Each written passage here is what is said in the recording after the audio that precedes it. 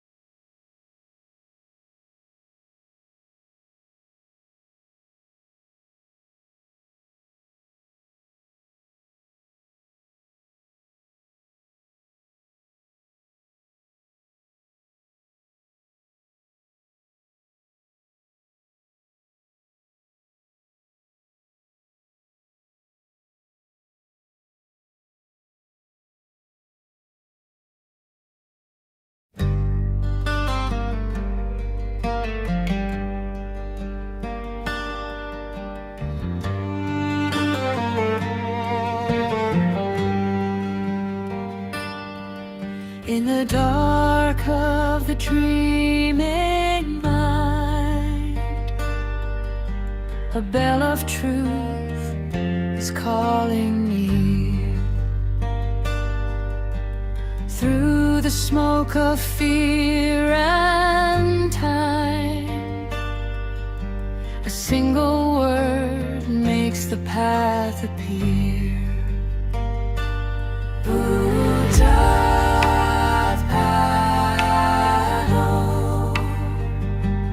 Buddothpado, Buddothpado. It's time to rise. Open your eyes, break through the night of lies. It's time for Nibbana within. Buddothpado, Buddothpado, let awakening begin.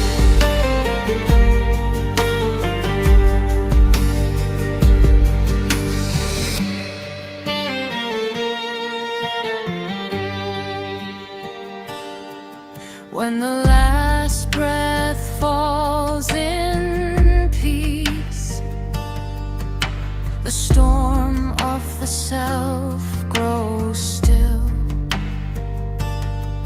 With Buddothpado on the lips, the heart returns to silence and will.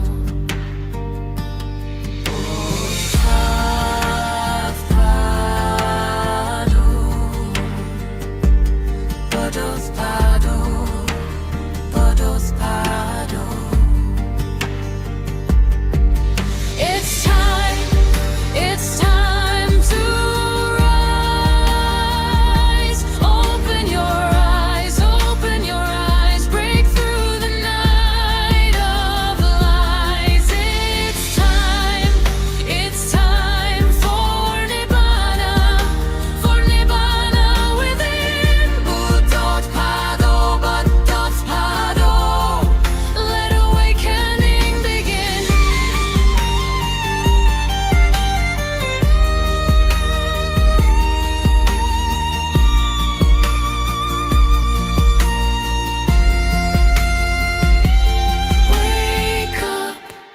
Wake up to the truth. Buddothpado.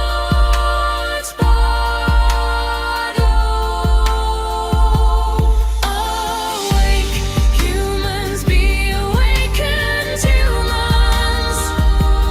Buddothpado, Buddothpado, let awakening begin.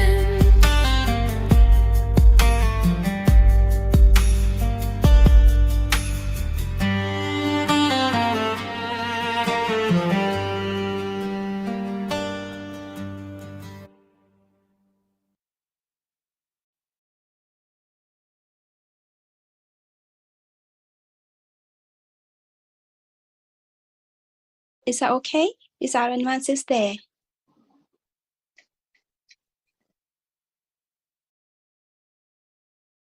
Our advances, can you hear me? Yes, Arenvansi Yes, can hear Terwan you. Saranai. Yeah, Terwan Saranai. So I want to Uh, first tell you something. So this is my first time I'm doing English discussion, some discussion like this. I haven't experience, so it doesn't matter. Okay, how can I do my best? I do this. So okay, we know, everybody know. The Buddothpado Dhamma discussion is a very worth all of them, because this is very rare, not easy. The Buddha always talking. This Dhamma is not to understanding to simple. We are thinking simple, but it is not simple. It's very deeply message there. So whole world talking what is Dhamma. But so we hearing. So anybody, so variety of Dhammas discussion. But so every time I realize this, all of them are talking. So varieties of Buddha said this, Buddha said this, Buddha like this, Buddha doing this. That book is there. There is this one is there. So what is the truth? What is the original? What is the pure truth? So everyone have problems. Why? So 2,500 years after now, what happened? These peoples. We are Buddhism, yeah, but we are in real path or wrong path. So I always realize this: we are not in real path. We are not in real path. When I was a childhood, my mother and father, they don't know what is the pure truth. I asking them, but they don't know. What they do, I'm also doing that. No? We all of them are like that. We all of them are like that. But we don't know what happened to end of our death. So we don't know what happened us. We are watching, we founding, no? We are trying. So when I was a childhood, I always doing meditation. I mean, I was a younger. I always doing meditation. So I'm breathing, looking, and I'm thinking, this is the truth.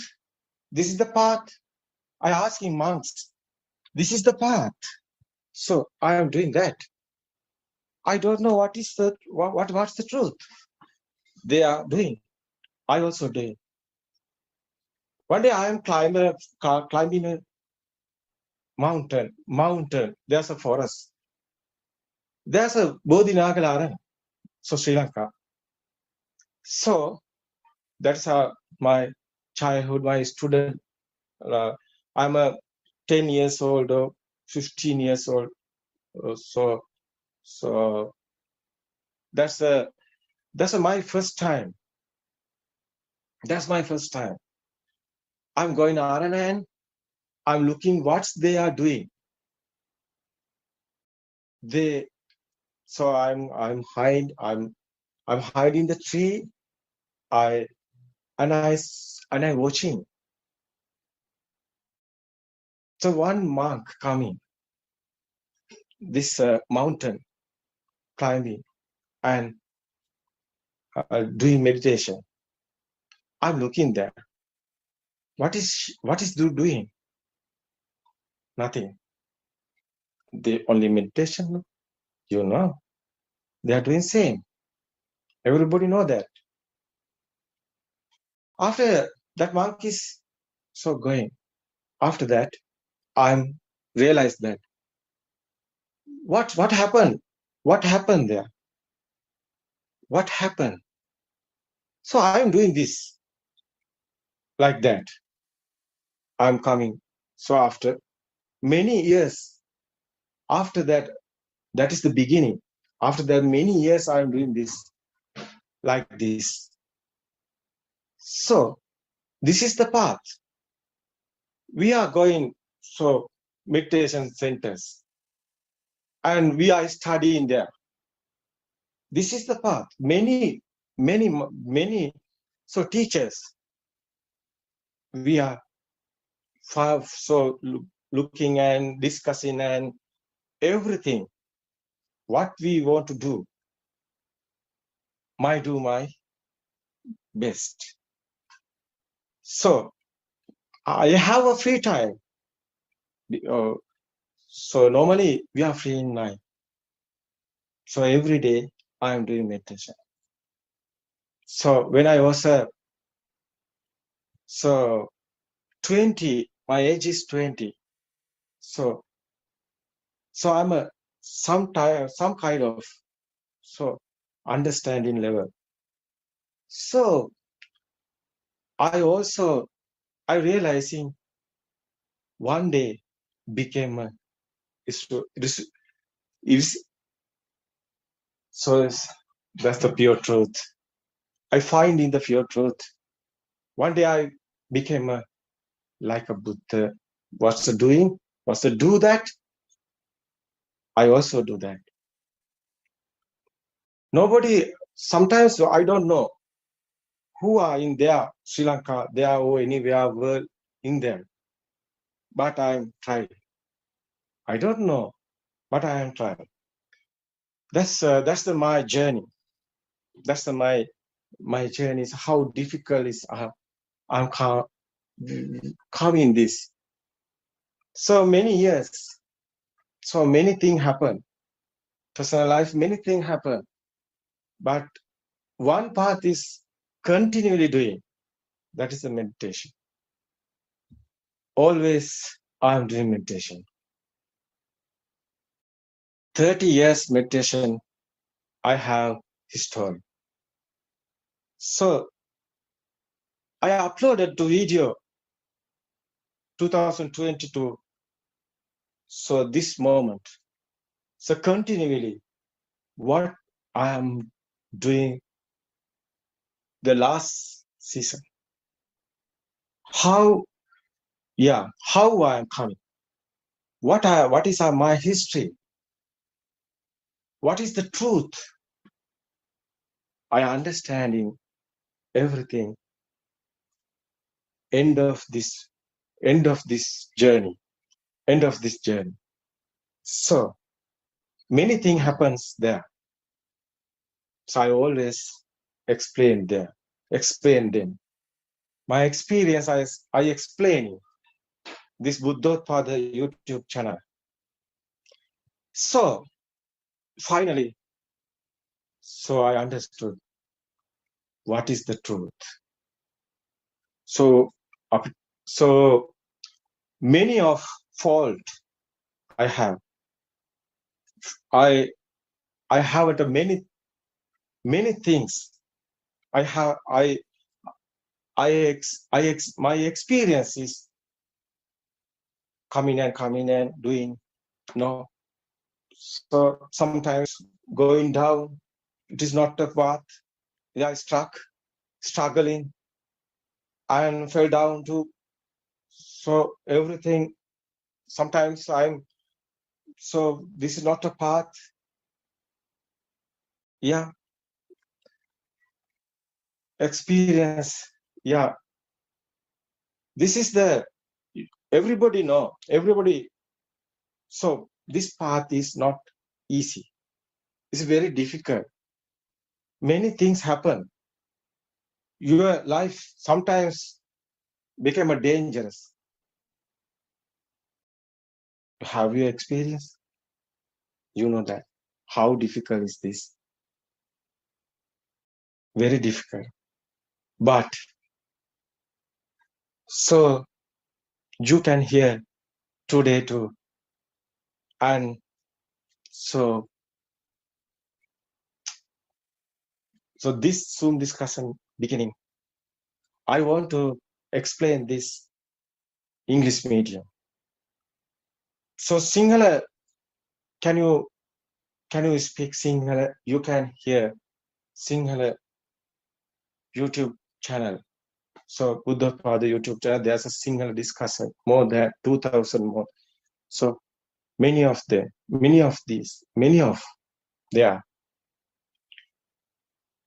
But I want to explain this properly in English medium. Give this message to world, because this is very worth. What is this experience? What I am doing? What happened? It's all of them are worth. Okay. Today is the first day. Now I'm going another journey. Whole world. So opening the real truth. I understood this path. I understood this real one. What is the real truth? You can analyze. You get this experience. You search this. You can study this. Yeah. You can. So you accept this after your experience. You come in and see. Buddha said that. Buddha said, Sadhitika kalika epasika opanayika pachupanna dharme. Not believe. Somebody talk, but not believe. Buddha said that. Somebody teach you. Some books are there. Someone tell you that is the truth. But Buddha said, no, believe. This one is practically, and yourself, you should be experience. You want to do this. Okay, this is the another journey to whole world. So this is yeah, it's first day. So okay, you can ask me and we can discuss. First I want to tell you, so everybody, we are together, want to be friendly discussing. Okay, so this Dhamma is so I'm studying English and I'm studying how is, so I explain this. So I want your help, and so I try this. Yeah, want to first. So beginning is the best. Beginning, I want to do this. Yeah, today is the first day. Okay, asking your question. Okay. Peruan Sadnayayan Wahansa. I first thank you to Ayan Wahansa for this effort to spread the pure ultimate truth to the whole world. This is a very good deed and it's really appreciated. And may I ask a question, Ayan Wahansa? Okay. So as you said, Ayan Wahansa, there are so many misunderstandings about who is the Buddha, what is the Buddha, what is enlightenment, has Buddha become an enlightenment or not, things like that. So therefore, I thought to ask this question, who is Buddha? What is the difference between Buddha and enlightenment? First time you gave me a big question. No, it is the first and last question. I think everybody's curious about okay, this. it's okay. Doesn't matter. Yeah, it's okay. Okay, I given you the answer. Yeah.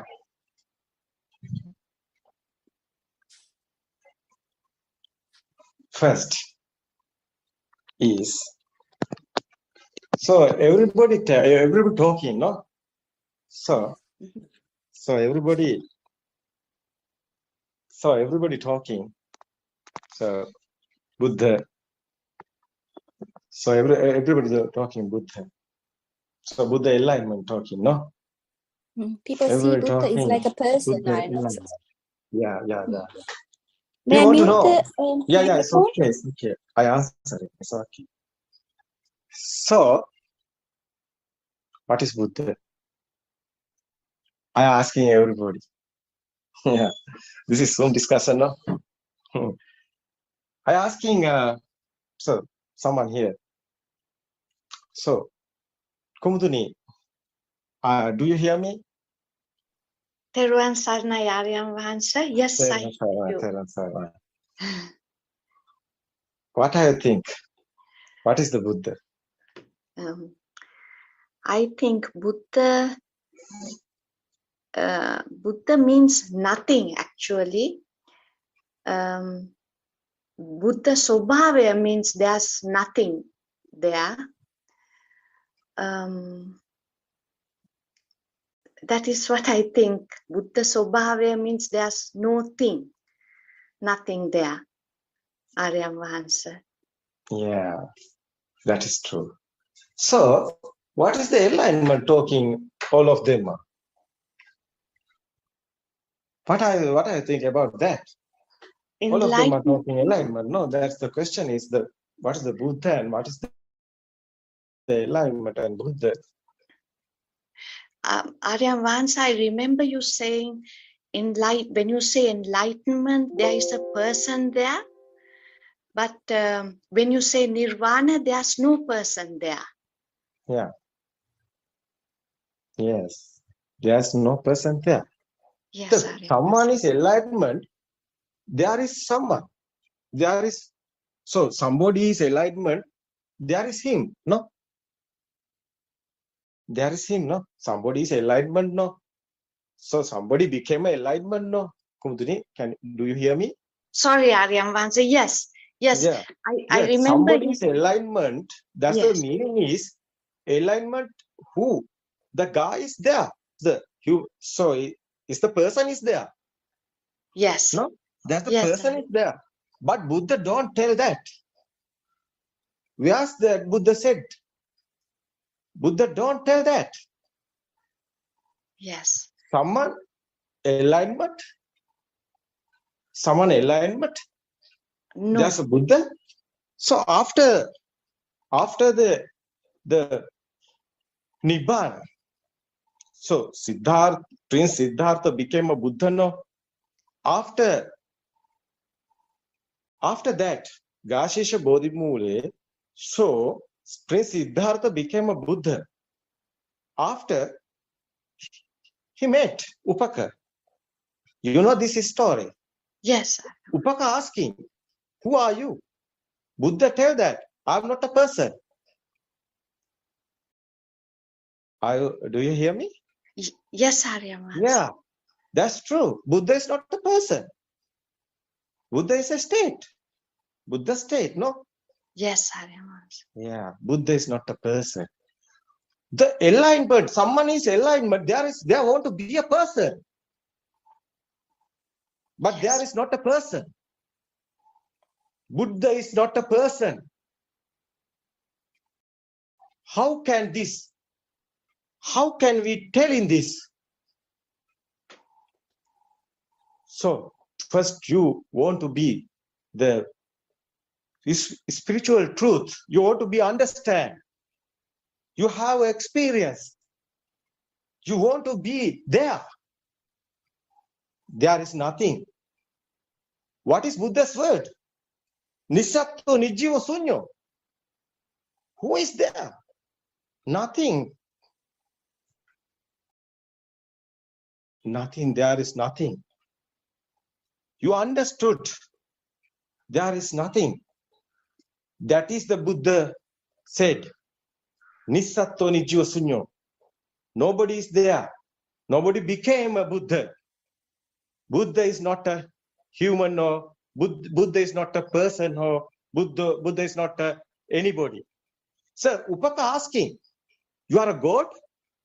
No, I'm not a god. So Upaka asking many questions.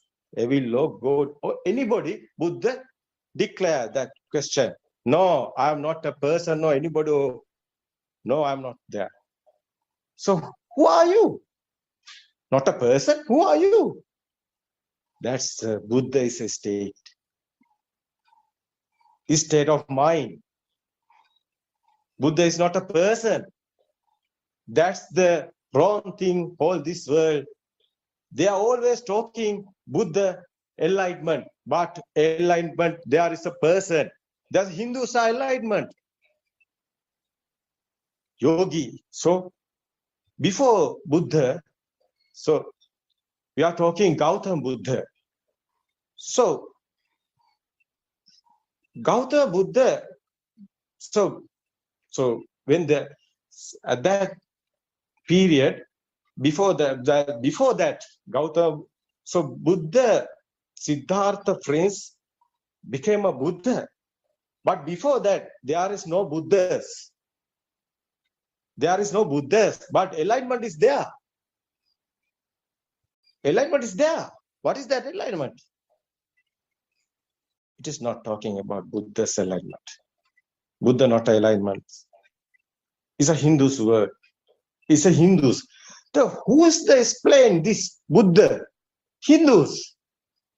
Hindus are talking about Buddha. Who is talking about Buddha? Somebody is coming this path and end of after experience, coming and after telling that.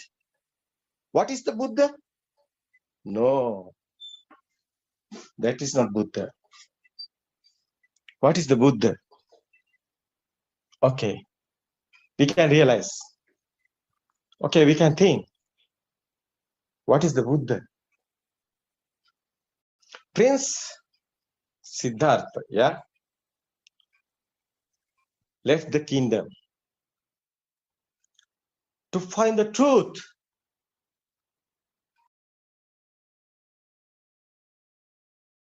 He find teachers and yeah,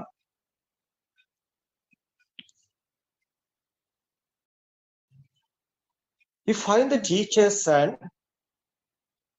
so okay, he find the teachers.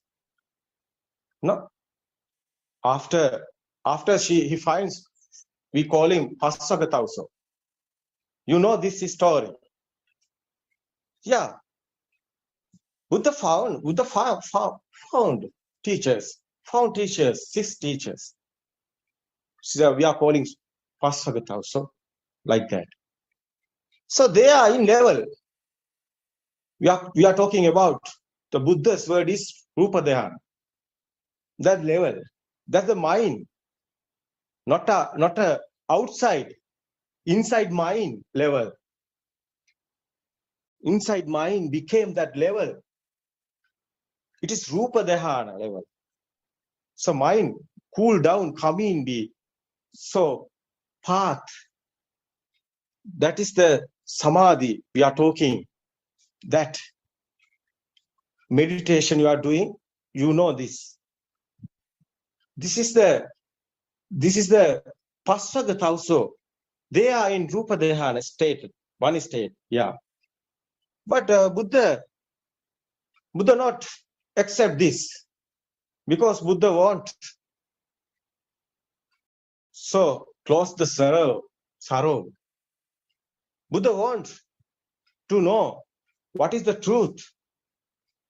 There is no end of sorrow because they are in here. They are enlightened, some kind of enlightenment. But Buddha left this. So after Buddha meet Alar Kala Uddaka Ramputra, they are another level. They are in another level.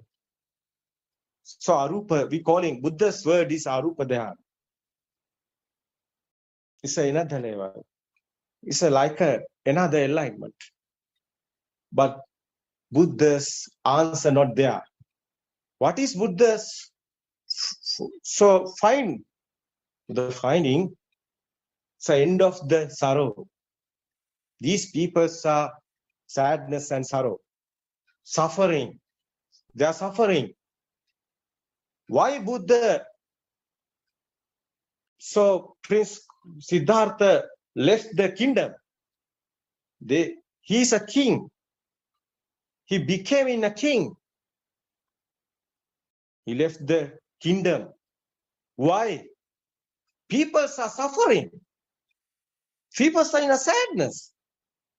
What is this doing? So what is the truth? Buddha finds the truth. Buddha don't want enlightenment. Buddha don't want enlightenment. Buddha don't want this level and that enlightenment. That is why Buddha left Alalakara Uddaka Ramputra.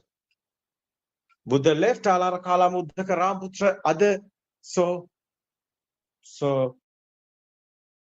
teachers. So all teachers Buddha left.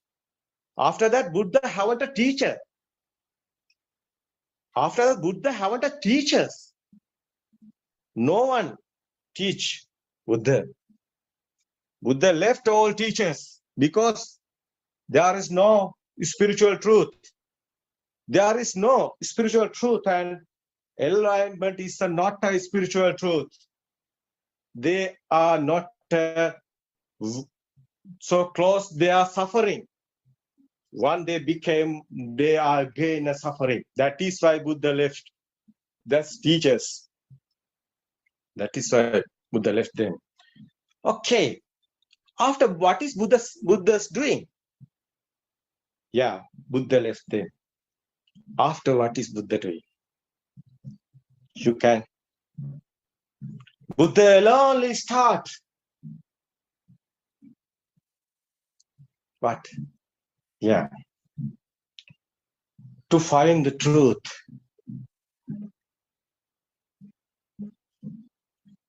You know, we are talking, so dushkrakya. So like that, Buddha, after suffering, Buddha is struggling 6 years. Yeah, Buddha is struggling 6 years. He realized he doing. So how his mind is, the suffering is happen mind, no? Your suffering is suffering. So how are you suffering? Your mind. You think you are suffering your mind. Buddha tried to understanding how is coming this suffering. Buddha tried to understand how is suffering. How is coming this suffering? There is someone here. That is why the suffering is there. So, when there is anybody, there is a suffering. There is you, there is a suffering. Buddha want to understand what is the happening and what is the truth. Why is suffering is called? How is coming this? So Buddha remind babyhood, childhood. There is no suffering. So little baby haven't a suffering. You know, little baby don't know what is this world. How little baby suffering? How we are talking like that? Why we like little baby suffering? So little baby don't know. So boy or girl or Sri Lanka or so anything little baby don't know. We are talking about before the kindergarten. So little baby.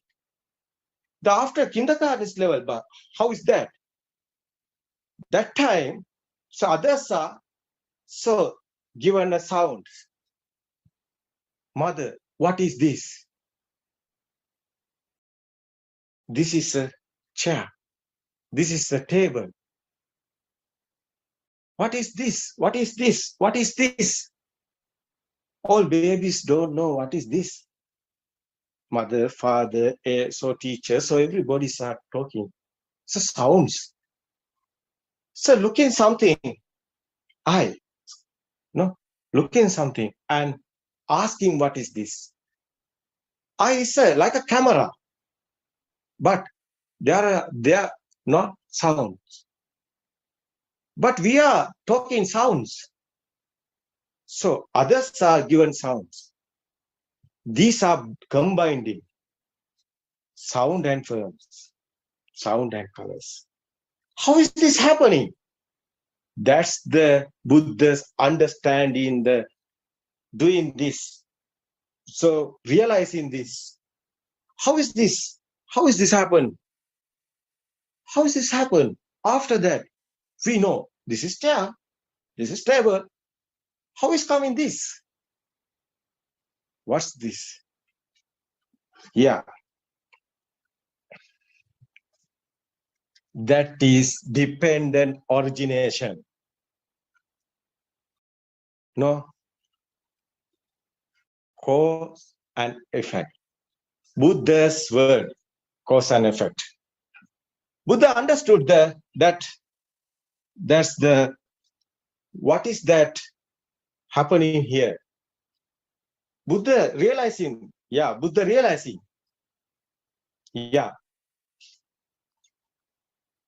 that is the pure truth of all being in the world. That is the pure truth. Buddha realized this. So this is a process. I give you for example. This is a long process. You want to be understanding, but I haven't done many time.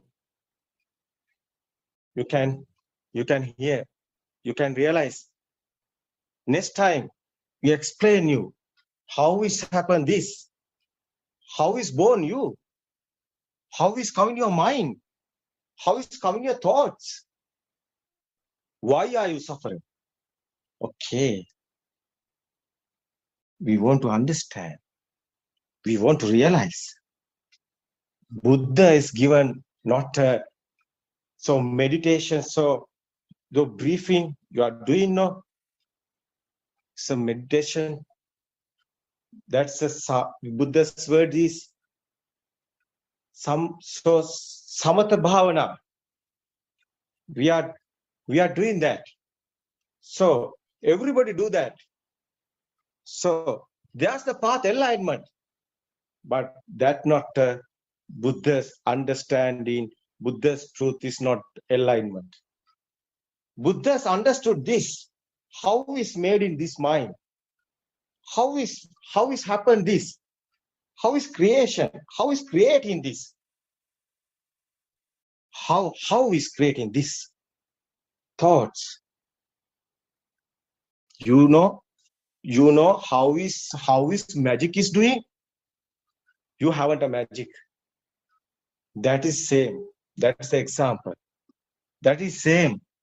This is a illusion. What are you thought? What are you think? What are you see? What are you hear? What are you taste? What are you smell? What are you feel? Every Vijnana Maya, Buddha said, Buddha's word. That is illusion. Yeah, that is illusion. Yeah, that is the Buddha's. So after, what's that happened that day? So middle night and early morning. So Prince Siddhartha became a Buddha. What happened there? You want to realize this. What happened there? So Buddha understood the Dhamma, pure truth. What happened this? What happened there? So you can understand this. So, example, you see a wall. So you see something.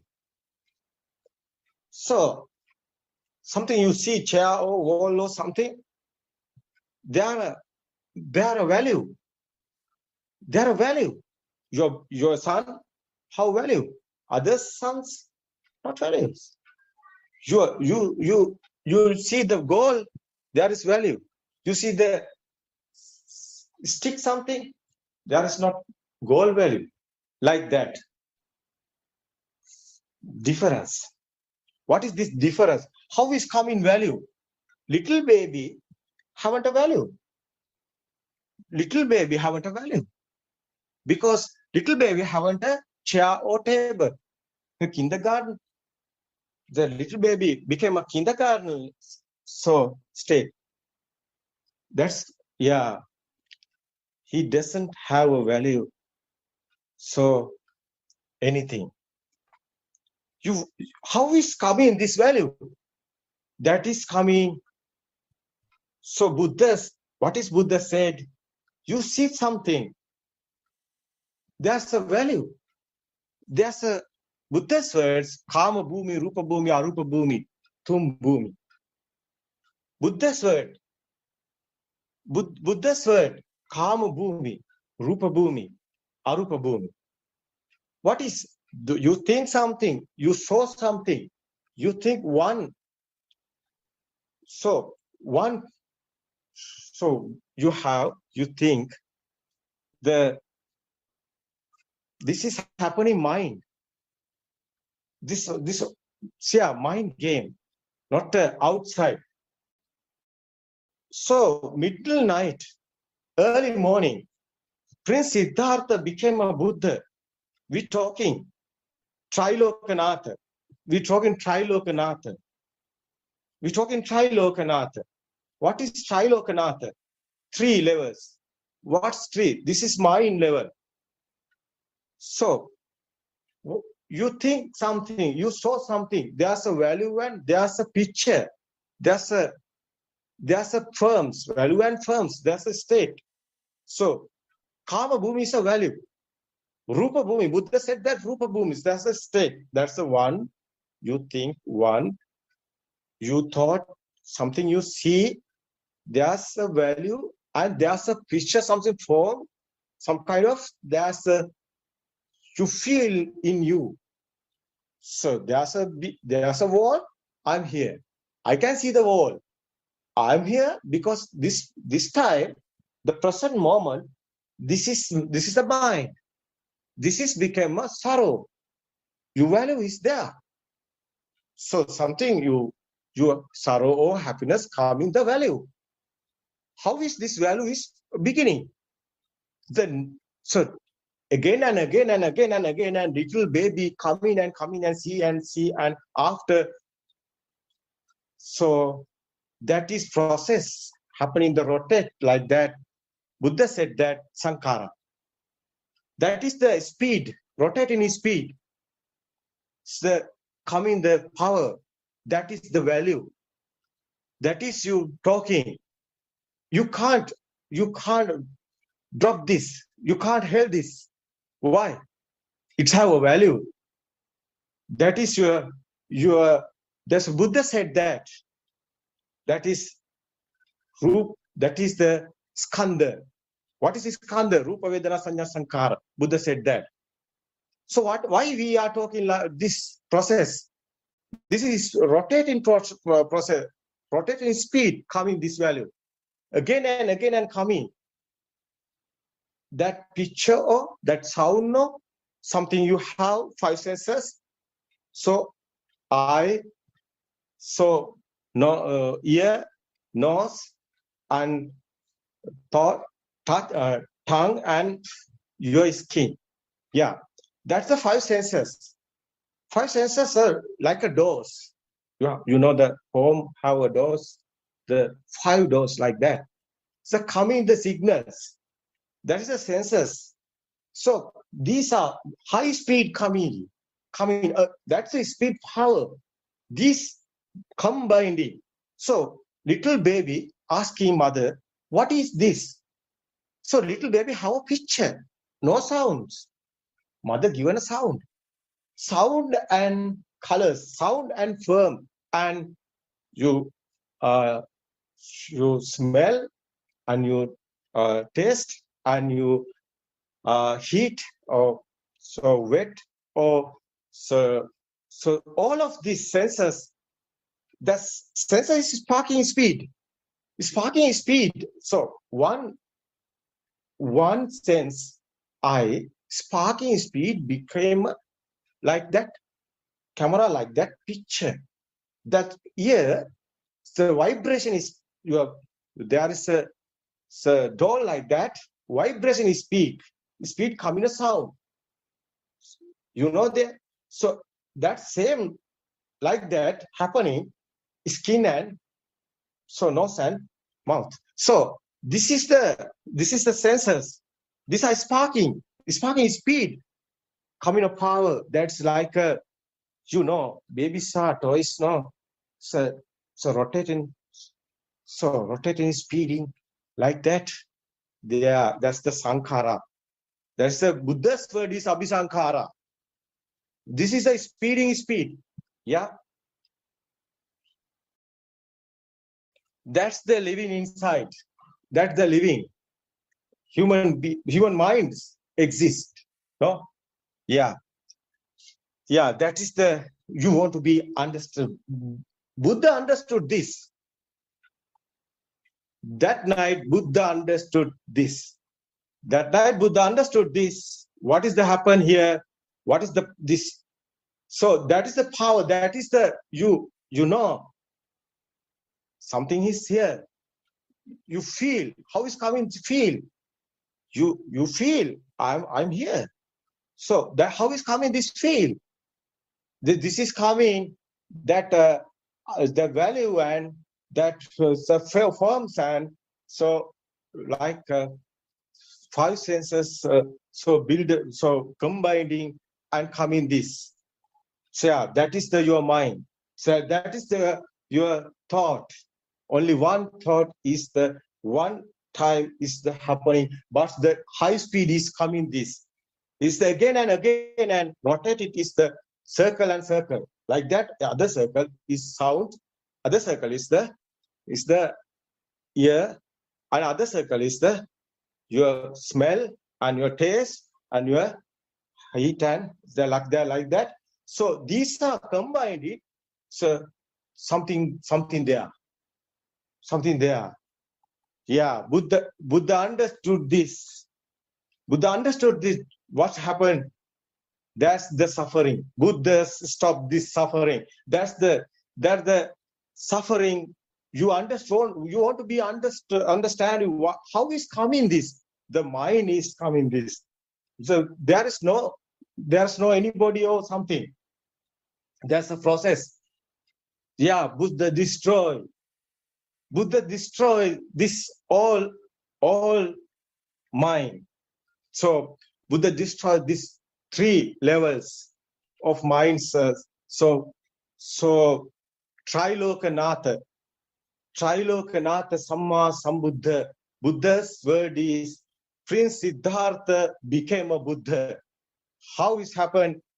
So I understood after Buddha's mind is become no one here. No one here is the process. No one here is the process. Buddha told that. Yeah, not at all, anything. Where's you? You are the mind. Where something is there, sound is there. There's a chair is a sound. So variety. So Sri Lankans are talking table, so putua. So Tamils are talking other sound. So Japanese are talking other sound. So Englishmen are talking chair. There's a chair. No, it's only sound. There is no chair. Buddha realized this. This is the alignment. What is the alignment? Alignment is there is not an alignment. There is not an alignment. This is that is understanding and became no one here. This is the truth. This is the spiritual truth. This is the path you want. Yeah, no one suffering here. No one suffering. Yeah. There is no any gold or any there or there is no anybody. There is no God or there is no anyone. Understood. Everything is delusion. Everything is delusion. Yes. Everything is delusion. So false beliefs and human minds. Yeah, nothing else. That is the Buddha's. So there is not a enlightenment.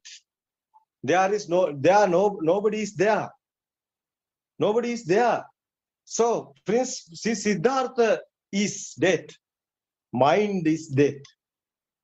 Because understood this Dhamma. After Siddhartha understood, no one here. No one here. That is the Buddha. Buddha is a nature like that. There is no there. There is no anything. There is no anything. There is no anything. There is no anyone existing. Yeah, there is no existing anything. So that's you want to be realized. Everybody want to be realized. Buddha is not enlightenment. So I like to say, so Father's Jeremy, you are talking about enlightenment, but there is not enlightenment. You are talking the light, but there is not a light. You are talking about the lamp, but there is not a lamp. There is not enlightenment. There is not light. There is not torch or anything. It's your mind. It's your illusion. You go, you see that. Where's the you come and all of them are, you see the God. Where's the God? Okay, come here. Why are you lying?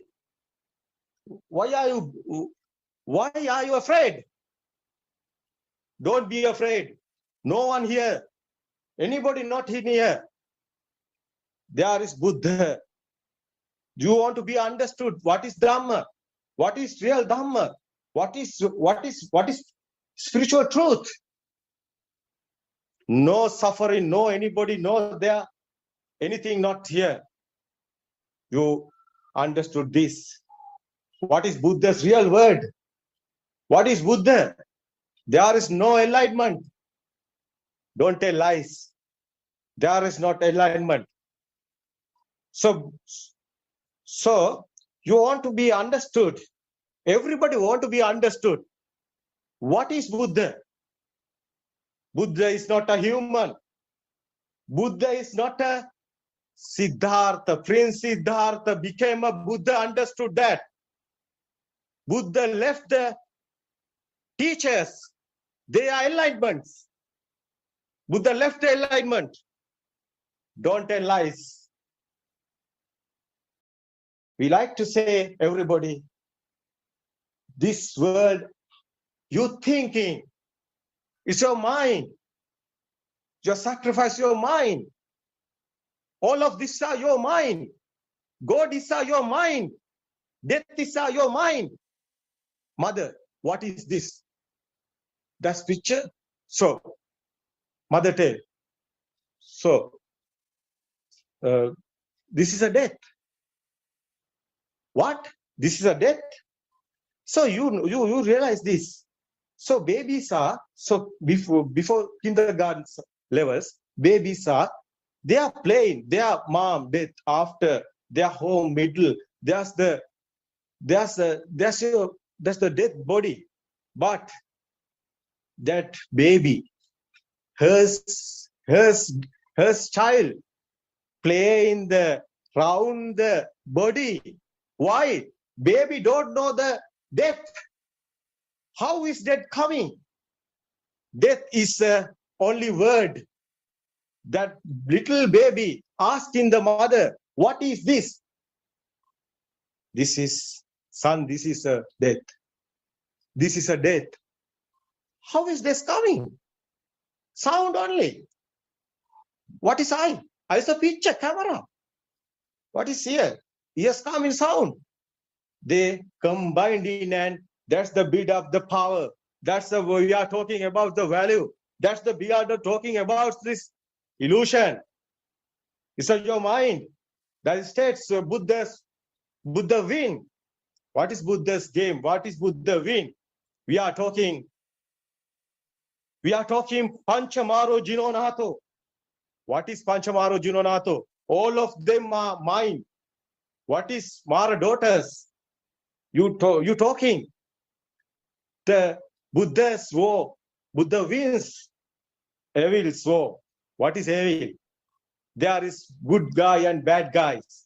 Where's the good guy and bad guys? You are mine. What is the evil and devil? So you are mine. No one here. No. You not want to believe this. You can realize how is mind build up? How is mind creation? This all you can all this process understand. Buddha said this all. So Buddha said this. You can realize Tripitaka, Sri Lanka, there is a Tripitaka. So Buddha's word is there. What is the word? You can realize this. Yeah, come and study this. What is Buddha's word? What is Buddha said? You can sambo the sutra, you can see. Marun Bamun Milisun Devyan Saita Asuta Putakjana Bhumi Mam Miduni Natang Samma Sambuddha. Okay, this is singular words. This book's there. There's a sutra is there. The Buddha words is there. That's the word. That's the meaning is. You know the meaning. Nothing is here. God. So something you thinking? Yeah. There is no God. There is no hell. There is no good thing, bad thing. There is no nothing. There is no anything. There is no you. One day you can understood, you lost you. After you became Buddha state. That's the endless happiness. You don't believe this. One day you are coming this path. This is the real path. This is the real Buddha's path. This is the spiritual Buddha's path. All of them are going and doing meditation. But they are doing that passagatausu, like that tapas. We are talking like that. Useless. That is useless. Something is okay. Some kind of so smoothly. Yeah. Something is happening. But it's not the suffering finish. But suffering is not finished. At that time you are in okay. You are sometimes sleepy type. Sometimes you are not no problem. It's okay. It's calm is down. You are so yeah, for a while it's okay. Yes, that is not a nirvana path. That is not a nibbana path. That is not your suffering end. That is not a Buddha's path. Buddha said after Buddha became, so after Buddha coming, no, there are teachers. There are 5 teachers. Buddha, after coming, there are 5 teachers. And telling them, this is not true. You are in wrong path. Buddha said that. Before not this one, I tell you. This is not before you are so here. Oh, no one know is this. What is the spiritual truth. I understood. It is we are talking. So Buddha's word is like that. So Patisampada like that. Buddha's word. What is Patisampada? What is Buddha's understood? So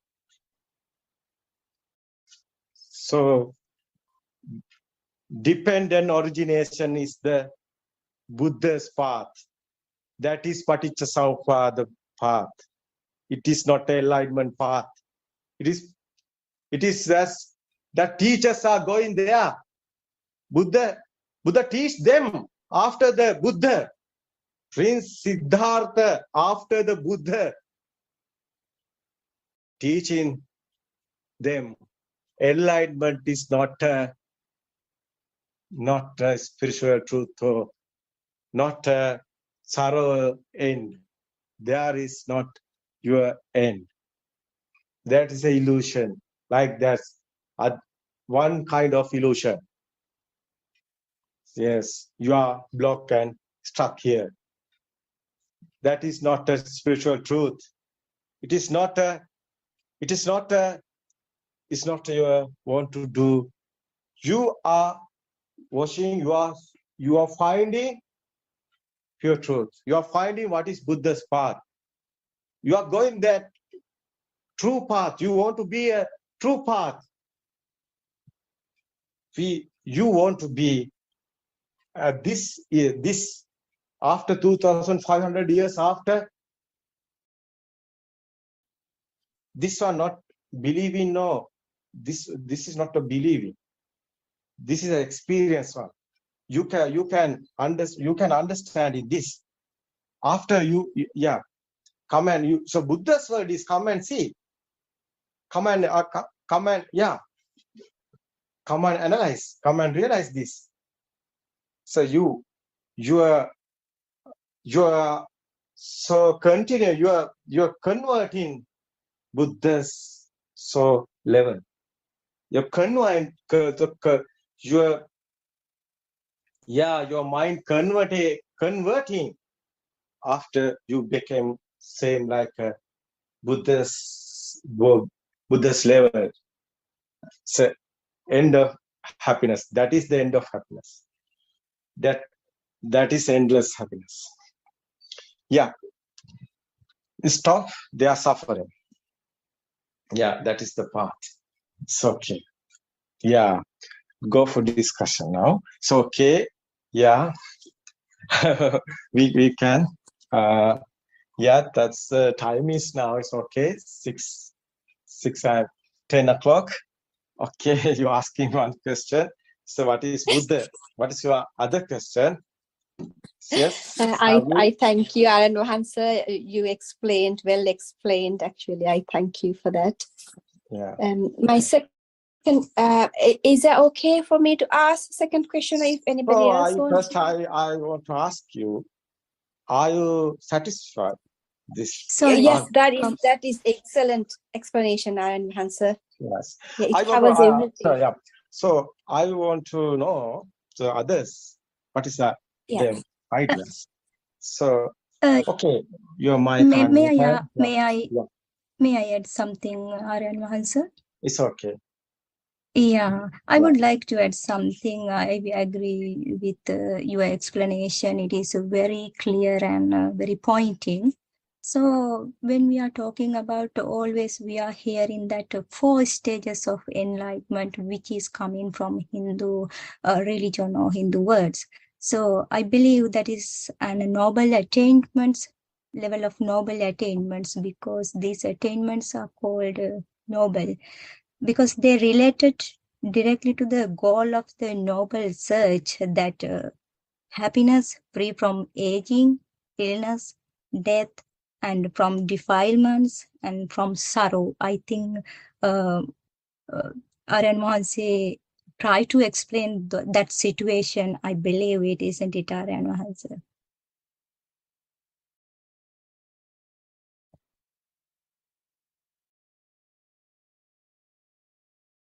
Aryan Wahansa?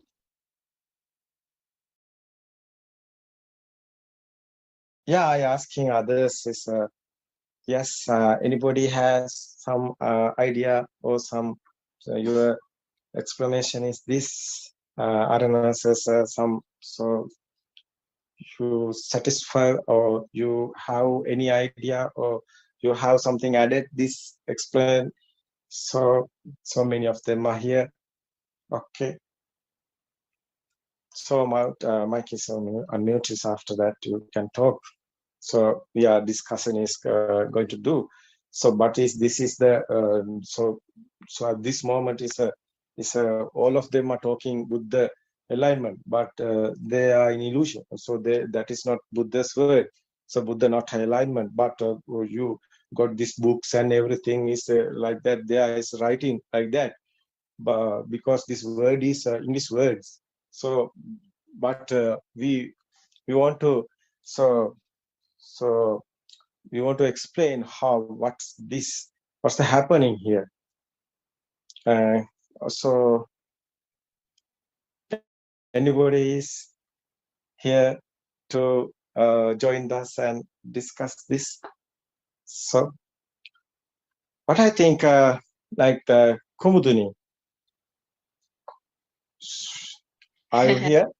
Yes, I'm here, Arya Mahansa. Yeah. But it's for me, it's difficult to explain the Four Noble Truths. I think she asked that question about the Four Noble Truths. Mrs. Shiromi, I think. Yeah. Yeah. It is the when we say enlightenment, it doesn't match what we are experiencing when the pure truth, when we are practicing in this path. So I'm asking that, Arya Mahansa, is that a noble attainment? Noble attachment is you asking the so something so practical side I can explain it. So you asking the question is so like a Chatura Satya, no? That no. So what is that you explain this question is so your question asked me to some kind of so simpler English. Yeah, if you can, Arya Mahansa, explain the Sotapanna state and the Sakadagami and Anagami and Arihat status. No, it's we are making this. Yeah, that's the one path is the Nibbana. So one path is the Nibbana. So we want to go. That's the path. Yeah. So Buddha said, so ekaina maggo ayam bhikkave. That is you can see that sutras. Ekaina maggo ayam bhikkave is ekaina magai. So what is that? What is that? One word. One path is the Nibbana path. So four type of levels. Four type of levels is yeah. Four type of levels: Soan, Sakadagami, Anagami, Arahat. That is like a so that is the levels. Yeah, mind's level. So this mind. So everything you have value. This all of these are so Kama Bhumi, Rupa Bhumi, and Arupa Bhumi. So like Trilokanatha Samma Sambuddha said, Buddha. So Buddha is the end of the what's the mind is mind is how his mind is building. How his mind is building is that's the that's the power, there is the value, there is the picture, the same like that. There is you, like that feel. That's the value is the mind is that's the one moment, one thing, one moment. It's the mind. So that's one moment, one thing. That's the happen, the present moment. That's the again and again and again. So many of speedily coming this these thoughts. The one thought we want to be understood. we can see every thoughts, how is happened this process. You see, mango trees, there are leaves, many of leaves, 5,000 leaves. For example, we got 5,000 leaves. But you see one leaf, how is this? You can see every leaves, 5,000 leaves like this, like that. You want to understand one thing. You want to understand one thought. You want to understand mind. How is mind built up? One sense of mind. Yeah. So what is the size of mind? How is happened this? You want to understand this. Your mind, how is created, how is creating, how is build up in, how is this process, how is happened this, how is coming your feelings, how is this power is energy is how is build up in. This is automatically happening. Nobody doing this. Nobody is there. Nobody not doing this. This automatically, systematically happening. How is happening this? You understood this. So one stage is you have everything.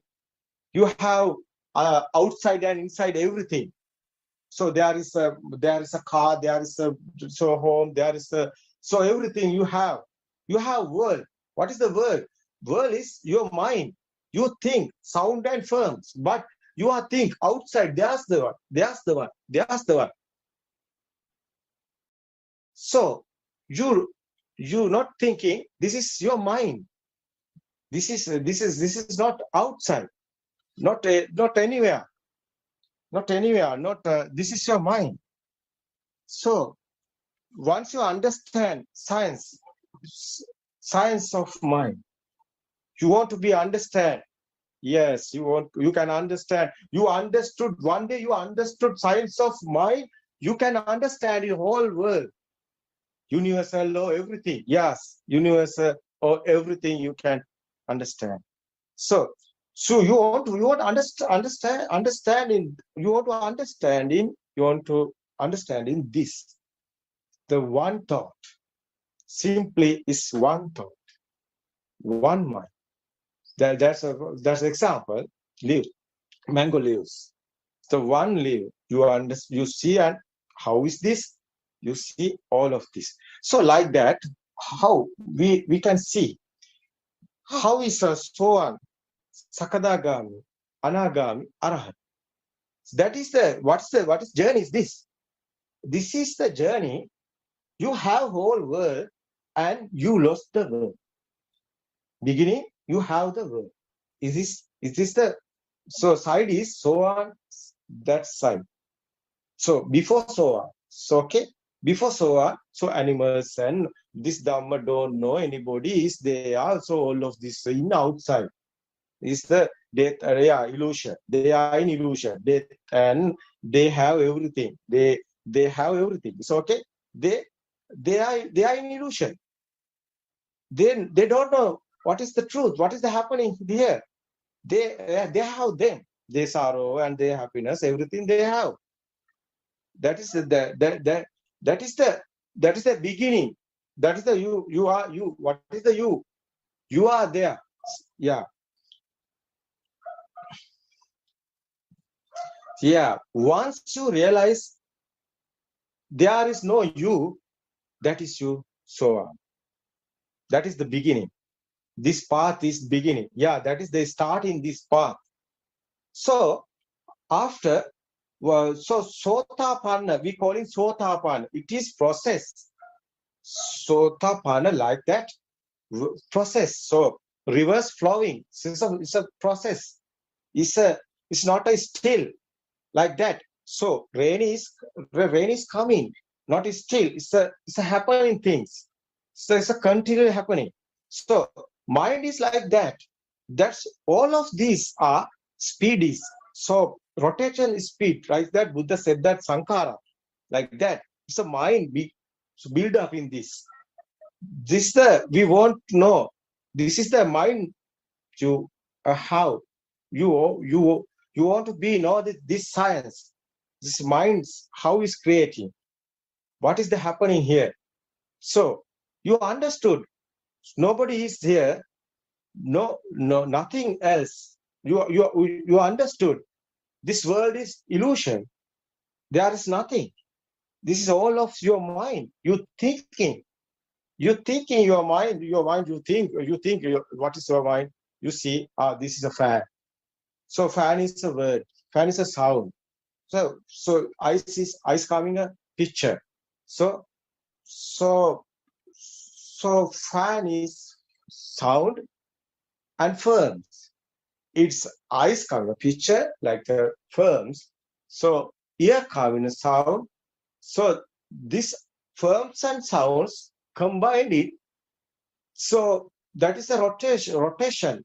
So speedily and happen in this.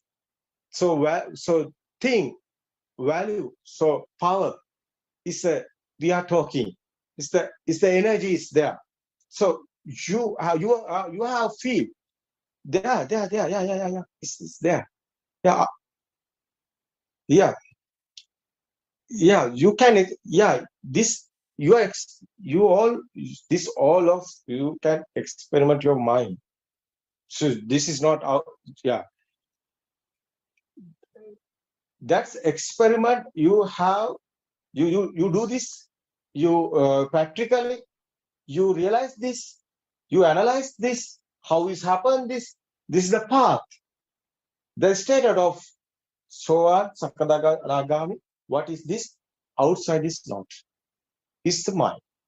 Fan. Experiment is your process is you want to be experiment this process. So the fan is sounds and firm. That sound and firm is not outside. You blind. You can see. It's your sense. You hear something happen. You can hear. Sound is not there. Your senses is fail. Everything is lost. It is your sense. No outside. Can you realize that? It is your senses. No outside. Okay, you're thinking everything. You're thinking this is a fact.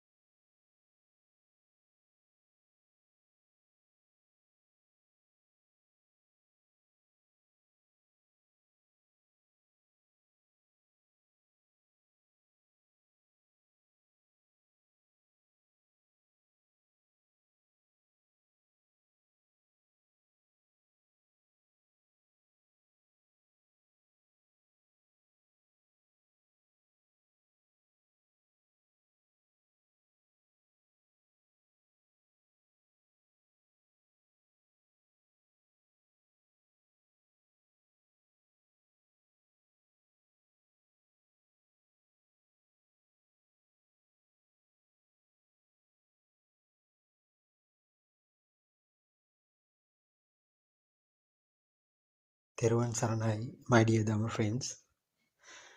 So as usual, before we start our today's explanation, I'd like to thank our noble friend for Buddothpado and Mahasi for giving me this opportunity to speak up and explain the pure truth through these um, Zoom sessions. So I pay my humble worship at him. So last couple of days we were talking about how this illusion gets created, in the sense how your world is created within your mind.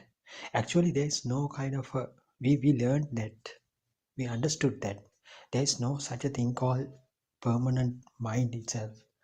So it is, the mind is impermanent. So understanding the impermanence nature of the mind is the understanding, we can say in other words, understanding this entire Dhamma or the truth can be also defined as the understanding the impermanence nature of the mind. So if we tell a person you have no such a thing called mind, so it is an impermanent thing, and they don't believe that, because they will ask a question directly, how do you say so? So if I don't have a mind, so how can I think? So I'm the one who's thinking. And he or she will say that I am such a educated fellow. So if I don't have a mind, so if I don't have a memorizing capability, how do I go through all the exams in my university, in my postgraduate? So how can I keep all these things in my mind? So how do you say that there is no kind of mind? So and also he will say, how can you deny that there is no kind of a memory? So I memorize certain things. I keep those things in memory. Even some things comes from the childhood even. So how can I say that I don't have a permanent mind? So if you say so, what is the purpose of the brain? What is the functionality of a brain? So many things will ask you if you say that there is no such a thing called mind to a person who comes from the conventional world. So that is the reason why you need this process of understanding, the method of understanding the truth. Just because person who comes from the mundane world, straight away they can't take this truth at straight away. So that's why you need some kind of a systematic way of teaching them that the impermanence of teaching them the impermanence nature of the mind. So it should be logical.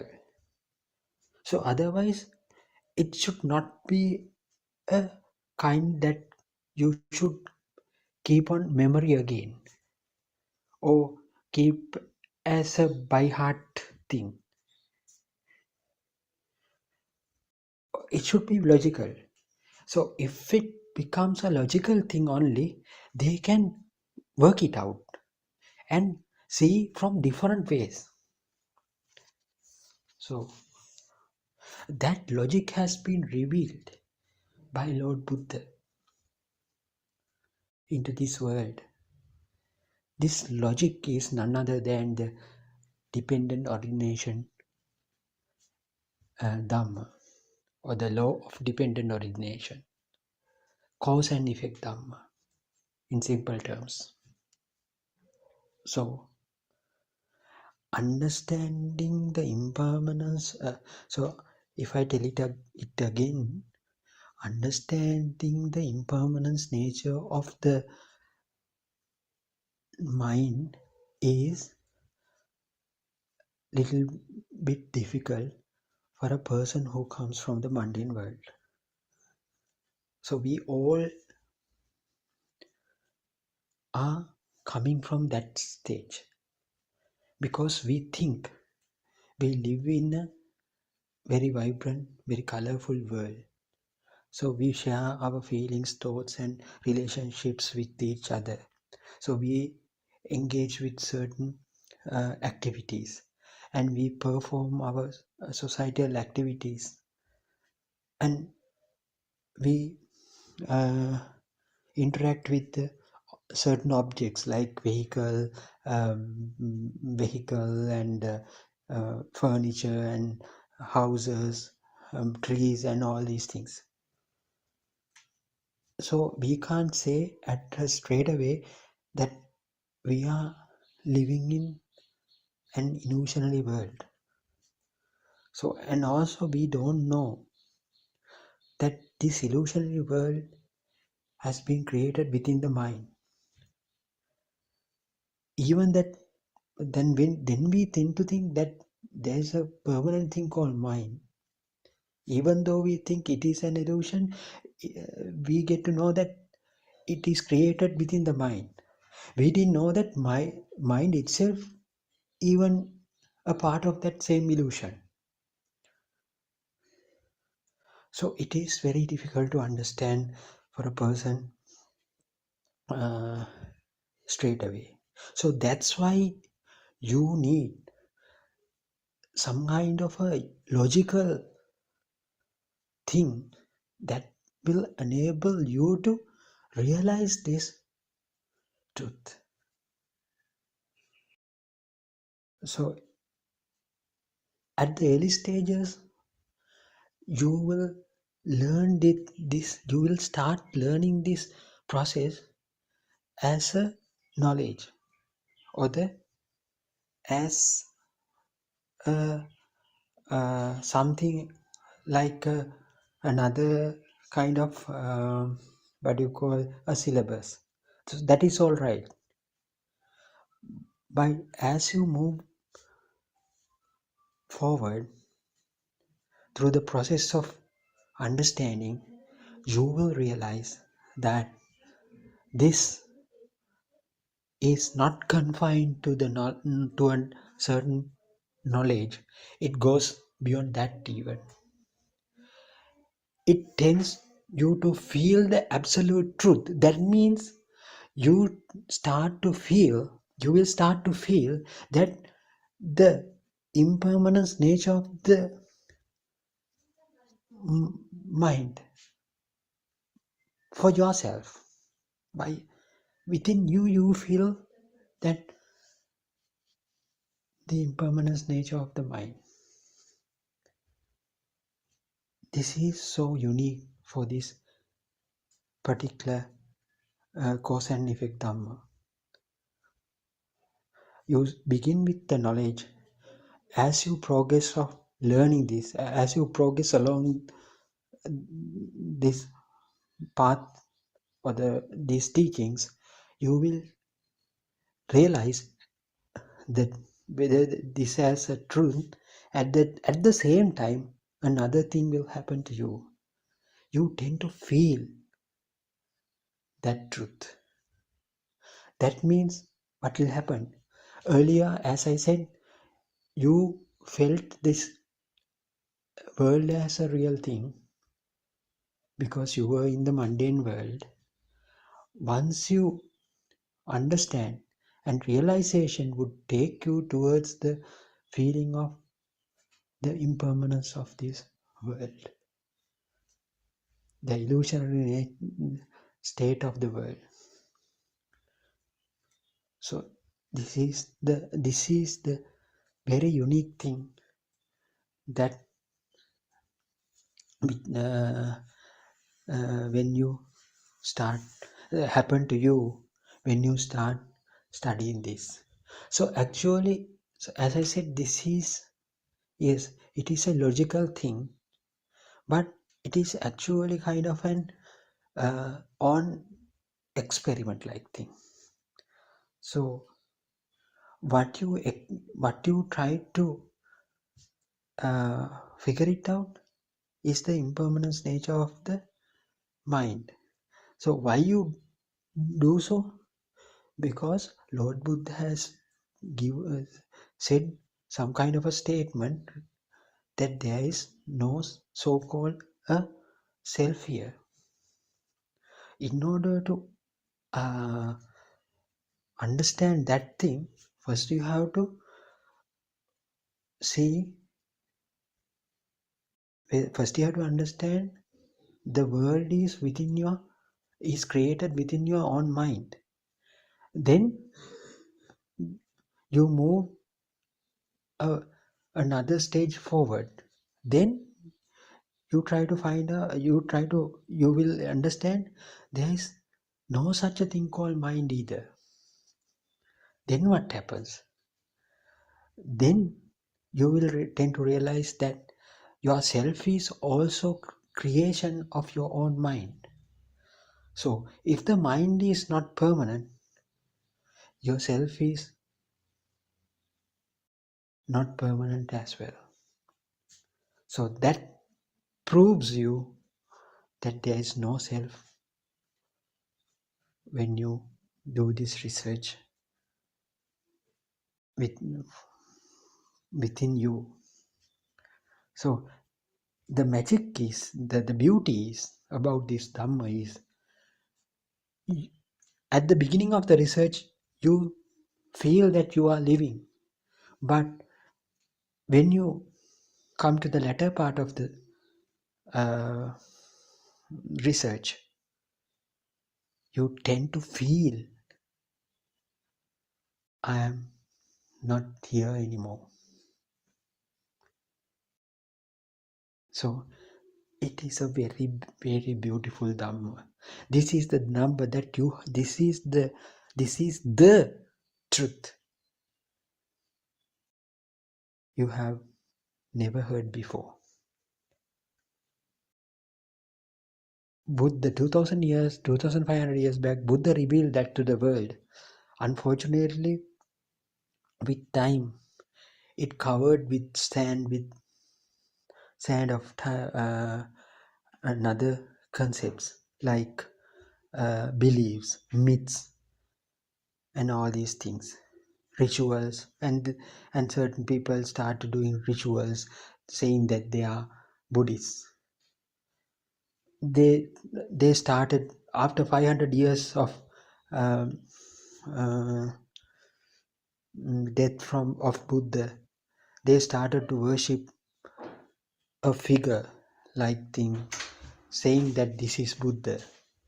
So they started to build statues of Buddha. But what Buddha said is not the thing that you do externally. Let Buddha dwells within you. If you are able to see the state of Buddha through you only, you will really worship Buddha.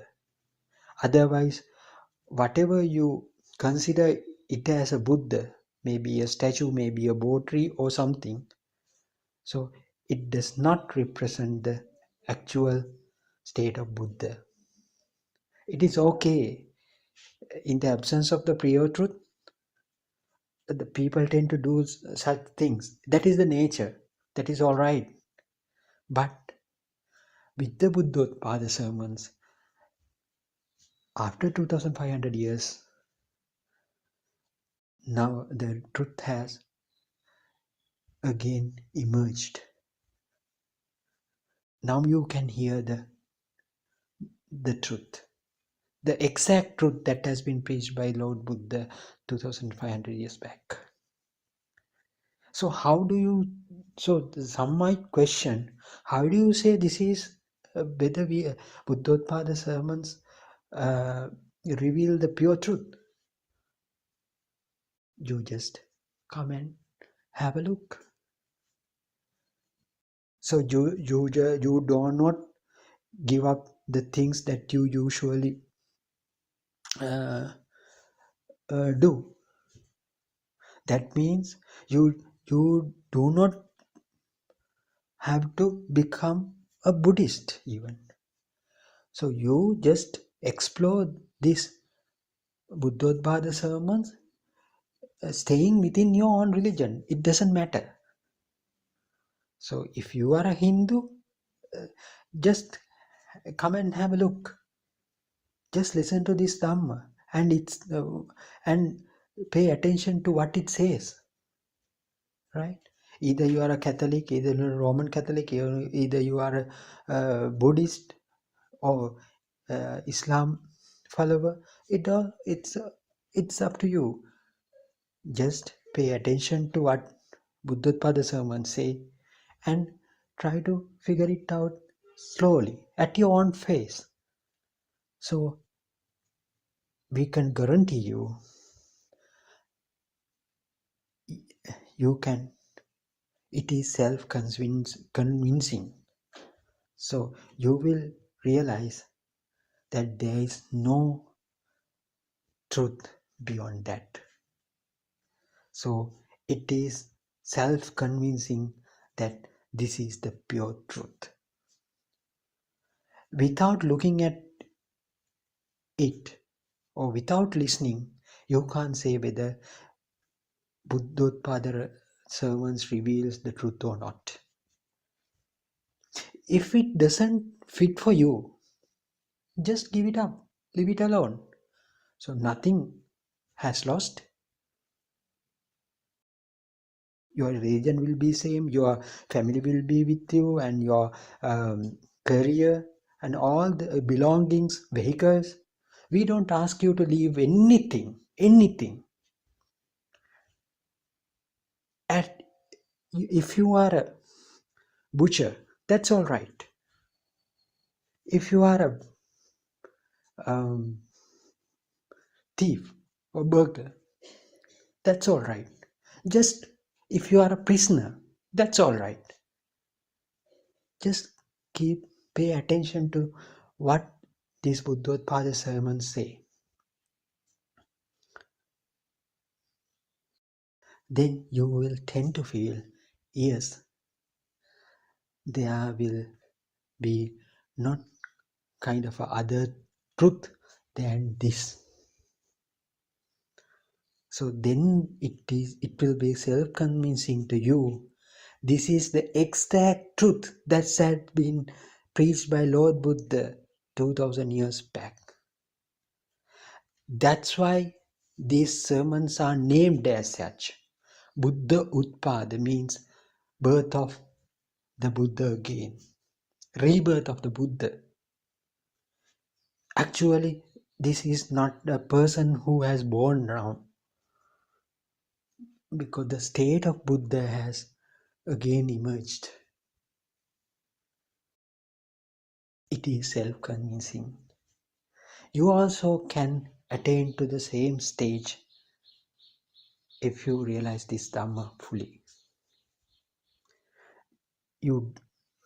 People tend to think after the death they will go to Nibbana or something.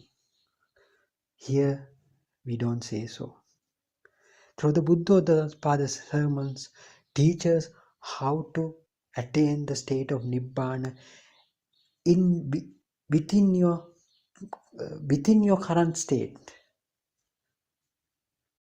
at this moment. That is the uniqueness of these sermons. So please keep on listening. You might not take it all of a sudden, even though you don't understand at once, just pay attention what these sermons say. Then that's all right. So there's no hurry. Take your own time. No need to hurry. Just listen, and someday you will see this is the pure truth. Until then, don't believe. So same thing has been preached, said by Lord Buddha at that in those days. Even if teacher says, don't believe. If your mother and father says, don't believe. If that particular king said, don't believe. If a Buddha said, don't believe.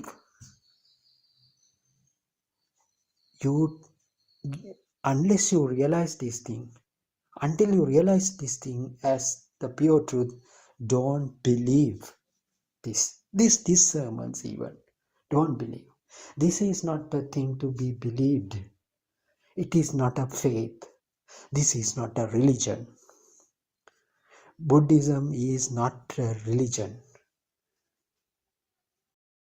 It is truth. Truth should be only one thing. There won't be any two kind of truth in this universe. Truth is the ultimate. Truth should be the ultimate one. And the beauty of this is it is self-evident. It is not a belief. It is not a faith.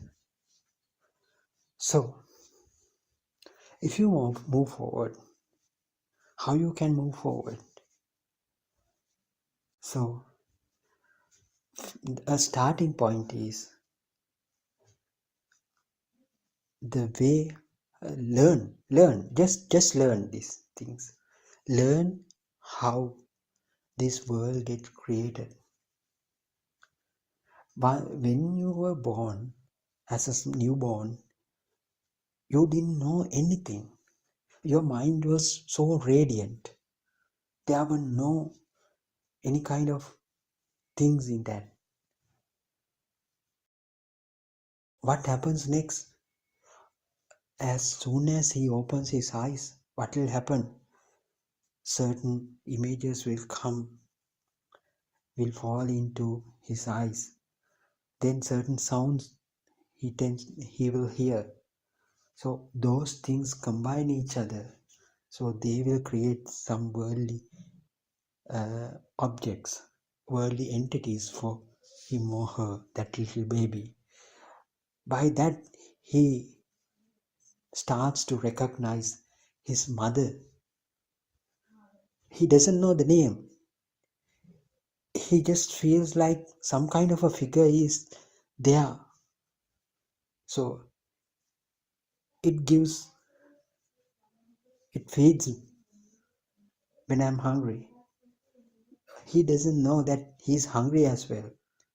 What happens is some kind of burning sensation comes. The response comes out as a cry.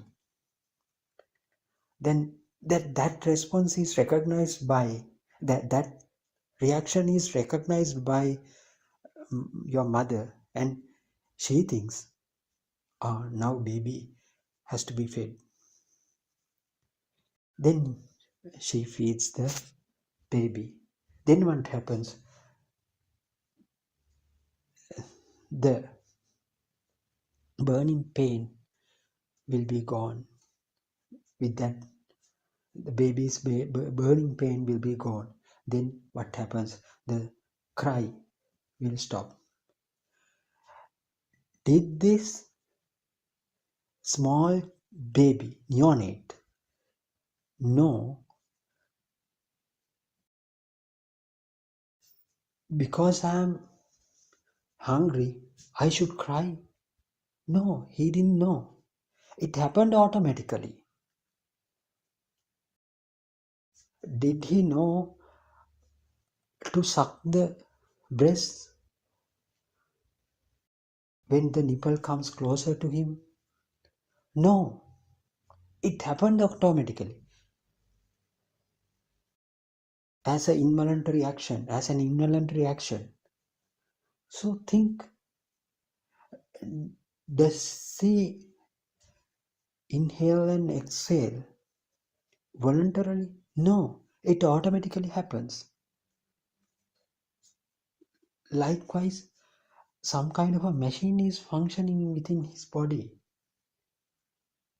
He doesn't know anything, but it keeps on functioning. But he doesn't know that he is a living creature yet. He doesn't know whether he has born or not. He only responds to whatever the stimuli uh, that are captured from his senses. The senses are not yet matured yet even. So their reaction will be very slow and very limited. So what will happen when they grow up? These perceptions collectively makes a world for him, one by one. So in his world, then his father comes to his world, then mother and brothers and sisters and the toys. Then what happens? When the kindergarten time, he will learn the colors.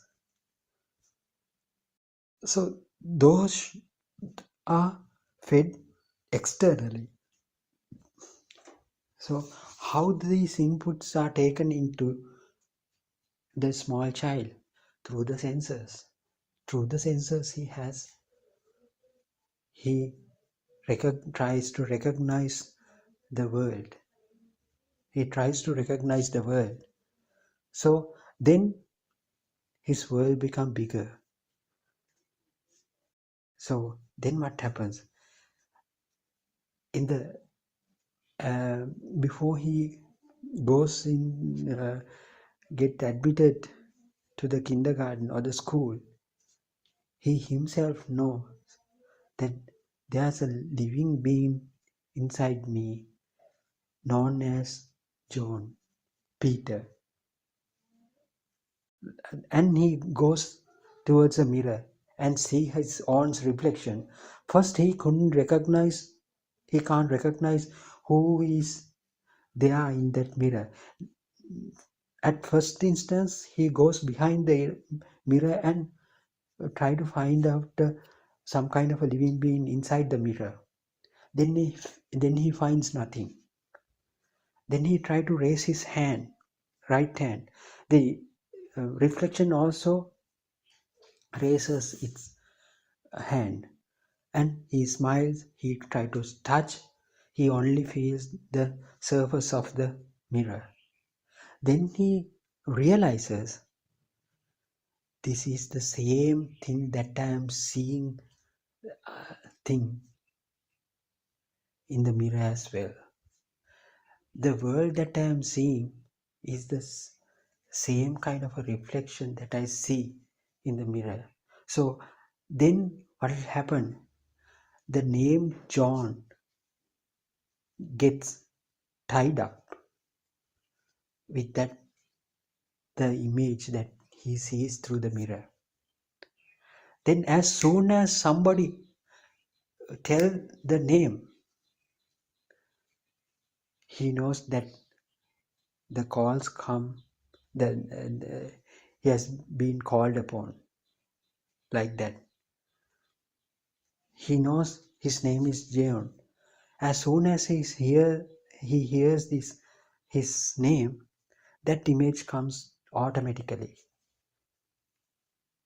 So that is the way how this self gets created. As we discussed earlier, at the very beginning, he didn't know that he is born even. He does not recognize himself as a different self. But now he as he grows up, he tends to realize he's the uniqueness of him or her. That makes that understanding will contribute for him to or her to develop an identity for him or her. That's how this self-identity gets created. Think, how did it develop? Through the senses, nothing than that. Through the senses, we all develop our I-ness or the self-identity only through the senses, from the ear, mouth, tongue, nose, and the skin sensor. The inputs received from those sensors helped us to develop kind of a I-ness or kind of self-identity within ourselves. From that onwards, he knows, I'm John, I'm Peter, I'm a medical student, so I'll be, some other day I'll be a doctor. Like those worldly things would create afterwards. So this is the way any kind of animal would grow. So even it is a bacteria, even it is a huge animal, maybe a dinosaur, they themselves have some kind of a self-identity. That self-identity doesn't wants to keep it going. That means it has a internal kind of clinging to keep it as it is, or improve more further. So that's why at the later stages we will be having kind of fear to death. Think, at the very early stages of your life, I mean just after being born or within 1 or 2 years of childhood, do these children know that they are dying? No, they don't be afraid at all. They jump even into the river without knowing that they are going to die, because they don't have such kind of idea, because they don't feel like they are living. They don't have an intention to keep it going or keep it moving, or they don't have any idea of a birth or a death. That's why we call it is the radiant mind. That radiant mind doesn't have any kind of condition. They are not conditioned. They have not kind of a conditioned mind. They are so pure. But after as we grow up, the self-identity become more powerful, and it wants to keep that kind of the identity as long as much as it can. But think, life starts with the non-self thing, non-self angle. But as it grows up, it starts to develop a self-identity within that life. Then that self-identity try to refrain from the danger to keep it alive, keep it going. So he doesn't want to lose his self-identity. So this kind of feeling is there with every animal in this world. This is not confined to the humankind, mankind. This is the thing that is very relevant for the other animals as well. The feeling of the existence, they tend to feel the existence. The I-ness represents, in other way, the feeling of the existence. At the absence of the I-ness or the self-identity, there won't be a feeling of existence. That's why the small child even not afraid of jumping into the river, because he doesn't know the danger. Because why he doesn't know the danger? Because he has not kind of a self identity to preserve. It has not yet developed. As he engaged with the worldly perceptions, these worldly perceptions collectively creates a self identity for him or her. Now this self identity is very reluctant to get away from that. It gives you some kind of what do you call that, a feeling that should never put him or her in danger.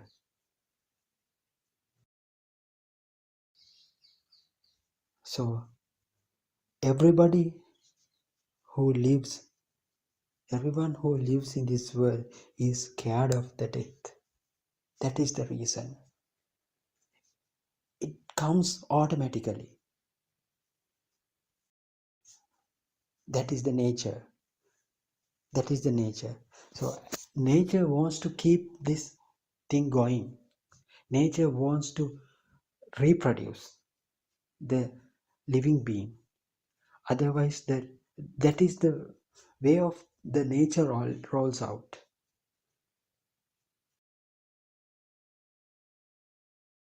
But the message of Buddha is different. Even though we think that there is a person or self inside every living being, it is a misconception. Because we have been cheated, we have been tricked by our senses from the initial stages of starting from the initial stages of our lives. So it is very hard to believe. Have you been tricked from the day we are born? Who tricked us? The senses. Our own senses have tricked us. They cheated us. So that's why we feel that I kind of a person who is living at this moment even. So don't you feel, isn't it worth to see through these sensory faculties, how they tricked us? The mechanism of cheating us, we have to learn. So how we should explore it? So you need some kind of a baseline understanding, baseline method, or some kind of a directive.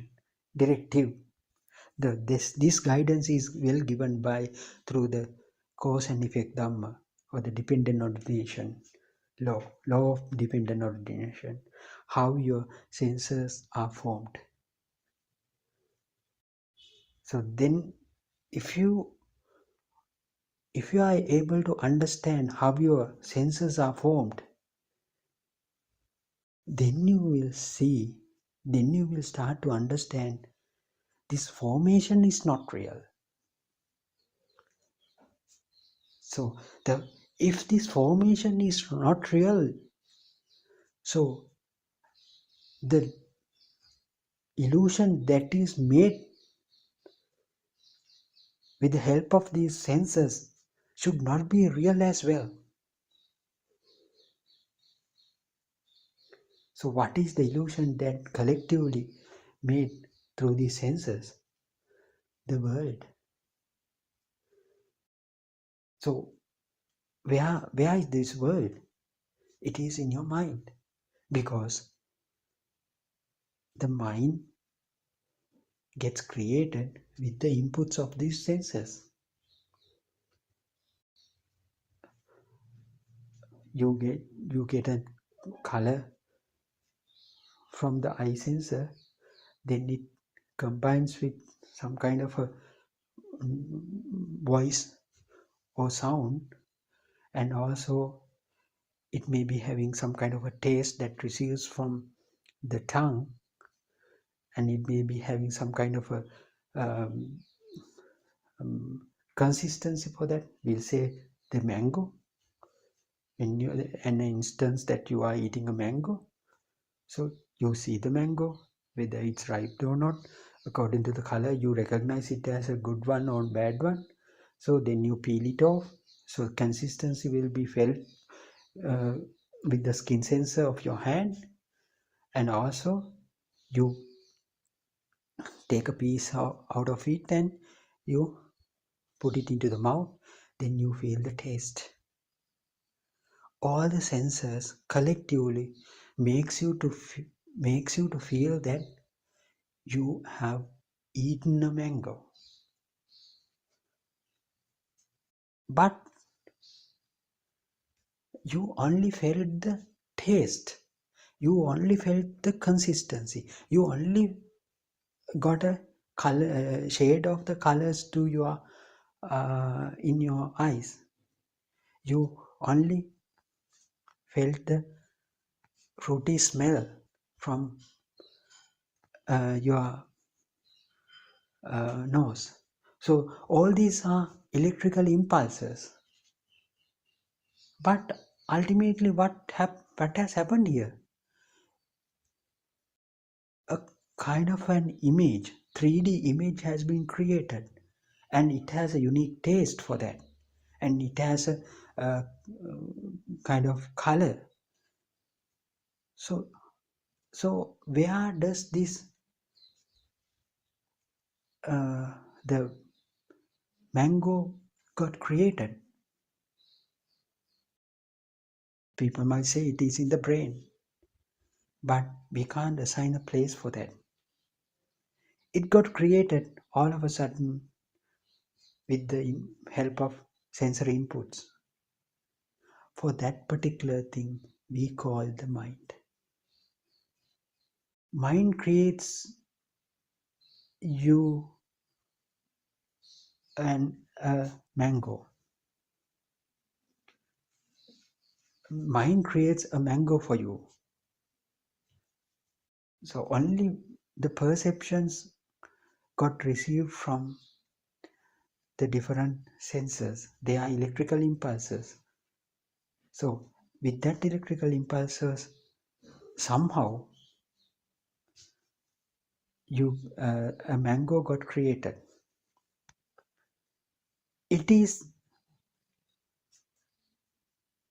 proved that it is a hard object. The skin proved you that it is a hard 3D kind of object. The skin sensor gives another kind of electrical impulse that makes you to convince that this is a kind of a solid object. So, and also it has a unique kind of a taste for that. Then the tongue proved you it is so tasty. Again, an electrical impulse. So see, now the worldly object has been created with these sensory inputs, electrical impulses. How does this happen? Is it a real thing? No. Why is that? Because it is a collection of certain perceptions only. Light, taste, smell, audible sound, all these things. We say mango. So as soon as you say mango, a kind of a image comes. So where was it? It happens in this very moment because you have been told that this kind of a thing is called mango. So as mango comes, as this voice comes, you get the same kind of a perception in your mind. So this is your mind. So is this because that you remember the consistency of mango? It is not. It is the nature. It is the nature. No one did it, either not by you. So you think it is because you are having memory, that's why it comes into my mind.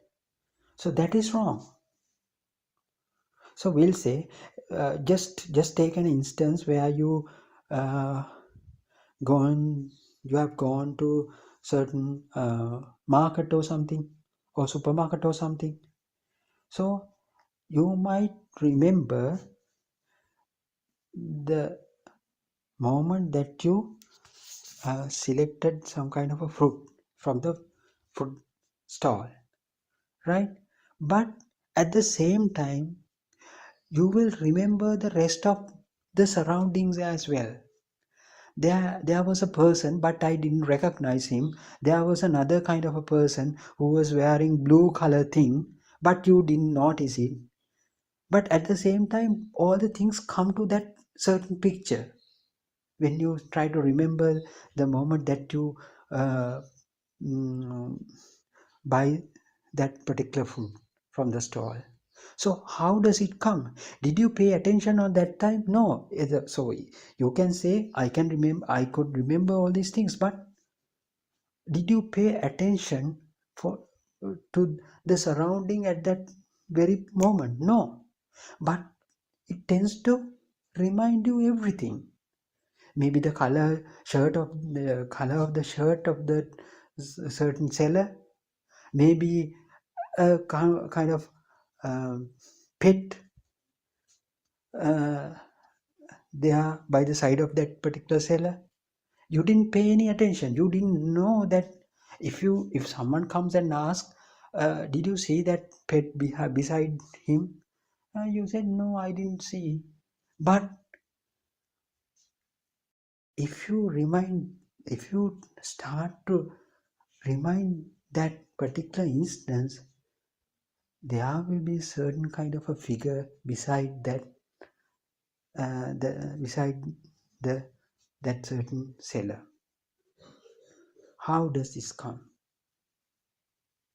So did you memorize it? No. Did you try to memorize, keep it in as a... So for people say it is the picture memory. There's another kind of a memory in medicine and in the philosophy.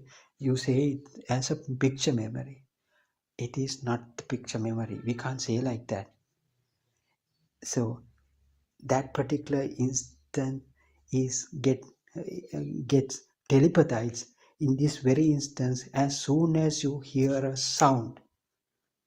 So we'll say, if you take oranges, you will see the orange color of this particular orange.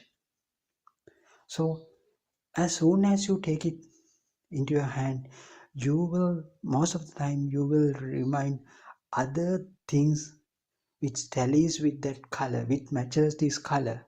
Maybe a dress that you see, that you used to wear. Maybe a clergy or monk who is wearing that color robe. Maybe a king coconut. So king coconuts are orange in color. So all these things come into your mind all of a sudden. Did you think all these things? No, it came into your mind. So from those things you can realize, you will be able to understand this process of telepathization, the resonance in the sense, once you see these oranges, the vibration of your eye get telepathized with the similar frequency. So that frequency get visualized. So it will trigger a chain of reactions, chain of another similar kind of frequencies to come up. The similar kind of frequency is the color of the robe of that particular monk. So you tend to remind that as well. And also at the same time, the king coconut. It is yellow in color, orange in color. So it also comes. It has the same kind of resonance. But you didn't even think at that particular moment. But it came into mind. How does this happen? That's why Lord Buddha said, the samanantare, I don't know, there is no gap in between. There is no time difference in between. Telepathization happens in this very moment. That's why you tend to see all these things. That's why it keeps on coming into your memory. As soon as someone calls a name of that in a particular object, when you start reading a book, we'll say a Kamal or Nimal or John or Anton or Peter, then you tend to remind everything related to Mr. Peter. So how does this happen? This one vibration carries all the related vibrations as well. All the perceptions, actually perceptions, every perception comes in along with that one single vibration. So this entire scenario can be taken as a one snapshot. This entire scenario can be considered as a one snapshot. So what will happen next? It triggers to that vibration will trigger up another vibration to happen, because you take it as real. You tend to feel that it is as real. So it will trigger another vibration to occur. That the subsequent vibration also has the same kind of worldly perceptions within it. Then you tend to feel it is also as real. That is the second one. Third one, fourth one. Likewise, one after another, these snapshots will come into you within a fraction of a second. So you won't be able to understand these are separate instances because of the speed of its occurrence. The speed of this vibration will lead you to feel like that you are a living and ongoing kind of a soul within you. There is an ongoing kind of soul within you, exists within you. You tend to feel like that. So then you say, am I the one who were there in that particular wedding? So I was wearing this kind of a suit on that day. So likewise, I have attended this call, and I met you yesterday. So many things we do we say like that, thinking that there is a person that comes from the childhood up to now. But it is not like that. This can be clearly understood using some kind of a we'll say if you pay attention how these cartoon figures are created. So cartoons means they are earlier it was hand drawn by the hand. So they draw very similar kind of figures with a subtle change. So if we say first figure has raised arm into a certain extent, the second figure has the same figure with a little bit more with a hand which is raised little bit more than the first one. Third one has another figure with the raised hand. So if you move these three figures at a very speed, rapidly, at a greater speed, you don't feel that there are three different pictures are moving. So you just feel that cartoon figure is raising his hand. Same thing happens to ourselves also.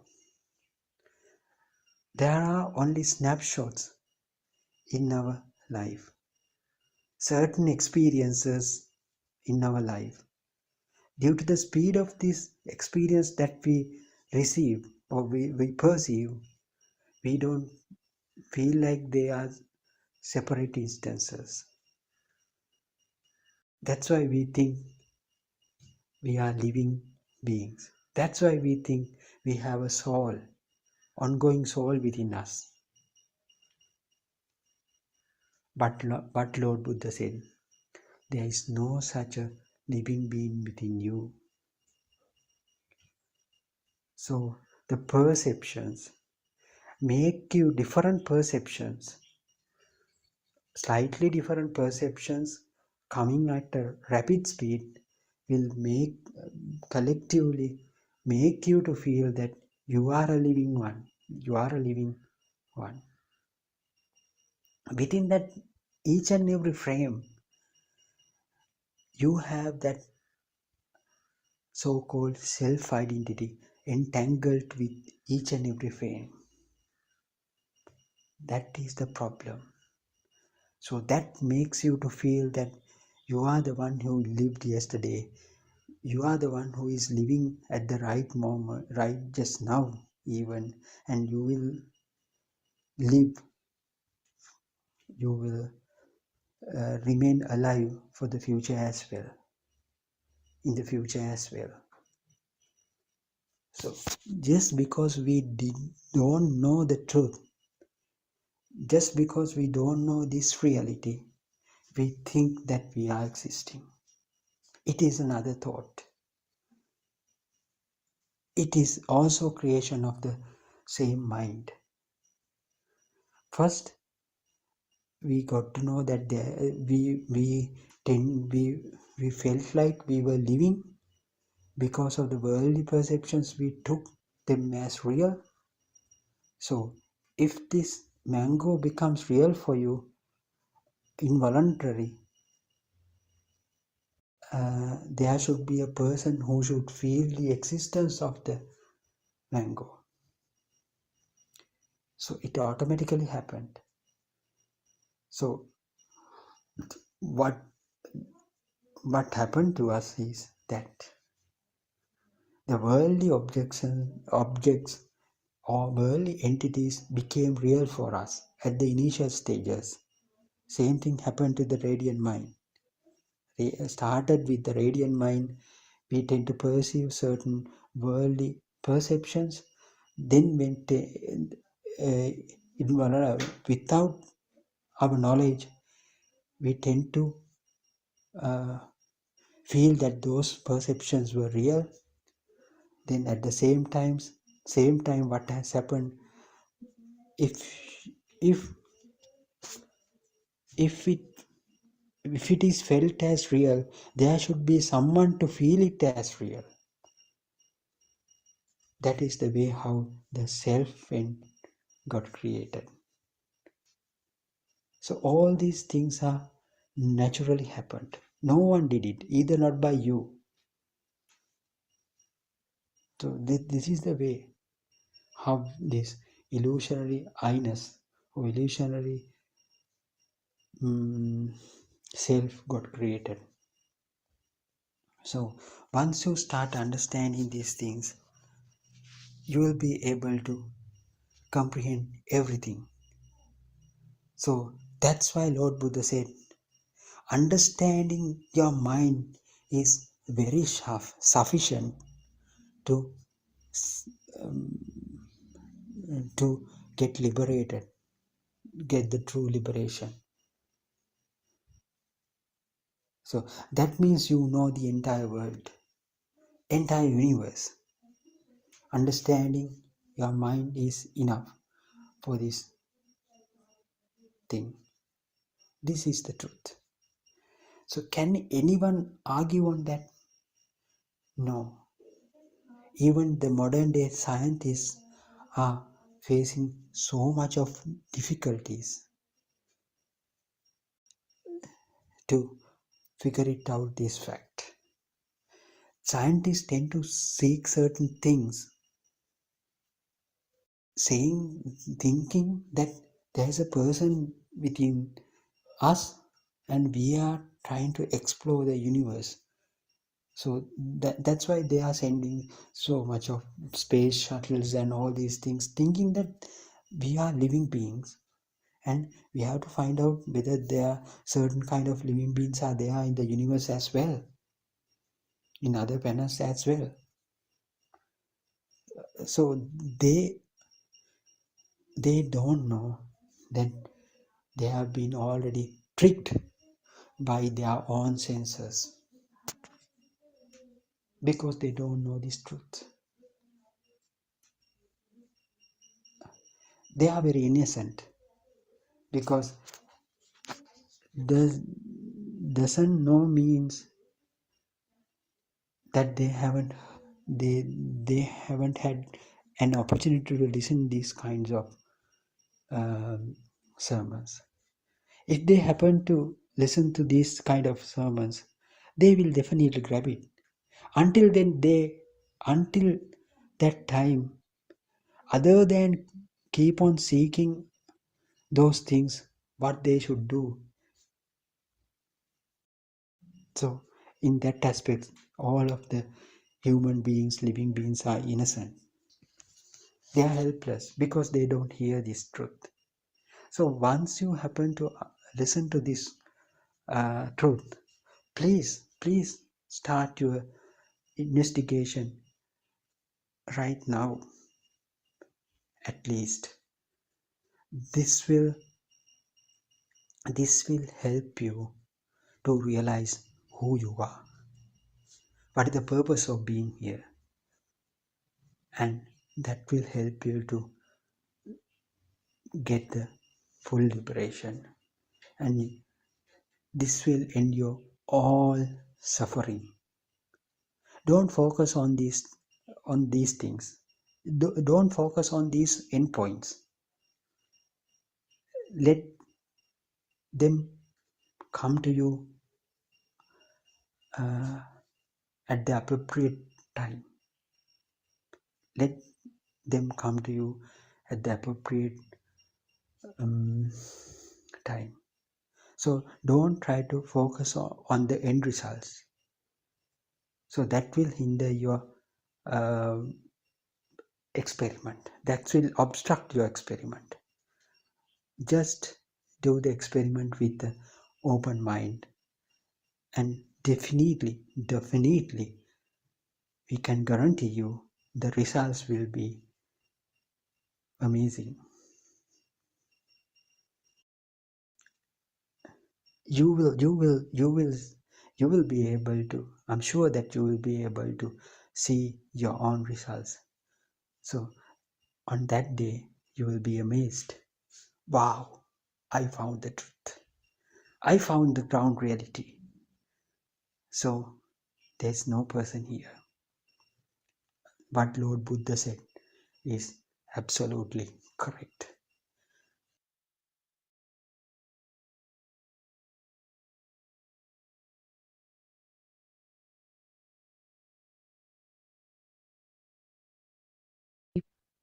On thinking about the past, it is also is happening in this moment. If there is only this moment, everything happens in this moment, isn't it? If we see the truth that there is no book or crow outside and which are only within our minds, then we are doing away with the external world. Then there are no physical things that can be captured by the mind as a crow or a book. Then we get rid of the mind, isn't it? Then one is free from the external world as well as the mind, internal world. It is the emptiness, no attributes, invisible, no ground, animittai, shunyai, anidassanai, appatittai. The mind which gets these experiences is there is no disappearing, animitta, shunya, appatita, no attributes, no form, empty, non-self. If there is an object, there is I too. If there is no book, I am also not there. Then I do lose myself in this moment, which is an emptiness. It is the liberation from mind. This is the nature of Buddha in this moment. The birth of the Buddha is taking place in this moment. Passing away of Buddha is also happening in the same moment. That is where the view of self disappears and passing away while discharging all clinging. The birth, enlightenment, liberation, and passing away, the great three occasions are taking place at the same instant. Therefore, we have Vesak every day. So, for the one who realizes this truth, every moment is an auspicious moment. The great occasion is the realizing this truth in mind. The physical birth, enlightenment, and passing away exhibits the nature itself. In convention, the Vesak can be celebrated considering these three occasions took place on that day. The one who does not realize the truth, can celebrate the Vesak by reserving a special day. But in reality, these three occasions are taking place in the momentary mind. If one realizes the truth, then it is the moment he experiences these three great occasions: the birth, enlightenment, and passing away. The moment of realization of this truth is the great celebration of the universe. This is the moment of awakening to Buddha nature. This is the moment of realization that all the defilements, keles, are disappearing within this realization. This is the firm, certain path to nirvana. Even if we offer alms and do meritorious deeds, there is no guarantee one would not fall into sufferings, hell. It would not happen according to the doctrine of the Buddha. The reason is that there is no right view, samadhi, in the ground of ignorance. Everything is done within the ambit of wrong view, mithya-ditti.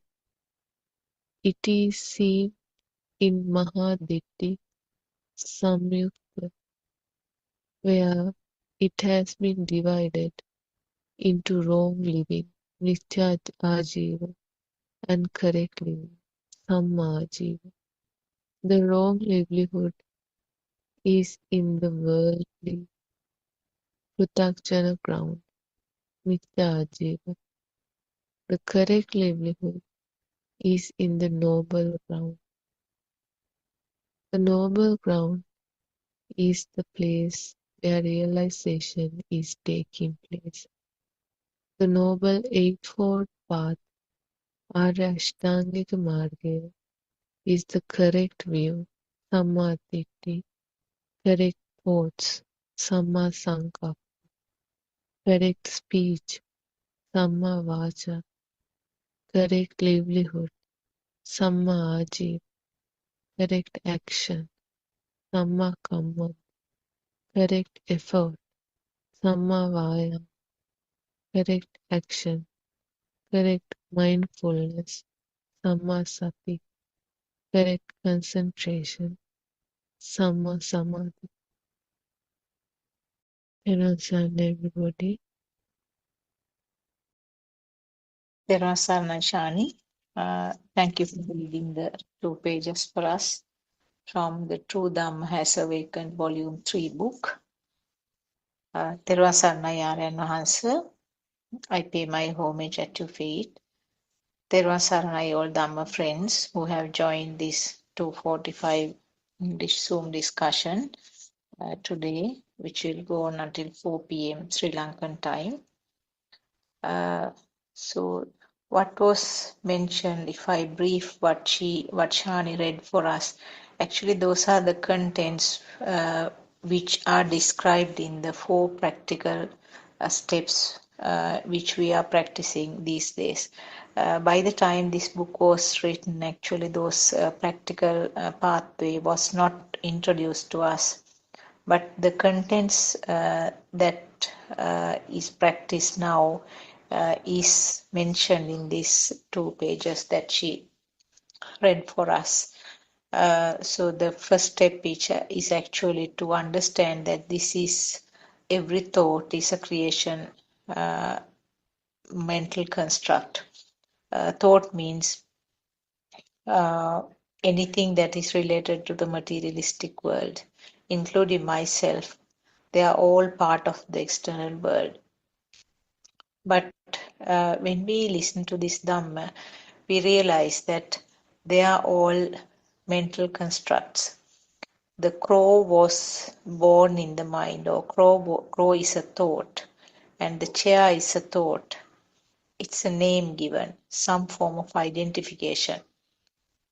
But actually speaking, the sense faculties will experience either a shape or a sound or a sense of smell, taste, or warmth, cold, and some form of touch.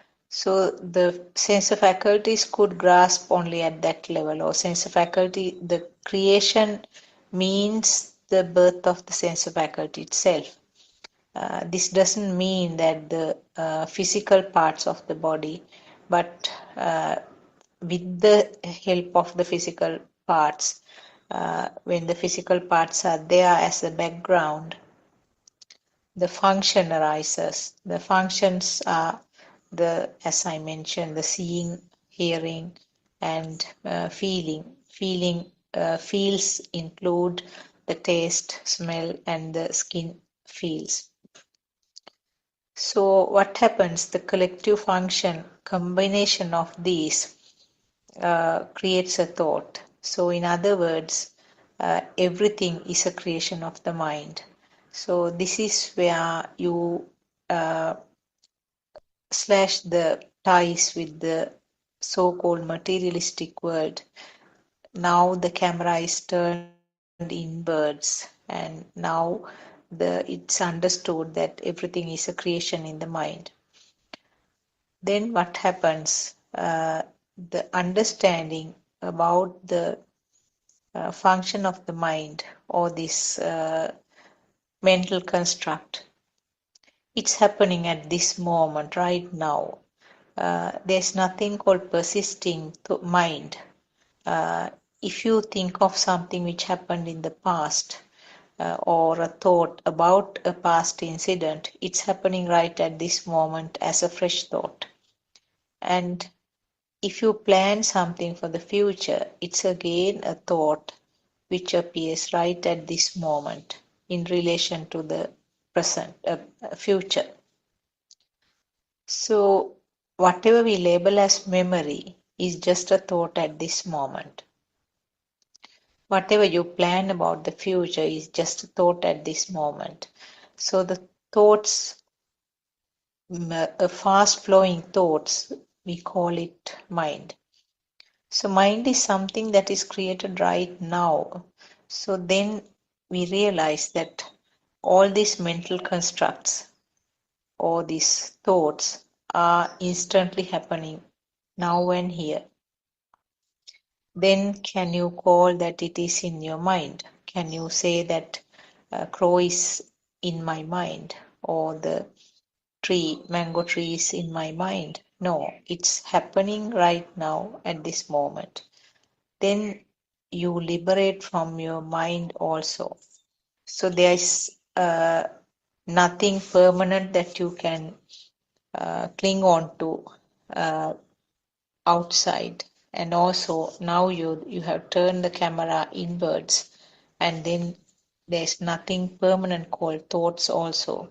So those are the first two steps that we explain and try to understand in the first two steps of practical procedures, practical experiences that we practice in our one-day program. Actually, that is the process where the system tries to shed the feeling or the labeling as myself. Everything is happening to me and I'm doing it. It's my things, and they are mine, me, myself. So those things. That's actually another thought, or it's just a misconception. So in these 4 steps, what we try to do is gradually peel off this thought or this concept of myself. It has to be very gradual, because this is something that has been in practice, or what the mind mind took it as true. So the pathway it was described, the Noble Eightfold Pathway, where the weave has to be corrected. So correct weave means understanding this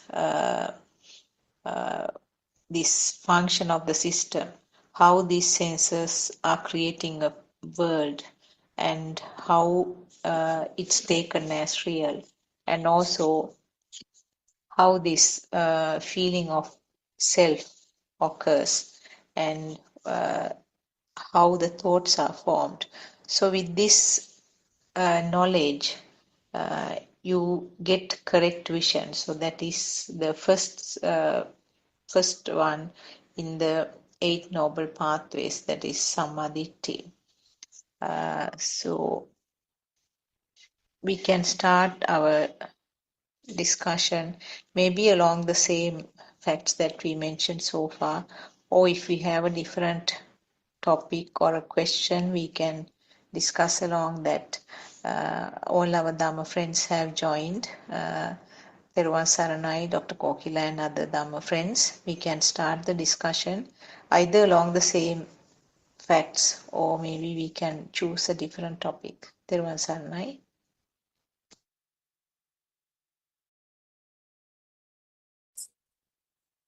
Devan Sanai. May Triple Gem bless you all. We worship Paran Mahanse.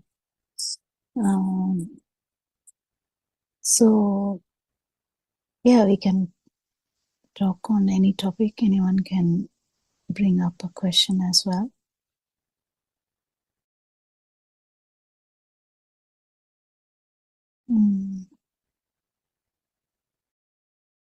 Joel, do you have anything specific?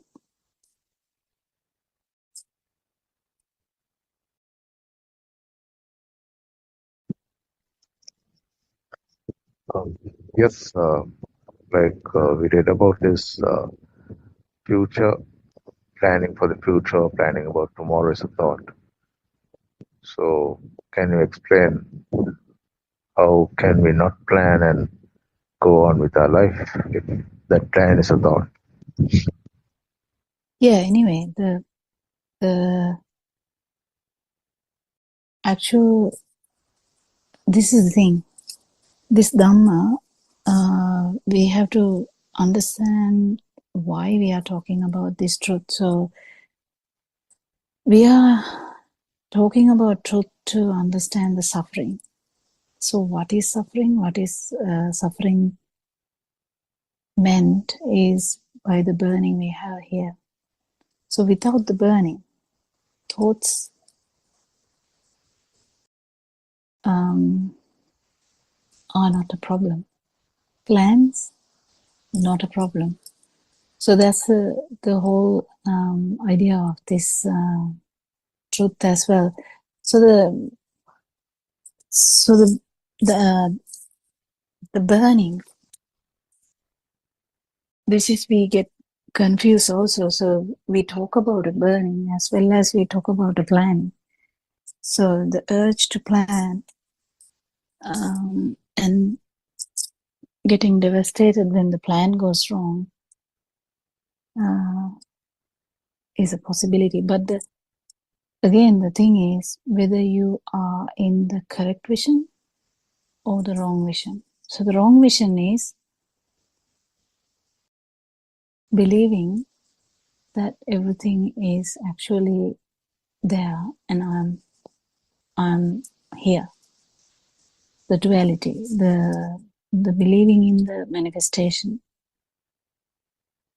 But when we understand that it's just a manifestation of the sensory functions, so that correct vision empowers the whole system. That correct vision, when it is actually felt, because all this time, from a baby's time, child, then youth, then adult, and then elderly, we always had the idea that everything is happening to me. Self-perception is so strong, we have a self-view. But then when this is changed, and when we understand that it's just a perception and that actually came from the stimuli, which felt as real, this whole thing becomes upside down. So where does the plan come from? Plans are actually from this dream. The current dream has the plan. If your dream changes, so the human dream also changes now. So the one human can be in America, one human is in Sri Lanka, one human can be in some other country. So even the country-wise dreams change. But actually the human dream is kind of similar. They have the different manifestations, but with the same sensory organs. So the manifestations are kind of similar because the eyes, the ears, the tongue, the smell and the touch sensation or the temperature, they are kind of similar. But their mind output can be different due to the differences in the dream. But when you understand the truth, the dream will happen. You're not going to stop the dream. So the plans are in the dream. So are you going to stop anything in the dream? No, because we know it's a dream. It's just flowing. You can actually plan without suffering. That's the whole thing, Joel. Don't know whether you got it. Because when we don't understand Dhamma, we plan with suffering. Here, we plan without suffering. Does that mean actually the plan with suffering is planning we did before even knowing this Dhamma? So we usually believe it is my plan. Everything should go according to my plan. And if something goes not according to my plan, it would be really bad. And you would try the whole life. You would try to change the plan to adjust into your plan. That was the whole scenario of living, I would say. Because nothing goes according to our plan anyway. I mean, rarely it goes, maybe we think that it is going to according to our plan. We can think like that, it's fine.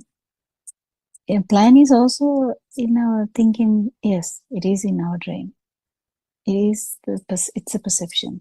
Plan is a perception. So whatever the plan, whatever the 30, 40, 50, 60 years that you have lived, from the day we can remember, that's the dream. So that you have a plan, you do a lot of things, that's okay. But if you don't know, that's kind of that's kind of actually, we can't replace this with another thought. You just have to feel this. It's not real. It's not a thing. And then with that feel, your burning is to go down. Your burning, your suffering, your belief in that you are there. And so the self-view, self-perception and self-vibration is the suffering. That will go down. That will come to zero in an arahant. But the main thing is, everything will happen without that suffering. So whether the plan goes correct, whether the plan goes wrong, whether the plan goes really bizarre or weird, plan doesn't even come to any realization, that's fine. But we can plan. Is it okay, Joe?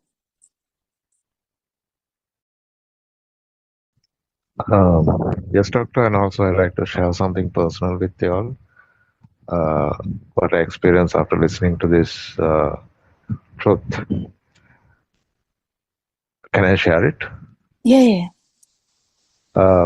Normally, like in my place, in my home, when something goes wrong, the first person to get agitated and get angry, it would be me, not my parents. So today, I encountered a very bad situation in my home, kind of very tense moment, stressful moment. And I didn't have the burning, So I didn't have any agitation. I was just calm and I was able to calm the situation as well. So I think the truth has liberated my mind and taken away all these agitations, irritations. And my mother was asking, "You have changed," and I said, "Well, the Zoom discussion has changed me." So thanks a lot once again. Yeah, that's beautiful. That's beautiful. Actually, that's the beauty of truth. I mean, if there's any truth, truth is that there is no truth, basically, and that's really puzzles us. We are never ever ready for that bit, like truth is that there is no truth. So no one will be able to understand that, and you have come to that level that we can even say that. That's the beauty of Dharma, because you, even though you didn't understand the jargon we are talking about, because it's like, someone talking in medical jargon, no one understands that medical jargon like that. We are also telling so much jargon here, like, the Pali and all that sorts of stuff. But if someone hears the basic truth, even there is no truth, in the sense, truth itself is it's something that we have in our mind, kind of, it's all projections of our mind. Whatever we say is just a simple word we say here, that it's not true. So the truth is that truth is not true, basically. So it's really inspiring if you look into that aspect, and you kind of get into that flow. So the usual flow is the burning part, where you kind of get dragged into that river of suffering, I would say. And when you actually get into the other side of the rail, like you're actually swimming other side, you are swimming against the current, but still there's no suffering. It's such a beautiful thing, and we invite everyone, someone hearing this one word of this Dhamma. It's really beautiful. Just to get that angle is the most difficult part, because if someone is actually catching a little bit parts of it, you can start criticizing. The whole thing is understanding that there has never been a thing. There has never been a thing, in the sense, yeah, I mean, when you say that, yeah, it is very beautiful. That's the kind of experience any human being can get. I mean, they can go to the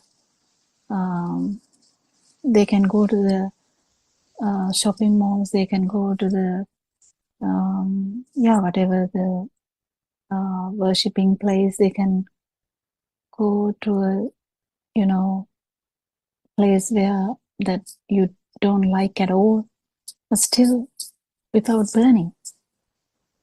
And this understanding that the manifestation itself is just a manifestation, and whatever you felt as you are alive is just a part of this sensory organ. That's the beauty, and that itself makes you so light, and you will definitely feel it more and more. Yeah, I think Yeah, I don't know. I mean, there's no much words to use here because every word as I said, is actually just a manifestation of the mind. Whatever you feel is just a manifestation of your sensory organ. Well, yeah, when you understand Dhamma and when you understand there is no one to actually suffer, this suffering is going to come down slowly but steadily. Yeah, anyone else to add anything? Anyone can ask a question, yes, can join in.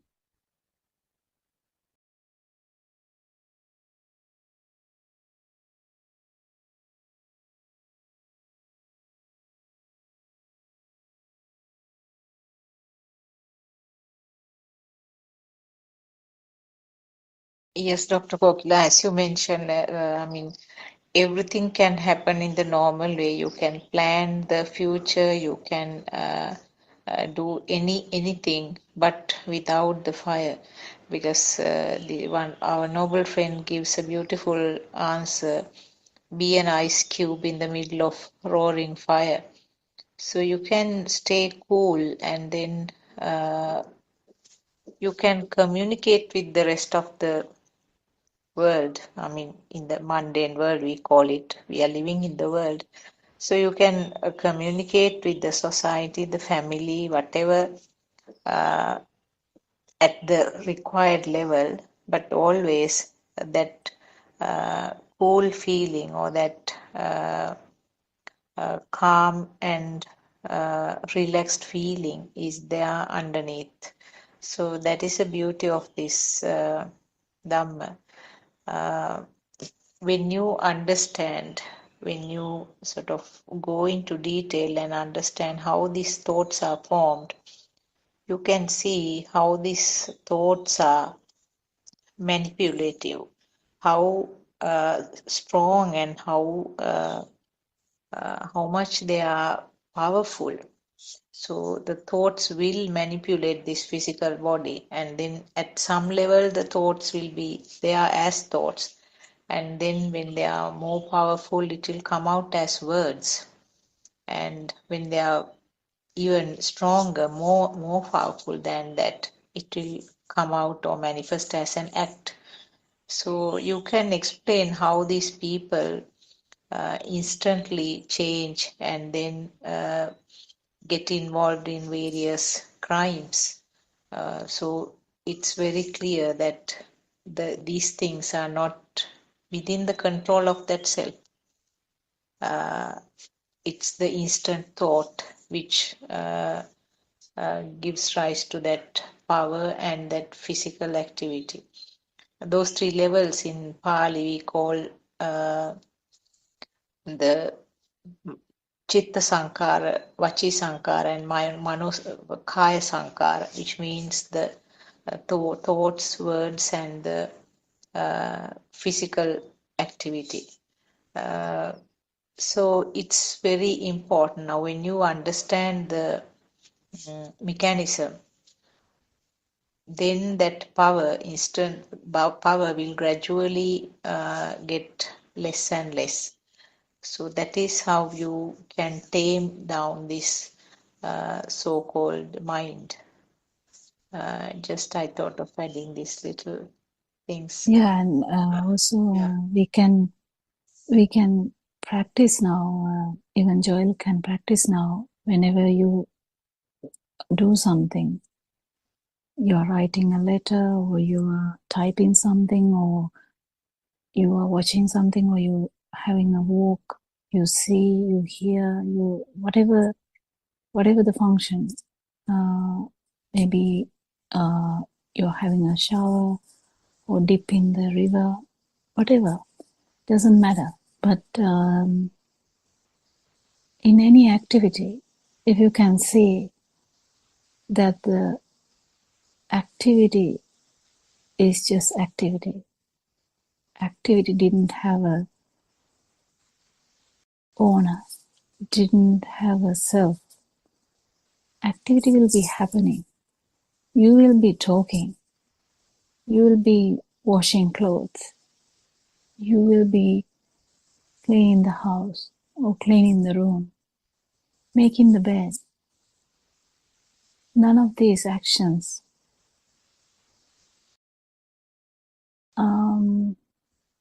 they don't have an honor.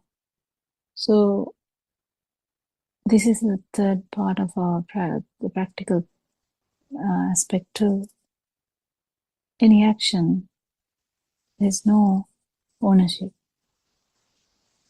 It's not self doing anything. And you see things.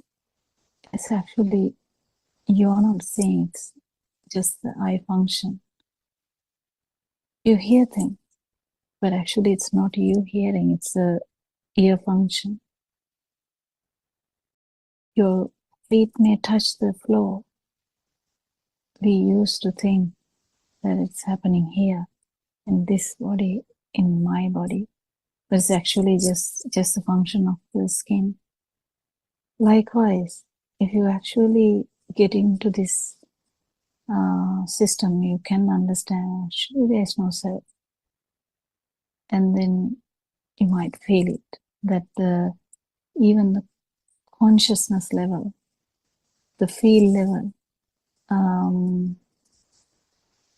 is actually the speed of the sensory function. That's all.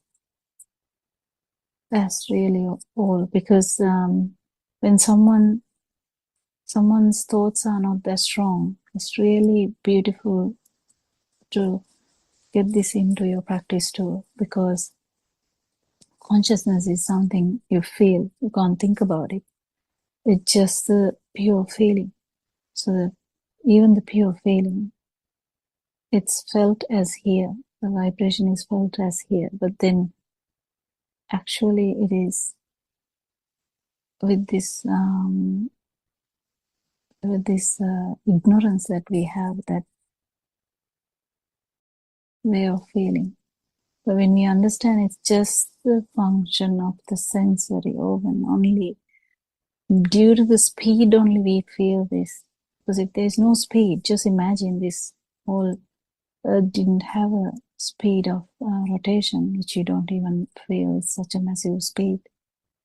None of these functions will be, it's very difficult to have a consciousness. But then because of the speed, this consciousness is manifested. So even that consciousness, the feel, that's just the fast function of the sensory organ. And then you can feel that the life feel that we believed or kind of thought that is the precious thing. That's why we are afraid to die. Because we feel that the life feel is the most precious thing we have. That's where the fear comes from. So it's beautiful. It gets more and more beautiful when you understand that none of these things, there is nothing to burn for, nothing to crave for, nothing to actually fight for. But then does the life stop there? No. No,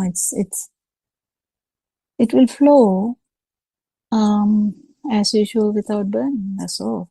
And more you understand, you can actually become others, and you will be looking after your parents as you have never done before. You will feel them.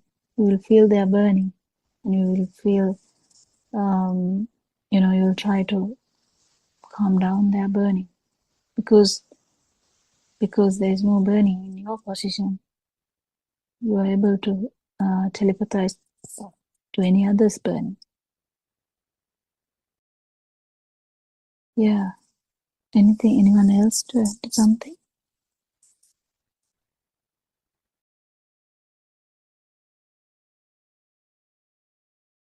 Yeah, Dr. Popula. I think those examples that we have heard in this room also, it's just life still goes on. So, activities have to be still done, obligations have to be performed.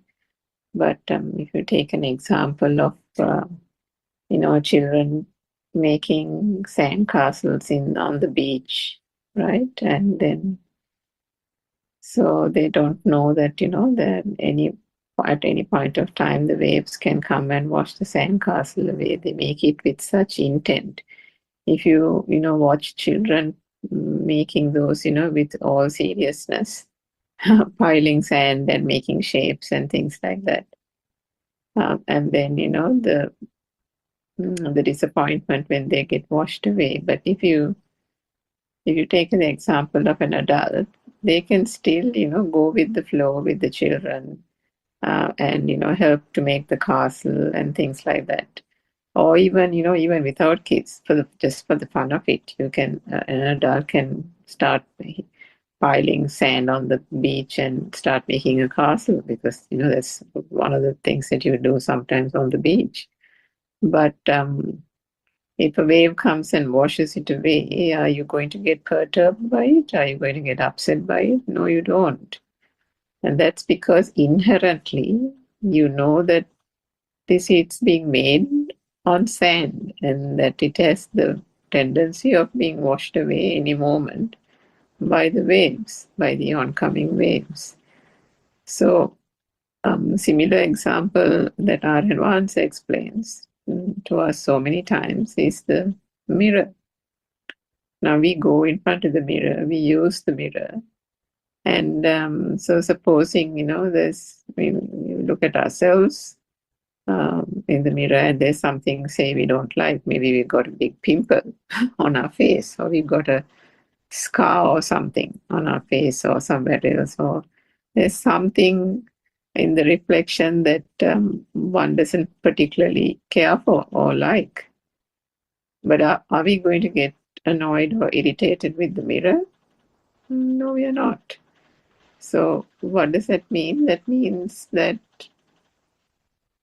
the mirror is known for as a utility, as a function, and that it is a reflection. Do we think about the mirror saying, this reflection is coming from the mirror has nothing behind it, and therefore I don't have to get agitated by the reflection? Do we think about things like that? No, we don't. The mirror is taken for granted. There isn't even a thought behind it. So similarly, when this truth is understood gradually, initially, we've talked about this in the Zoom as well. Initially, when we try to understand the functions of the sensor faculties, initially there needs to be a bit of effort. Initially, there needs to be a bit of reflection, and the reflection on the truth.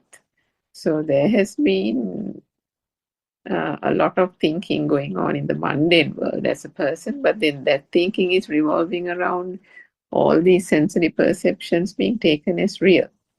So when one hears the truth, that tide gets turned. It gets turned to the point where reality is then provided in a whole different light. Then the reality is not this external world with its fancy lights and colors and all that, but the truth is shown as to what is behind that. Are those colors colors? Are those objects objects? Where did the value come from? So on and so forth. So when that light is shone on these aspects, the value behind those diminish. And because of that, through the reflection, more and more reflection is done initially overtly. Then gradually one will find, when one encounters those objects or when one encounters those situations, just like the example, Joel, you mentioned, typically earlier, even the slightest thing or some incident can, spark you into a temper, or you'll snap at that one and this one, or you'll stamp your feet and you might go back to your room, whatever it is. And then not only that, you'll think about it the whole day, or you'll say, my day is also spoiled because of that incident. So, the mind, the thoughts have a way of coming on and on again. If one attaches value to something, either through craving or through aversion, the tendency is that that thought multiplies and multiplies because of that underlying current, the vibration, because of considering that to be real. But when one applies the truth to each thought occurring in this moment and understanding that there is nothing in it, fundamentally, no thing in it, what happens is exactly what you said. Gradually, even without you knowing it, over time, the incidents that used to become a problem are no longer a problem. Or it might be a problem, but it just occurs in that moment, and next moment you have even forgotten about it. So this is the beauty, as Dr. Popala and Dr. Sakuntala said, gradually the reflection, active reflection becomes a thing where there is just an auto reflection at that moment. And finally, as one progresses and the defilements continue to fade, the incident happens. The incident is just an incident. You might even react to it. You might even raise your voice and say firmly to your mother or father, no, this is the way it should be done. And that's it. And you don't have any anger within you. It's just a reaction to an incident, reaction to a statement, and the matter is over. The burning, as Dr. Popia says, is dissipated. The suffering that she said, what are we trying to address here? The suffering. It is the suffering that is the problem. But everything else, as long as there is breath in this body and the sense faculties work, the body will have its activity. There is still a life that has to be lived in this mundane world. So that continues to happen in the form of a function. The sensors are still working. The system is still running. So it is very beautiful. And gradually, it is very nice to see that you have had these experiences, and I'm sure you'll continue to see the lightness in these things that are done, the lightness in the thought, lightness in the activities as the practical steps that have been explained on this Zoom, because the third step is once one understands the sensors and they are functioning, then the self and the self-view falls away, because the less value that is given to the stimuli, the less value that is given to a self as well, because the stimuli is the self. Isn't it, Dr. Popala? Yeah, basically the value given to the chair is you. So the even value, the value, there's so many levels. So it's just something we feel. So whatever we feel, the chair is existent. That is the, due to the ignorance, we always had the self-perception there. So this get reversed, and so when the suffering is not there, it's a super happiness, super awareness, super happiness, and just whatever the unbelievable loving that Manasi was talking about, because it's not directed on just one thing. It's just the whole situation, like anything in that sense. So when the self is not here, when that suffering or the burning is not there, you can easily do anything for anyone else. So there's no harm to anybody around you, for sure. No harm at all. You're thinking, if you understand Dhamma, something will happen to my parents. No, you will look after them much better than you do now, actually. And they will feel it. And they will definitely feel it. So that's the beauty. And if you have to actually imagine the kids, if you have to say something, you will say that. Doesn't necessarily mean that you are actually pampering them with unnecessary stuff. You have to say something sternly. If you have to shout at them, you shout at them. Doesn't necessarily mean it. There is no burning here.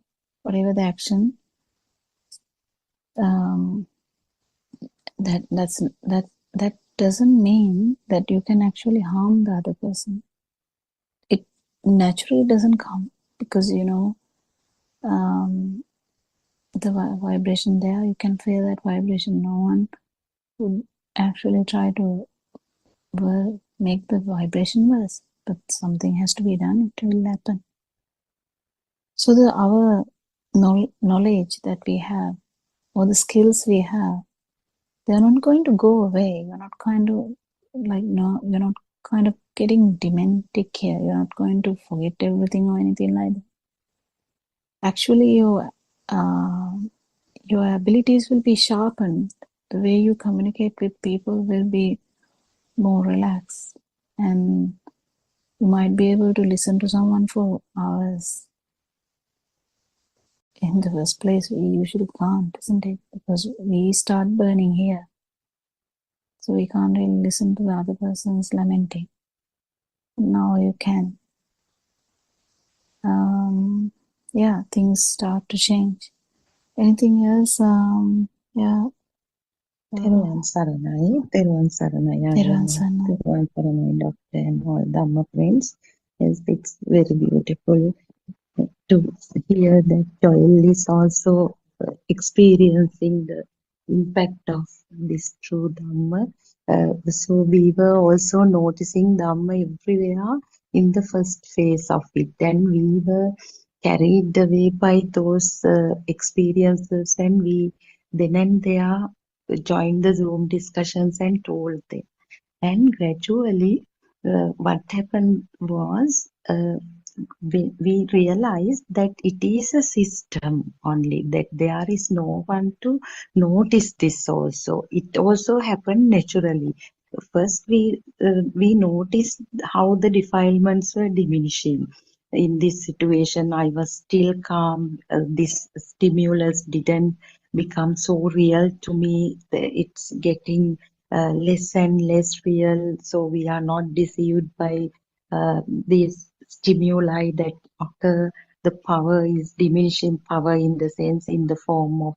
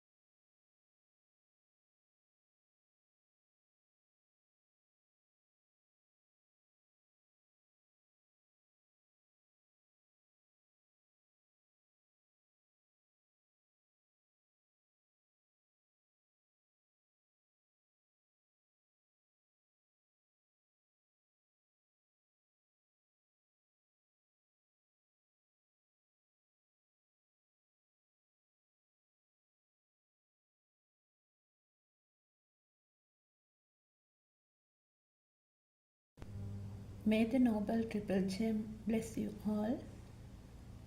Teruvan Saranai Aryan Mahansa. May I pay homage at your feet. Teruvan Saranai, everyone. Everybody wants to live a happy and contented life, isn't it? But from the day we were born, aren't we suffering? Maybe due to a sickness, maybe due to losing parents,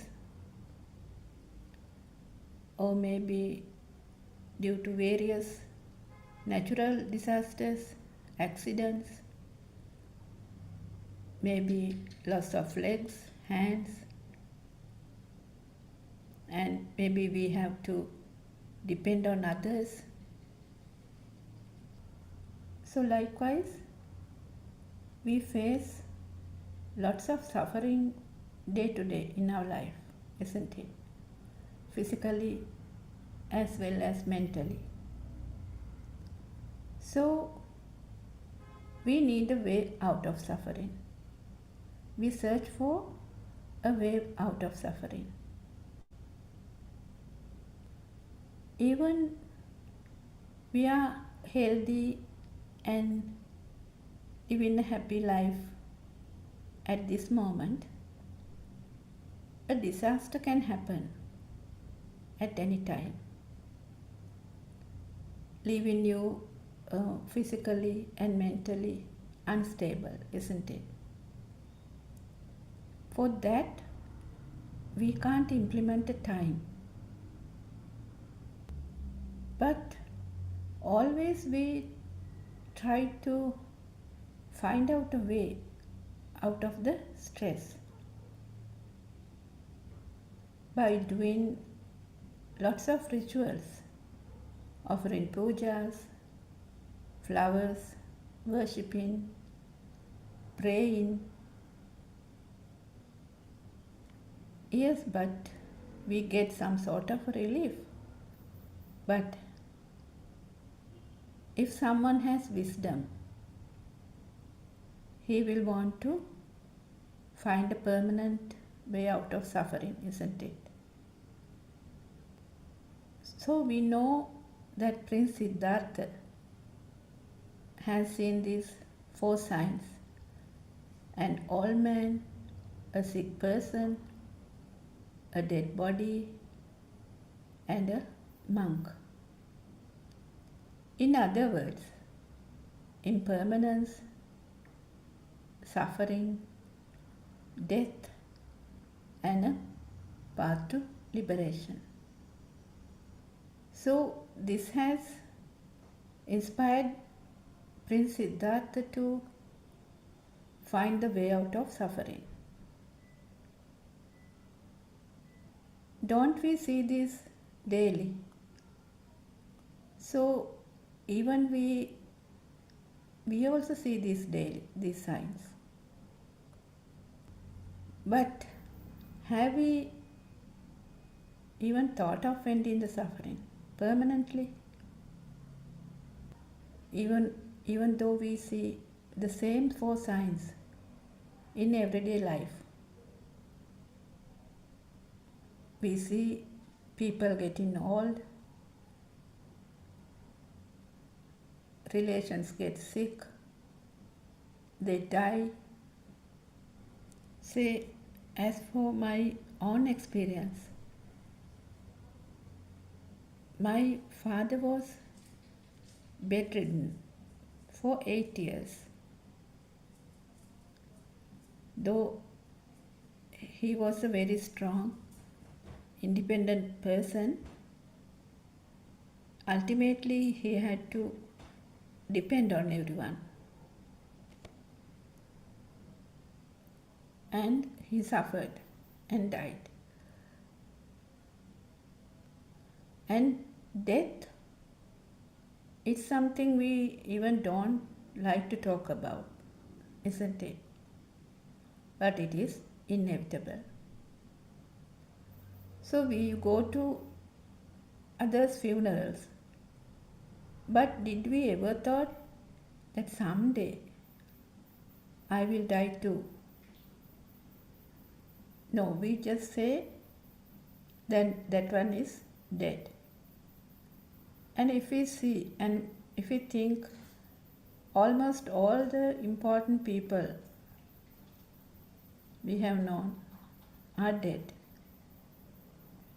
Say the actors, singers, politicians, musicians, presidents, businessmen, doctors, nurses, soldiers, children, friends, parents, pets, monks, they are no longer there, isn't it?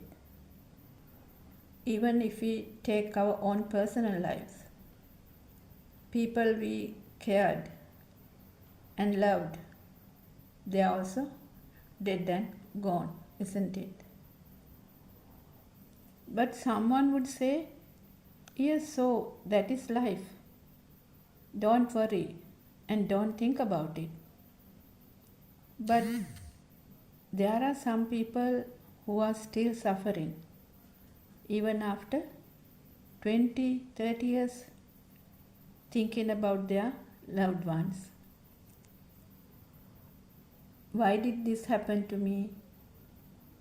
This won't happen if my father was there. Oh, I wish my child is here. So we suffer due to a thought. For example, we had lots of disasters in our country, isn't it? We had a war, a tsunami, bomb blasts, earth slips, landslides, floods, droughts. So some happen naturally, say the tsunami, landslides, floods, droughts. But there are man-made things as well, artificially created. So how can a person even think of killing another person or an animal? If we take the war is a creation of the mind, a thought in somebody's mind, isn't it? So what I wanted to highlight is that we suffer due to thoughts. So in the mundane world, everything is happening.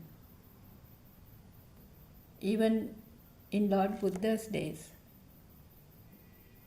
all things were happening.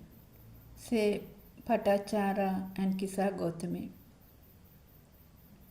They suffered due to the loss of their children, husband. Even nowadays, same thing is happening. If we take our life, aren't we a Patachara, a Kisa Gotami, a Kujjuttara, or a Kukkutumitta? So more or less, we have also undergone this suffering, isn't it? So is there a permanent way out of this suffering? If we actually want to get rid of suffering, we should find out how Patachara, Kisa Gotami, has get rid of suffering, isn't it? And not only that, they have become Arahat. They have attained the Arahathood. Say a person who has lost everything goes for a concentration meditation retreat. then what do you have to do? Then you have to focus on your breathing or focus on something else. This might give you some temporary relief. But say once you come home to the familiar surroundings, the memories will come back definitely. Just like you can't keep a rubber ball underwater. As soon as you release the hand, it will come up, isn't it? So likewise, in concentration meditation, what happens?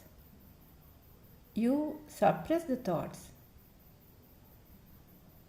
but at any moment it can come out.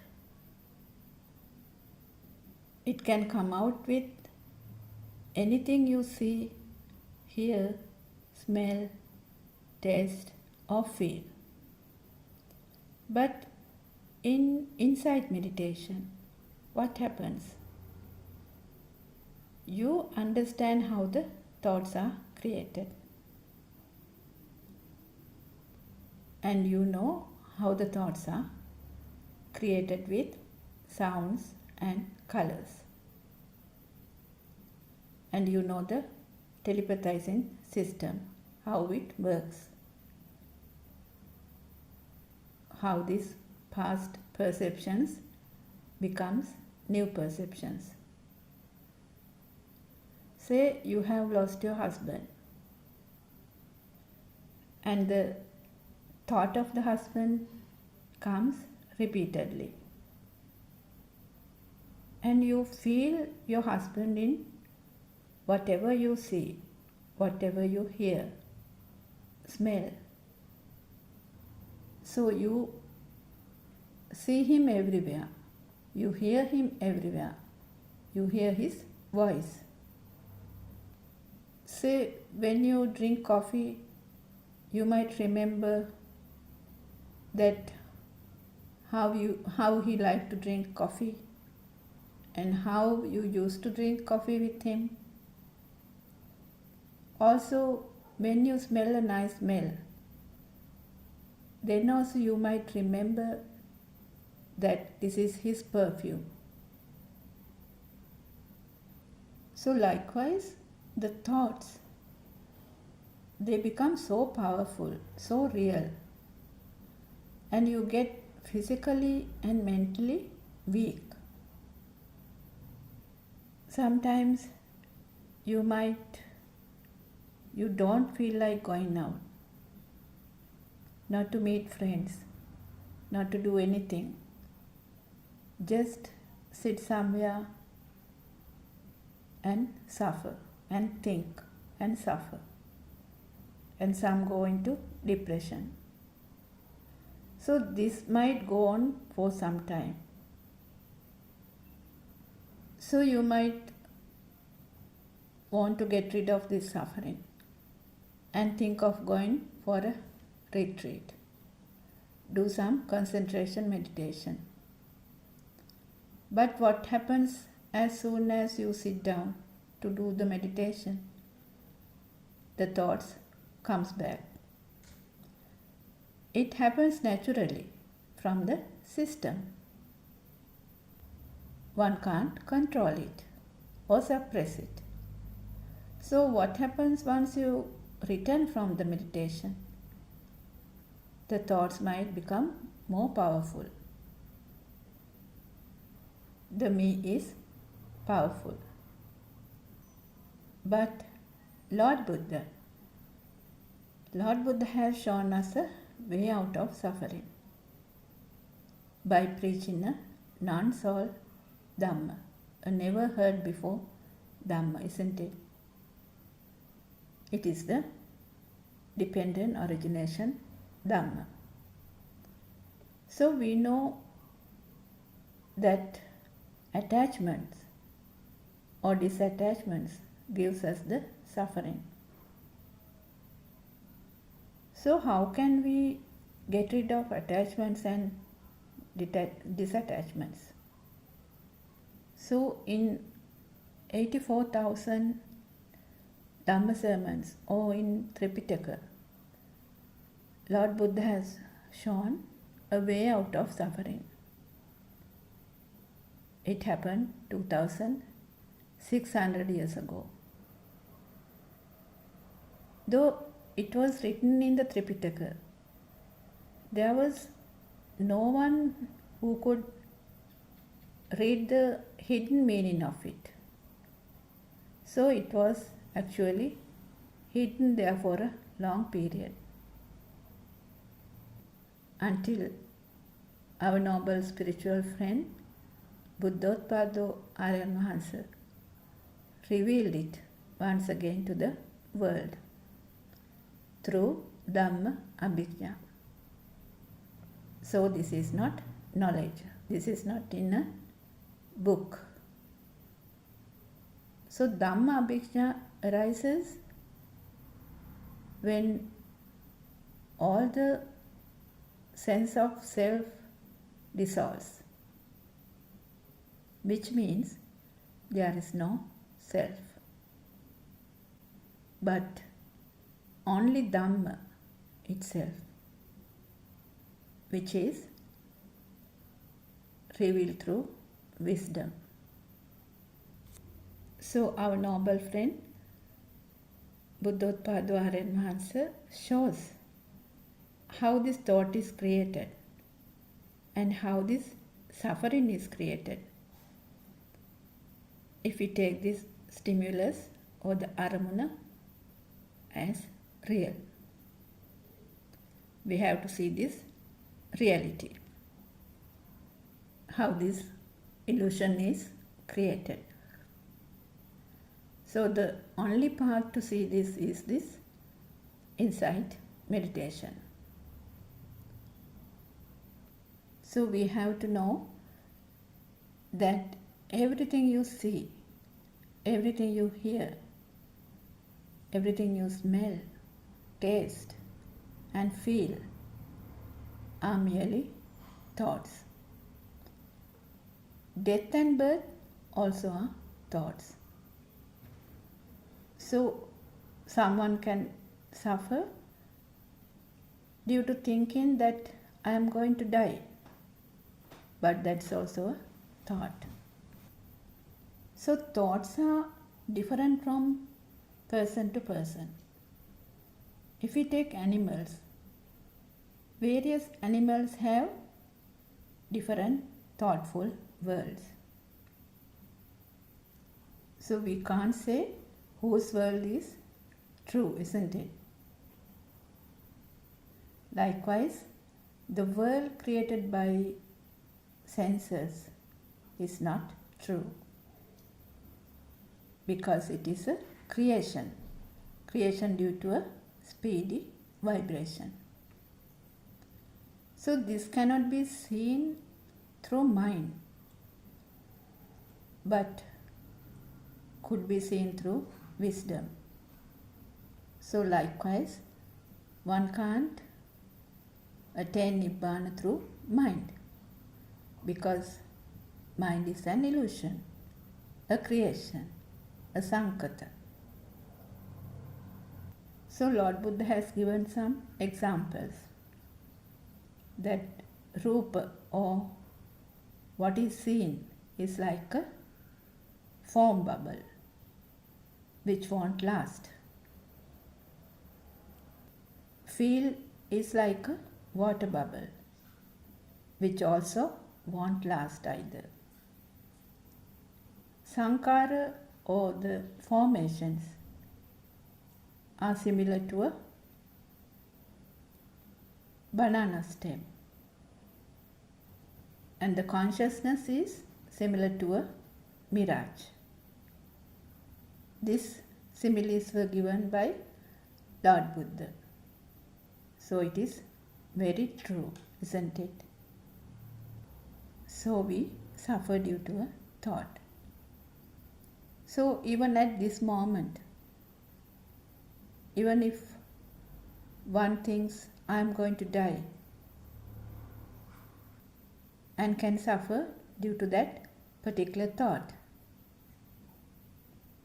But thoughts are not real. Even if we think I'm going to die in future, it's also a thought at this moment. So even if I think my father died in 2018, it is also a thought at this moment. We can't actually implement a time. So we have to see through wisdom, not with the mind. So what does that mean? See through the wisdom and not with the mind. We know that the senses creates the mind, isn't it? But when we talk about wisdom, wisdom is not created through senses. It is actually to understand the senses. So if someone asks the question, what should I do to attain Nibbana? So Lord Buddha has explained, Ekayano Maggo. There's only one way to attain Nibbana. It is to see the truth of the stimuli. Aramune Satya Dakima. Which means to see how this illusion is created. Lord Buddha has also said it's even better than seeing a colorful film to see this, how this illusion is created. So actually there's nothing called mind. Mind means how this illusion is created in the first place. In other words, mind is the stimulus which comes every fraction of a moment, a vibration.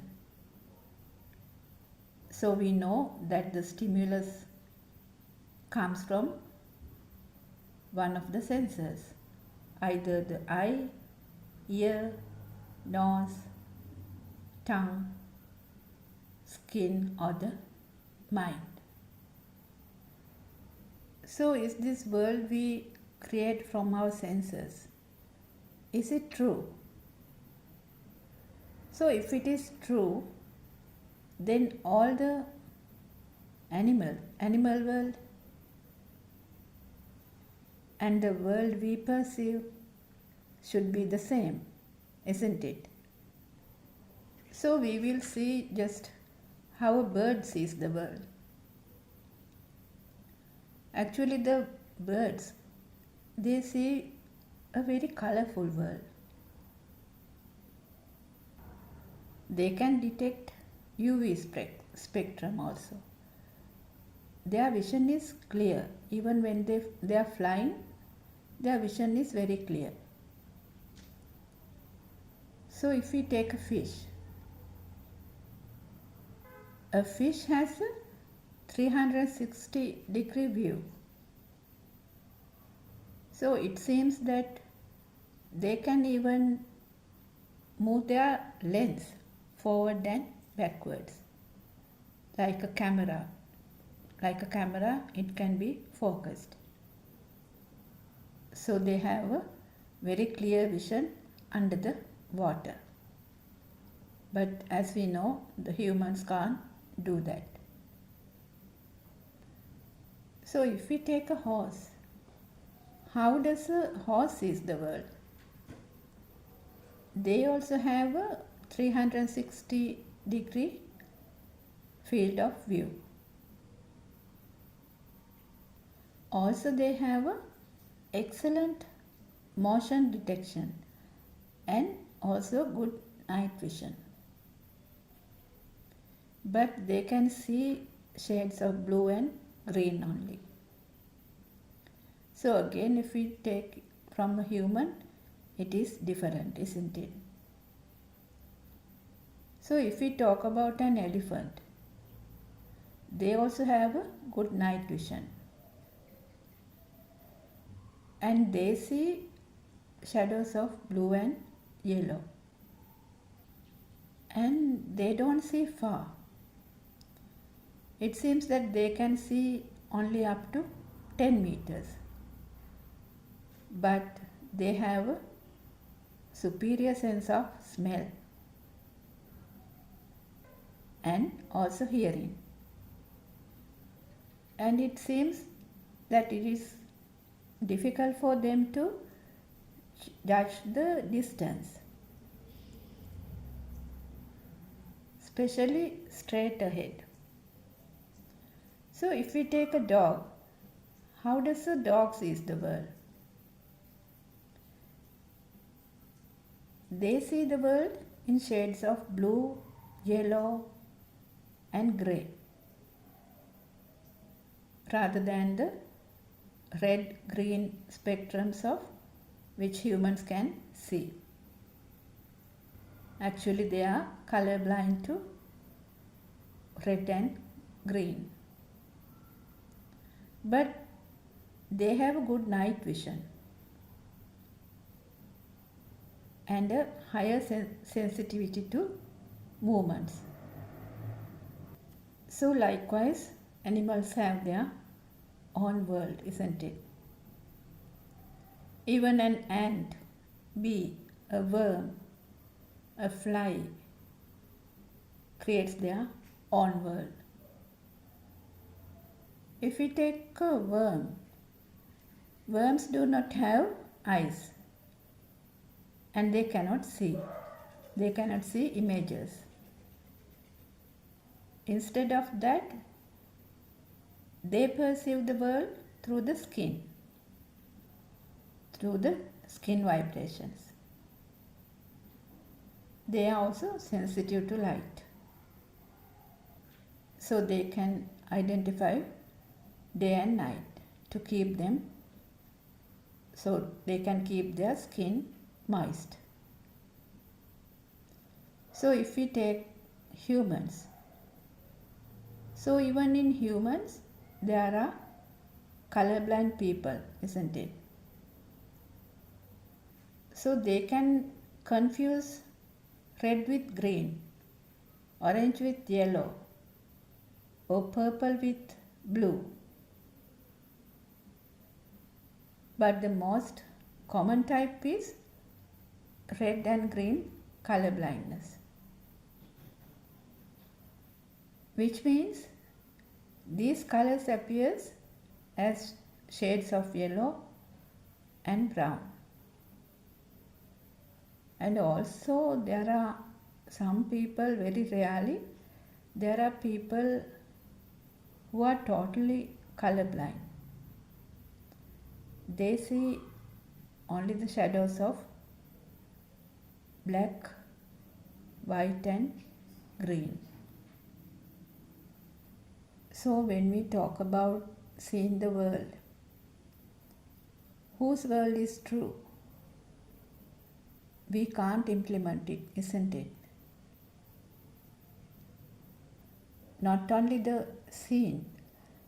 When we talk about sounds, it is also different. So if we take a cat,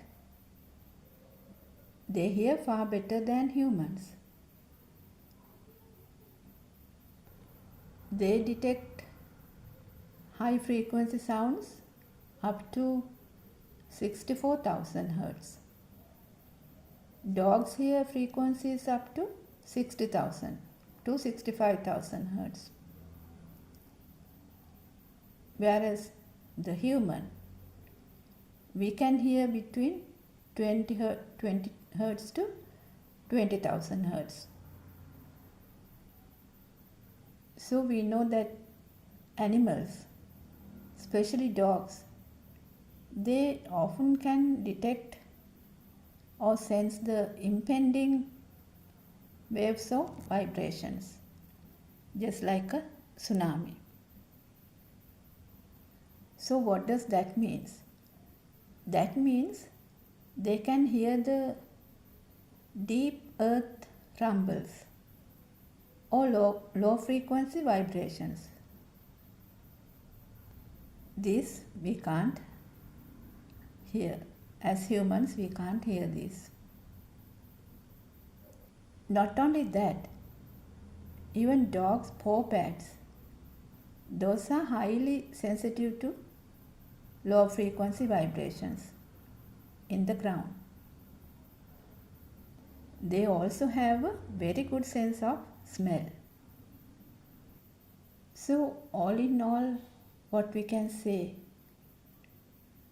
is that everyone, humans, animals, no matter what they are, they have their individual worlds, isn't it? So we can't say which world is true. As we are talking about humans, we should know how our mind is created. For that, we have to go back to the radiant mind, because we also came from a radiant mind, which was very clear, pure as a white sheet. So we can't implement defilements in a radiant mind. So we say the baby's mind is very pure. But even he has the glue for the attachments or disattachments. It happens later, once the mind is created. So if we take a newborn baby, when the baby is born, if he does not take his first breath and breathe naturally, we say the baby is dead. So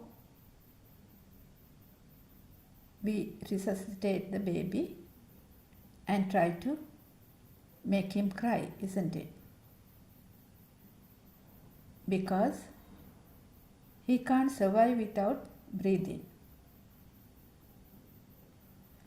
Here I just wanted to add that in Vata Sutra, Lord Buddha has said, wind does not blow, rivers does not flow, pregnant women does not give birth.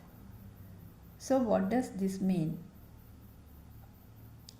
This means that everything is a natural phenomena. So likewise, as we were talking about the baby, so after the baby is born, he is given to the mother to feed. But nobody taught him to suck the milk, isn't it? But he naturally sucks the milk. So likewise, after some time, he sleeps, gets up when he is hungry or wet or warm. All this happens naturally. The system starting to work, isn't it? Though he does not speak any language, he only knows to cry and smile. He will smile when he is comfortable. He will cry when he is uncomfortable. We all came from there, isn't it? So what happens once the baby grows up? He starts to turn his head. He starts to turn his head towards sounds. Follows with eyes, actively moves hands and legs. These things happen naturally. So we can see that the system is working.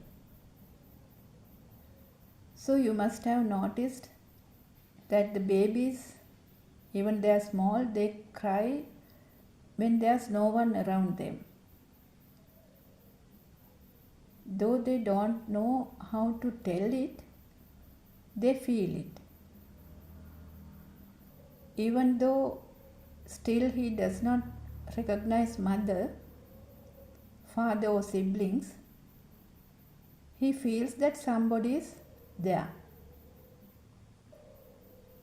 He feels the mother's warmth, feel the sounds, feel the touch, feel the smell. Even though they can't express it, they feel it. The existent feel is there. Later, he recognizes the mother's voice because it comes repeatedly. He recognizes mother's smell, mother's touch, and the shape as well. But still he can't place it, and no names are attached. And later he turns to sides, crawls, sits, stands, and walks without a name. He also looks at colorful objects, sounds, recognizes mother. So when mother leaves the house, the child starts to cry. We have those experiences, isn't it? Some children even have temper tantrums, like screaming, kicking, and shouting. As the language skills has not developed properly, they try to communicate in another way by shouting, kicking, or screaming. So what happens once the child goes to the Montessori? The sounds and colors are introduced. For example, the teacher might show a picture of an apple and say, "This is an apple." So with the sound, the shape and color of the apple, merging with the smell, taste and feel, ditta sutta mutta, combines to create an apple in the mind sensor. Likewise, the sounds are given: table, chair, wall, tree, board, book, pencil, chalk, teacher, mother, father, school, a friend, car. Likewise, all are sounds. And now the world is creating. And not only that, the colors are also introduced: red, blue, yellow, green. So now the apple will become a red apple, car will become a blue car, tree will become a green tree. Now the existent field becomes the alive field. The me who sees the apple is created. Self-perception is created. Me who sees the father, me who sees the teacher, my mother, my sister, my school, all are created. All these are perceptions. So now the duality is created, and I am here who sees the teacher. So now the repeated perceptions, the sounds, gives rise to the wanting to keep them. This is my pencil and my mother. The value comes automatically. He wants to keep it. He gives a value to it. So in Mahanidana Sutra, Lord Buddha has explained it. It's just like a whirlpool which goes around collecting things which is around, it's like absorbing things. So this is our story, how the bhava is created, how the samsaric journey is created,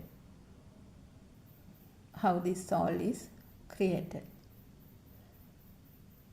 Actually, if you contemplate properly, you will see there is no soul, there is no me.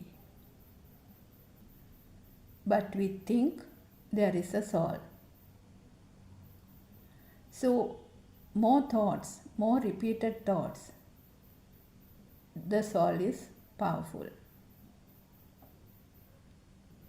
So to know the Trividya or the threefold wisdom, the Pubbe Nivasanusati Jnana, Chuttupapata Jnana and the Ashtaksha Jnana is very, very essential in this path.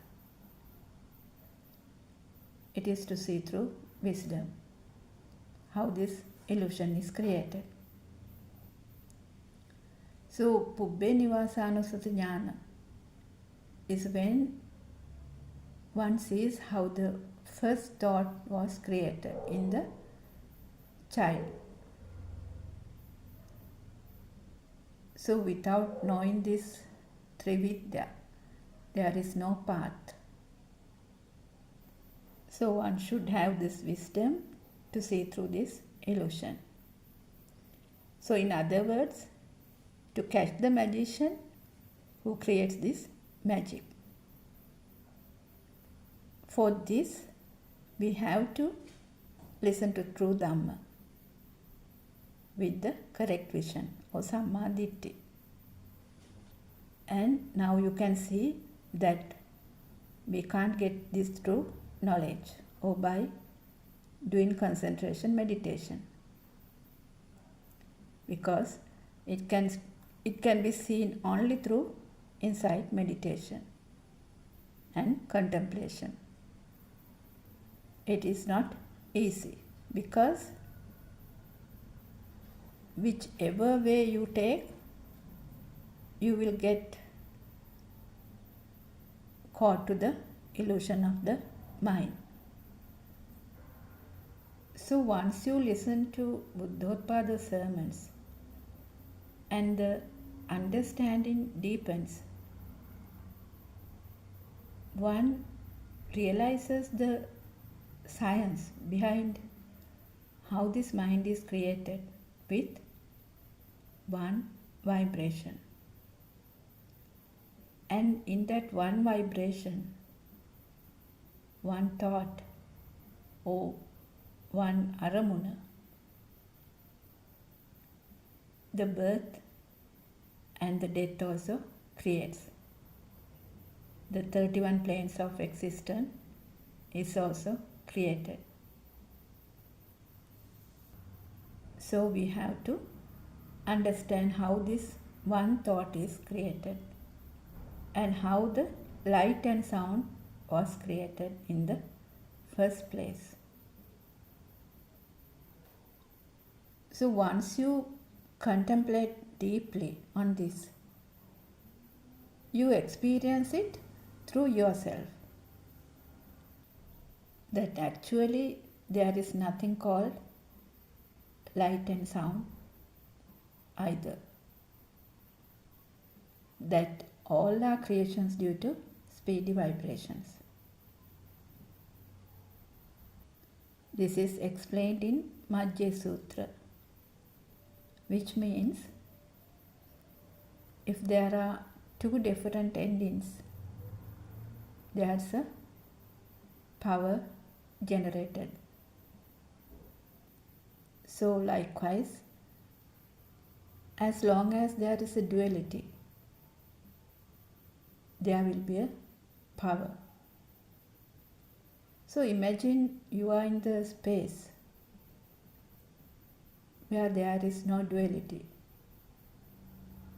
Then you can't place a me. There won't be a name or a form, isn't it?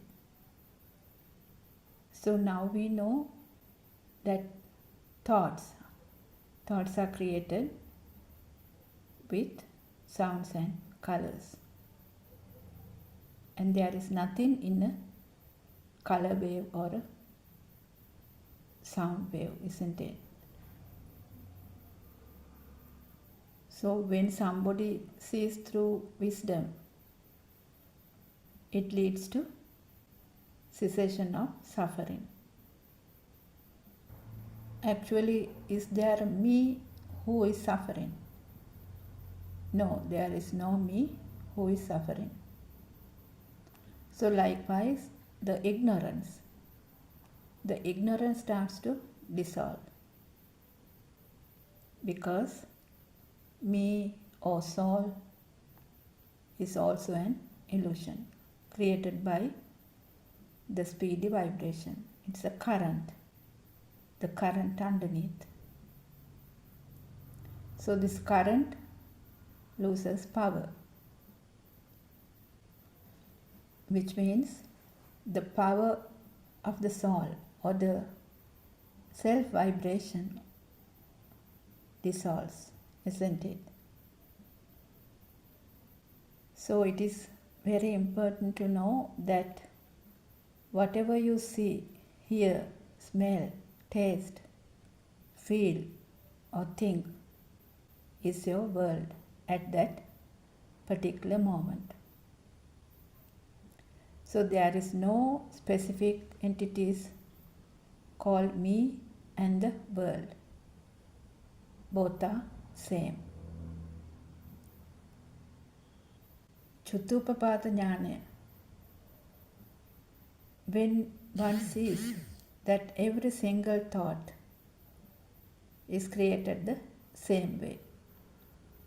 So our noble friend Buddothpado gives this example. You don't have to cut each and every mango to see the inside, because we already know that it is white, isn't it? So the one who is in the path, he will feel that me or the fire within is diminishing little by little.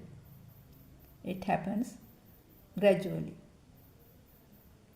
So likewise, every thought is a vibration. Mother, father, sister, car, house, taste, smell, sound. So whatever you name it, all are vibrations. And there is nothing in a vibration. It is just a creation. For example, when you clap, there is a sound, isn't it? But we can't place from where the sound came from. We can't implement the sound, isn't it? So once you know the truth, the self-existence, the existent feeling dissolves. In other words, the defilements, the desire, ill will, hatred, all starts to dissolve, which is the ashraksha jnana, one of the threefold wisdom. It's just like the guideline which shows that one is in the path to liberation. The defilements are fading. So if we take day-to-day life, people run after success. They think whatever they do is not enough. They are driven by desire and thinks it brings happiness. To collect things, collect knowledge, collect trophies, collect memories, collect money, and so on. So what happens? They run with desires, like the deer who runs after the mirage. They have goals, targets, plans, maybe to be better than another one, maybe to maintain a social status, maintain an ego. So always not enough money, not enough power. They want to maintain a powerful lifestyle. So to gain achievements. So they do anything to gain those. Sometimes one country is not enough. So they want another country. So they fight. So with that, getting more and more attachments, desires, ill will, hatred, jealousy, with all that, the suffering. But just look at a bird who flies freely in the sky. They also have a life. They also feel hunger, thirst. But they also eat, they also sleep. They also have a family. But they are free, isn't it? So when there is sunlight, they enjoy the sunlight. When there is rain, they like to sit in a branch. So the raindrops fall into the feathers, isn't it? They don't trouble anyone. They live in that moment happily. They live with the feel. So they feed them, the little birds, and let them fly away when they are grown up, isn't it? But in humans, even if they are grown up, they used to look after them. No freedom.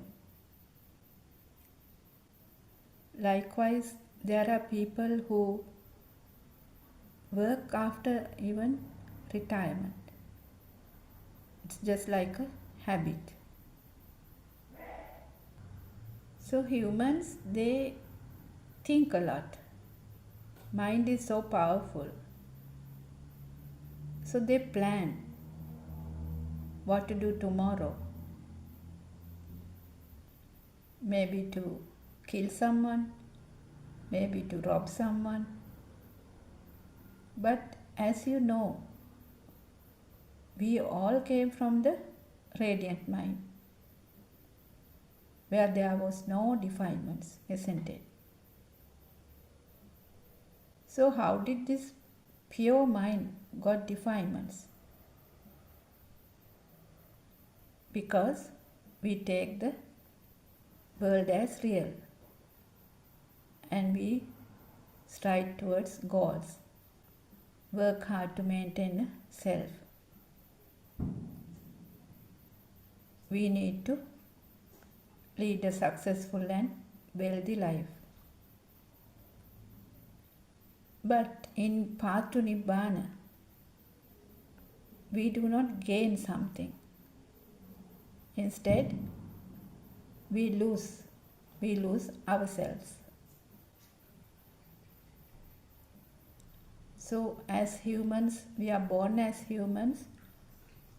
Actually, we were like given a chance to understand this, understand the system, understand that there was never a me. From the beginning, there was never a me. It is just a system. So only few people understand this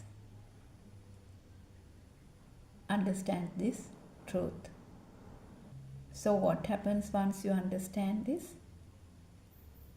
The illusion of self starts to dissolve. So if one sees that Nibbana is within us, it is the real success. It's the real success in life. It's a system. The senses were working since birth. There is no me anywhere. Senses are working. Eye, ear, nose, tongue, body, and mind. If your eyes are open, obviously you will see. So because you have ears, you will hear. As you have a nose, you will smell. Likewise, you have a tongue and a body, you will feel the taste and hot and cold. So you have a mind, its action is to think. All these are natural phenomena and happens due to speedy vibration. Nobody is doing that. But you feel as if you are living. It's also a perception, an illusion. So as long as this existent feeling is there, which came through the zygote vibration, the alive field will be created, just like the two sides of a coin. So as long as the alive feeling is there, there is a death. So it is very, very essential to understand this system, the senses, and see that there is actually no self. So this self, the illusionary self, is created once the mind sense was created and the duality was created. So there's only one way to Nibbana, that is to see the truth in this thought, Aramune Satya Dakima, and see that there is nothing in a thought. So someone is searching to end the suffering. This is the only way to see the truth.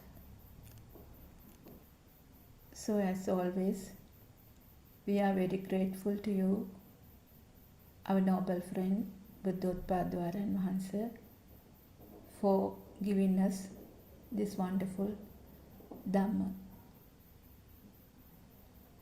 Theruvan Saranai Aran Wahanse, may I pay homage at your feet. Theruvan Saranai everyone.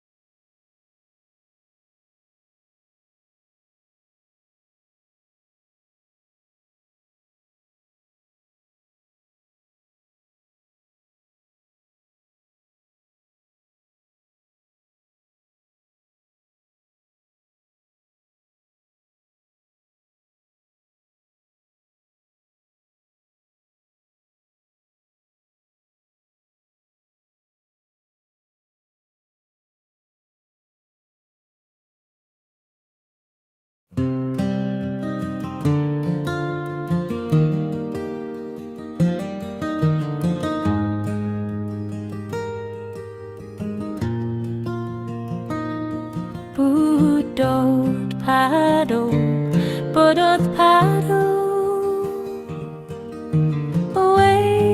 awakening in silence deep. Buddothpado, Buddothpado, where the mind no longer sleeps. Buddothpado, Buddothpado, breath is soft and flowing free. Buddothpado, Buddothpado, no self-remembrance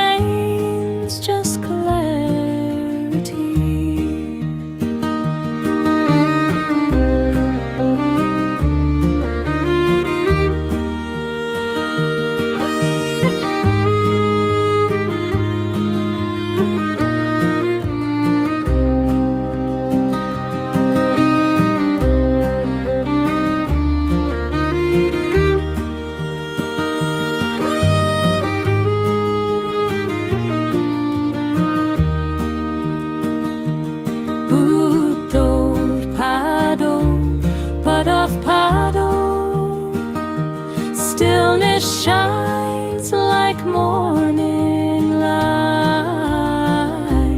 Buddothpado, Buddothpado, truth appears beyond sight. Buddothpado, Buddothpado, Buddothpado, Buddothpado, awakening, awakening, Buddothpado.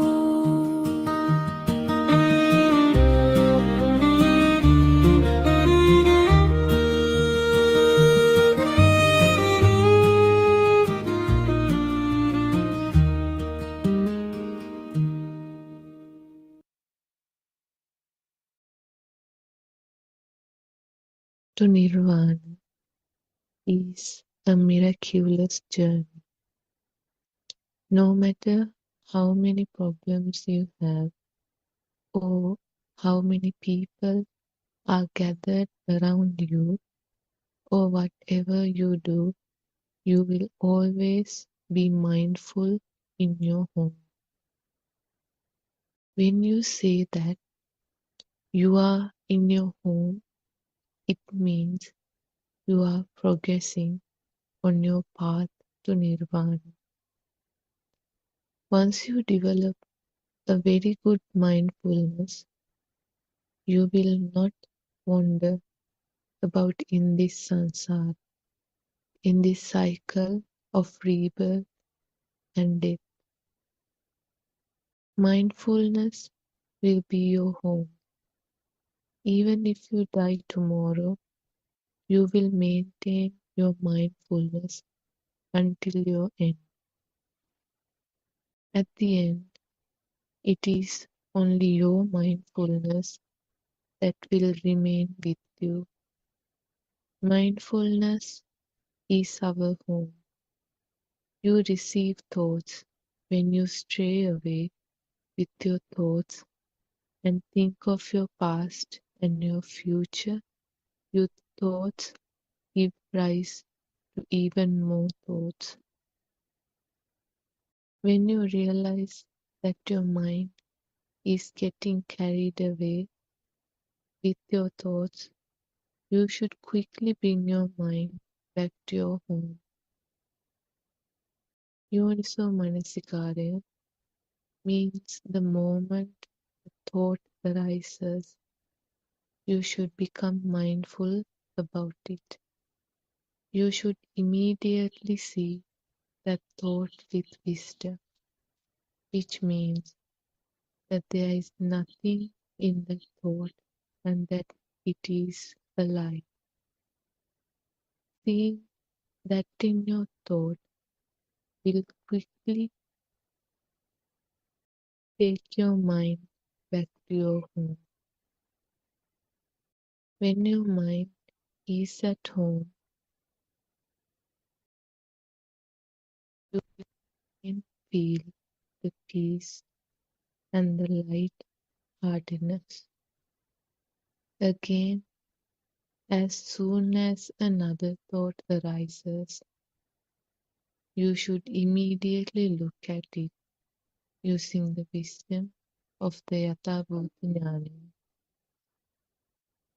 This wisdom is that you look at the thought and see that the outside does not exist, that it is only a thought. Then you also see that even the thought does not exist. The thought too is a lie. Then after seeing the thought with awareness and wisdom, you must bring back your mind back to your home and stay home.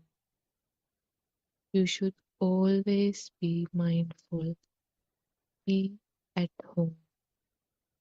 When you are always mindful, it can be described as a samadhi. There was everybody.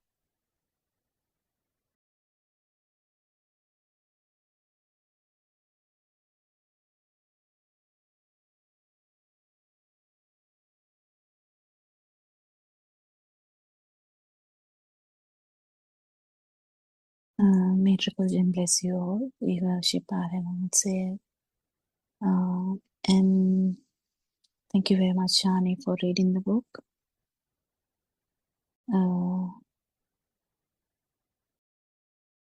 We will start the discussion.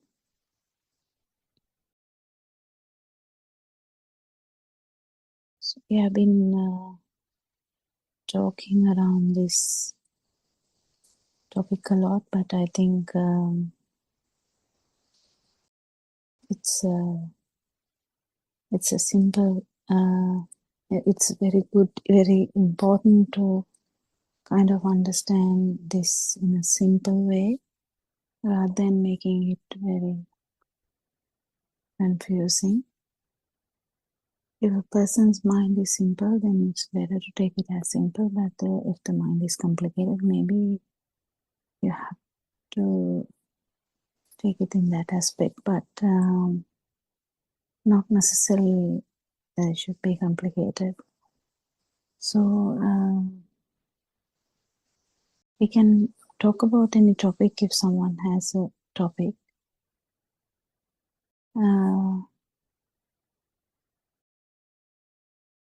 You can bring up a question if you like to.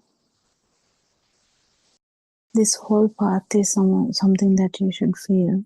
When we say, when you know this whole thing, something, the production of the system or the sensory organs.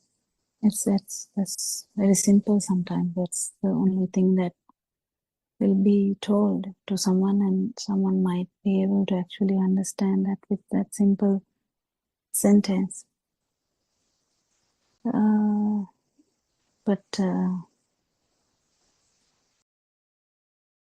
it's difficult for us because we have so much data in our system, and we put it here and there and try and compare and see which one is correct. The one I knew before is the correct, or the one I know now is the correct, or what I am going to know in future is the correct thing. Actually, none of these things are correct, but they are all thoughts.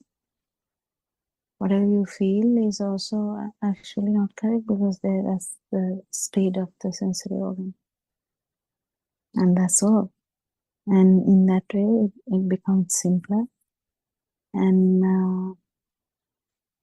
in that way, the Dhamma won't stress you, because Dhamma actually shouldn't be stressing you, because Dhamma is no self-Dhamma. Dhamma is explaining how the thoughts are not actually real, and how they are manifestations, and how the feel is just a manifestation of sensory function. It can be the 5 sensory function, or even the mind. Mind has very different outcomes, emotions, happiness, sadness,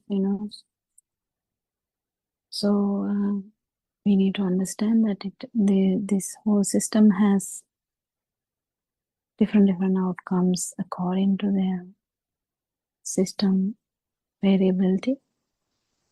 So it doesn't necessarily matter which system or which sensory organ. It's just understanding. It's just a manifestation. So if you're feeling something, it's actually the manifestation which has become a thing to you.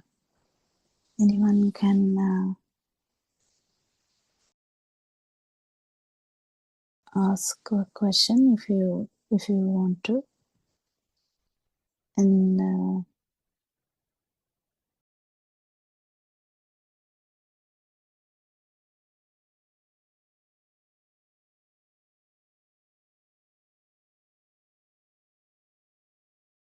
or anyone can join in.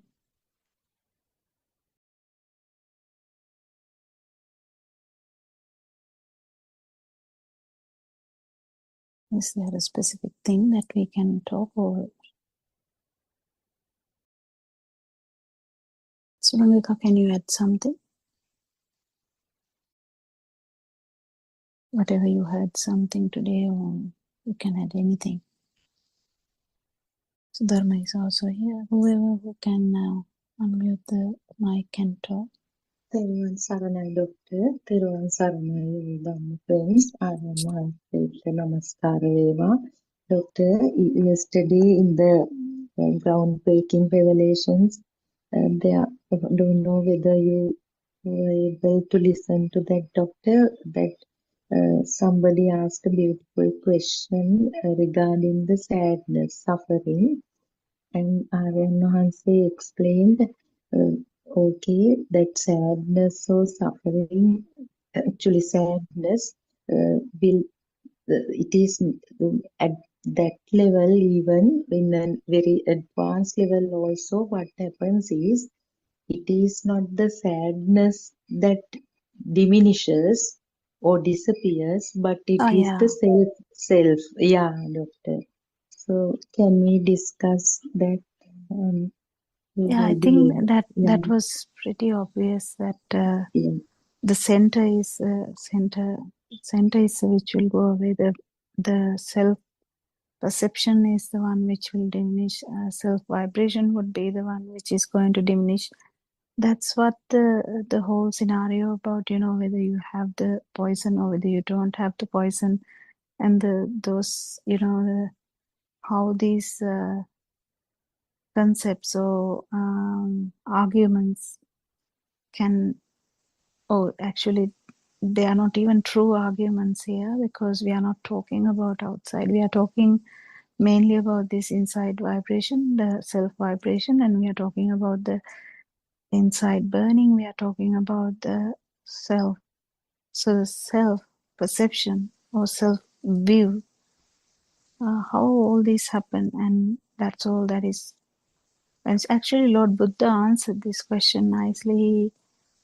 Someone asked that question, not someone, actually I think it's the same mind question, because it's a Mara, but it was asked that, Lord Buddha, are you feeling sad now?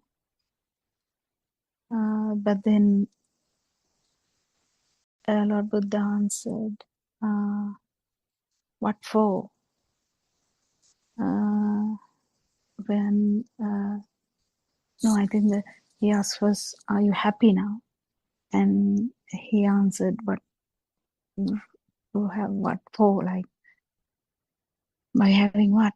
And then I think next question was, are you sad then?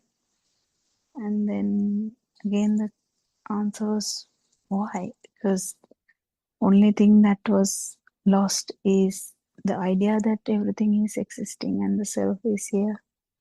So it's a beautiful example actually that gives us idea about this, how this system works. So if that's the whole thing. What actually finally dissolves is the vibration here, not anywhere, any other vibration. So you will see things as normal, you will hear things as normal, you will feel things as normal, but there won't be any burning. So what has dissolved is only this self vibration or the self burning. So yeah, I think it's very beautiful, and the main specifically this mind sense is difficult because we can even relate to when we started discussing when Joel joined us, Joel asked actually I so we can say I'm not happy. So how does that happen, So whether the happiness has an owner, whether the sadness has an owner. Is it I am sad, or is it's mind sensitive? So that is very difficult, even though we tell it. We can tell it by another thought, you can keep telling, yeah, the sadness is not yours, sadness is the mind sensor, sadness is not yours, sadness is the mind sensor. You can keep telling. So the keep telling part is okay, but actually this is going to be valid if you actually understand this Dhamma properly. Then you don't have to actually keep thinking about that, because originally whatever you feel, you don't actually put into the idea of self. You know, there's some burning happening, but it's not you burning. So that when center dissolves, you still have these sensory sensor functions of the mind sensor, the happiness, sadness, but there's a specific feel that it's not actually it's not felt here. So yeah, that's the basic thing. I could say, can you add something, Suranka?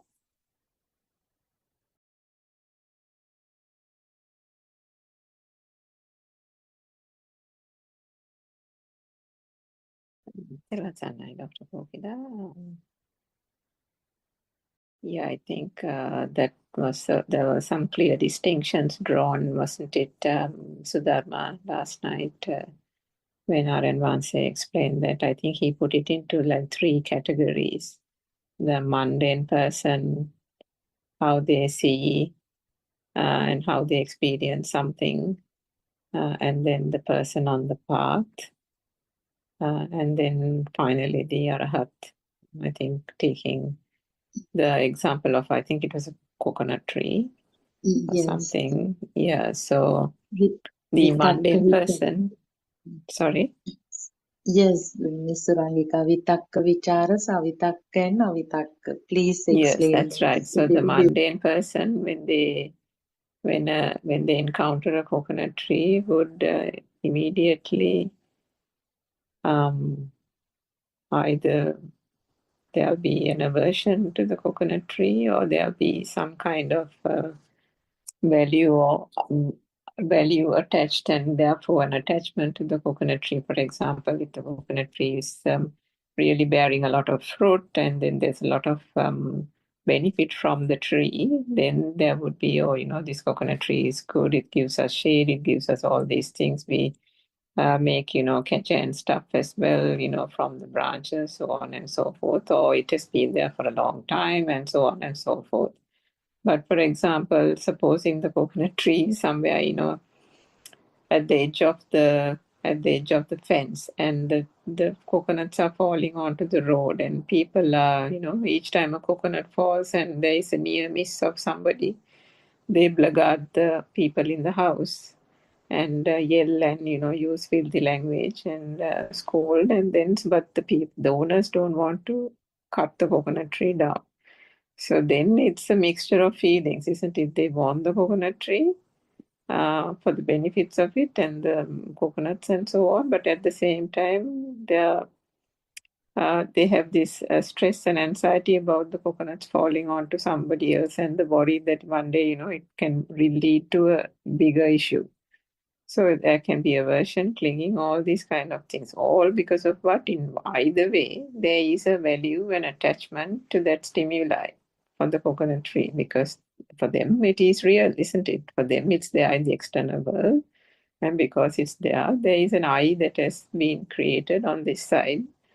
And so as a result, the entire duality and the experience, the sensations, the emotions, everything arises, including the burning, the heaviness, and so on. So that was the vitakka, the active thinking and ruminating about it with an external object becoming a reality. But then the person on the path, or the follower of the truth, would still experience or encounter the coconut tree, but understanding the true Dhamma, would know that there is no such thing as a coconut tree. It's all a perception through the sensory perceptions, a manifestation due to the vibration, as Dr. Pokita said. And therefore, but still, at that point, there is an active reflection, isn't it? What you said as Savitaka is the active reflection point. Even if you put it into the first stage and the second stage of points of stages of contemplation, the follower can think there's no such thing. What is coming across is just a shape, and this is only arising in the eye, and that there is no such thing as a coconut tree. It is the mind that says that it is a coconut tree. And then even if in the second stage, they can still be in the process of still understanding that this is a thought, and what is in the thought, just perceptions only, because that itself can be quite challenging. So there are quite a few. It's a protracted process even in that second stage of the ones on the path, because it can be different at different stages where the understanding is. But finally, with the case of the Arahat, with the fully awakened ones, the perceptions are still perceptions. The coconut tree will still be a coconut tree in terms of encountering it. I mean, it doesn't turn into a shape, just an abstract shape or anything like that. For the Arahat, it's also still a coconut tree, because everything is seen in the same way as before. The perceptions arise in the same way as before. But there is no burning, because the self-view is gone, because the stimuli doesn't become real. But I think that the complex point that R.N. Vansi was trying to say in terms of sadness was that there can be traits in each system. We call these systems, different systems, right? From the various experiences that have been perceived from childhood days, even from the zygote level, isn't it?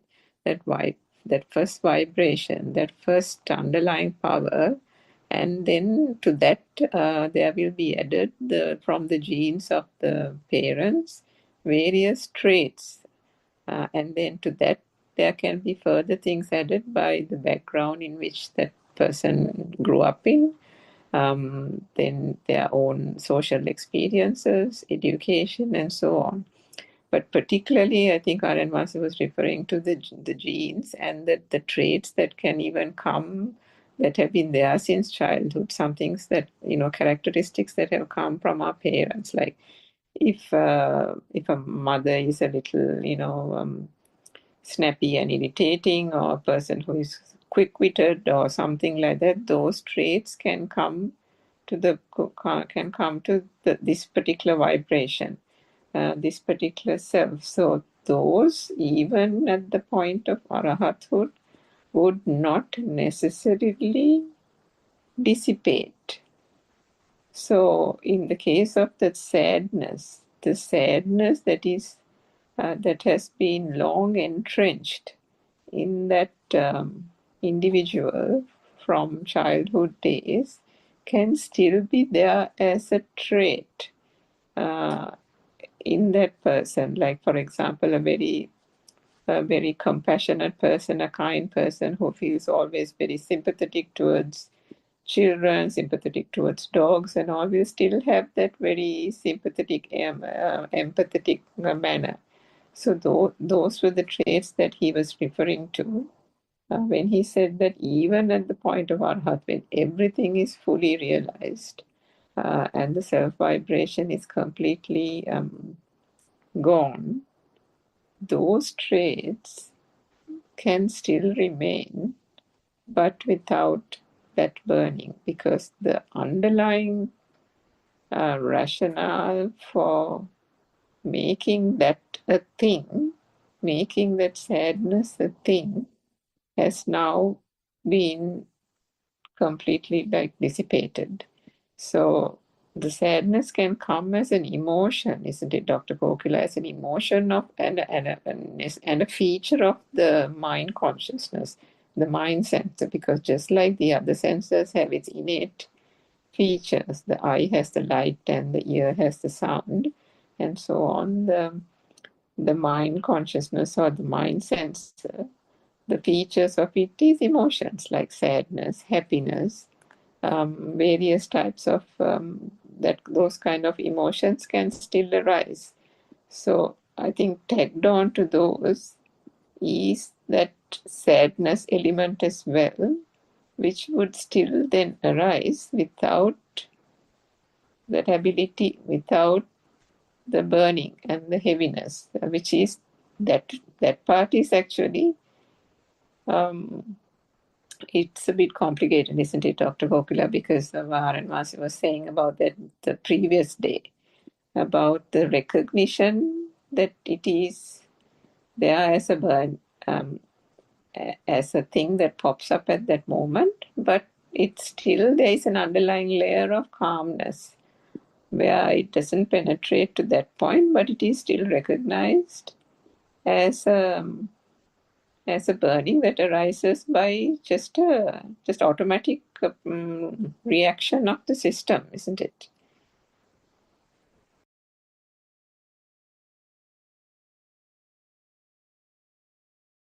Maybe Dr. Gokula can elaborate on that a bit more.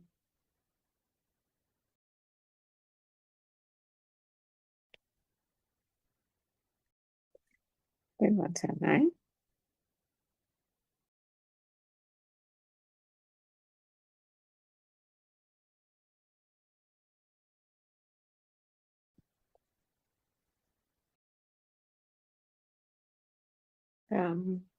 Can you hear me, Sudhamma? Yes, Miss Surangika, but Dr. Kokila is Yeah, she's also got. Dr. Gokula, your mic is on mute. Oh yeah, sorry. BBC. Sorry. Sorry, actually. So yeah, it was so beautiful. I think it is getting very clear to everyone how mind sensor work, how other sensory organs work. Yeah, if we can take it in simple way, it is much easier to understand. And mind sensor has so many emotional aspects and hormonal aspects also are joined to that.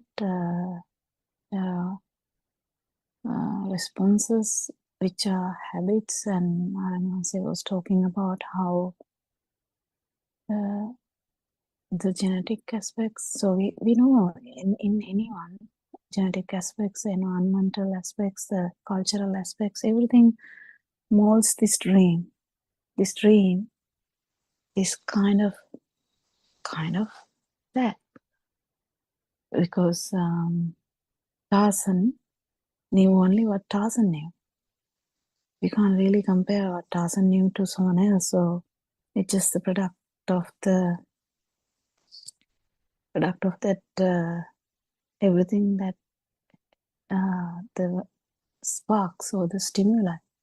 So stimuli are actually molded by my everything. Surrounding means himself. It's the him. So it is very beautiful to understand, and this is kind of Dhamma that he was trying to say to people who have listened to Dhamma for a long time, who are still struggling, thinking that this sense of functions are me, kind of when there is bit of emotions that it is me. That is the thing that is very, very nice, because we are used to think that I felt sad, or I felt this, that, I felt happy, or happy. I felt elated, or I felt depressed in that sense. So it's everything is linked with I. Everything happens to I. So when the I is not there, actually the features are there, but without any power. That is the most important thing. Was there anything specific? Because I missed that last bit. Actually, my concentration. So with that, Dr. Kokila, it is obvious that it is the angle of a person that changes finally, no? Now, first it's the self angle, or Angle, finally but it's the the person has to feel it too, Yes. because the self-perception is a feel. Yes. There's a duality. You feel it. You feel that it's happening here, and this no self-perception, or it's not an imperception, but absence of self-perception is also new normal. It's a feel too. So it's very important to take it from the feel side, not the thinking side. Yeah. When we think about it, it comes as another factor. Even the no self angle will come as a factor, like a data, like something we study, like medical jargon we study like that. So it will come as a factor, but the factor is not the important thing. The change of this feel to the non-burning. Burning is something you feel, and non-burning also. It's not a new vibration, it's just absence of burning. Isn't it? Yeah, that's an important thing. Connected to that, Dr. Kokila, I was listening to a related talk today. In that, I think there were two mothers who had given some of their experiences there, and once I was explaining that even if one gets that burning through like pure habit, and that doesn't become a thing, the burning itself doesn't become a thing, but in that instance or later on, if that person then realizes that, that burning, it was amazing that burning didn't become a thing, and tries to get some satisfaction out of it, then that is where the self-perception is. Yeah. It It becomes is so so tricky. complicated, isn't it? Yeah, but the thing is, feel is not complicated. It's the thoughts which complicates you. It's the thoughts true. that,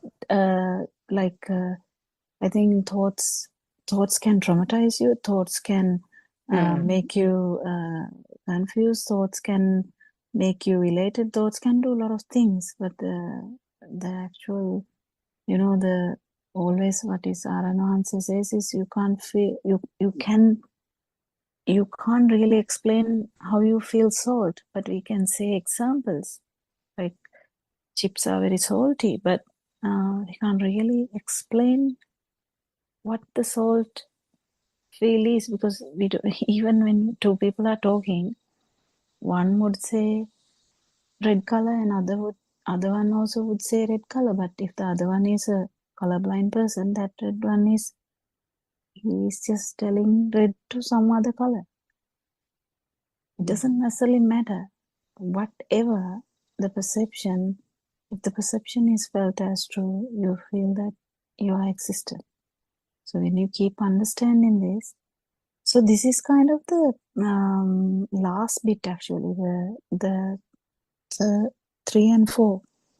So the 3 is kind of everything is the sensory organ vibrations.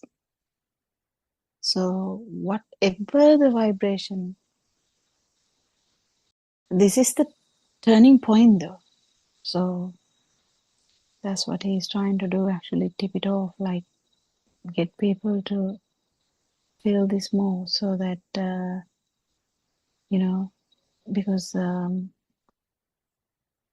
it's very easy for someone who has listened to Dhamma for a long time to keep thinking about that, I got some burning, oh, that's me. Oh, I got some burning, that's me. But it is easy for us to correct them. But if someone comes directly and say, I'm so happy I don't feel me anymore, then that becomes a tricky part now, because a lot of the time they will listen to only RMRC, and then they have to be told very sternly by RMRC who is then boasting now, who is so, you know, entertaining this idea. So the thing is, entertainment of the thought is not there, or entertainment of the burning is also not there. That is very tricky. So you can really understand simple stuff, you know. I'm not entertaining the taste, but then when you think about something like Entertaining the burning. entertaining the burning, actually it happens, you know. Yeah. People entertain the burning, and their life become centered around the Centered burning. around the burning, exactly. Yeah, that's a habit. Again, that's a habit. So we see this trend a lot. And then they kind of live in that pattern, and their life becomes that. Dr. Kokila, Arya Mahasi always mentions people entertain suffering. Yeah, 100%. That's Yeah, because of the yeah. ignorance pattern. It's a habit.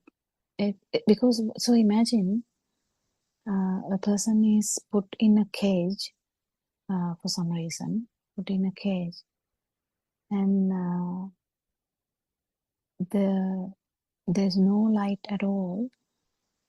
That person might start even entertaining that darkness. That's how this self-vibration is going to survive. Because the self-vibration is for survival, like it is surviving, the next one. So it will be dark, complete darkness now. But even that darkness, it becomes okay now, because its system knows that it will be dark forever. But even that, the darkness, it becomes the center now, because that's how it is. That's how tricky it is also, you know. What Aranwan is telling sometimes, you know, someone who is actually going in the path also can get trapped here and there. It is very true, because you feel so light and you start liking the light feeling. So it's trapping again. So if that's the importance of noble friend,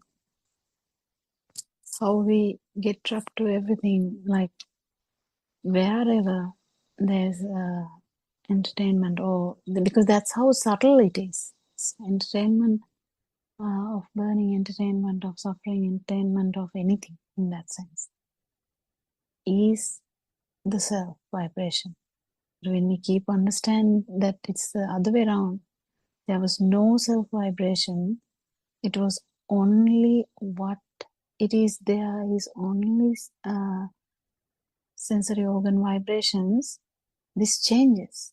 It completely changes, because imagine someone is in the cage, and when someone understands it's only the function of the eye that you see the darkness, what's the big deal? It's the dark or the light.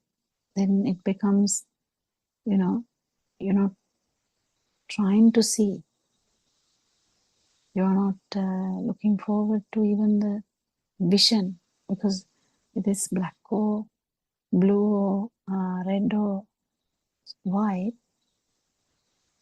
There's even a feel, you know, entertaining of seeing, because that's how subtle it becomes. So the self vibration hides everywhere. Kind of, it's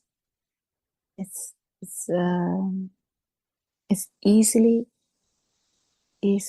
hiding, easily lost, I would say. So that the wisdom and the super awareness will not be able to catch. That's how it is. It is fine though, because with the help of the noble friend, you will definitely understand that whatever the entertainment, it is a self vibration. In the other way around, when you are trying to turn it over completely. It is the point actually where you will actually feel the non-vibration. This is the trickiest part, no, feeling the non-vibration. To feel the non-vibration, this has to turn, complete turnover. It's only the sensor function. So it can be the mind sensor, it can be the, whatever the system, what do you have other than the system? Nothing. Is there anything else? That was the belief. That was the view that there's me hidden somewhere. That was really nicely explained by Lord Buddha, Try and, even Narayan once tells it very nicely, try and find out who you are. If I take Surangika as an example, is Surangika the name Surangika, or is Surangika's body, or is Surangika's mind system, or is Surangika in the eye? Is Surangika in the eye socket, or the function of the seeing? Or is Surangika inside the actual organ of the ear, or actually the function of seeing? Or is anywhere is Surangika is? At the end, there's no Surangika, that's the thing. But to keep understanding that the mental formations are really tricky, and the sense of function of the mind is also very tricky. And also, there are responses that is not even attached to the sensor function. We have discussed this.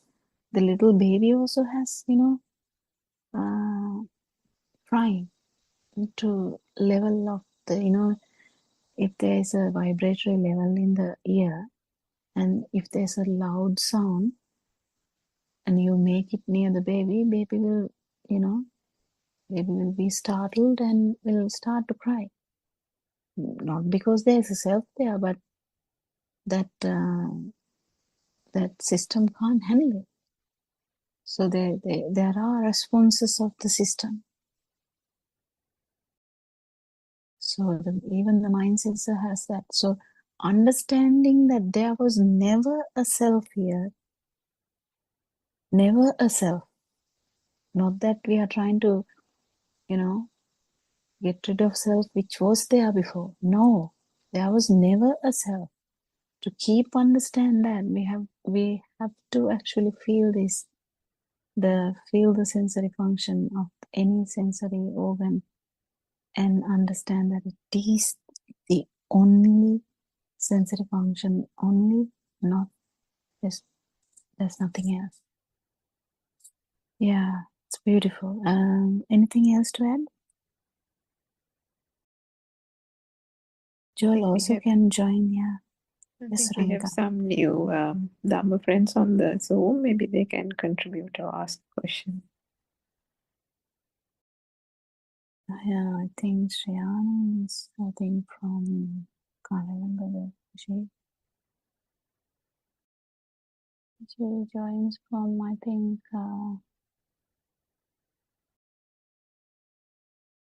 Middle Eastern country, isn't it? I can't remember now. Oh, yeah. I don't know whether she's here to talk or just listen. I have seen she come into every Zoom meeting most of the time if she can. Yeah, if Shriyani would like to talk, she can talk. And is there any question, Joe?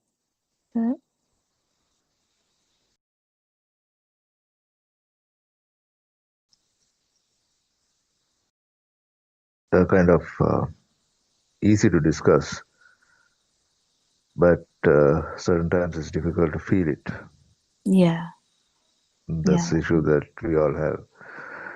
When we discuss it, it's very easy and it's very smooth, soothing, and it gets into your mind, and you feel like, oh my God, wow. But after the discussion is over, feeling it is a bit, this self-perception comes here and there. Yeah, that's So, normal. That's normal. That's very normal. It doesn't happen overnight.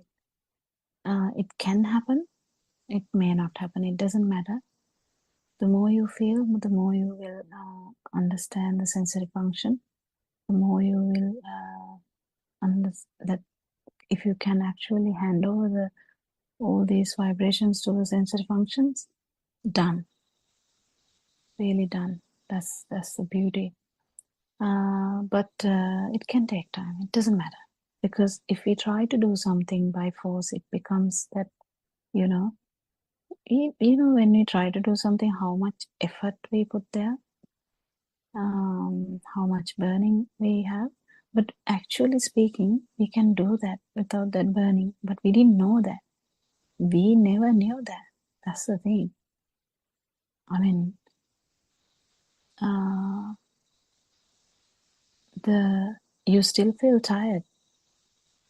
You know, I physically feel tired now.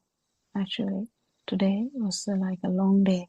So, but well, it's not a big deal. But the body is tired. So that's like that. Like there can be problems, but it's okay, kind of thing. Yeah, but the no self angle is very important, because even to normal people, if we say it's okay to be sad, they also keep staring at you and they feel it. Even just those few words. If we say to her, like, they have never heard Dhamma, nothing. But, you just say, it's okay to be sad. They kind of feel it, and they kind of look at you with disbelief sometimes. But then the real message is behind this eternal happiness, or kind of which will be there forever, is coming from the no self angle. Because temporarily you can feel happy, temporarily you can be sad, whatever, it's keep changing. But understanding that there is no doer here, or there is no person who feels it or entertains it, is the beauty. So it releases everything. So there will be sensation, there will be happiness or sadness, there will be tiredness, there will be, of course, problems. Life is never problemless. If every day there is a problem. So yeah, problems are there. So what? Are you trying to do something about them? Yeah, if you can do something, it's fine. But the self angle is the killer, the actual problematic thing. Even understanding this is beautiful, Joel. So don't worry. Even understanding, because you could feel it initially. Definitely you felt it before. So kind of you felt it, when you initially listened to that. So it is going to be there in the back of your system. This thing is going to be there. So it's easy to feel it. Hand over all the suffering to the sensory organs. Actually, when we say this becomes artificial. But actually, if it happens, that's the experience. It's beautiful. So that's what Aranwanse is trying to actually get everyone to feel. So yeah, anything else?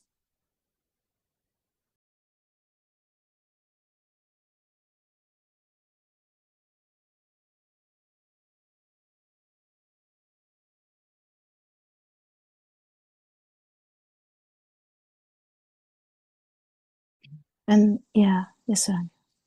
And as Aryan Mahansa says, tuning into these discussions means that there is more, or there's less vibration and more non-vibration, isn't it?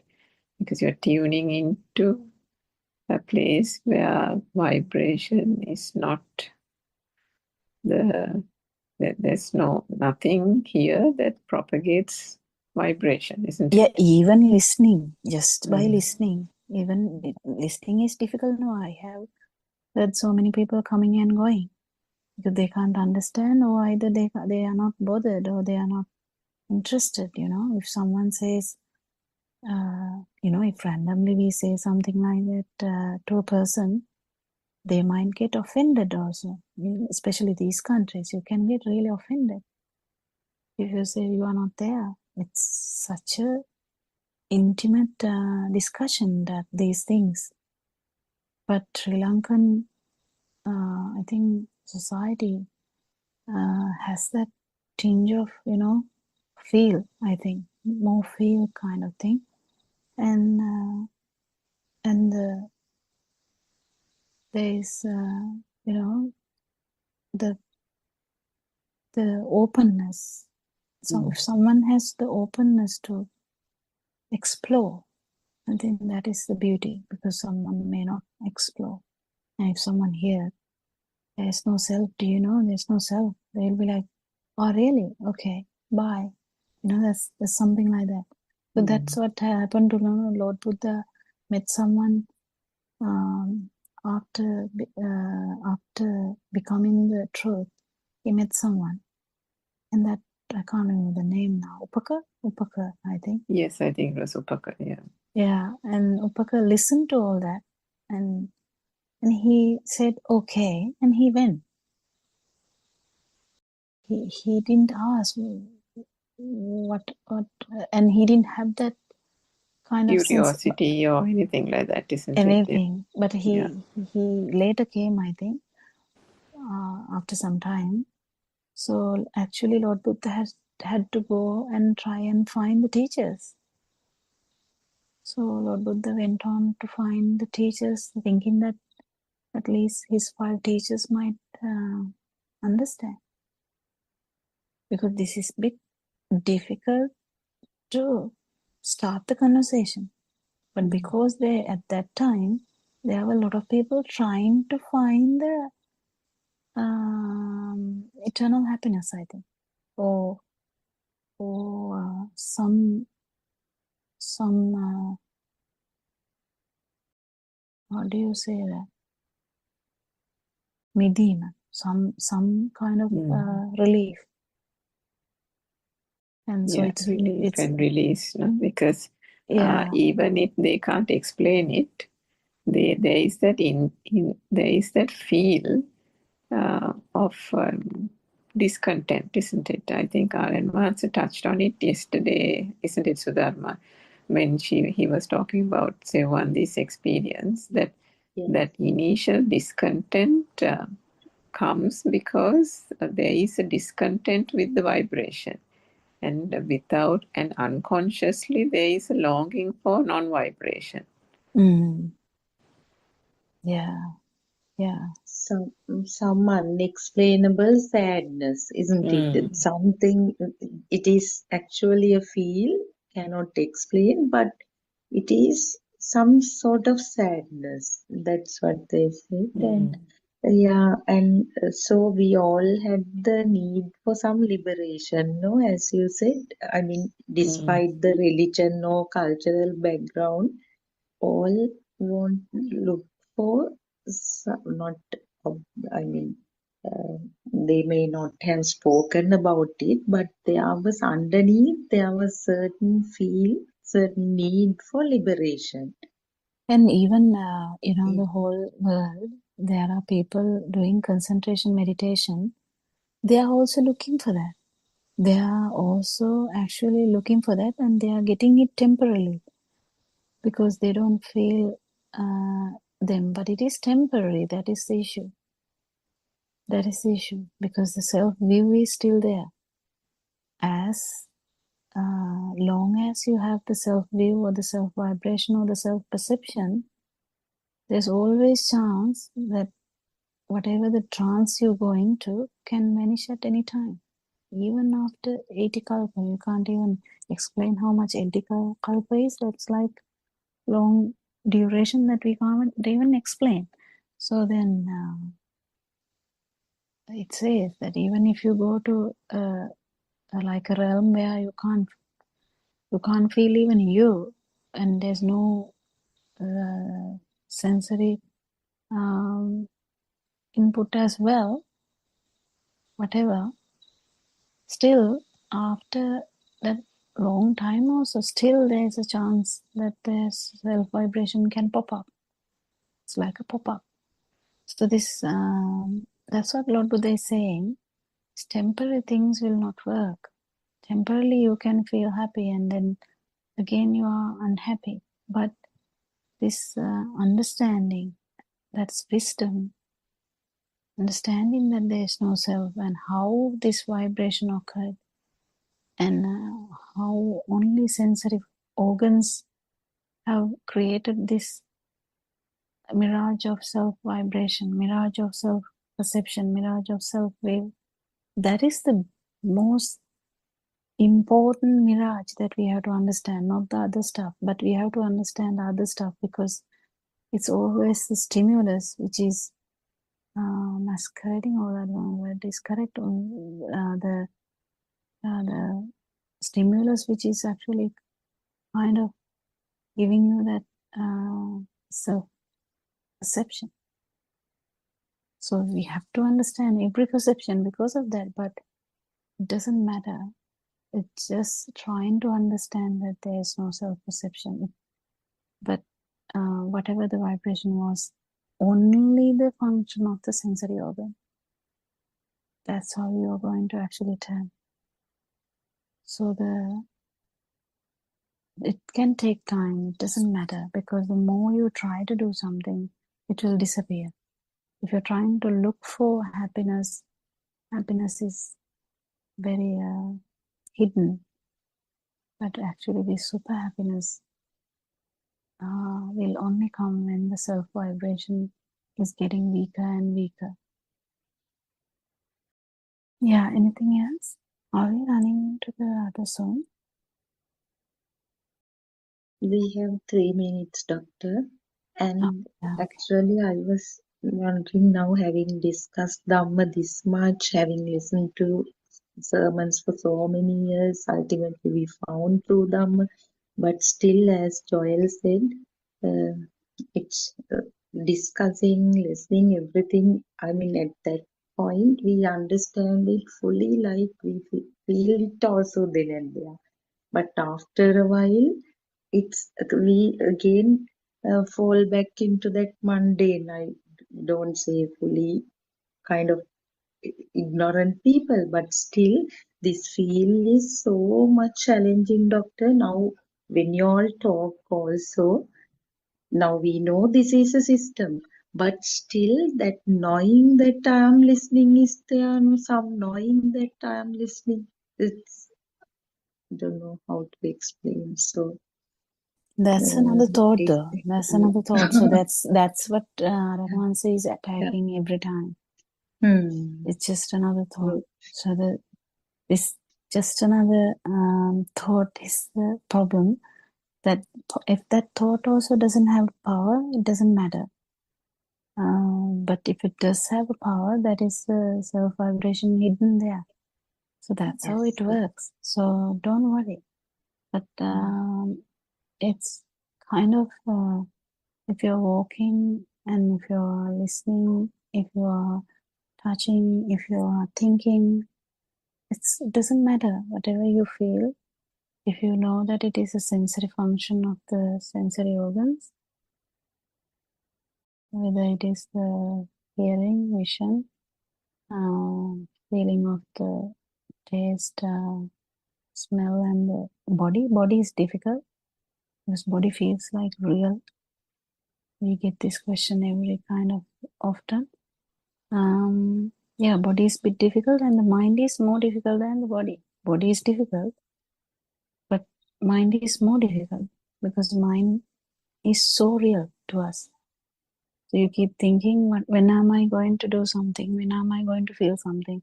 And you're trying to watch for a new feel. That's the problem. This is different. This is actually an absence of the feel that you have now. So that's not a new feel. That's the thing. So keep looking is not the thing. Just feel whatever you're feeling now. That is the function of the sensory organ. That's all. That's the third and fourth. That's the third and fourth. Well, I think might have to hand over the Zoom discussion to 4 o'clock Zoom. So we worship Paranwanse for his noble guidance and noble friendship.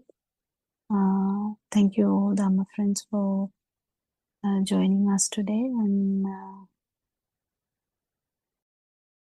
may Triple Gem bless you all. තෙරුවන් සරණයි doctor. තෙරුවන් සරණයි ධම්ම friends. හදන්න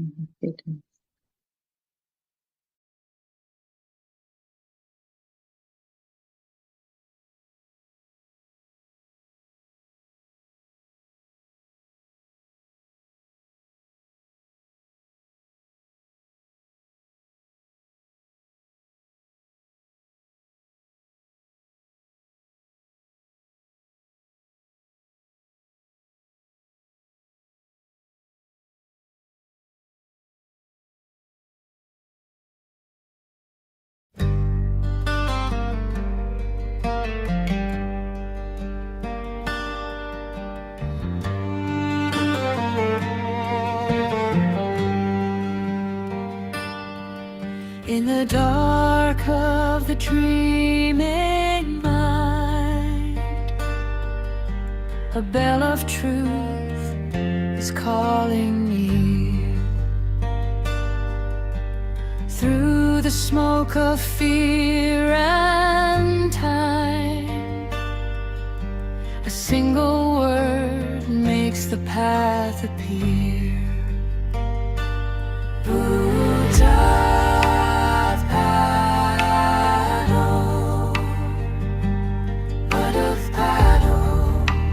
Buddothpado. It's time to rise. Open your eyes, break through the night of lies. It's time for Nibbana within. Buddothpado, Buddothpado. Let awakening begin.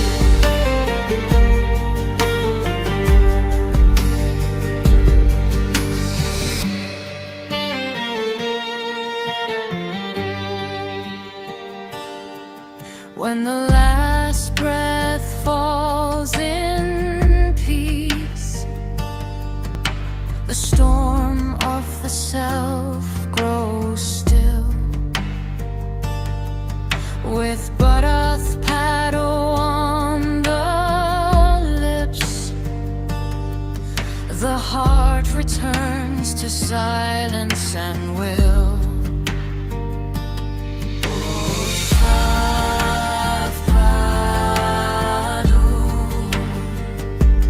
Buddothpado, Buddothpado. It's time to rise. Open your eyes, break through the night of lies. It's time for Nibbana within. Buddothpado, Buddothpado. Let awakening begin.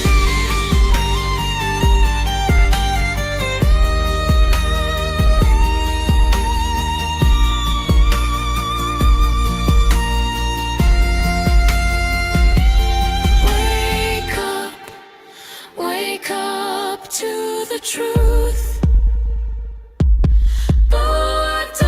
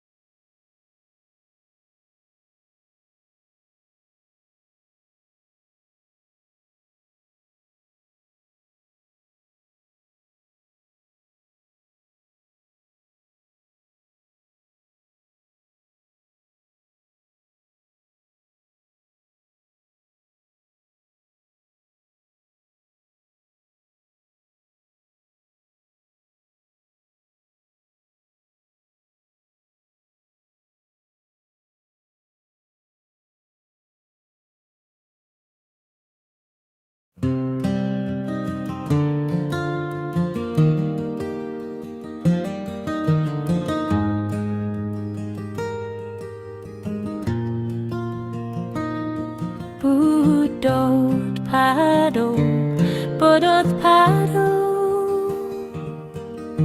awakening in silence deep. Buddothpado, Buddothpado, where the mind no longer sleeps. Buddothpado, Buddothpado, breath is soft and flowing free. Buddothpado, Buddothpado, no self remains, just clarity.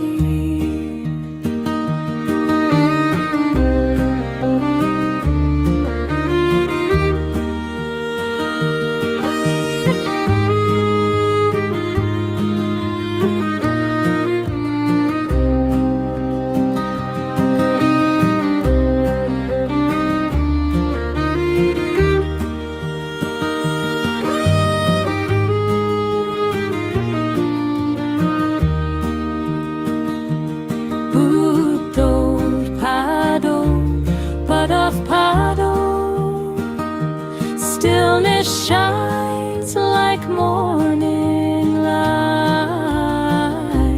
Buddothpado, Buddothpado, truth appears beyond sight. Buddothpado, Buddothpado, Buddothpado, Buddothpado, awakening, awakening.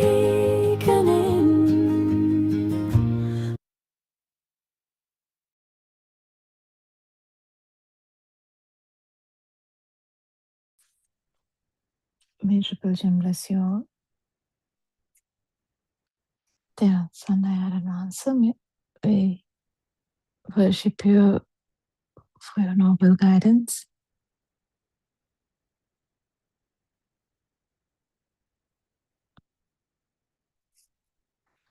Thank you everyone for joining Buddothpado, the PeoTV. This has a discussion session at in Sri Lankan time from 3 p.m. to 5 p.m.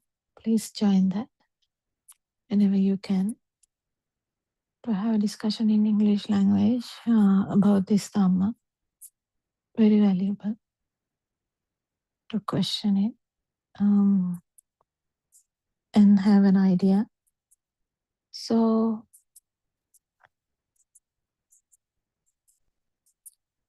Buddothpado, the PeoTV has 24/7 English Zoom sermons. All the Dhamma friends try to explain Dhamma in whatever the way they understand, which is great, to the level they feel, and beyond also. So we talk about this no self angle every day. You have to understand that this Dhamma can't, like Dhamma should be fully realized to understand that there is no self. Self-thought is actually not true. When we say self-thought is actually not true, the chair can't be true either. So all the thoughts come into one section. All the thoughts are not true. So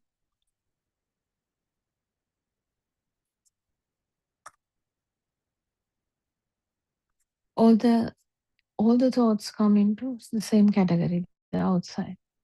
So chair is a very famous example. That's why we take the chair. But mother, father, brother, sister, bat, ball, wood, milk, school, friend, book, pen, child's world start to happen. That's the child's world, the bubble of mind. So this, as soon as sound wave and the light wave come together, there is a mind wave. And this mind wave is actually like a vibration, like a wave, which becomes, which we feel like we are trapped inside that, because it is such a true,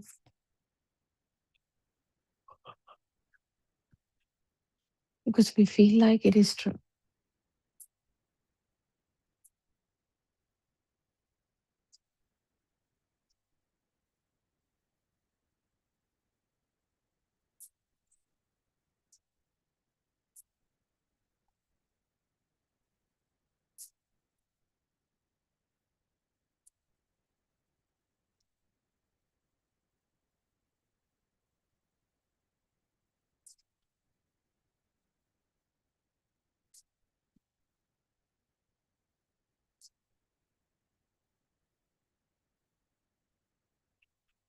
So the thought, because the outside has already become very full of thoughts, right? As I said in the beginning, the if you look at around this living room, because I'm in the living room at the moment, I can say that I'm in the living room. It's not actually true, but we can say that, right? Yeah, to give an idea. So even the word I'm in the living room and the things around me are, you can keep saying, right? The city, the tea, the table, the chairs. You can keep saying these things, right?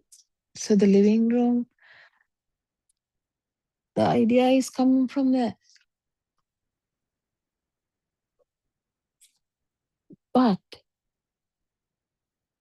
see, if you are in the mind bubble, usually you can understand how these things come true. These things are really true to you, true to anyone before listening to them. Everything looks very real.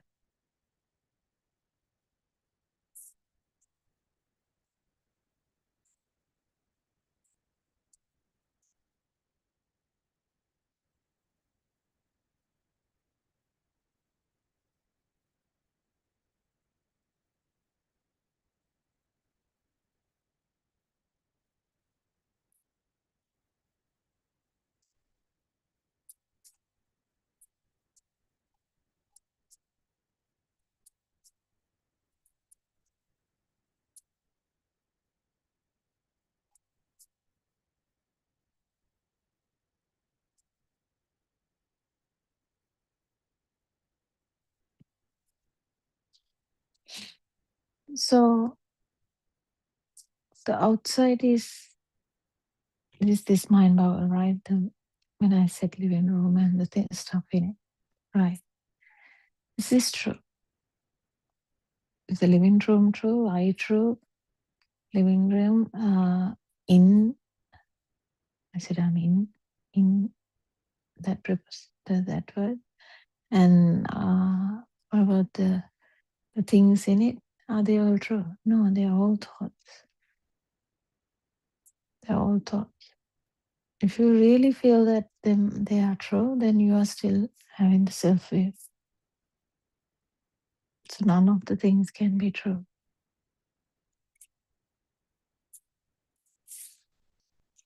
Once you fully realize this, that none of the things are true, what happens?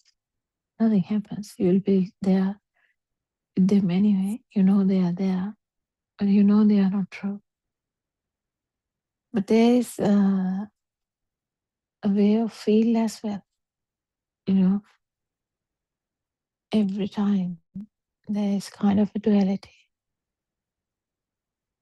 You felt as outside, always there was inside. But if the actual chair is not there, is there duality? No. But then it comes to the power. Then what power you're feeling? When the both sides are gone, when the duality is gone, then you come to the actual feel. In the sense, actual the consciousness as such.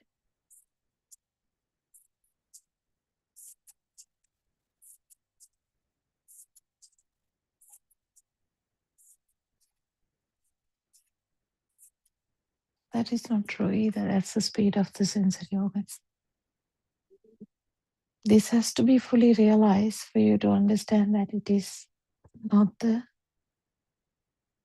there is never a self. This I feel is not there when stimuli is not a thing. Because stimuli has several layers.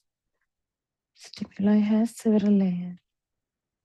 Outside, you feel it as outside, you feel it as inside, you feel it as the alive field.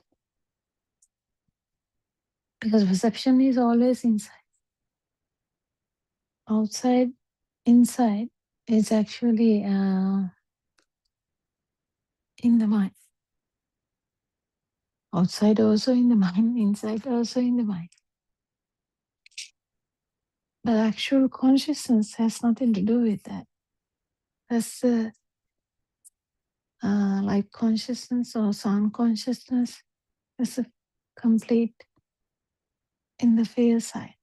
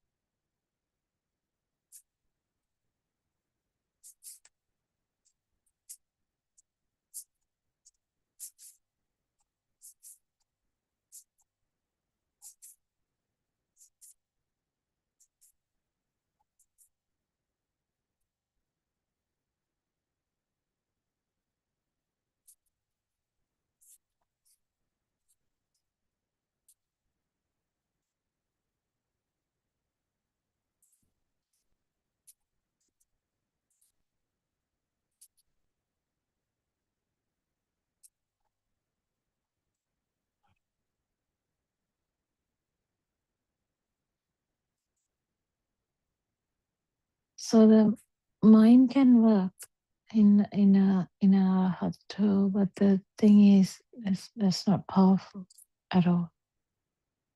But that should be an like a output of a long path. You can't just say, "Oh, okay, I know Dhamma now. I don't. I feel so good." And you can't just say that. You have to know what your power is and know that the power is gone.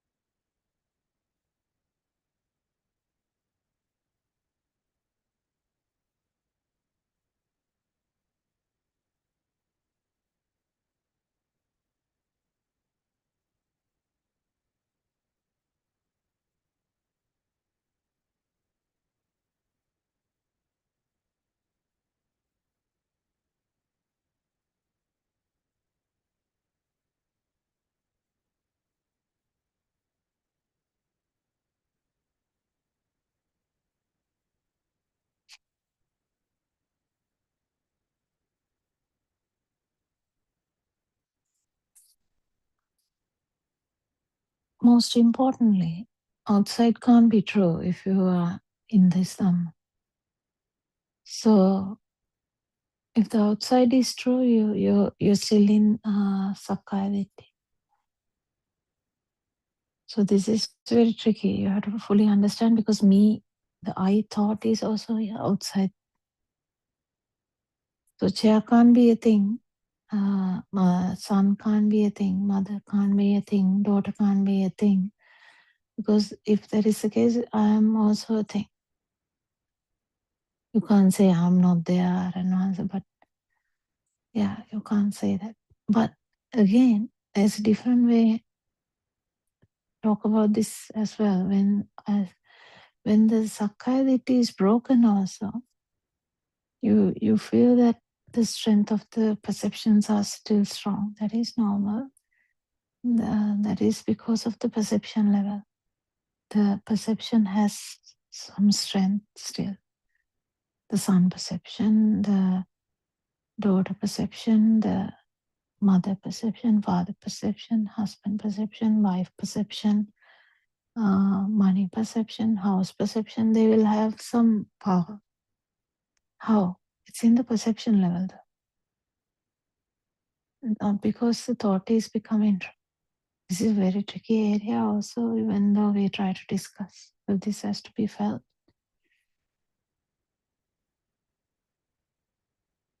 You're 100% fully aware that they are not outside, but still the perception has some power.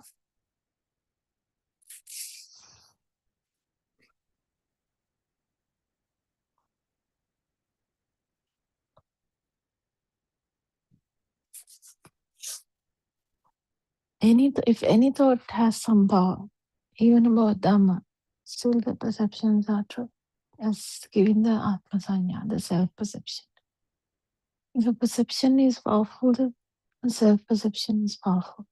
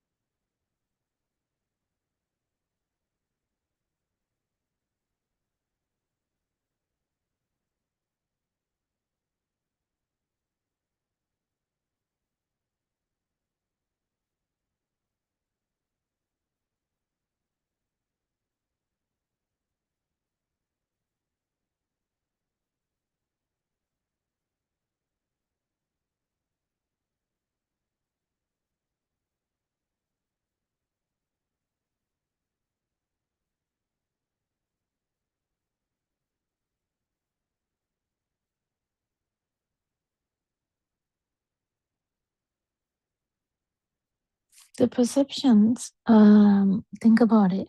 So the perceptions, the mind side, is that true?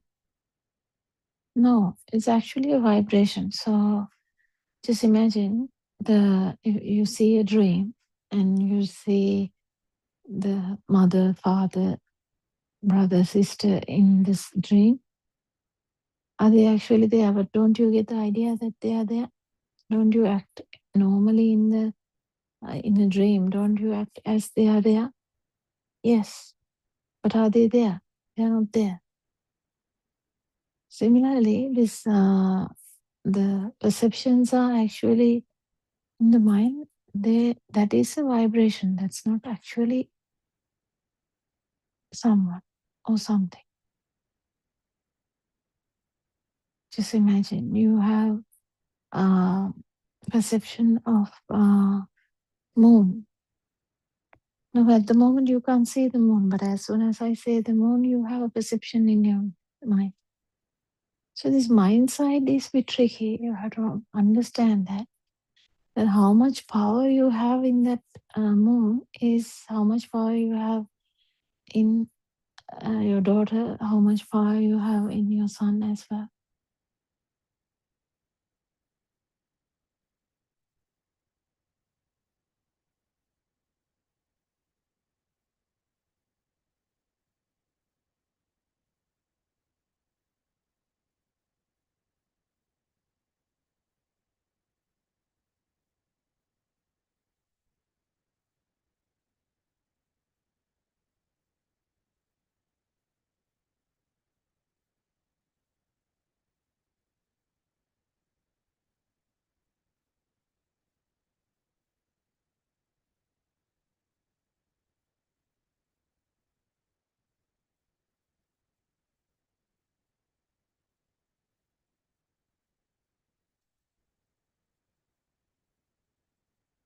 So the perception level, how strong the perception level is, how strong the mind is. But if it is actually in the outside level, it is very strong anyway. So you don't have to talk about it here. It's very strong. So, you know, like you have a perception of someone and you want to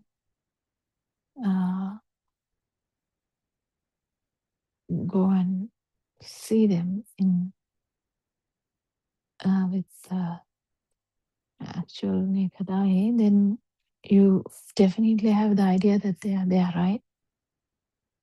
Yes.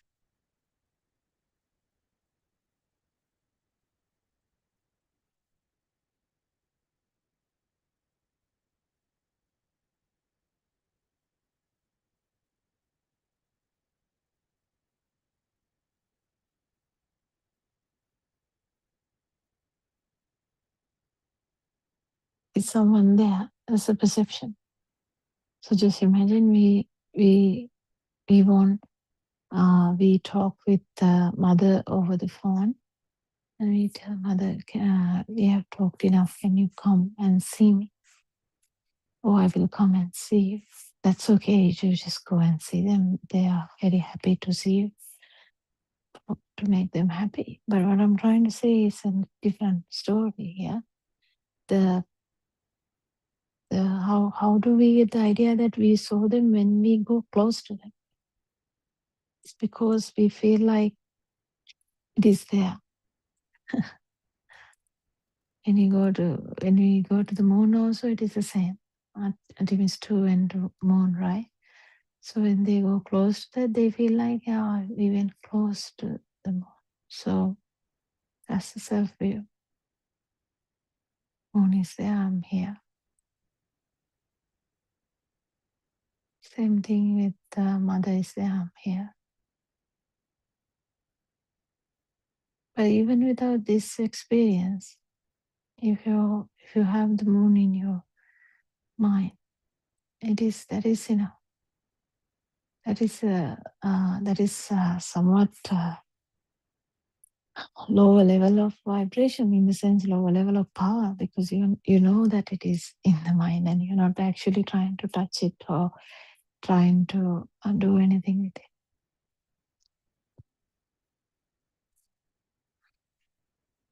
But you do everything for them to be happy because they don't understand.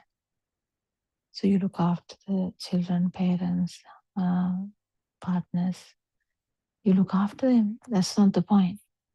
Whether you're fully aware, do you feel that the perception level, it's a perception level.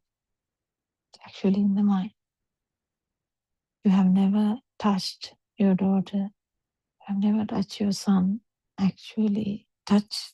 There's a touch. Touch sensation is there, but you can't touch daughter. You can't touch son because there is a touch sensation. You called it. I touched daughter. But coming to the perception side, you're not going to touch them or anything just because you might touch them. But what I'm trying to say is, you know that it's a perception, not actually outside. But if you feel something is there outside, then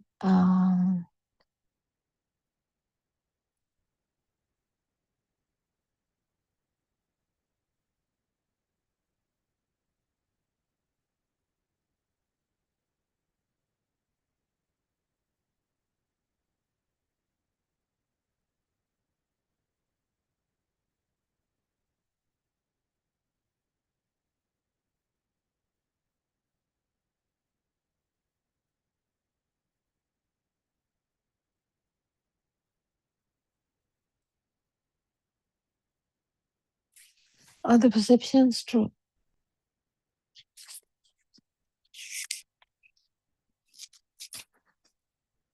Perception of anything, when the perception of one thing is coming, all the other perceptions are also active. So the perception level is also heavy. So even if you have one perception, it means it is active. So you will be in the still in the mind power.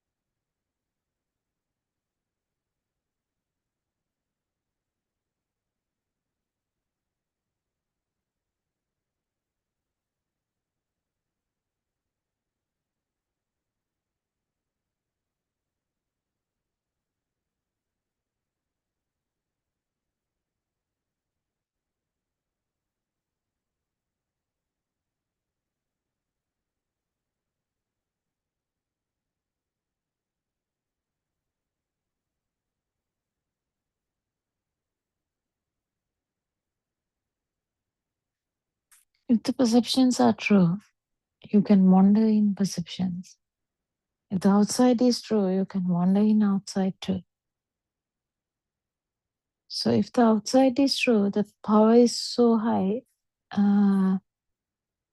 it will be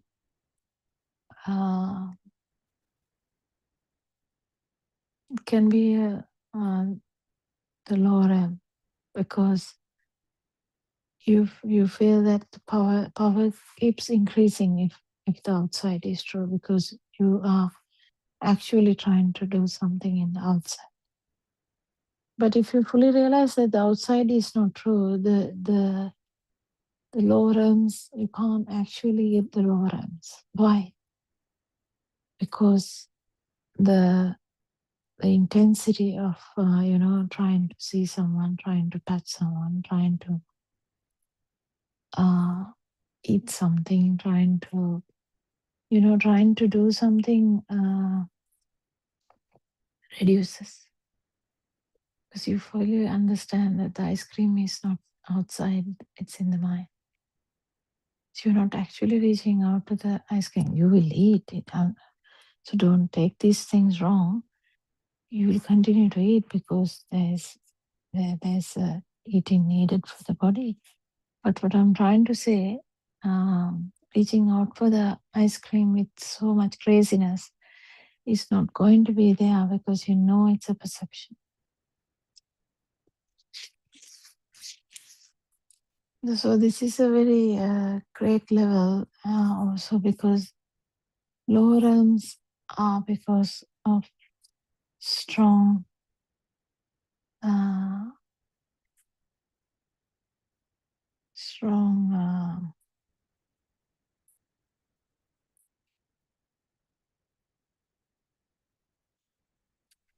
the earthly or the touch temperature, tongue, taste, they all need actual contact.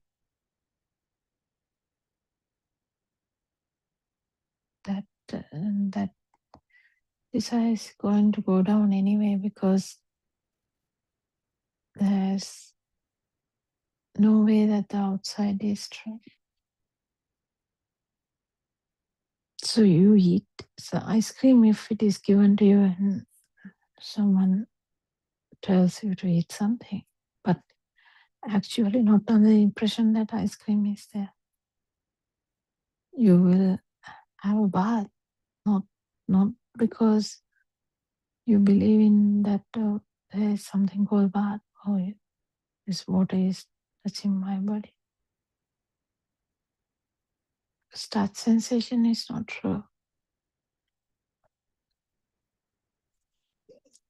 But beyond that, this understanding that the outside is actually a perception in the mind is very important. Very, very important. So reaching out will be less unless a teacher gives you a task or someone gives you a task, go and do this.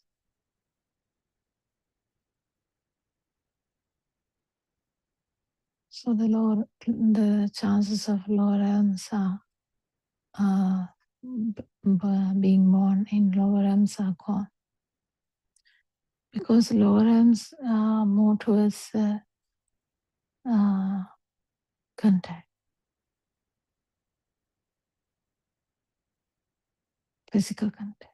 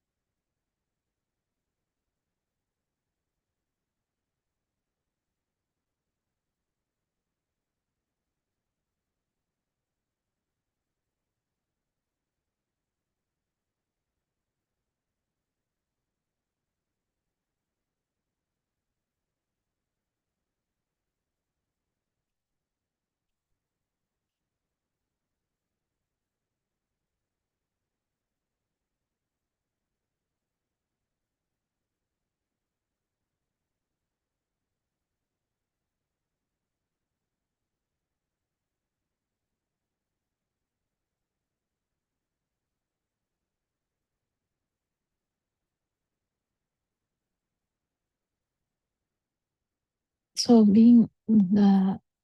there's no chance of going down to lower realms where the physical contact is sufficient.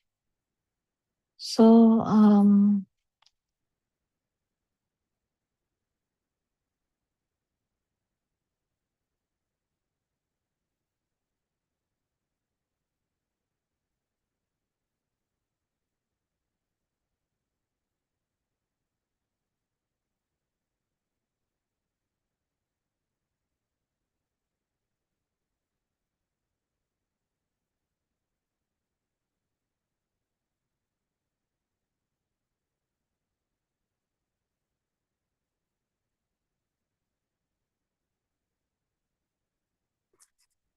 how about then when the perception level is not true? So the perception level is not true means the mind is not true completely.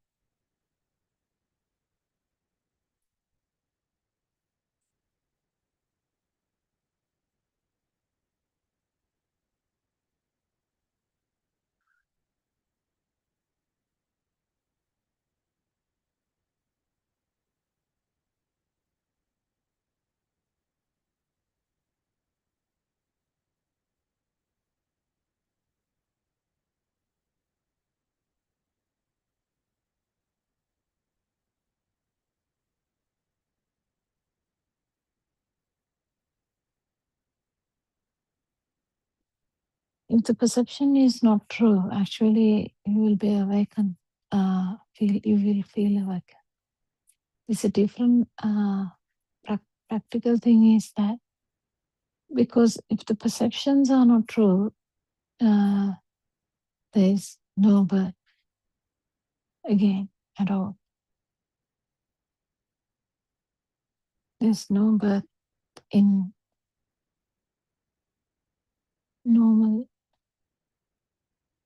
any normal realm. Do you get it? Why?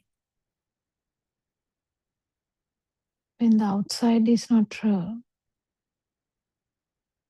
that even the great elements are not true.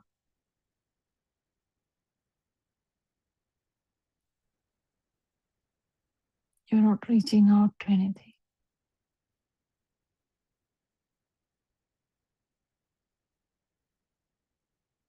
You don't need to touch it.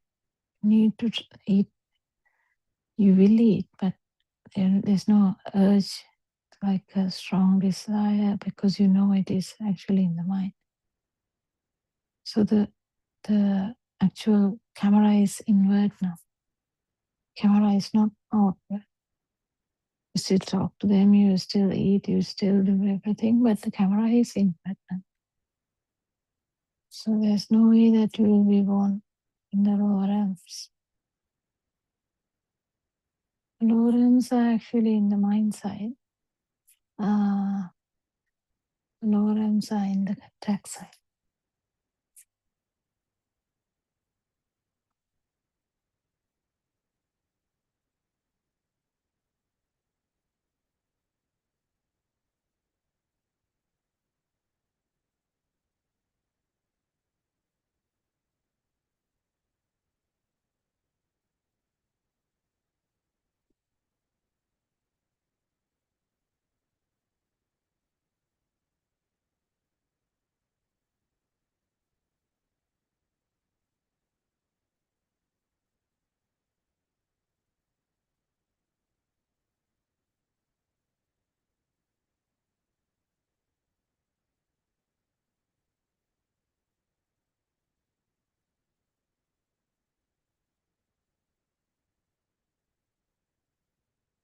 So in the perception level, it's kind of like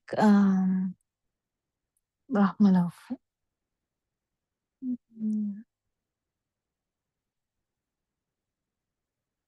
There's no importance of the body, but perceptions are there. So when the perceptions are there, if it is still a thing, it doesn't matter which perception. It can be about Dhamma, true, Dhamma as well, too. So even if it is Dhamma, if it is about the whatever the perception, even the no self-perception or self-perception, whatever perception, if it is a thing, that is why you are there.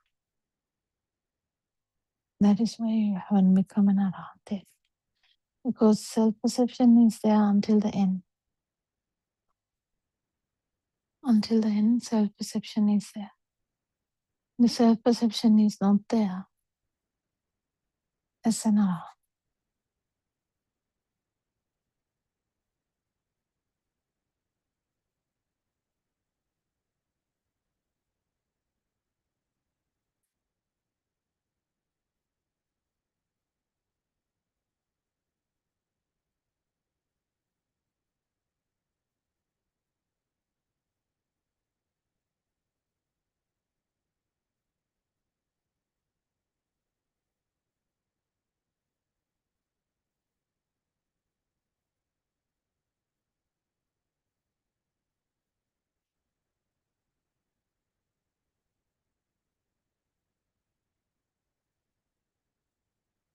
Self-perception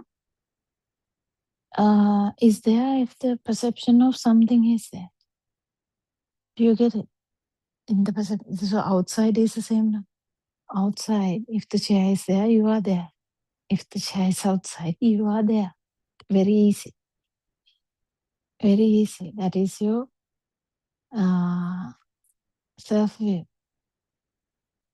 If the chair is outside, you are here. That is a self-view. If the slippers are outside, you are here. That is a self-view. Because you feel like it is outside. But if you are fully sure that the outside is not a thing, self-view is also not there because self also falls into the outside. So that none of these things are there in the thought side. But the perception level, it is It is a bit deeper than that. Perception means sound wave with light wave.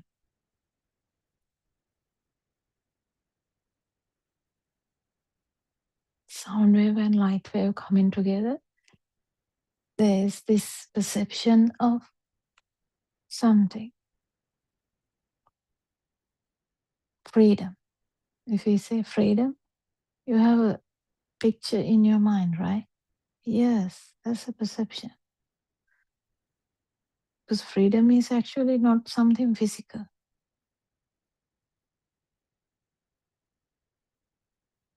You still have an idea. Territorial integrity, you have, it's not actually physical, but you have a meaning for that. Likewise, everything that is there has a meaning for you. That means there is some power in the perception level.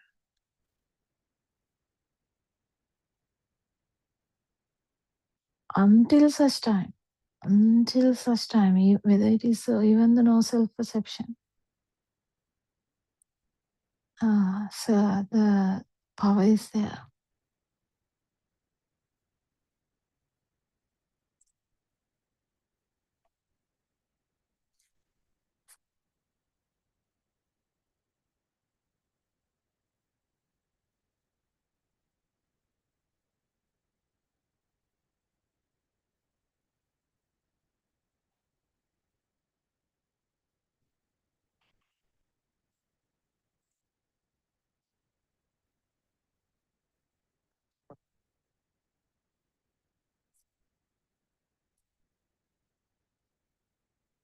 So the mind perception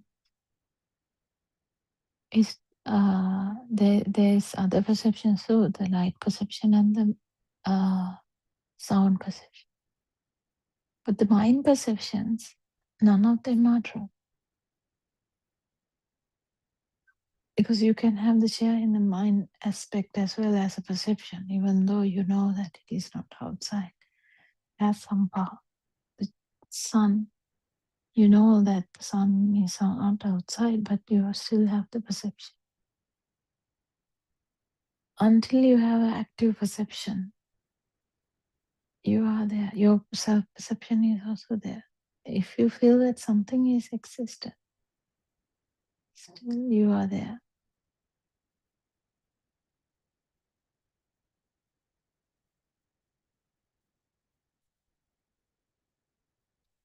Whatever the word you say, if you feel like there is something like that, its self-perception is there. Whatever you see, if you feel like there's a meaning to that,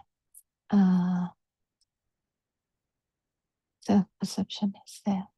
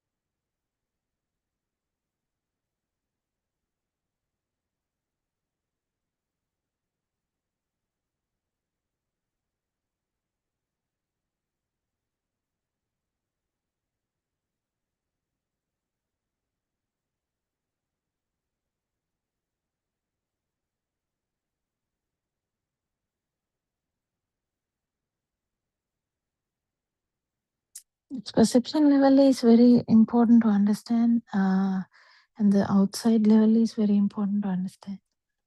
because the feel is actually something that you have to understand. Feel is actually due to the speed of the sensory organ. But to come to that, these other two levels should be bypassed. The sense should be fully realized. So the outside is not actually real, means there's there is no content. And the perception is not a thing, means actually mind is also not a thing. So the mind, it kind of exits the mind. When there's exit from the mind, there is a fear. That's the consciousness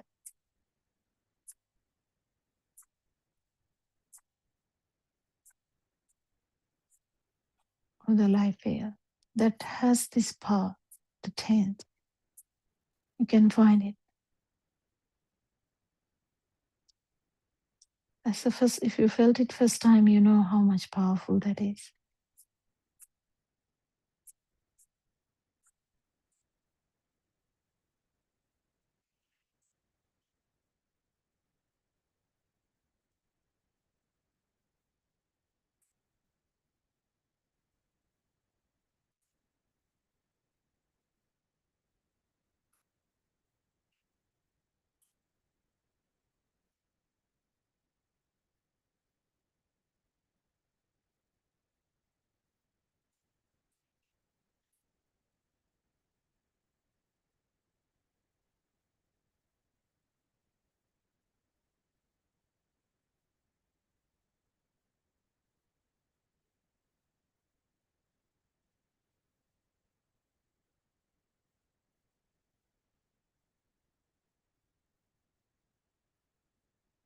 If you have ever felt an vibration, ever, that is a moment of avadiyo, moment of adiya samadhi. It's a moment only in the beginning. It is not there permanently. It will be not there permanently until you become an arahant. That is a different level. I'm not trying to talk about that level. I'm trying to talk about the beginning. So you have to get this right. So unless you feel this non-vibration for a moment, you don't really understand what all this Dhamma is all about. Because you have to exit the mind bubble and then come to the tense. You come to the tense, you feel there's so much power in the tense, in the sense the consciousness which is full of power that actually telepathizes into the zygote of you, in the sense, the beginning. So that power has, you can feel it. And if the Dhamma works properly, you might feel the non-vibration as well. Because you fully realize that's actually the speed of the sensory organ that is involved. Whether it's a sound, whether it's a touch, whether it's a eye, whether it's whatever the sensory organ. Most easiest would be the sound or the touch.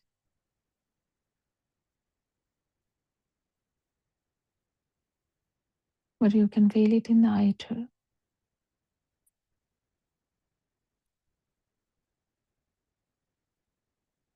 If you fully understand that what you see has no actual definition and that's only a eye vibration,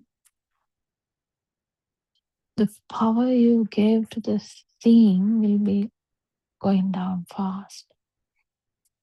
And if you have felt that the sound perception is actually not true, what was there was the vast vibration of the ear, then the power of the sound comes down. Same way the touch should have come down anyway. The touch, if you know that this is the fast vibration of the touch, the skin, the touch doesn't necessarily matter after that.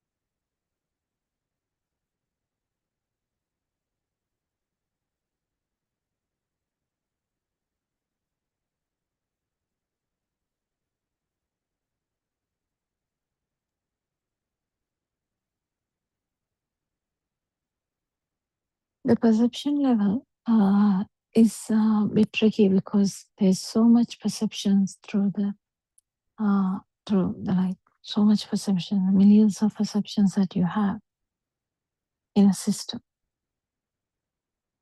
If you're like 7 years of age, there's not much perceptions. But then if you're like 50 years of age, you have so much perceptions, so much. You have so much ideas, so much perceptions. So none of these perceptions are true. Come to that, you have to understand what the perception is. What is a perception? Perception is mind wave. Perception is the light wave and the sound wave coming together. Light wave and sound wave. Light wave and sound wave. And are they true? No, they are not true. Is the light wave true? No, it's a creation as well. Is the sound wave true? No, it's a creation as well. But then when they vibrate together, you feel like it is there.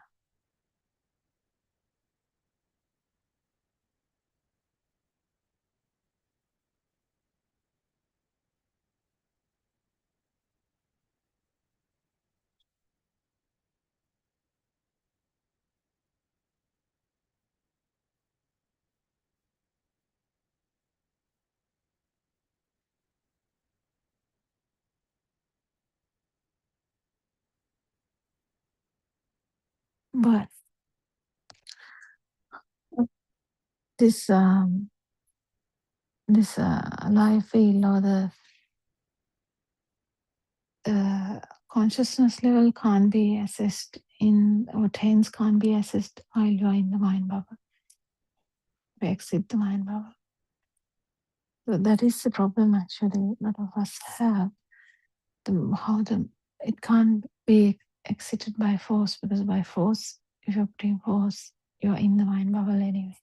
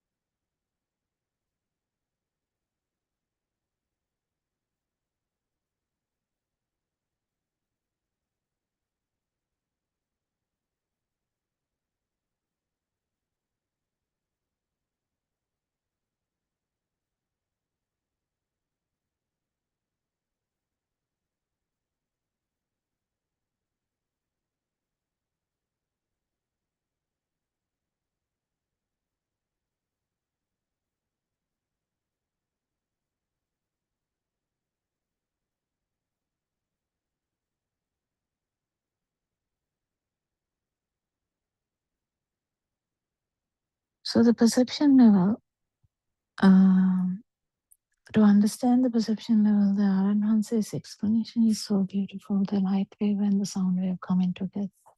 How a perception is there. You know, it is not in outside. Now, that problem, if that problem is over, I'm talking about someone who has entered the path. You know the thought is not true. But there's the active perception.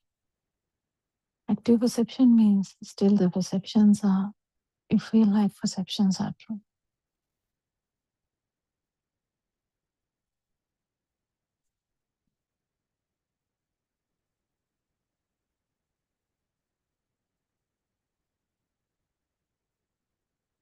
Even if one perception is true, self-perception is there. If one perception is felt as a thing, self-perception is there. Feel is a different story. Feel is the life here.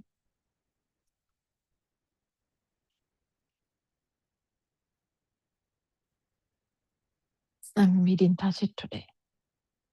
But try and understand this mind perceptions, the perception side, the mind wave, the perception. Perception is made of a vibration.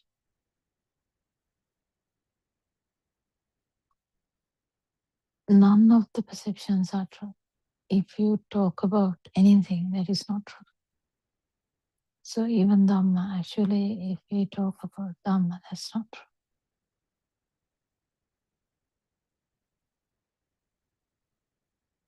Why? None of the perceptions are true. They are creations. They are creations of the sound and the light coming together.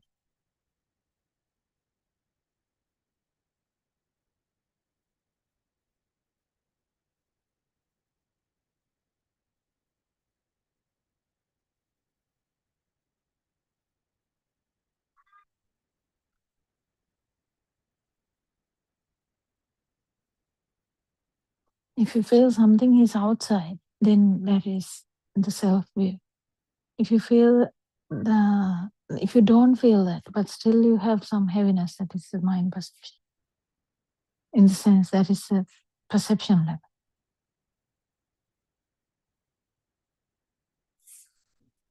Someone who is who has fully realized this, actually nothing will matter. None of the perceptions will be a matter. But then is this alive feel? And that will go down anyway.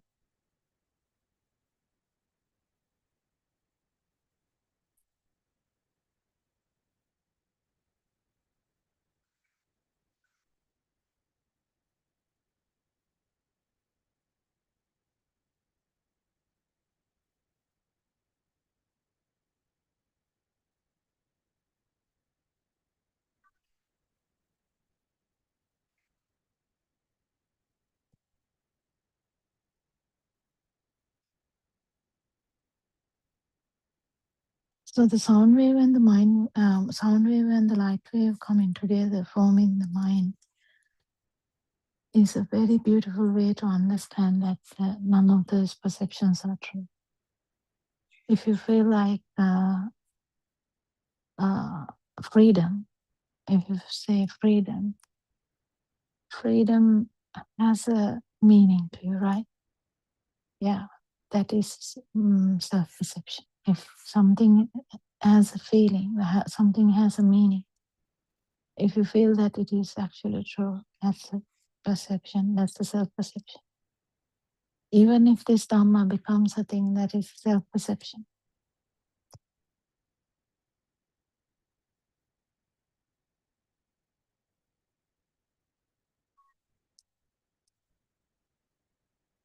It's a very unsatisfactory try I made to talk about this thought level and the mind level, thought level and the perception level.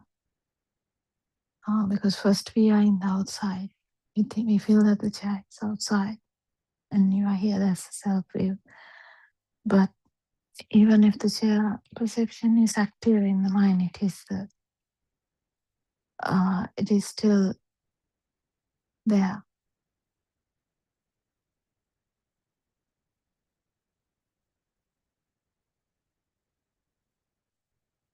If the mind is not a thing, then it comes to the consciousness as a feel that life feel also should not be a thing. That's all. We'll talk about it tomorrow.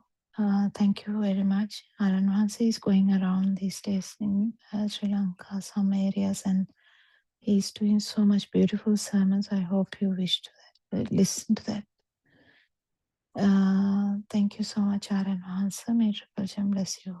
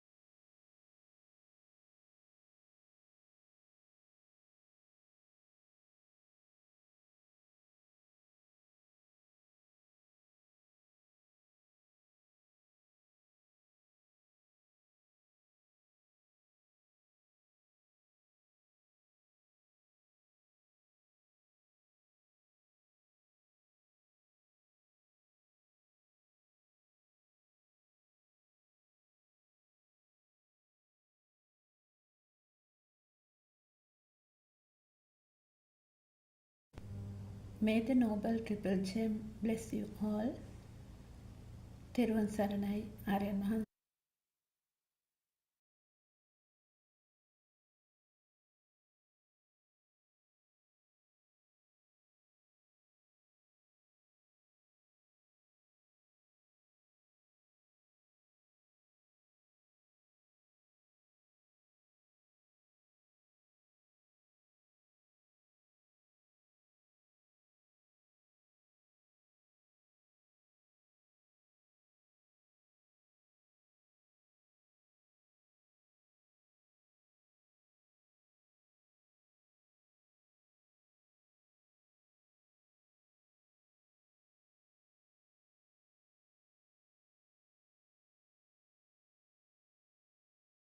Mm.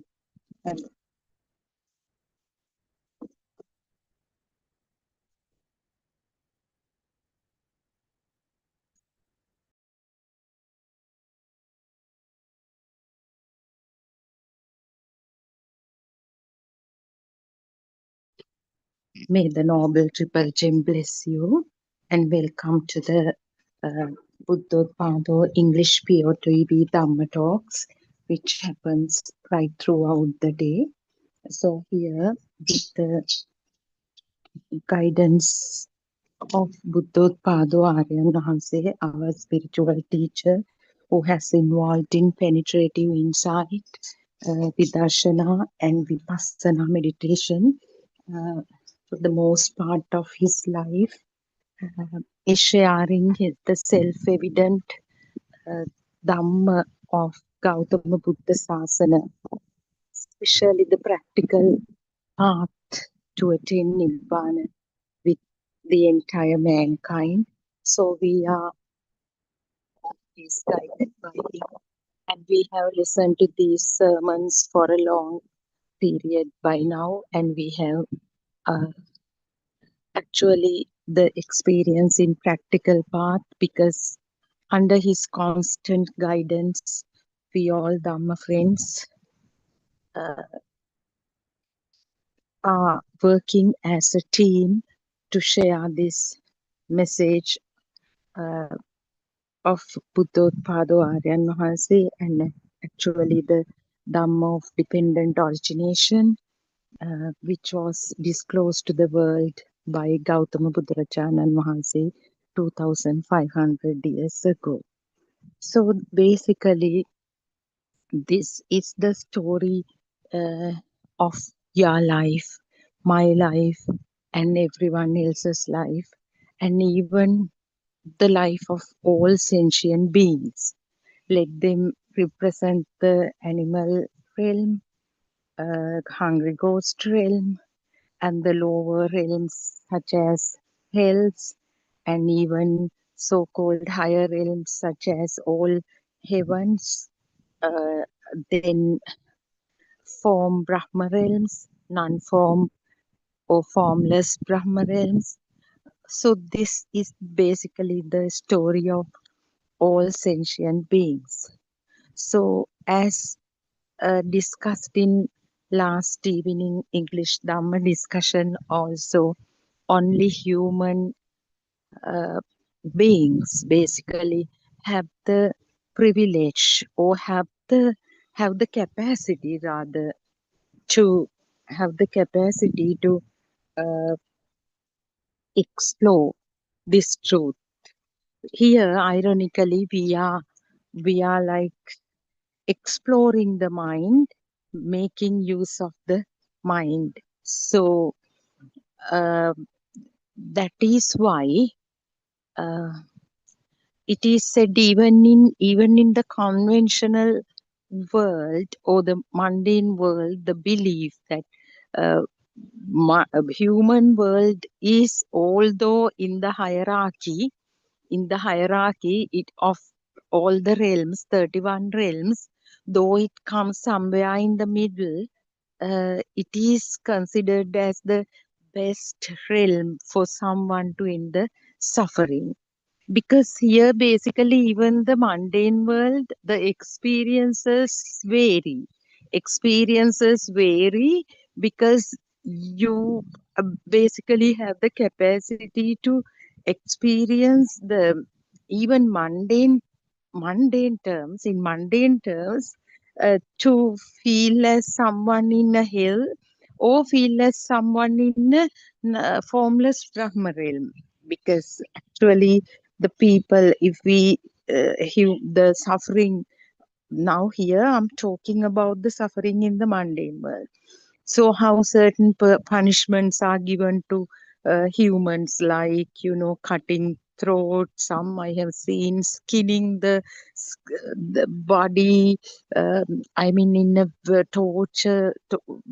tormenting, actually it is purely torture, and some inhuman behaviors of eccentric people with psychological issues. And even we know, even in the periods of kings, how the uh, humans were made to fight with fearsome animals like lions, tigers, and they enjoyed watching them being eaten by those animals. So those extreme ends of torture, and then things like people being burnt alive, like they pour some um fuel, like let's say kerosene or petrol over the person and just light a match. So, and then we have heard of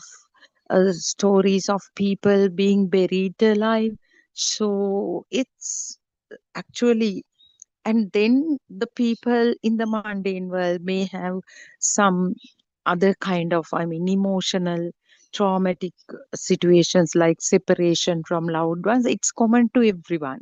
So despite the socio-economic background, despite the educational background, despite maybe the spiritual background, even somebody has to face all these I mean sad events, so called sad sorrowful events, like where the person end up with long-term grief, like separation from husbands, parents, children even.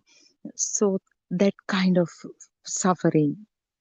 And then some people may not feel any kind of mundane world suffering except the separation from loved ones. They may have all comforts. There may be servants to look after, schools, goods, all luxuries. I mean, then whatever they want, they are provided to them. If they want to live in a particular country, in 2-3 hours they can travel. So it's that kind of the other extreme, who basically have everything material wise.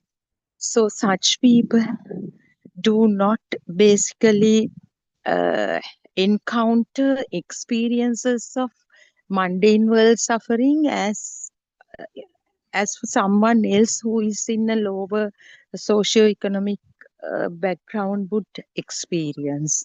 But yet there is suffering. Maybe the illnesses cannot be prevented, death cannot be prevented, accidents cannot be prevented, but maybe less frequently than the other people they suffer. So the people in between, they always experience ups and downs in life. We basically fall into that category. In the mundane world, we may like experience, we rather experience the both equally, suffering and the comfort. So however, all these are underneath. This is the superficial layer of suffering, and which is the gross level we refer to in Dhamma talks. And underneath that, the suffering that Lord Buddha talked about, the philosophy, Buddhist philosophy focuses on, lies there. That is the suffering that arises due to the self perception, and basically, in other words, this suffering arises the instant when a certain stimulus becomes true. This stimulus is the so-called mind. Now, even in this peace walk conducted by these beautiful monks who are committed to carry the message of peace to the world, who completed their mission in America, has arrived in Sri Lanka, and they are actually walking from Kandy to Colombo, as I think. So they are actually, along with that representative from the animal world, Aloka, is involved in this. And that monk, the Bhante, Chief Bhante, talked about this mind, how this mind is like a monkey. We know the nature of monkey. Monkey is the most restless, most agitated, and the more physically also quite agitated, cannot stay at a place for a while, always, I mean, moving here and there. So that monkey is the best metaphor given to the mind, human mind, by Lord Buddha himself. And these monks also constantly talking about the monkey nature of the mind. That is, the question he asked, are you the mind? Do you have the control over the mind? Where is your mind? Always it's in the past or the future. You can explore this yourself. This is the simple task, basic task. Now we used to believe we are the body and the mind. Yeah, we used to believe this is our body, this is our mind. So it's now everyone knows this body is not mine, because we do not have control whatsoever about the body. But we believe that it's the mind, my mind, because especially making decisions are done by us. That is the most complicated point that we were unable to figure out for some time. Even realizing that mind is not me, then how do we plan things? How do we make schedules? How do we prioritize stuff? That was a big question for me actually. So with the AI, when we pay attention to the function of the AI tools, how they prioritize things, make decisions based on the previous data inputs. It's really, really beautiful. That is the phenomenon of pre-perceptions becoming current perceptions. Pirasanya Navasanya thing that Lord Buddha referred to, and which is a main factor, a point in the Buddhist philosophy. So this going back to the past or going to the future nature of the mind is referred to as the monkey mind. So even when I am talking right now, there's another layer within that is actually our Dhamma friends discussed that yesterday actually when I shared that experience, because if you actually, it's important to going out of the topic, important to mention about the 3 to 5 Sri Lankan time English Dhamma discussion, which is a very, very stress-free, uh, beautiful platform for everyone to ask even the silliest question related to Buddhist philosophy. They show immense understanding, and even the spiritual teacher Buddothpado Aryan Hanse will join if there's a necessity, and you can direct your questions to him as well. So this inner chatter, we feel that the mind is heavily involved in a task, maybe delivering a Dhamma talk. But underneath, there is another layer of the mind which functions. Maybe unwanted things, but there is a layer. You will uh, experience that if you are vigilant enough. So this actually proves the automated nature of the mind, and also that mind is not under our control. Otherwise, 100% focus should be on the task that you are consciously doing. But underneath, certain thoughts arise uh, i- on its own will, because we are not the mind. We don't have control over the mind. How many ugly things arise in our mind? Do we really need to think about the bad stuff that the mind um, creates? No, not really. Just try. The things that you want to forget are the things that the mind generates mostly. So that is the automated nature of the mind. So what uh, these monks were beautifully explaining was actually they have transcended the mind. It's so beautiful that they are exploring the mind, because that is the most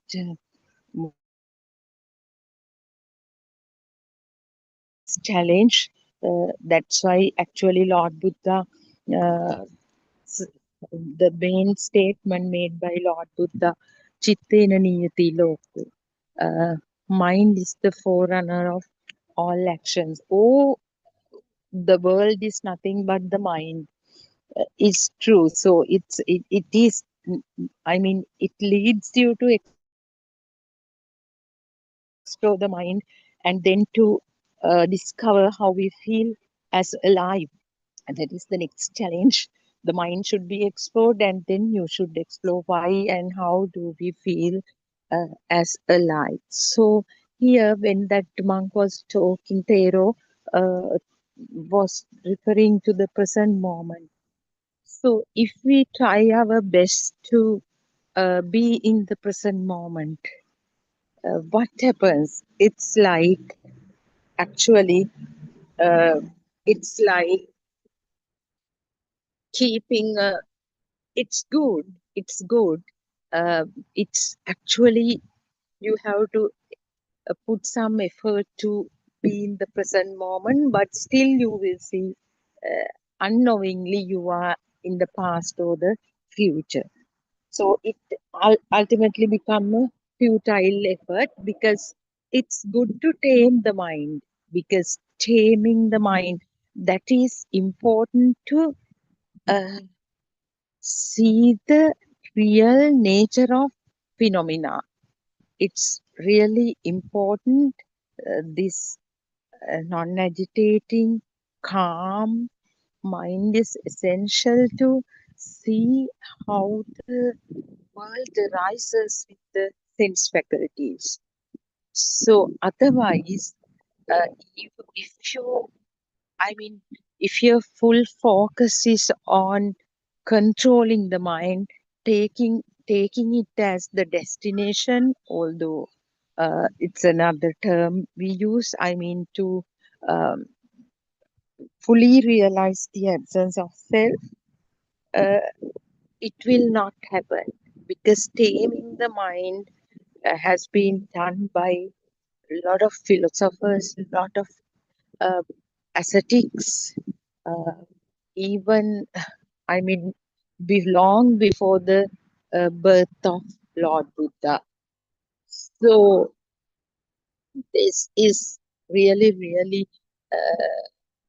important that we should understand it very carefully. We should actually follow the path very carefully. The must choose and don'ts. There are some don'ts. So if we continue to focus on the mind only and make effort to control the mind all the time, the thing is you are calm, you are peaceful, you experience tranquility during the period in which you get involved in that particular kind of meditation. Which is, I mean, maintaining the mindfulness by force about all your body movements, your actions, maybe whatever you are doing, all can be summarized under one umbrella term called concentration meditation. Maybe you focus on the breath, maybe you focus on your actions, movements, maybe the great qualities of Buddha, maybe spreading loving kindness, all come under the same umbrella term concentration meditation, that is to soothe or to tame or to uh, bring peace to your mind. But this penetrative insight is the next level of the path. So the present moment is beautiful in this insight, penetrative insight, or vipassana meditation also. Present moment is a commonly used term.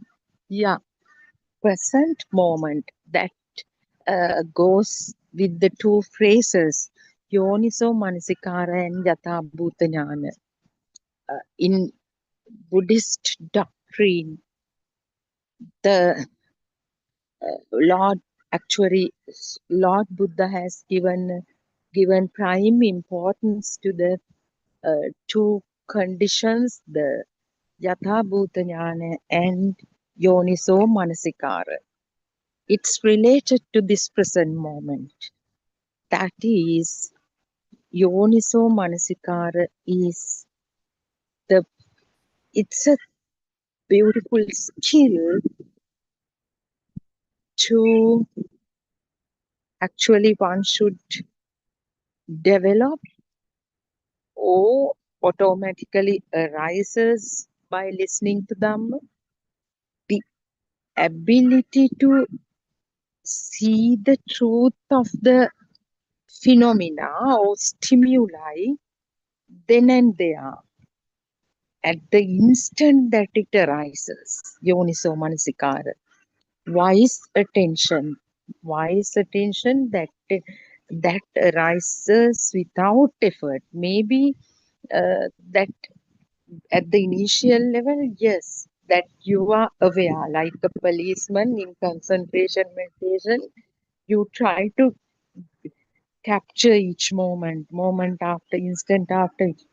It's really, really strenuous thing, and it is uh, not a natural kind of manasikara or attention.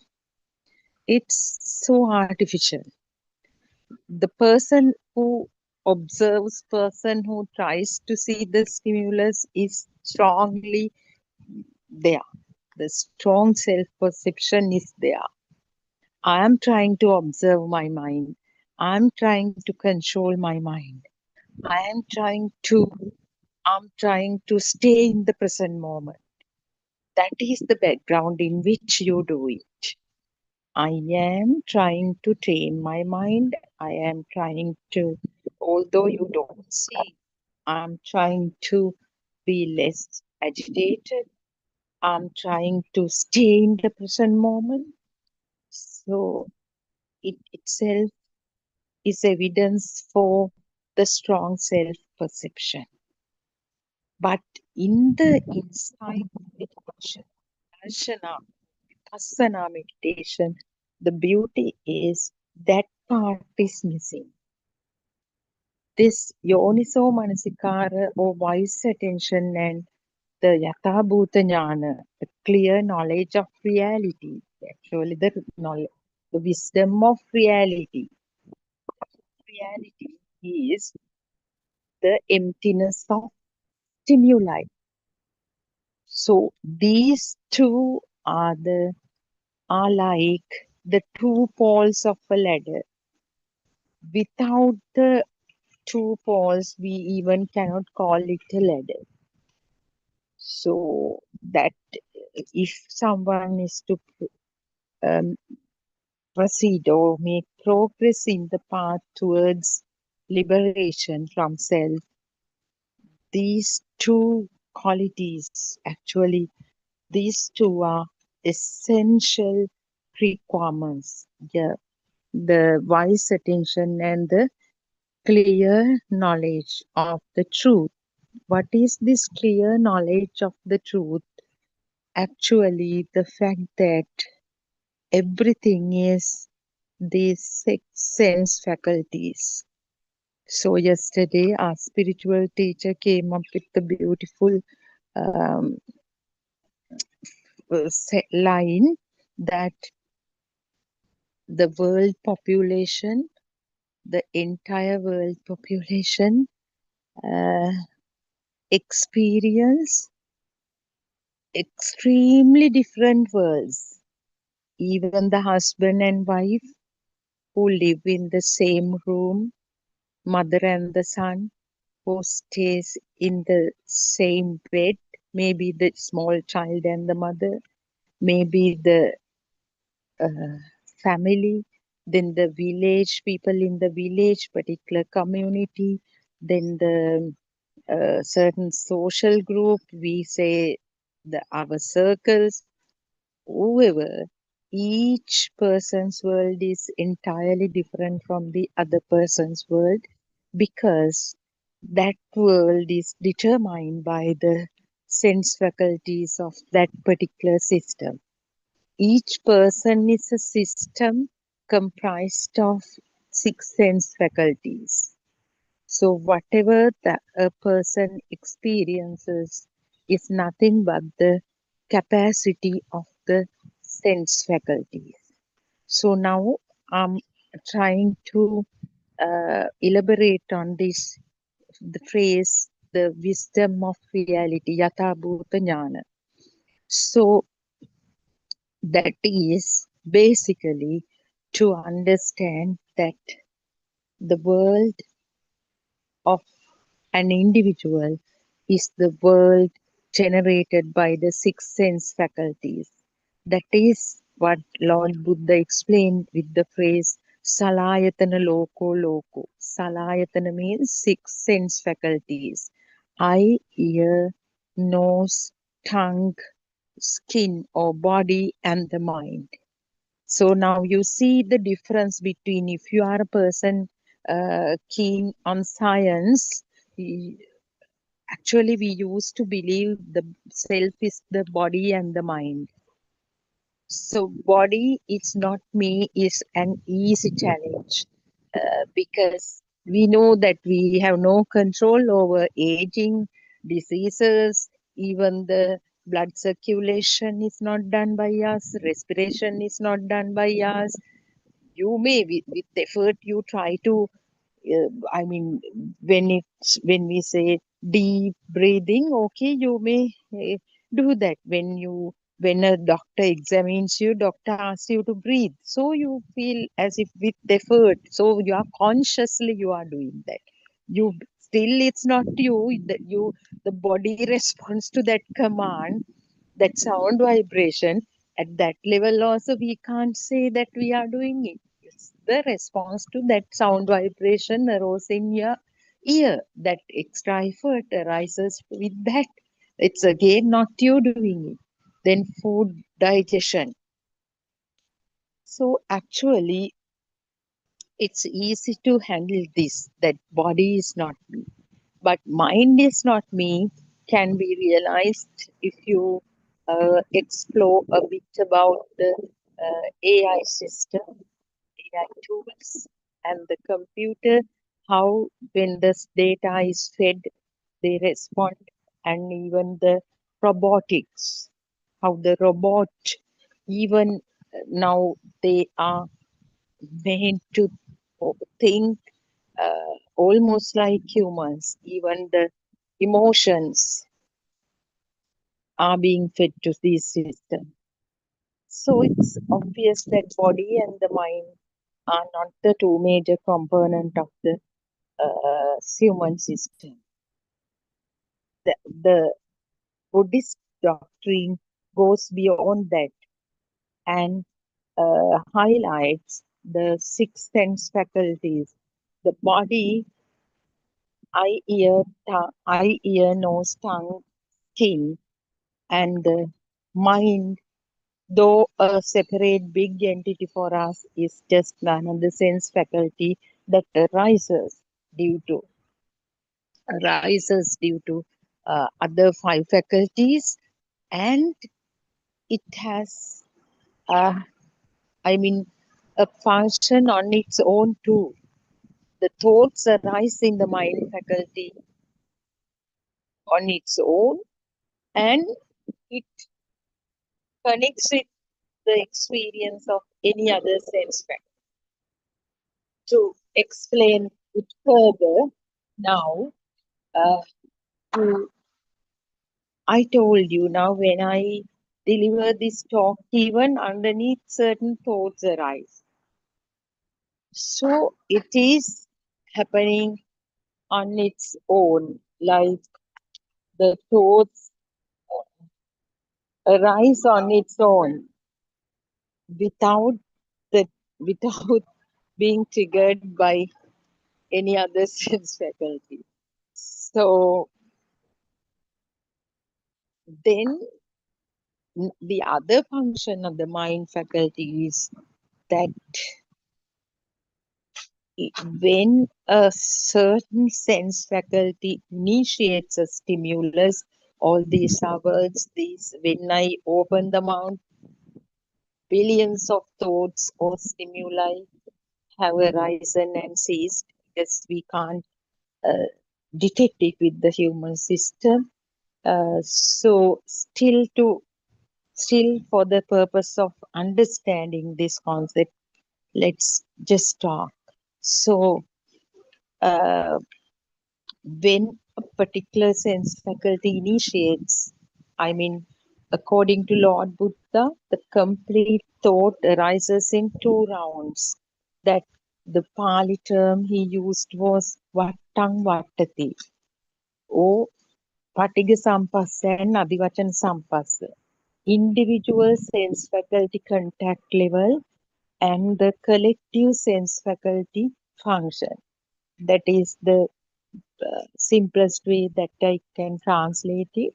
Patiga sampassa, the contact in the individual sense faculty experience. Adivachana sampassa, arising of collective sense faculties and the mind conscious. So the eye perceives and a light of shape. Eye perceives the light of shape. Ear perceives, the sound. At the moment, the eye perceives the shape of light. Next moment, it becomes an aeroplane. Just pay attention to this. Eye perceives the shape of light. Instantaneously. In no time, it becomes an aeroplane. Eye perceives the shape of light. Instantaneously, it becomes a no parking sign. Eye perceives a certain shape of light. It becomes a butterfly. Actually, earlier we didn't know that it is a bit of a process. At least the eye perceives this when next the butterfly thing comes. We actually we used to say, it's a butterfly, a flower, an aeroplane, no parking sign, an air conditioner, a dustbin, a bush, a cottage, a motel. At once, that's it. But now we see the two levels of it. Actually, it is seen through wisdom only. We don't see it in a procedure like first step and next step. We still see the bunch of flowers, everything as usual. But that inner wisdom is there. That is the clear knowledge of the truth, because it goes beyond that. Now let's just penetrate through this. So a shape of light, when it becomes the aeroplane, we just think it's just the name aeroplane got connected with that shape of light, and okay, sound and color, sound and the shape of light. Sound aeroplane got entangled with the shape of light that arose in the eye. But we have to still go through it to see the reality. When it becomes the aeroplane, it is not just the shape of light and the name. Within that, the Thinnam Sangati Passo phenomenon. Thinnam Sangati Passo phenomenon should be explored. What is this Thinnam Sangati Passo phenomenon of Lord Buddha? That is actually the collective instantaneous function of all sense faculty experiences. Thinnam means three. Sangati Passo means all experience entities coming together. Three entities coming together. Here, three, you may be a bit confused. Three means the ditta, the sense faculty experience of the eye, then sutta, sense faculty experience of the ear, that is the name aeroplane, and also the sound of the aeroplane. there, we have to be careful. Sutta means maybe the sound of the aeroplanes plus the sound made to your ear back in the day when the same shape of light arose in your eye. Somebody whispered to your ear, aeroplane, aeroplane, aeroplane. But for a Sinhala child, it's guanyan, it's guanyan. For a Japanese, another completely different. For a Chinese, another different. So that depends on the symbol or the perceptions, this language symbol that one was taught from by the external world. Someone, maybe a teacher, maybe a parent, or a friend, or a sibling. So when this shape of light becomes the aeroplane, it's, I told you, this Tinna Sangati Paso phenomenon should be explored since we are focusing on this wisdom of reality, Yata Bhuta Jnana. So when this shape of light becomes the aeroplane, it is not just the name aeroplane and the shape of light taken by the eye. The sound of the aeroplane felt previously, and the hardness of the metal, whatever, if you have once touched the aeroplane,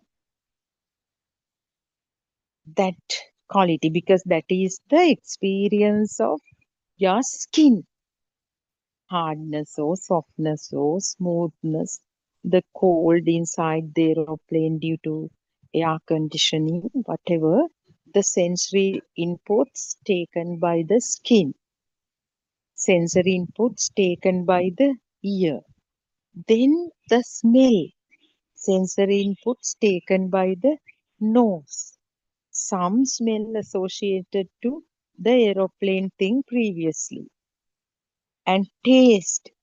As a child, when you were flying, if you licked it, I mean, they are so insignificant, but still, all these sensory inputs, I mean, previous perceptions, Perasanya,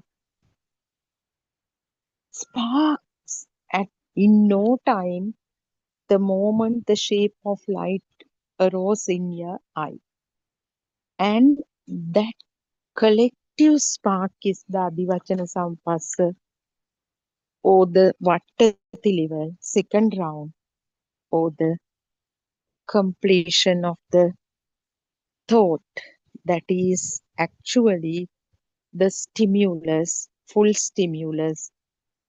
So if you actually have explored this phenomenon before, what happens is it just remains still as an aeroplane, yeah, but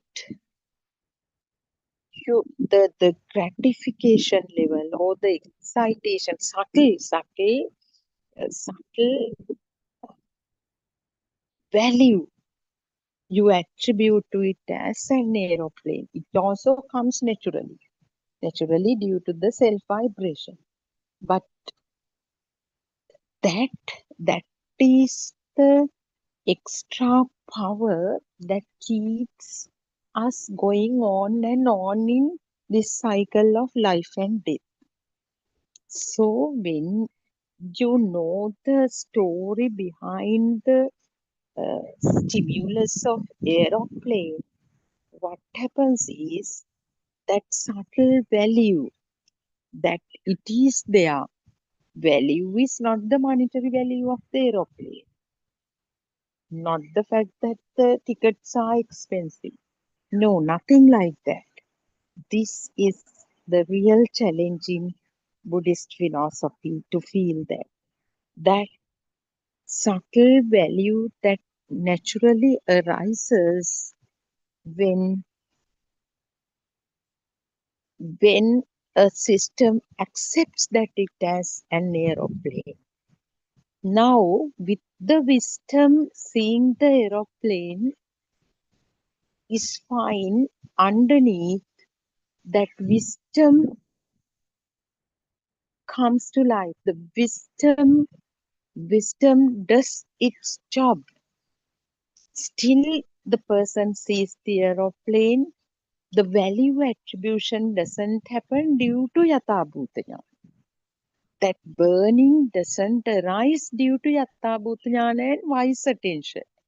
Even though you knew the story, actually these stages we all go through in the path.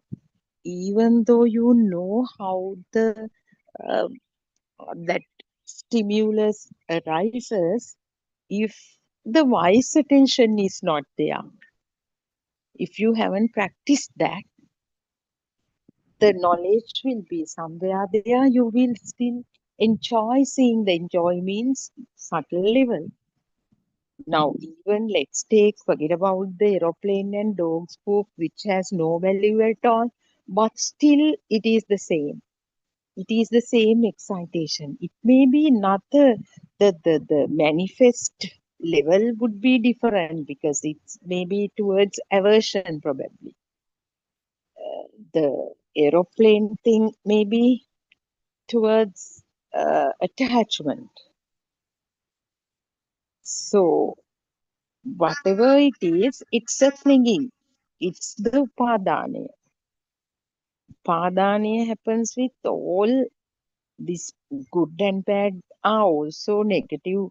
I mean, mundane world divisions, no? So dog poop is bad for me, but it's really delicious for a pig. Or those I mean all divisions, um, categorization, classification as good and bad, they are just mundane world. But when we talk about the subtle value attribution, the moment a certain entity, stimulus, we'll use the same word, stimulus is taken as real, instantaneously the value is there. What we have to remember is it's not the monetary value, it's not the value things like, oh, it's my mother's necklace, it is a souvenir. No, not that value. Just the value very close to zero, let's say, some only just accepting it's there. So it's there thing is the most terrible or the dangerous thing. It's there. It's there. Feeling is actually the I am here feeling. If it's there, I am here. So there is a beautiful Pali thing, which means if this is there, that arises. Or actually, I cannot recall the Pali term. There's a beautiful Pali term which is actually the basis of this cause and effect Dhamma.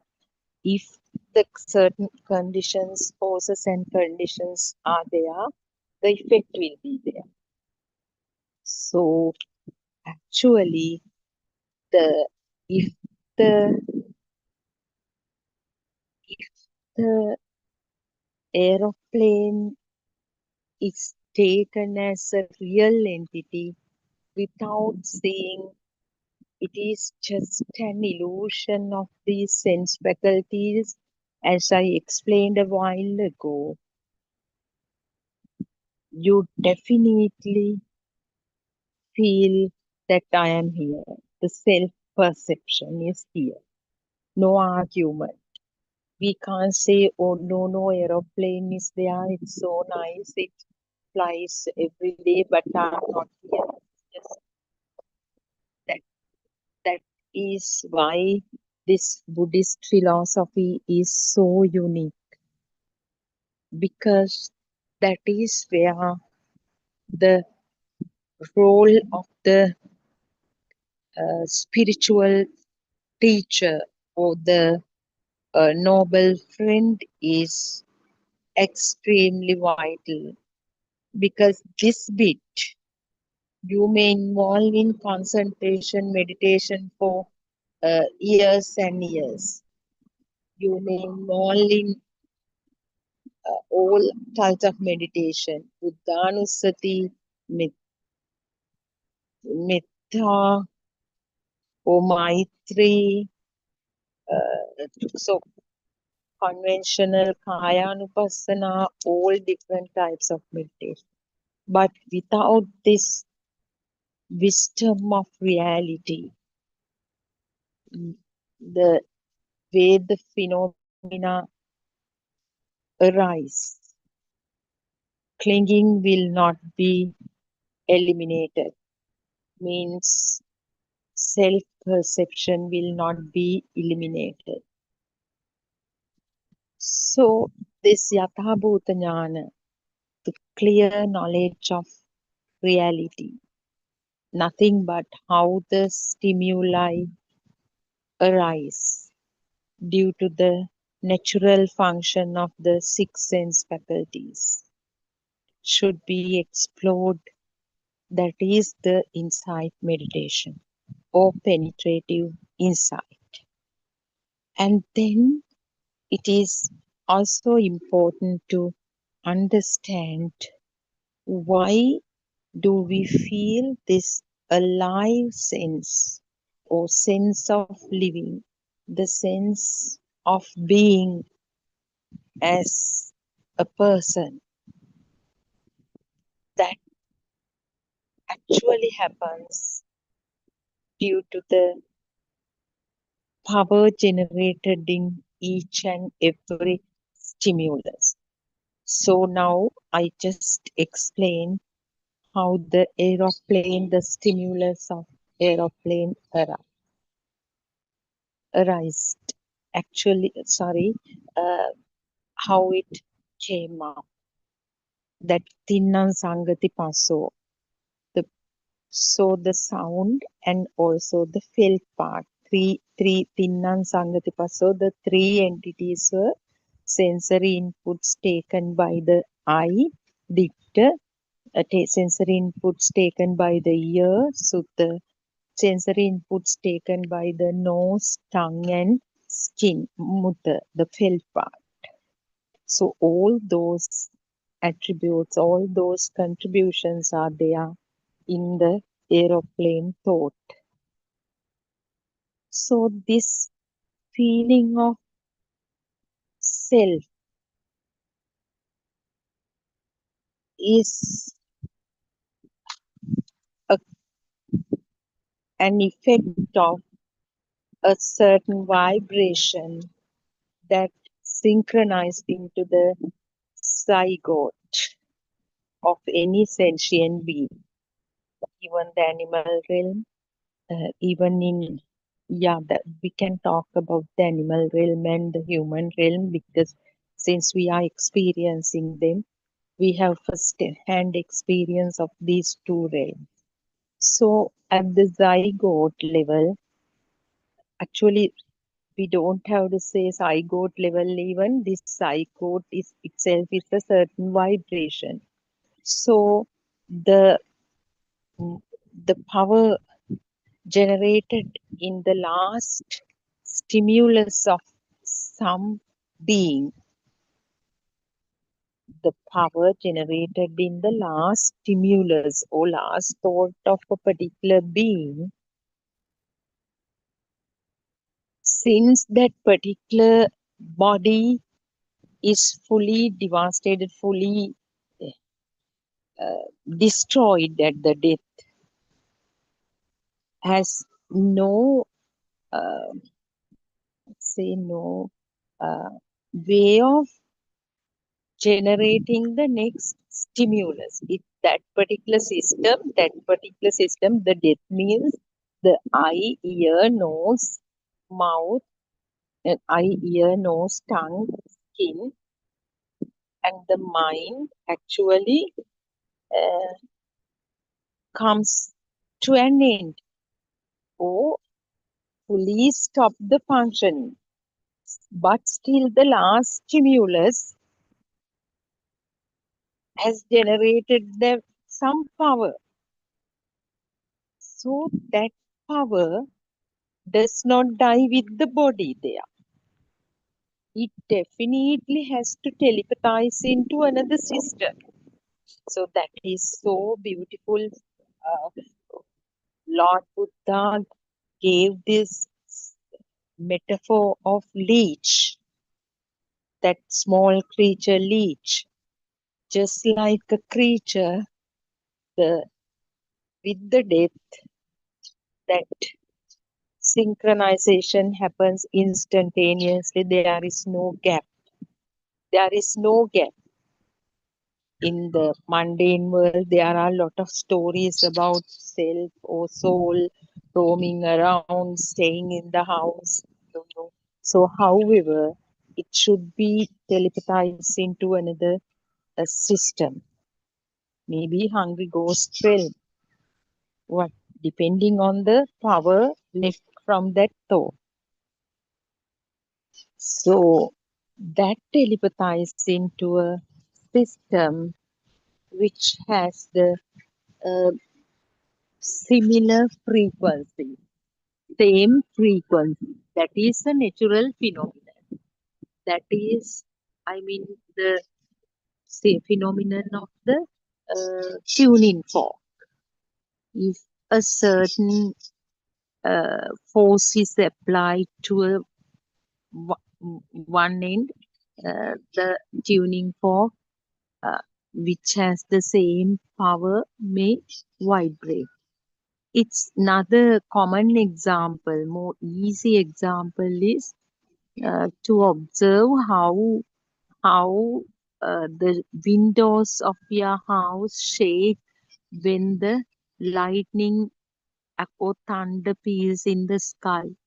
So when the lightning is there or thunder is there, that power synchronizes with the vibrations in here, despite the distance.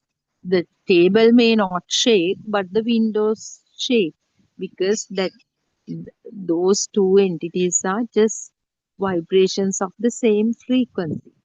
So it's a natural phenomenon. So it is here also. This Dhamma, every bit of it is so rational, so logical. We do not have doubts whatsoever about any simple phrase or a word used in the Buddhist doctrine by Lord Buddha. Everything is in place nicely. That is why if you make the effort, it is going to work. Definitely, it's going to work. It's a gradual, very gradual process, but it happens. So this vibration, we can't say carries, but still has all the power of the long sansaric journey of that particular being. So that is why this power is exactly the power of each and every stimulus. That is why the excitation level of two beings experiencing the same phenomena may differ. Now, I talked about the aeroplane. So, my system of experiencing the stimulus of aeroplane will be totally different from someone else, even my son or my closest friends' experience of the same stimulus, because it is determined by that sansaric power which telepathized or which synchronized into the zygote. So it's so beautiful to explore. There are a lot to a lot of things to explore. It is worth exploring because it is the story of the self, it is the story of the suffering, it is the story of liberation. So we invite every one of you to uh, spend some time listening to these beautiful sermons which tells the story of life and which leads perfect liberation. So finally, uh, let me pay my homage at Buddothpado Aryan Hanse's feet for all his selfless service to uh, help people to uh, liberate from the suffering. And uh, we are we always worship, we always pay homage, even after 2,600 years. We still pay our gratitude to Lord Buddha. So may the Noble Triple Gem bless you and see you tomorrow at the same time.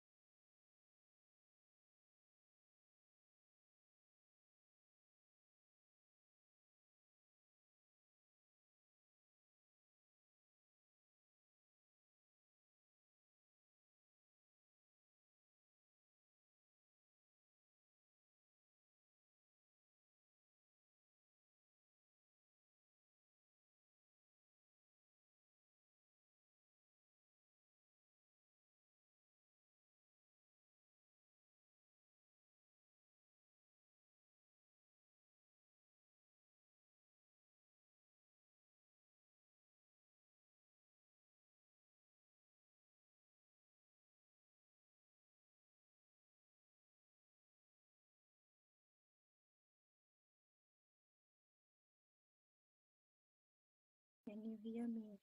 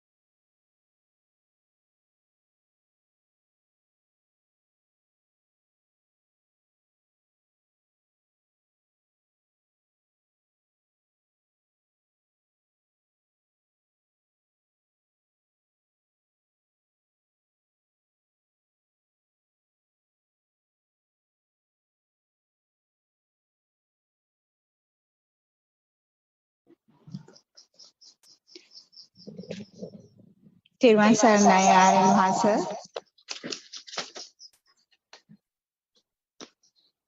තෙරුවන් සරණයි everyone. Actually, Mrs. Shiromi is the one have to start the program, but I think her mic is not working. Sorry about that. We are a little bit. Are you okay now? Okay. Can you hear me now? Okay. Yes. Now we can hear. Okay. You can start now. Therwan Saranai. Therwan Saranai. Therwan Saranai, Honorable Aryan Mahansa. Therwan Saranai, everyone. Now we are participating in another English Zoom discussion with Buddothpado Aryan Mahansa.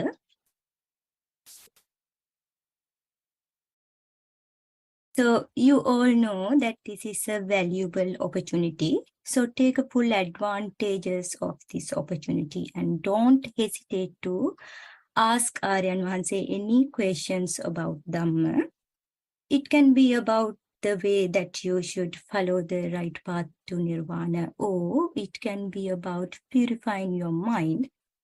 Now this is your opportunity. This is your chance. But before we start, we have a little notice to give to you all. Please mute your mic and turn off your video if it is not your chance to speak throughout this program. Therwan Saranai. Therwan Saranai, can I ask a question? Is Aryan Mahansa is online now? Oh, yeah, it's okay. Therwan Saranai, everybody. Yes, ask him. Therwan Saranai, Aryan Mahansa. My question is could you please explain what is Buddhism? Because these days we are hearing a lot of things about Buddhism. We just need to get a sort of a clear understanding. So the question basically is, what is Buddhism? Yes, what is the Buddhism? Yeah. We all of them have a religion. So,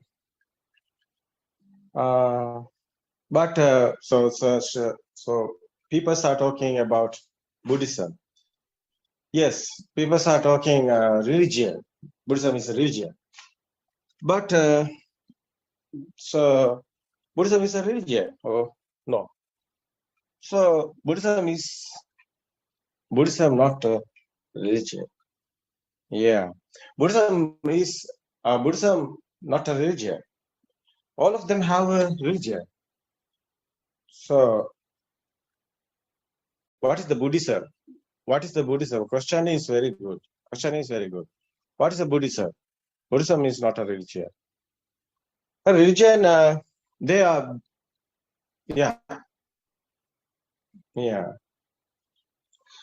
Buddhism is the pure truth. But first what is the religion we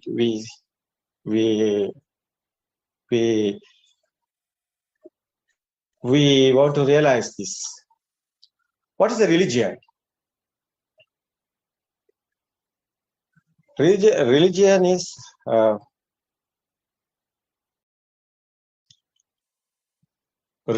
is based on belief.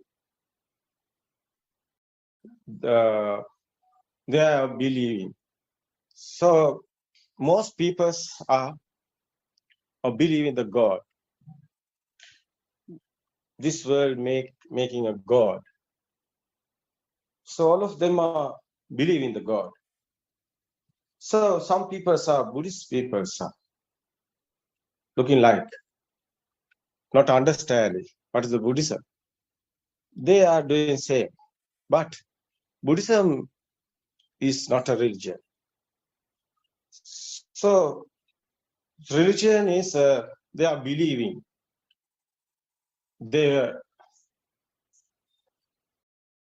they are thinking after the death. What happened? All of people have three questions. One is why we are born. Second is why we are living. Third is why we are dead. What happened after that?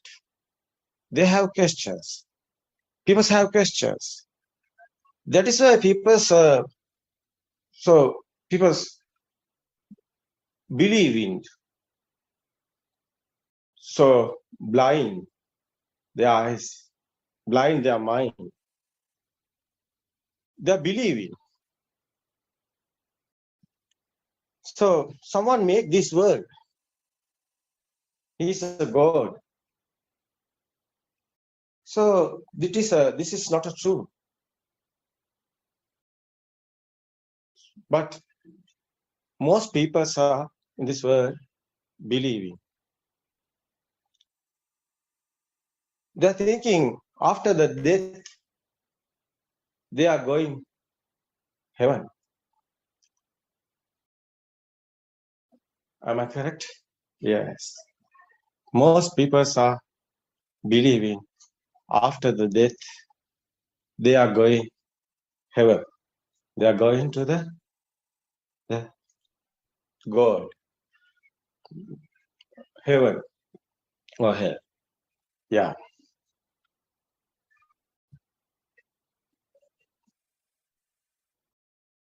They are think meeting the God.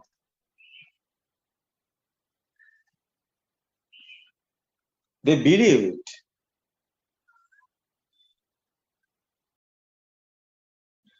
They don't know exactly what happened here. They haven't experienced. After the death,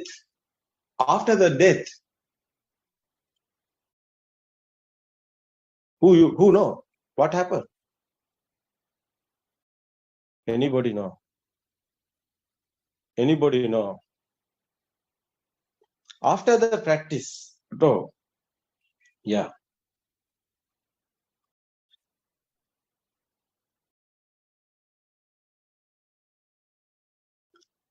It is illusion. They haven't experienced anything. What happened?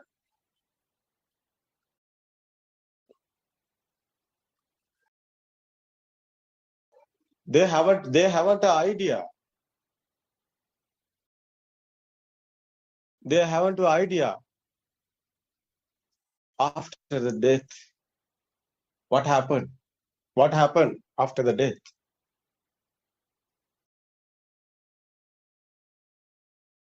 They blindly believe in the God.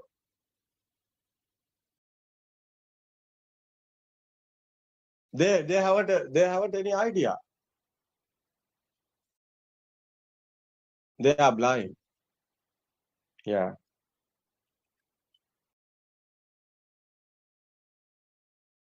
Buddhism is not like that.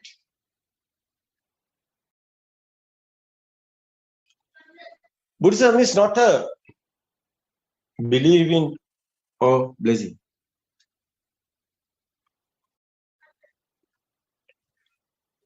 It is practice and experience. Anytime you can realize.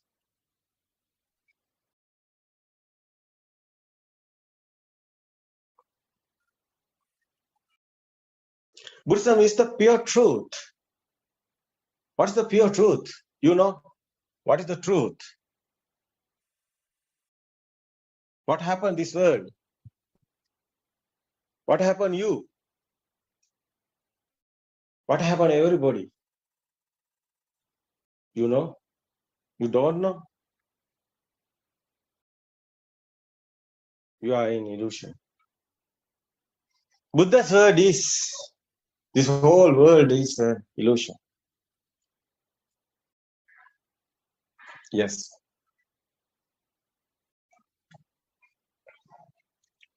Yeah.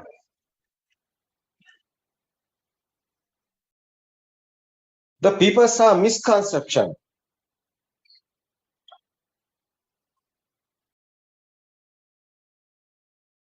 We are talking about the religions, believings. They don't know the truth.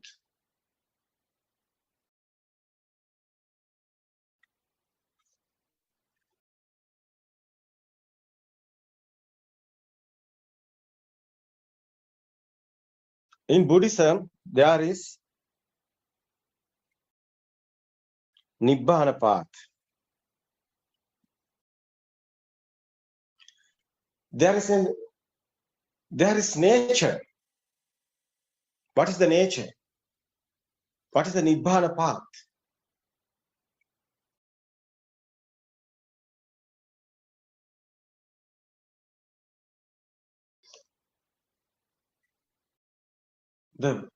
The truth is this nature, base the nature.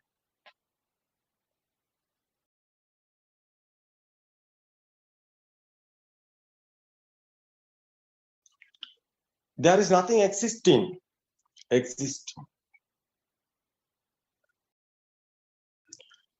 There is only nature. No soul. No God.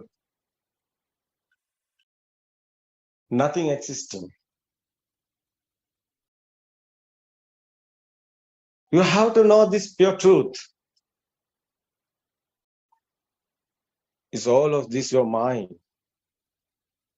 Not outside or anywhere.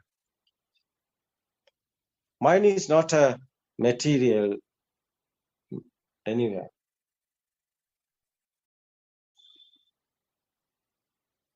It's a illusion. Yeah.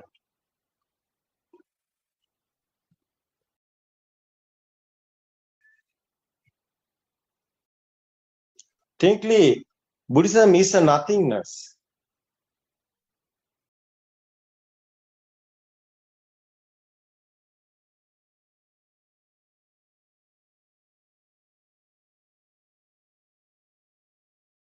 That's a simple answer.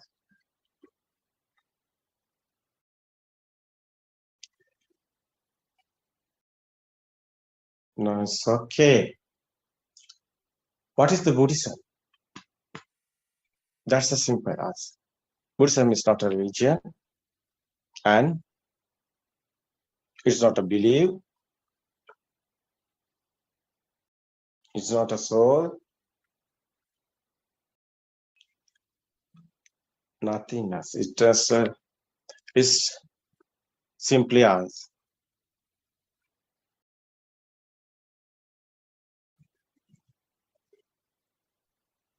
Buddhism is a Nibbana path. Yeah. So people have sorrow, happiness. They don't know what is the truth. They have an idea. So Buddha finding the truth. Buddha wants the people's sorrow end.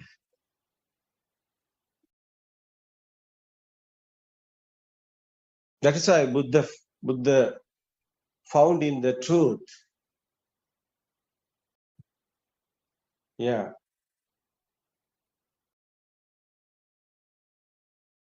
Buddha found in dependent origination. Is the system. Is the process. Is the science of our mind. Because whole we are talking, everything is our mind. It's a creation.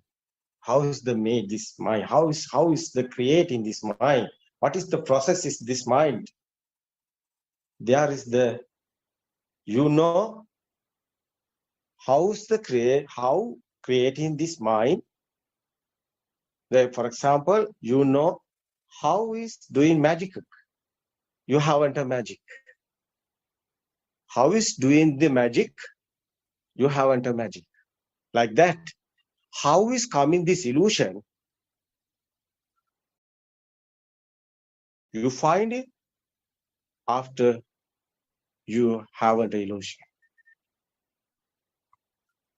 That is Buddha's path. That is a Nibbana path. Nibbana is where's the fire? Fire is over, there's a Nibbana. Your thinking mind has a fire, like a fire.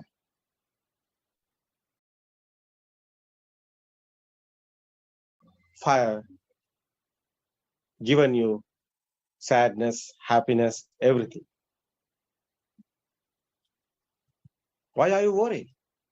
Why are you happy? That's the answer is given Buddha. It's the Nibbana path is like that. That is not a believing or anything. It is the spiritual truth. That is the truth. Okay. Saratnath. Okay. I think that answer is happy. Am I correct? Therwan Saranaren answer. So grateful for the explanation. As Yes. I understand. Yeah, it's okay. As I understand, Buddha explained nothingness and how to eradicate this suffering, sorrow, etc. Aren Hanse simply touched upon the those aspects, explaining what Buddhism is simply. Can I ask another question, Aren Hanse? Yes. Okay. The next question I would like to ask Aren Hanse is that how can we follow the Buddha's path? Because there are a lot of explanations coming these days, and it is very important to know when we follow the Buddha's path, what we should exactly do in this path.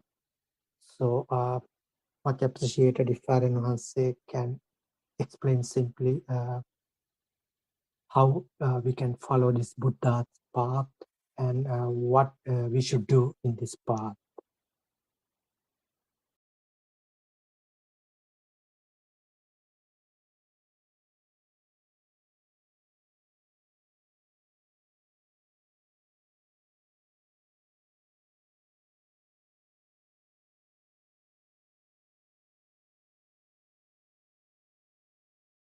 Therwan Saranai, Aren Hanse? Yes, okay. Could you Yeah, hear that Saranai, I question? heard that question. It's okay. Okay. It's okay. You're asking the path, how is going to path, this Buddha's path? That's the question, no? It's okay. Yes. What we should do in this what we path. do. It's okay. Yeah. So first I want to tell, after the Siddhartha Tapasa became a Buddha, after that, Buddha coming teachers, and first Buddha's Dhamma sermon. Everybody knows that sutra, Dhamma Chakkapavatana Sutra. That one is a Buddha's first Dhamma sermon. Buddha made Upaka, Ajivaka, but Buddha never doing Dhamma sermon. So, because this is not easy. So after the Buddha's state, Buddha thinking. So how this message given peoples. They can understand this. They couldn't understood this. They cannot. The peoples are Buddha. No, this Dhamma is very, very, very deeply thing is Buddha understood. This dependent origination is not easy to understand because these peoples are ignorance. They are praying. They are so misconceptions. Variety of misconceptions. Jatiya, Niganta, Brahma. Many of things they are doing, but there is no truth. So that is why Buddha came. Teachers, found in the teachers, came to teach. 5 teachers. Pasagata also we call in that. So what is the sutras? Buddha said,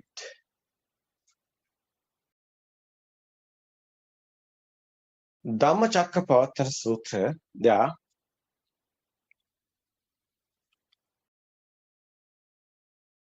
So Buddha said, Satyajnana, Krutajnana, Krutajnana, Tiparivattan Dvedasakara. Satyajnana, Krutajnana, Krutajnana, Tiparivattan Dvedasakara is a Buddha's word. So that is the path. First, middle, and end. Full. So package like that. Nibbana. What is Satyajnana? What is Krutajnana? What is Krutajnana? This all this Dhamma is not a believing or anything. This is a practical. This is the experience. Everybody can do this. Yeah. So you can experience this.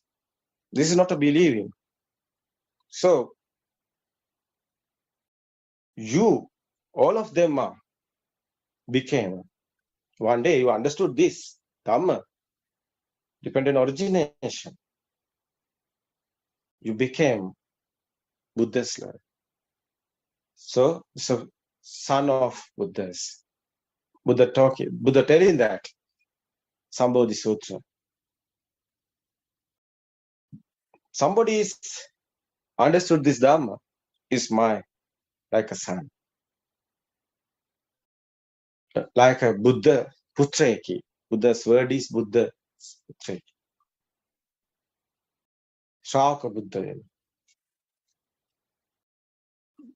There is no sorrow or anything.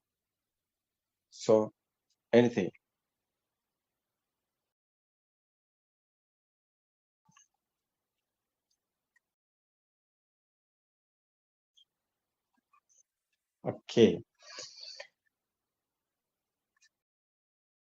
First,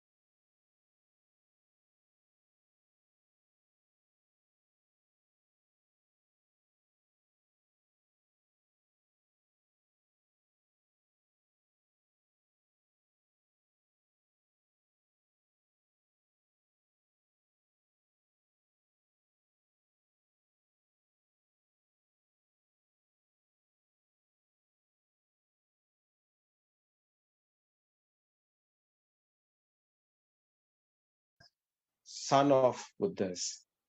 Buddha telling that, Sambodhi Sutra. Somebody is understood this Dhamma is like a son. Like a Buddha Putreki. Buddha's word is Buddha Putreki. Shravaka Buddha. There is no sorrow or anything.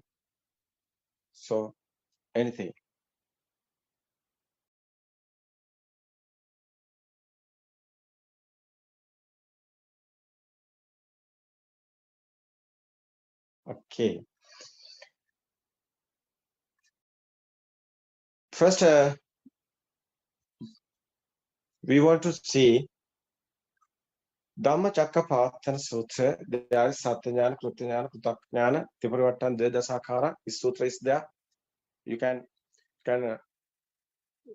realize that. Buddha's path, we are two parts. Buddha's path, easy to see. There is two paths. One is the first and second.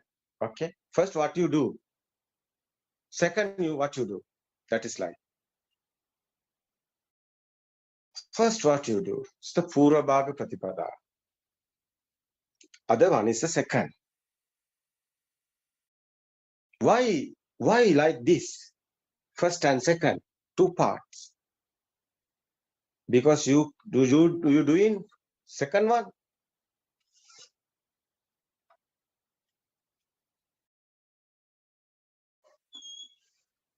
Before first, it not happen.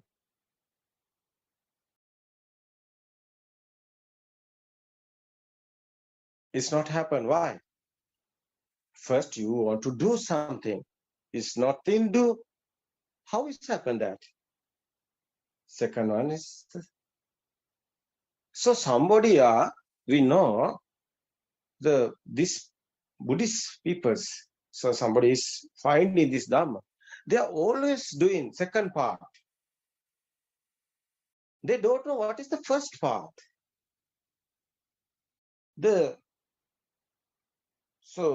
Periods, you pass period, you can realize this.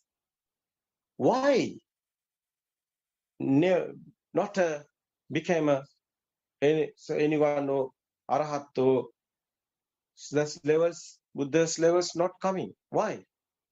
They are doing, but they haven't a result. Why? They are doing second part. So meditation. All of them are doing meditation. So meditation therapy, so conception, so meditation, samatha and vipassana, Buddha's path is, all of them are doing.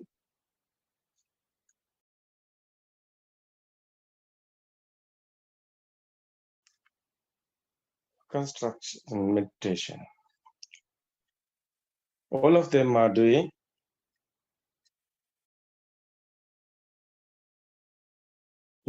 meditation. But you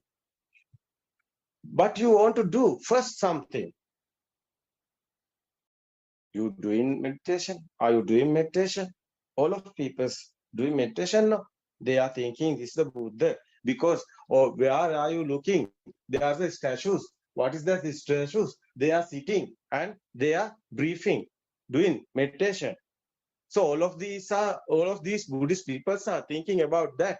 There is a class, meditation class. Yes, we are going to meditation class. After, they are thinking they can do that.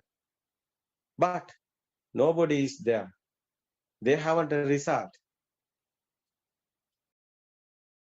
The people want to be understood something. What is the real path? What is the address? You going somewhere. You have address, no? You haven't a dress. You get out your home and going. Where are you going? You don't know. Where are you going? Like that. You want to go there. You want to go somewhere. You want to address. This one is like that. So people are Buddhist peoples, this Nibbana, so finding peoples. They are always looking at meditation and Satara Satipatthana Sutra. Is the Buddhists do that? No. Yeah, Passagat also is a time. Is the Buddha before became Buddha? Buddha's doing what's the Buddha's doing? Buddha Siddhartha Tapasatuma. It's a tapasdam. It's a meditation. Siddhartha Tapasatuma. What is doing he? He doing meditation. Can he? Can he do that? No.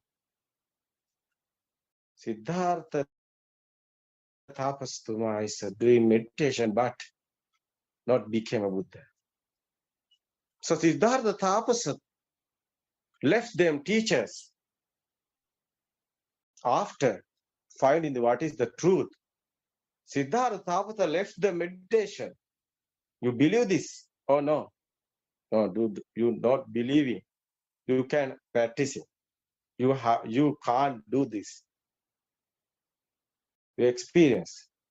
I'm telling you it's our experience. We are also doing that. We also do that. 30 years we are meditation doing, but we haven't a result. There is no Buddha's path. Okay, no argument. You can practice. You can experience. You do that. Okay, no argument. This Dhamma is not an argument. It's a direct path is here. One path is here.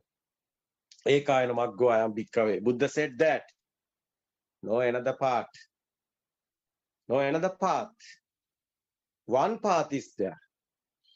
It is dependent origination. You want to be understanding what is the happen here. How is the made this mind. You all of them are talking about outside world. So simply, animals are no outside world. How is that? So humans are doing same. Animals are babies and house and animals have. You have same. Like animals. But animals don't know what is the truth. But human can understand what happened here. You want to be understanding. You want to find in the truth. So animals can't find the truth. But like animals, you're a human. So you can find the truth. What is the truth? So you not understood what is the truth. You are blind. Your eyes is open. You told everybody you can see, but you don't know what happened here. You are blind. You have eyes. You can see, but you are blind. You don't know the truth. You don't know what happened here.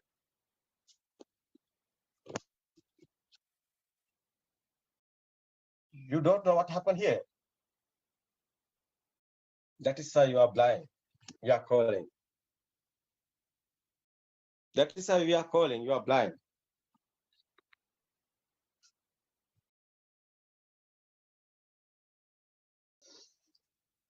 So, two paths we call, no? First, Buddha said Purabhaga Pratipada and Aparabhaga Pratipada. Buddha's word Satyajnana is a Purabhaga Pratipada. Sakrutajnana and Krutajnana is the Aparabhaga Pratipada. Okay, we can explain what is Satyajnana.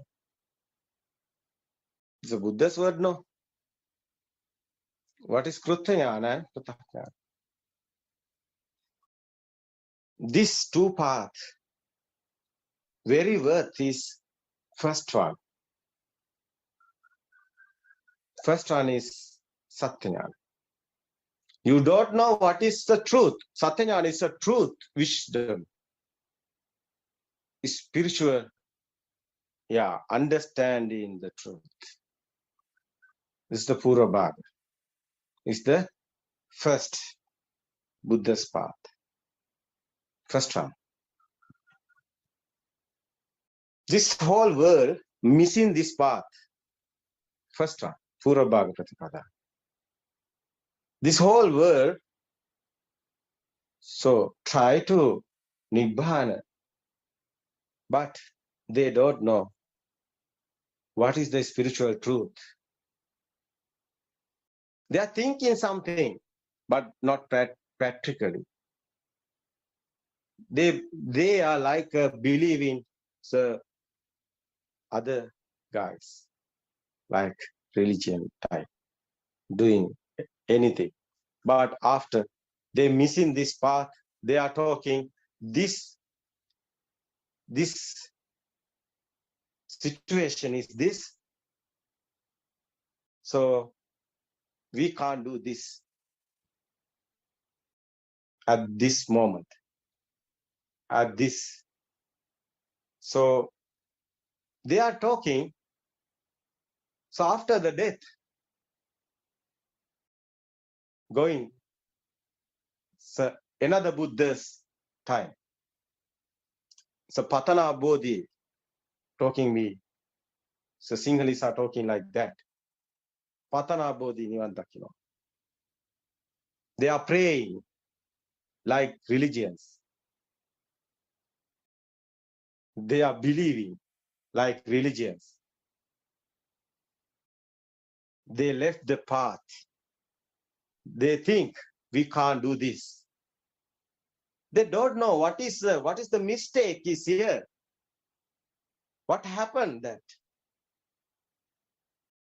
That is why they left this path. They lost. No, path is here. Everything is here.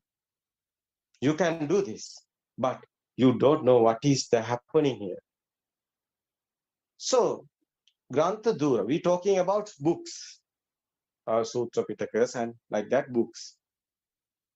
The sutras, there are, you can find, there are the Dhamma. Buddha's word is there. But, so, people are not active. The harmless there. They are not finding this. They are regularly doing meditation and try. One day you can win, you know, but there is no happen. No? And they harmless. That is the why this the praying. How sad this case. No? Yeah. I also doing like that. So many Sri Lankan, many meditation therapy centers I follow. I'm doing that. Satipasana program, project. I'm doing that. You think there is a Nibbana path? No. It's a mistake you. There is a meditation therapy. It's like doing mental outing is okay. So sometimes it's okay. So present mind is okay. But there is not a meditation. There is not a Nibbana path. You can do that practice. Yeah.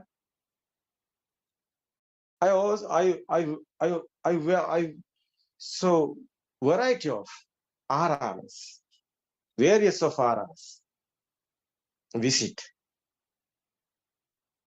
So I want to find in this Dhamma what is the spiritual truth. I want what is the Buddha's path is going, who's the going? I realized that many of us, yes, who is in Sri Lanka here, end of going this path? Nobody knows. You have someone is going there? No. All of them are acting like that. Amarat, Arat, acting they are doing. They haven't happened that. They have klesha, raga, desamo. They have ragas. What is the raga?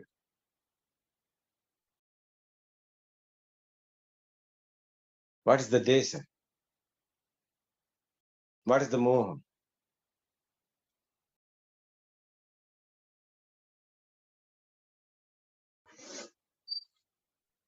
Raga is attachment, no? Dvesa is aversion. Moha is ignorance. So people have these three. They always attach everything. What is the see? What is the hearing? What is the feeling? They attach everything. No, attach and disattach.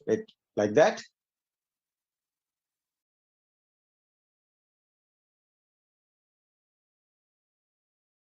Yeah. So that is the raga desana, like that, ignorance.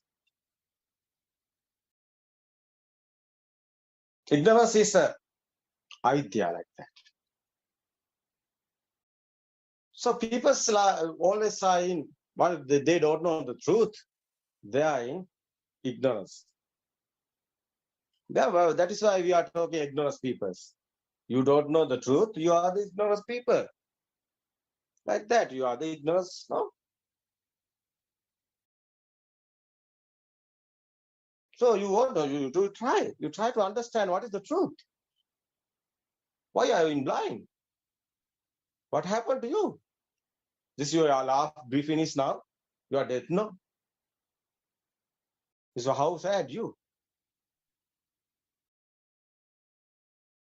What happened to you? You don't know what is the real truth. You don't want to know. It's your fault. Yeah, it's your fault. You try. You can. So Purabhaga Pratipadava is the main point today, whole world. Buddothpado Arana says, what is that saying? That is the Satyajnana Purabhaga Pratipadava. Like that, spiritual truth. It is the spiritual truth Buddothpado Arana says is going to do. Whole world. So open in the spiritual truth. All of them are worth this.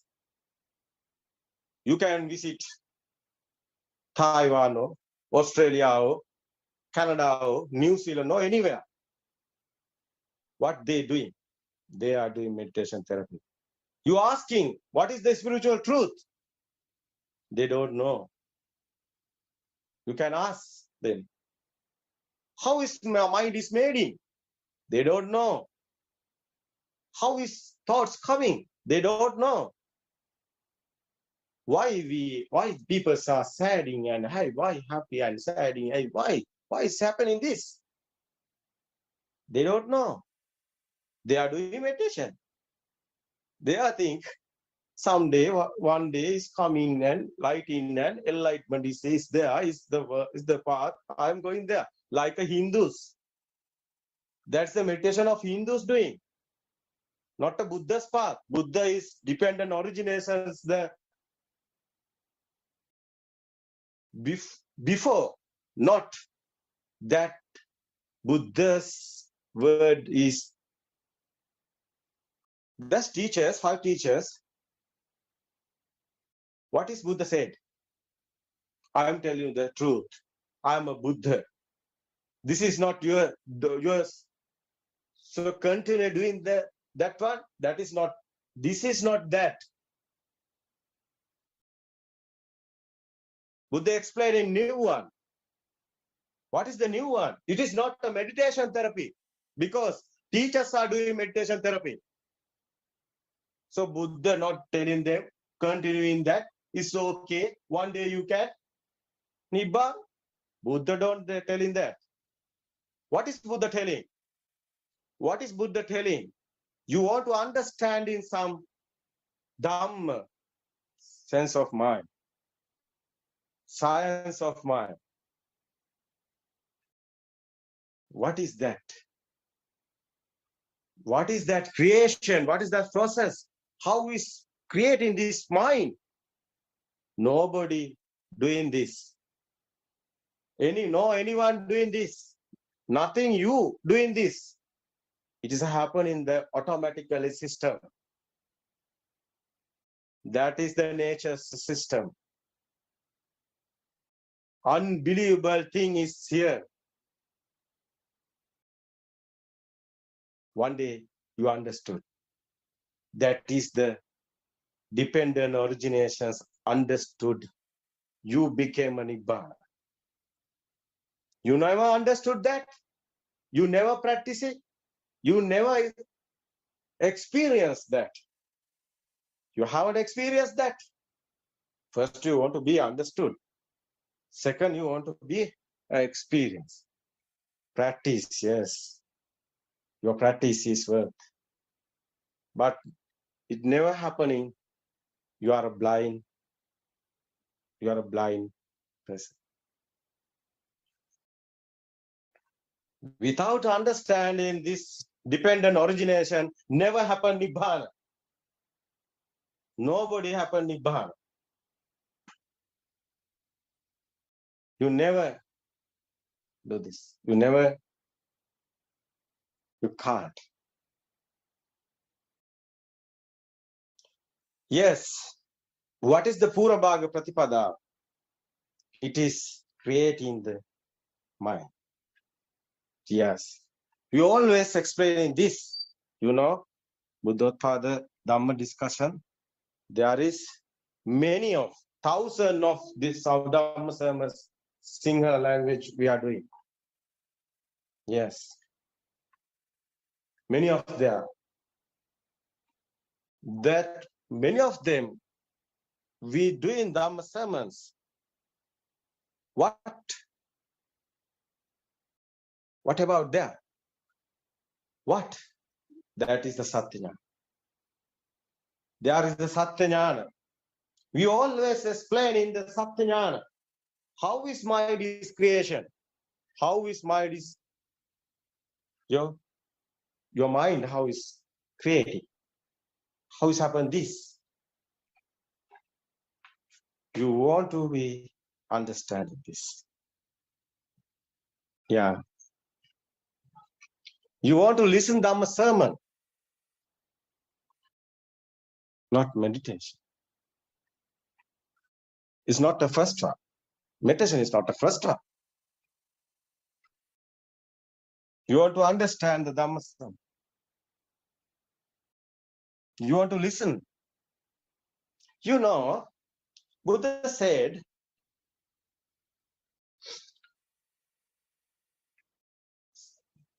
Saddhamma Savana. Buddha said, Kalyana Mitrasva, Saddhamma Savana, Dhamman Dhamma Patipada. That's the Sotapattya. Buddha said that. Okay. So,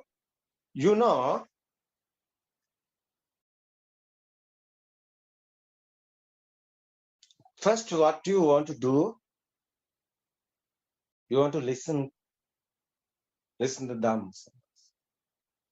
That Buddha's word is that. So, second, you want to someone you have or no. So, you know, this is not easy. Kalyana Mitra, who's the Kalyana Mitra? Very rare. Yes, the Kalyana Mitra. Have you? Oh, I haven't a Kalyana Mitra. I haven't a Kalyana Mitra. My Kalyana Mitra Dhamma, like a Buddha. Why? I visit. I found it, but not found. Last few years, so before this understood, happened that I visit everywhere.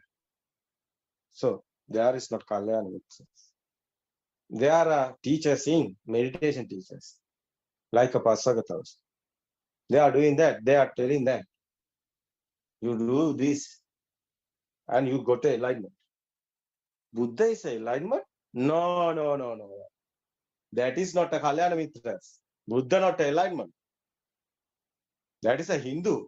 Bhavana is a Hindu. Meditation therapist doesn't want me. I've left them because it's necessary.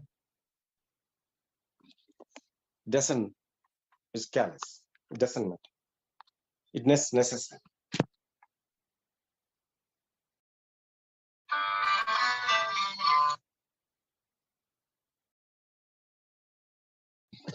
So,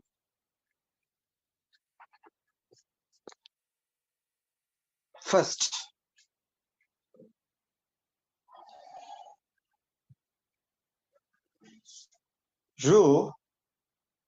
you can listen to the Dhamma.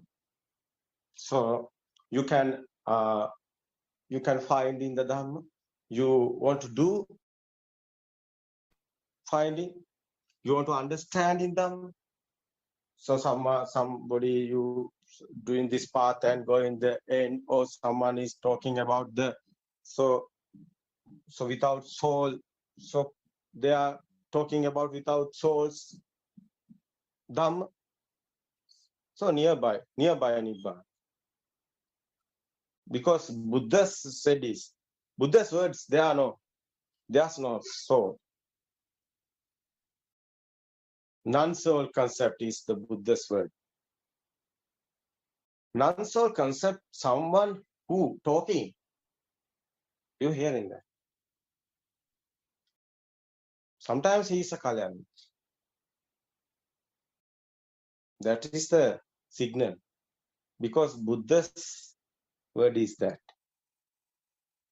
Buddha's word is the no soul. Non-soul conception. Okay. So this part is so Satyajnana is you want to study in the mind. So analyzing. Because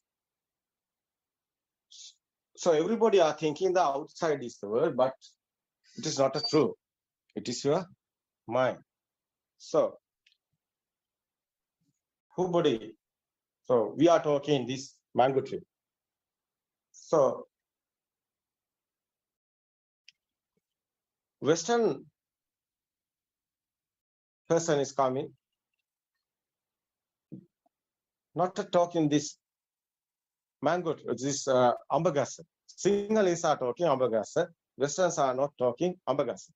They are talking mango tree. The Hindus are talking another sounds. Like that. So other people, Japan people, or anyone, like that. The side. So I ask you, outside is true. There is mango tree, or there is ambagasa. What is there? There is not. That is a sound. Ambagasa is a sound. Sri Lankans are talking abagasa. Western people are talking mango tree.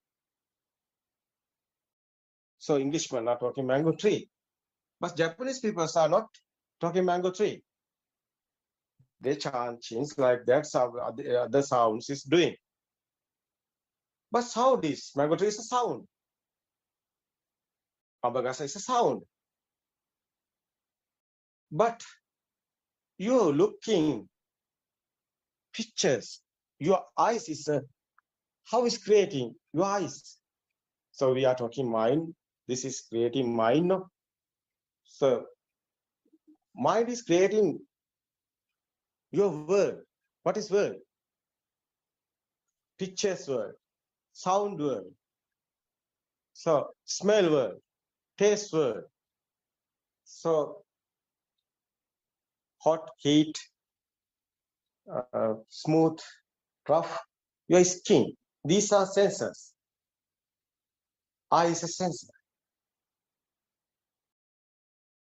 Ear is a sensor. Nose is a sensor, smell.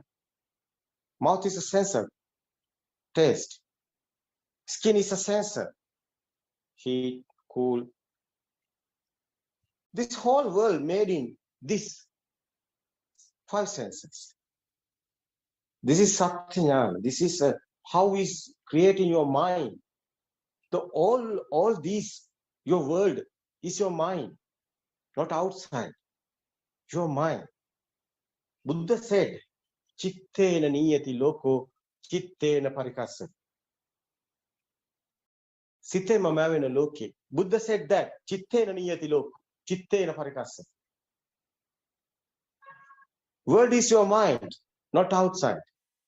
It's the Buddha's word. So you are think there is a mango tree. You are think that's the sun, that's the moon, that's the earth. It's a sound, no? Earth is a sound, sun is a sound, moon is a sound, mango tree is a sound, chair, table, everyone. Everything is a sound. How you see sound? You can realize this. How you see sound? Your eyes like a camera.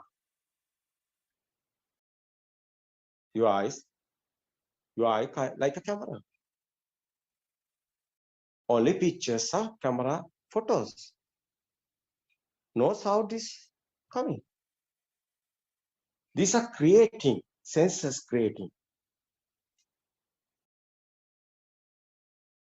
Your eye, you know the sparking, the speed. So very, very high speed sparking. Like your eye. How is made in your eye? One sensor. For example, we got it one sensor is our eye. How you looking? How you see world?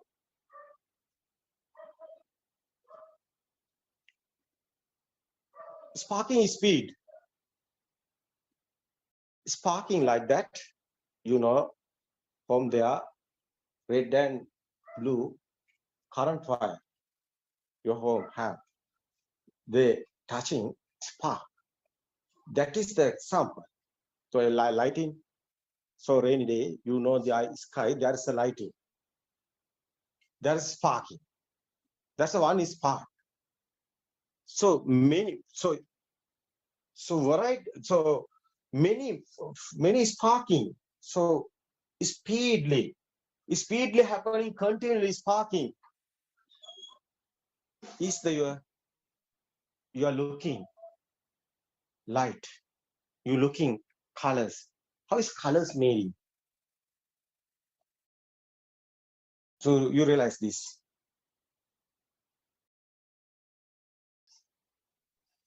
So glass pyramid, like glass. So scientists experiment. How is rainbow made in? There's a angling. That's a angling type variety. There's a glass, sunshine, sunlight, sun shines there. dividing this glass pyramid. So red, green, so yellow, so variety of so colors, so rainbow colors. You can see that experiment like that. Your eye, there is like that happening there. Your eye is a creating. So you blind, you can't see. When you blind, you can't see.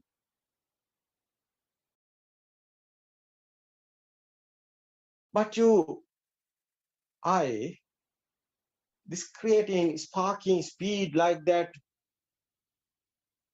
that happening became colors, and you see. Some people doesn't see red color. Some people doesn't see green color. Yeah, colorblind.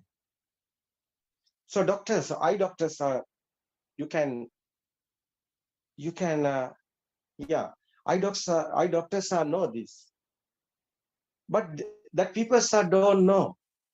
They think they see everything, but they don't know they haven't a red color because they haven't an experience. The whole world they are looking without red. How is happened this? Red color is outside. No, outside. Red color is there. A red color is outside. Everybody can see. No, it's not happening. It is your eyes creating. Eye is creating this colorful world. It is your colorful world. You blind, you haven't it. Where's your world? Outside? No. Your world inside world. You don't know this. You don't know this truth. It's hiding. Yeah. Your ear. You are in dream. You are in illusion. You want to realize this. What is the happening is here. What is the truth? Your eye, like that experiment. For example, your eye, that one, your ear, same. That example like that, eye. So ear and nose and mouth and skin. Sounds, colors, smell, taste, and hot, cool, smooth, and rough. So everything. Words, your word. Your color world like that. Your sound world. How is your sound world? Like that, same.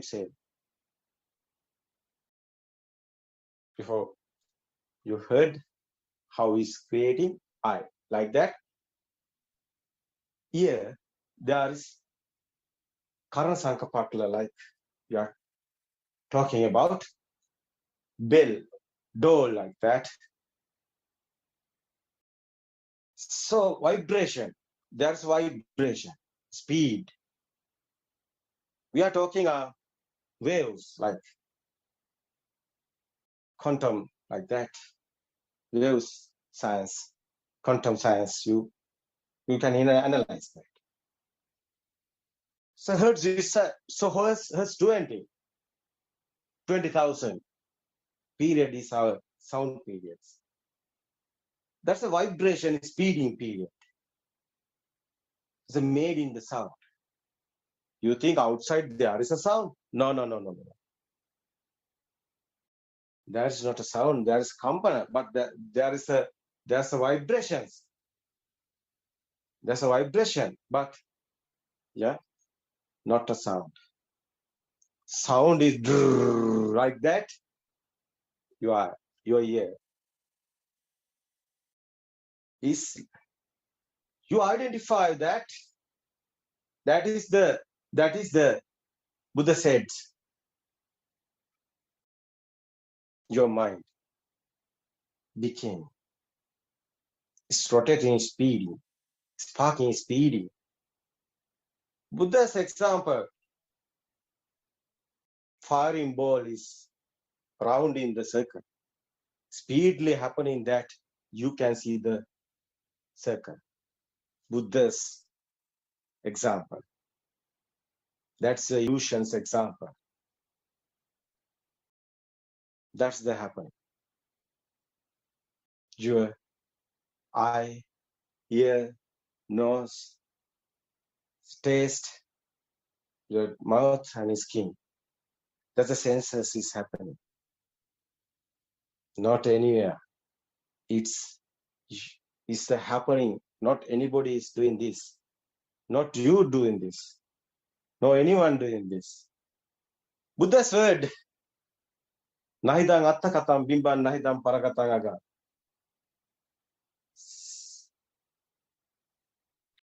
Sela to sutra. There's Selater said that. Nahidang atta katam bimban nahidang parakatang aga. This mirror, no anybody made it. This illusion is never anybody made it. It's not made you or anybody. It is a creation. It's a happening. It's a nature. It's you. Became you. How is became you? Yes.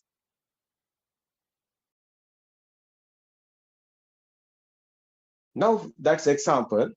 Before I give you, the wall is sea.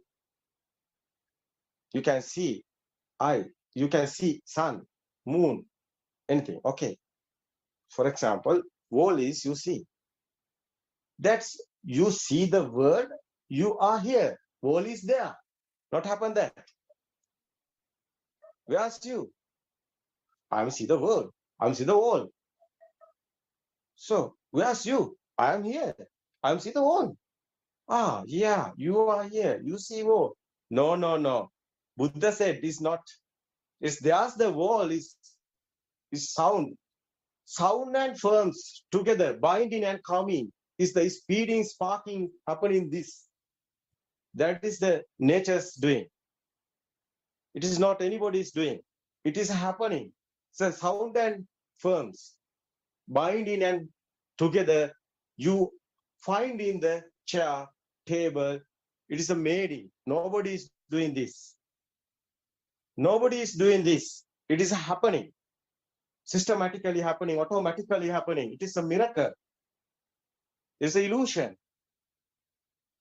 So when you were kindergarten, before you little childhood, before kindergarten, you don't know what is there. You don't know what is there. Where's you are lady or boy or anyway. You don't know that thought. Anything you don't know. You haven't thought. How is coming this? How is coming this? That's kindergarten time. Your childhood. The kindergarten time, what happened there? Teachers, what is doing? Teachers, your eyes. So teachers showing you the pictures. Red, yellow, blue, oval, triangle, rectangle. Everything is sounds given your ear. Your eye, you see the picture. The little baby see the picture.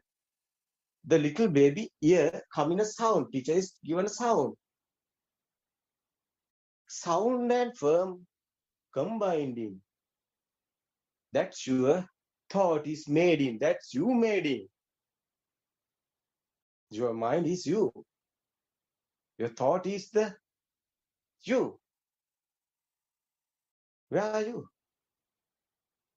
There is something, it is you. You want to find in you. How is you? How is you creating?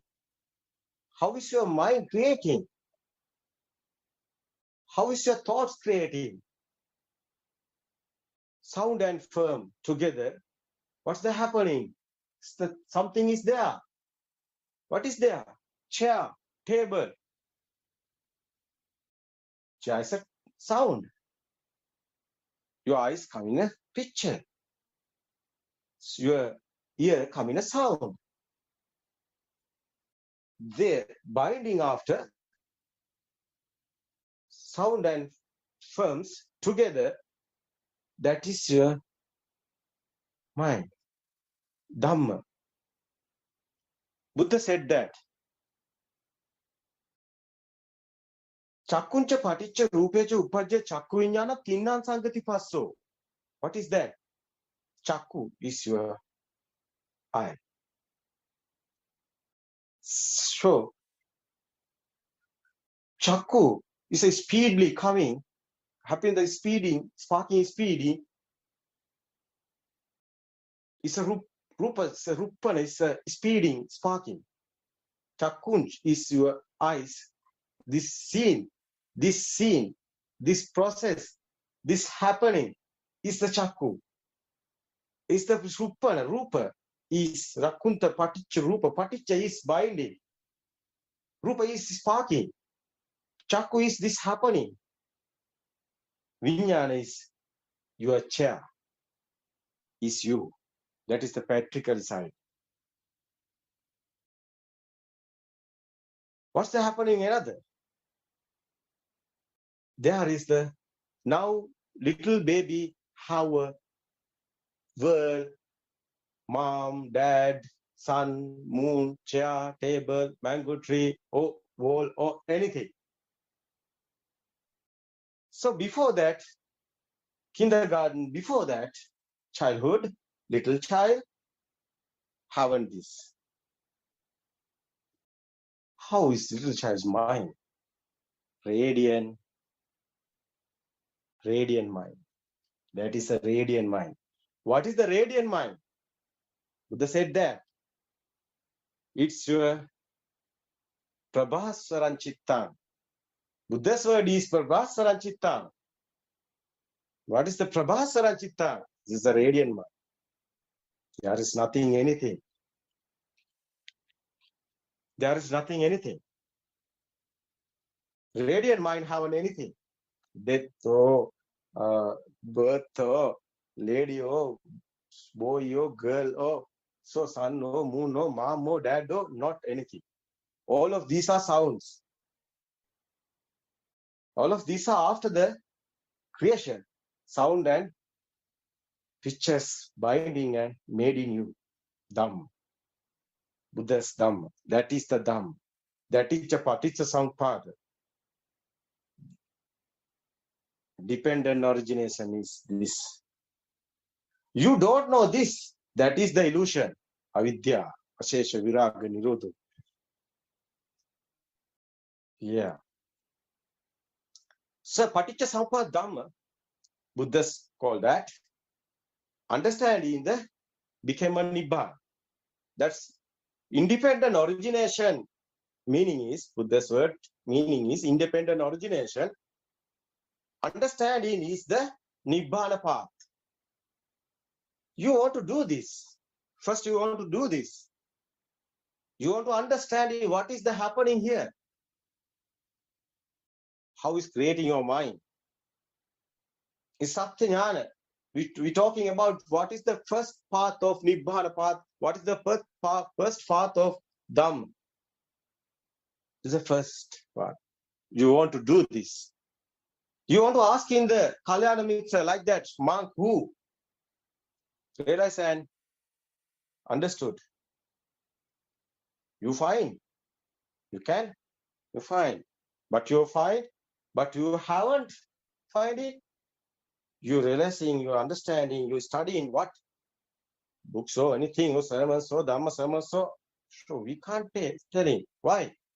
It's your try. You want to do this. No, there is no rules. you day or night or whatever. You want to do this. You want to understand in the Dhamma. You want to listen to the Dhamma sermons. You want to study in the Dhamma books. Everything.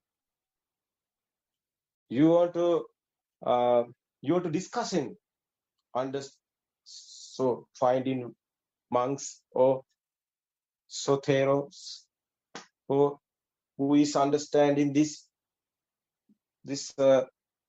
non-soul Dhamma, talking someone. Yeah, yes, what non-soul concept is this. Soul is how is soul happening. So there is something that kindergarten boy or girl or kindergarten child. So the sound is so teacher doing, no sound is given. So pictures are given, they bind it and made in the things. That is the word. Picture. What is the picture? What is the teacher doing? Teacher gave your word. Mom, dad, or everything. Sound and forms. No, not only sound and forms. Others are binding. Smell, taste, so heat, everything. These five senses is speedily happening. Yeah, speedily sparking, speed. There is a vibration like that. No one stop that. It's happening in a system. It's happening in a nature, like automatically happening. Yeah, that's your feelings, memory feelings. That is your soul. That's your soul. That is your illusion. There is no soul is the truth. No memory is the truth. What happened? This is only sparking. But how can you study? How can you believe this? How can you understand in this? How can you want to do this? You want to practice this? You want to analyze. Yeah, realize. You want to realize, you want to analyze this. The Paticcasamuppada Dhamma is so someone understood that Paticcasamuppada Dhamma dependent origination. Someone understood is in the Nibbana path. He's not the first path. He's not the Satya Dhamma. Satya Dharma. So how someone he have second path. He have second path. Satya Dharma not understanding, no. Satya Dharma not. So that's spiritual truth. You're not understanding. You haven't a second path. You haven't a meditation. You don't do that. It's necessary. It's not happening. It's your fault. You want to understand this. This time whole world is struggling Nibbana path. What is the real Nibbana path? Whole people saw Nibbana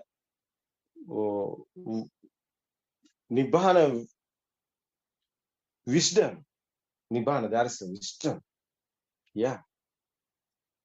What's the wisdom? That's I call you. That's chair, table, mom, dad. These are conceptions. Someone, the conceptions, that's the wisdom. Yeah, that's the wisdom is there. Someone understood this chair, table, or something is not in there,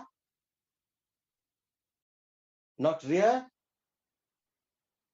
It's systematically happening. The coming, that's mind is happen. The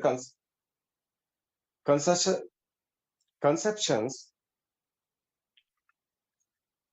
Yeah, that concept. How is happen this concept? How is coming this concept? It's not real. Someone, so somebody feelings. So that's little child. Okay, that little child feel these are live. That's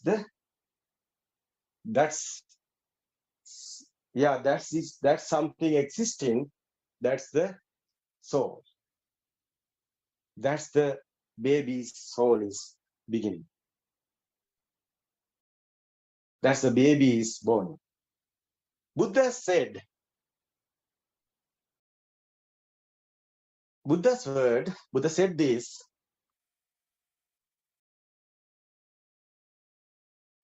Skandhanam patibhau atanam patilabo ayamuche jat. So Buddha's word, Skandhanam patibhau atanam patilabo ayamuche jat. Atana is meaning I, ear, is a senses. How is senses? Senses is creating the sparking speed. That's the Skandhanam patibhau, sparking speed. Atanam patilabo, sparking speed coming the you can see. It's the eye. Eye is the Ayatana Patla. Rotation is speed. Sparking is speed. So you feel sparking is speed. There is some power like Vidyut, electric power or magnet power, some kind of mind in power. We talking about that. Chitta Ropan. Like that. Chitta power. Like that. Some what word is this? Mind is you feeling you are here. You feeling you are alive. That is the power. Is beginning. Skandhanam patibhava atanam fatlabo amcha jati. Jati means so these articles like material world you made it, like these items. So concepts like this. Something is there. That feel, sound and form together. So becoming exit something. No, that is the feel. That is the feel. That is the soul. That is your born. So you can see the sutras there. Buddha asking questions, monk. Chakku niccang wa aniccang? Aniccam bante. That question is, this eye is true or is this eye is permanent or no? This eye is true or no? Aniccam bante means that's eye. What is the eye? Eye is you see the wall. The question is, wall is here or no? Wall is outside here or no? That's the question. Chakku niccanga aniccanga. Chakku, your eye. There is something. Eye is something you see. For example, you see wall. Wall is really or no? Wall is a sound. You can't see sound. Your eye sees coming pictures, but you know telling the pictures. You see sound. It's not happening. It's not there. There is not sound. You can't see sound. That is why wall is a sound. Your eye is not no eye contacts. There is no sounds. So sound and forms together come in and you feel something there. It is not true. It is the illusion. That is the Buddha's question. Monk, there is something. There is something. Chakku niccang. Anicca. No, monks answering this. No, no, there is nothing. That is the answer. That is the mark. So you not this understood. Outside something you believe here. Outside something you believe there. You are not a monk.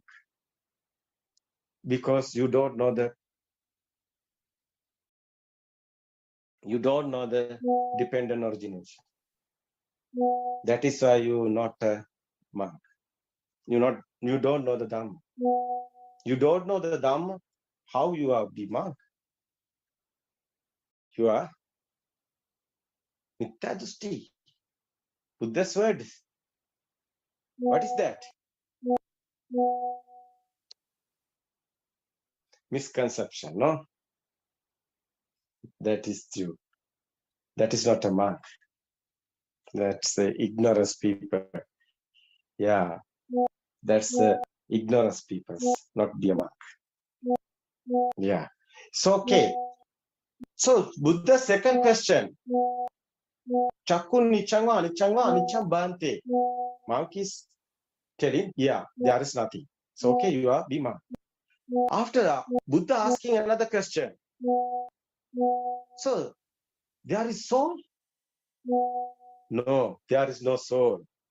That is the question. That is the answering. There is no soul. That is the Buddha. What is the Buddha's path? What is Buddha's want to explain in the monks? What is Buddha's want to explain in the everybody? There is no soul. It's the creating, it's the happening, it's the process, it's the automatically, systematically. Yeah, that is nature. There is nothing. There is emptiness. That is why this Dhamma is a emptiness, nothing, non-soul Dhamma. This is the spiritual truth. No suffering. So soul is there. Your soul is okay. Suffering is there. That's the suffering end is coming. You understood the Dhamma is the first part. Is the second part is you want to be, you know this Dhamma, you want to be a practice. You want to be a exercising. You want to be a practice, the experience, you want to be an experience. You have experience, you have practice, it's your second part. Krutya. Buddha's word is krutya. You do this, you have experience, you practice this, you missing you.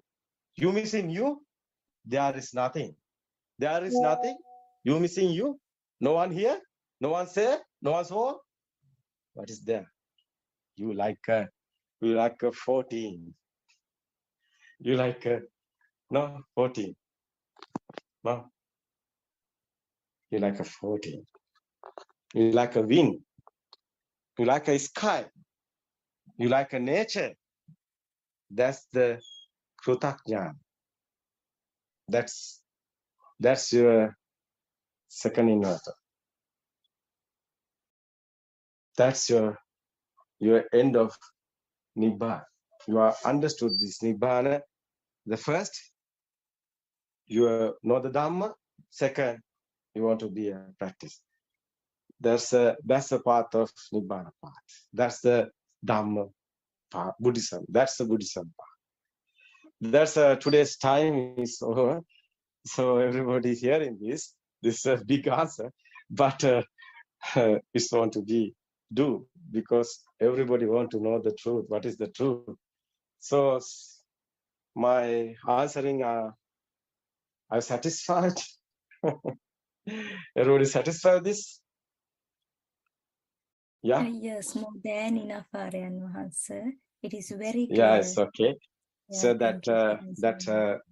that's so person who asking the question. So I think there's now it's not in here. Okay. I think I'm given the answers that. So So it's okay. Next time I explain the other things. Okay. Okay, everybody. Yes. We now it's time is over. Yes. Teruvan Saranai Yes. Arenwanse, thank Teruvan you. Saranai, yeah. Yeah, Yeah. thank you very Teruvan much Saranai. for the explanation. Thank Teruvan you very much. Saranai. Teruvan Yeah. Saranai, thank you very much. Thank you. Teruvan Saranai Arenwanse. Teruvan Saranai. Next week we can meet. It's okay. All of them are Teruvan Saranai.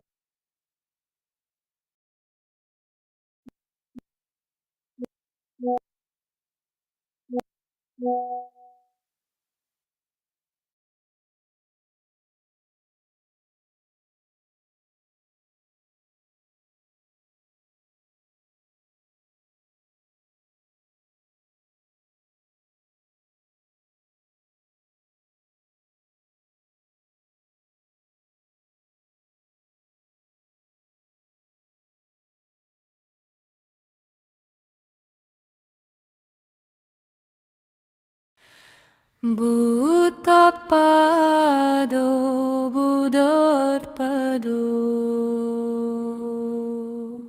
It's time to open your eyes. Open your eyes. It's time for Nibbana, for Nibbana. Buddothpado, Buddothpado. Awake humans, be awakened humans. It's your liberation, your liberation that comes through. Buddothpado, Buddothpado. The last breath will be so peaceful, so peaceful. With Buddothpado, Buddothpado. Wake up, wake up, wake up to the truth.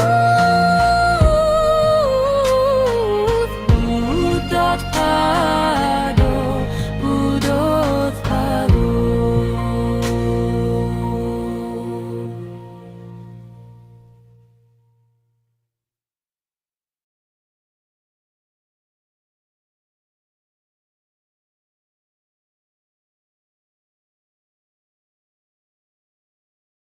Is that okay?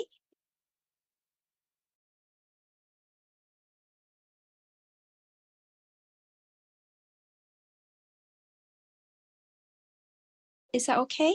Is Arenwanse there?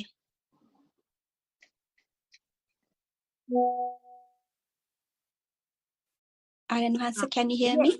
Yes, Arenwanse Yes. can hear Teruvan you. Saranai. Yeah. Teruvan Saranai. So I want to Uh, first tell you something. So this is my first time I'm doing English discussion, some discussion like this. I haven't experience, so it doesn't matter. Okay, well, how can I do my best? I do this. So okay. This I know, we know, everybody know. The Buddothpado Dhamma discussion is a very worth all of them, because this is very rare, not easy. The Buddha always talking. This Dhamma is not to understanding, to simple. We are thinking simple, but it is not simple. It's very deeply, it's a message there. So whole world talking what is Dhamma. But so we hearing. So anybody, so variety of Dhammas discussion. But so every time I realize this, all of them are talking so varieties of Buddha said this, Buddha said this, Buddha like this, Buddha doing this. That book is there. There is this one is there. So what is the truth? What is the original? What is the pure truth? So everyone have problems. Why? So 2,500 years after now, what happened? These peoples, we are Buddhism, yeah, but we are in real path or wrong path. So I always realize this: we are not in real path. We are not in real path. When I was a childhood, my mother and father, they don't know what is the pure truth. I asking them, but they don't know. What they do, I am also doing that. No? We all of them are like that. We all of them are like that. But we don't know what happened to end of our death. So we don't know what happened us.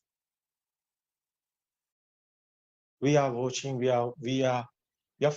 found in, no? We are trying. So when I was a child, I always doing meditation. I mean, I was a younger. I always doing meditation. So I'm breathing, looking, and I'm thinking, this is the truth. This is the path. I asking monks, this is the path. So I am doing that. I don't know what's the truth. They are doing. I also doing. One day I am climbing a mountain. There's a forest. There's a Bodhinagala, so Sri Lanka. So that's my childhood, my student. I'm a 10 years old or 15 years old. So that's my first time. That's my first time. I'm going to Aranan. I'm looking what they are doing. So I'm hiding the tree. I'm watching. So one monk coming this mountain climbing and doing meditation. I'm looking there. What is doing? Nothing. They only meditation. You know, they are doing same. Everybody know that. After that monk is so going. After that, I'm realized that what happened? What happened there? What happened? So I'm doing this like that. I'm coming. So after many years, after that, that is the beginning. After that, many years I'm doing this like this. So this is the path. We are going so meditation centers and we are studying there. This is the path. Many so teachers. We are so looking and discussing and everything. What we want to do. Do my best. So I have a free time. So normally we are free in night.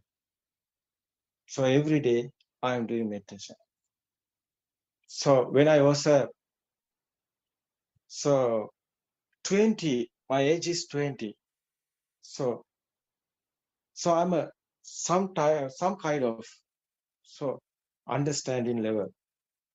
So I realizing one day became that's the pure truth. I find in the pure truth. One day I became like a Buddha. What's the doing? What's the do that? I also do that. Nobody, sometimes I don't know who are in there, Sri Lanka, there or anywhere world in there. But I am trying. I don't know, but I am trying. That's my journey. That's my journey is how difficult is I'm coming this. So many years, so many things happen. Personal life, many things happen. But one path is continually doing. That is the meditation. Always I'm doing meditation. 30 years meditation, I have history. So I uploaded the video 2022.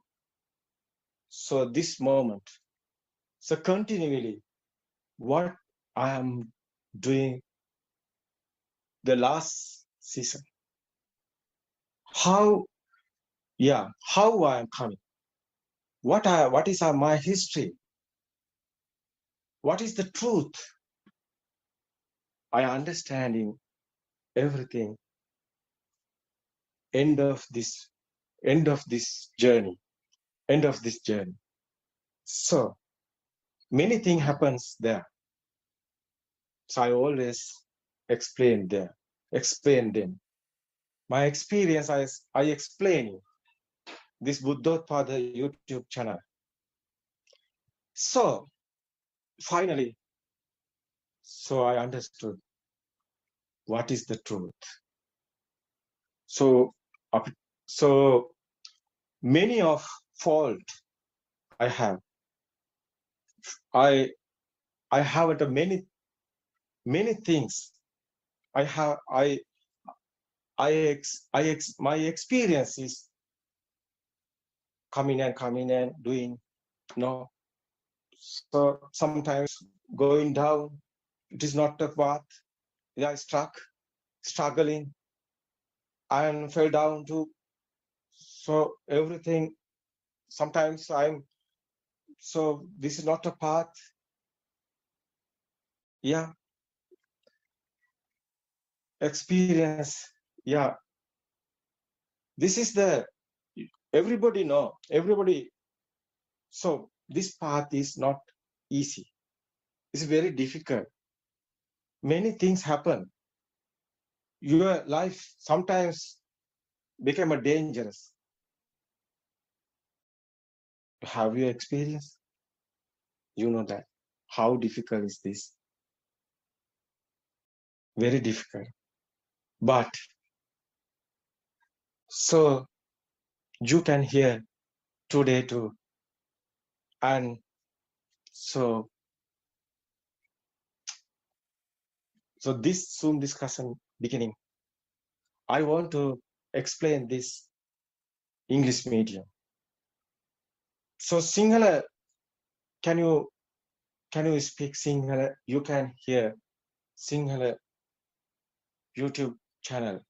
So Buddothpado YouTube channel, there's a Sinhala discussion, more than 2,000 more. So many of there are. But I want to explain this properly in English medium. Give this message to world, because this is very worth. What is this experience? What I am doing? What happened? It's all of them are worth. Okay. today is the first day. Now I'm going another journey. Whole world. So opening the real truth. I understood this path. I understood this real one. What is the real truth? You can analyze. You get this experience. You search this. You can study this. Yeah. You can. So you accept this after your experience. You come in and see. Buddha said that. Buddha said, Sadhitika kalike epasika opanayika pachupanna dharme. Not believe. Somebody talk, but not believe. Buddha said that. Somebody teach you. Some books are there. Someone tell you that is the truth. But Buddha said, no, believe. This one is practically, and yourself, you should be experienced. You want to do this. Okay, this is the another journey to whole world. So this is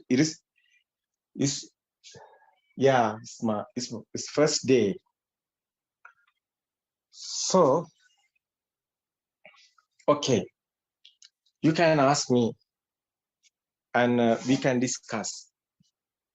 First I want to tell you, so everybody, we are together, want to be friendly discussing. Okay, so this Dhamma is so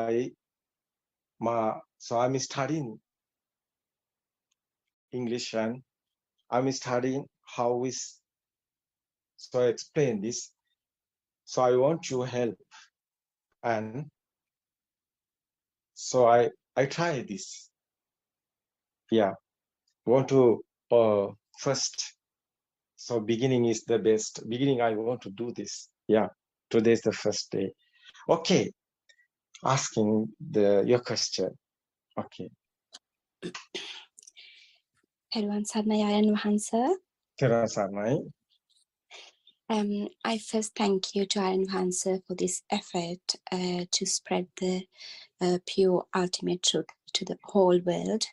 This is a very good deed and it's really appreciated. And may I ask a question, Ayan Vahansa? Okay.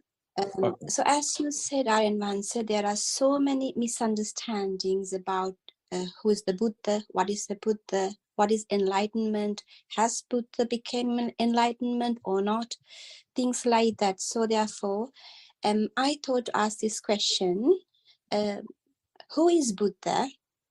What is the difference between Buddha and enlightenment? First time you gave me a big question. No, it is the first and last question. I think everybody's curious about okay, this. it's okay. Doesn't matter. Yeah, it's okay. Okay, I given you the answer. Yeah.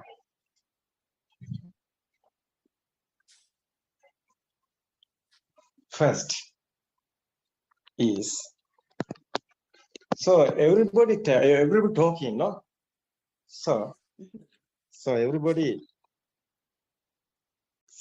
talking. So Buddha.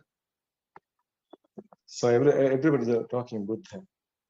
So Buddha enlightenment talking, no? People everybody see Buddha is like a person. Buddha I know. Yeah. May You I want to mute know? the Yeah, it's microphone? okay. It's okay. I answer it. It's okay. So, what is Buddha? I asking everybody. Yeah, this is some discussion, no? I asking, so someone here. So, Kumuduni, do you hear me? Teruan Sarnai Aryan Vahansa. Yes, I do. What do you think? What is the Buddha? I think Buddha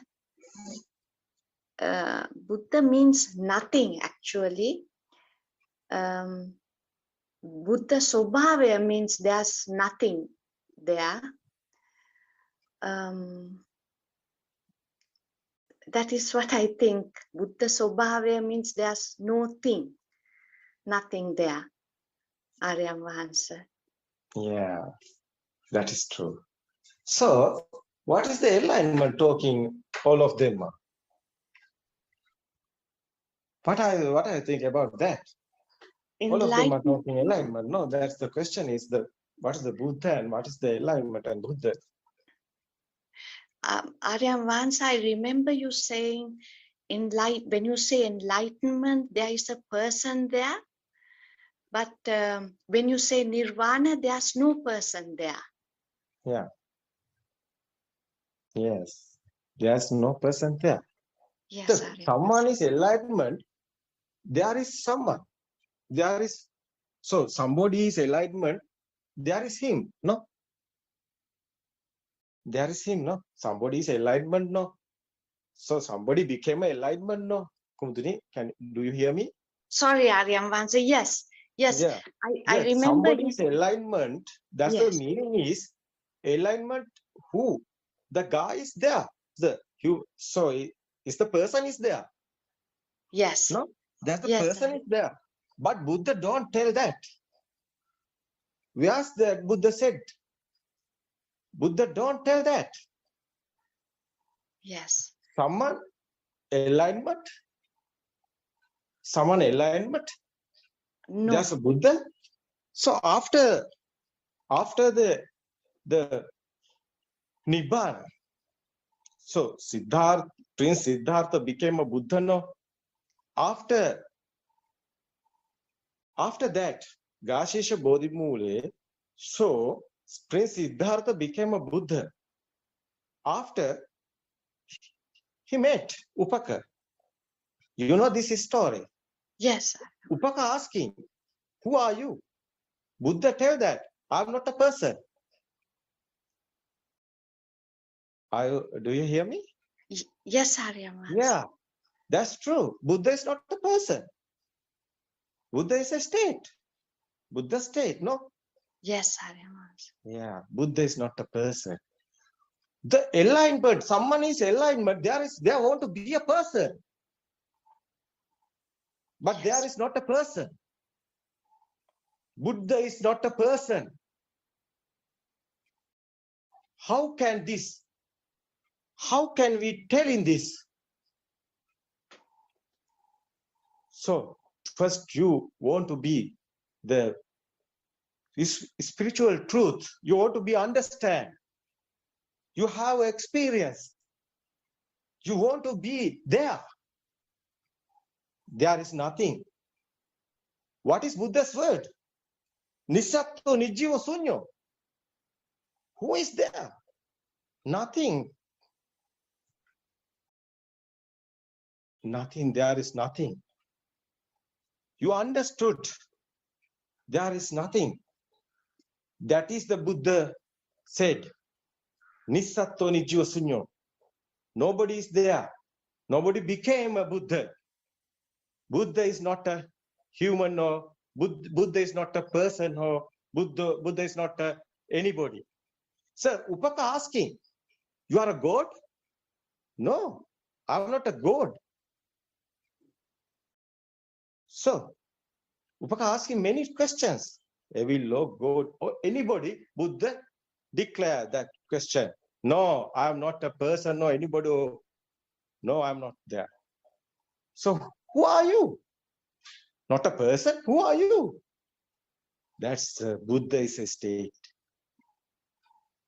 His state of mind. Buddha is not a person. That's the wrong thing, all this world. They are always talking Buddha enlightenment, but enlightenment, there is a person. The Hindus are enlightenment. Yogi. So before Buddha, so we are talking Gautama Buddha. So Gautama Buddha, so when at that period, before that Gautama, so Buddha, Siddhartha prince became a Buddha. But before that, there is no Buddhas. There is no Buddhas, but enlightenment is there. Enlightenment is there. What is that enlightenment? It is not talking about Buddha's enlightenment. Buddha not enlightenment. It's a Hindu's word. It's a Hindus. Who is the explain this Buddha? Hindus. Hindus are talking about Buddha. Who is talking about Buddha? Somebody is coming this path and end of after experience, coming and after telling that. What is the Buddha? No, that is not Buddha. What is the Buddha? Okay, we can realize. Okay, we can think. What is the Buddha? Prince Siddhartha, yeah, left the kingdom to find the truth.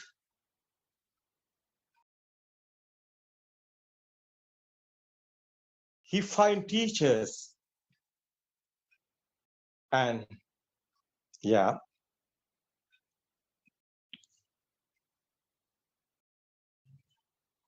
he find the teachers and so okay, he find the teachers. No, after he finds, we call him Pasagata also. You know this story. Yeah, Buddha found teachers, 6 teachers. So we are calling Pasagata also, like that. So they are in level. We are talking about the Buddha's word is Rupa Dhyana. That level, that's the mind, not a outside, inside mind level. Inside mind became that level. It is Rupa Dhyana level. So mind cool down, come in the so path. That is the samadhi we are talking. That meditation you are doing, you know this. This is the Pasagata also. They are in Rupa Dhyana state, one state, yeah. But Buddha not accept this, because Buddha want so close the sorrow. Buddha wants to know what is the truth. There is no end of sorrow, because they are in here. They are enlightened, some kind of enlightenment. But Buddha left this. So after Buddha meet Alar Kala Uddaka Ramputra, they are another level. They are in another level. So Arupa, we calling Buddha's word is Arupa Dhyana. It's another level. It's like another enlightenment. But Buddha's answer not there. What is Buddha's? So the finding, it's the end of the sorrow. These people are sadness and sorrow, suffering. They are suffering. Why Buddha? So Prince Siddhartha left the kingdom. He is a king. He became a king. He left the kingdom. Why? People are suffering. People are in a sadness. What is this doing? So what is the truth? Buddha finds the truth. Buddha don't want enlightenment. Buddha don't want enlightenment. Buddha don't want this level and that enlightenment. That is why Buddha left Alalakara Uddaka Ramputra. Buddha left Alalakala Uddaka Ramputra, other so teachers. So all teachers Buddha left. After that, Buddha haven't a teacher. After that, Buddha haven't a teachers. No one teach Buddha. Buddha left all teachers because there is no spiritual truth. There is no spiritual truth, and enlightenment is not a spiritual truth. They are not so close, they are suffering. One they are again suffering. That is why Buddha left. That's teachers. That is why Buddha left them. Okay. After what is Buddha's doing? Yeah, Buddha left them. After what is Buddha doing? You can. Buddha only start. What? Yeah. To find the truth.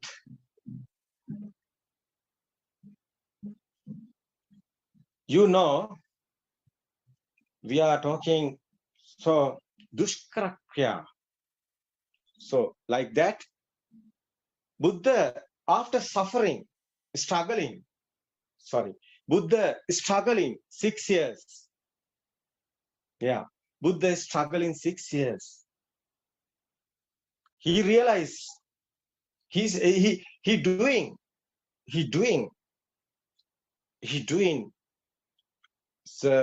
So how his mind is, the suffering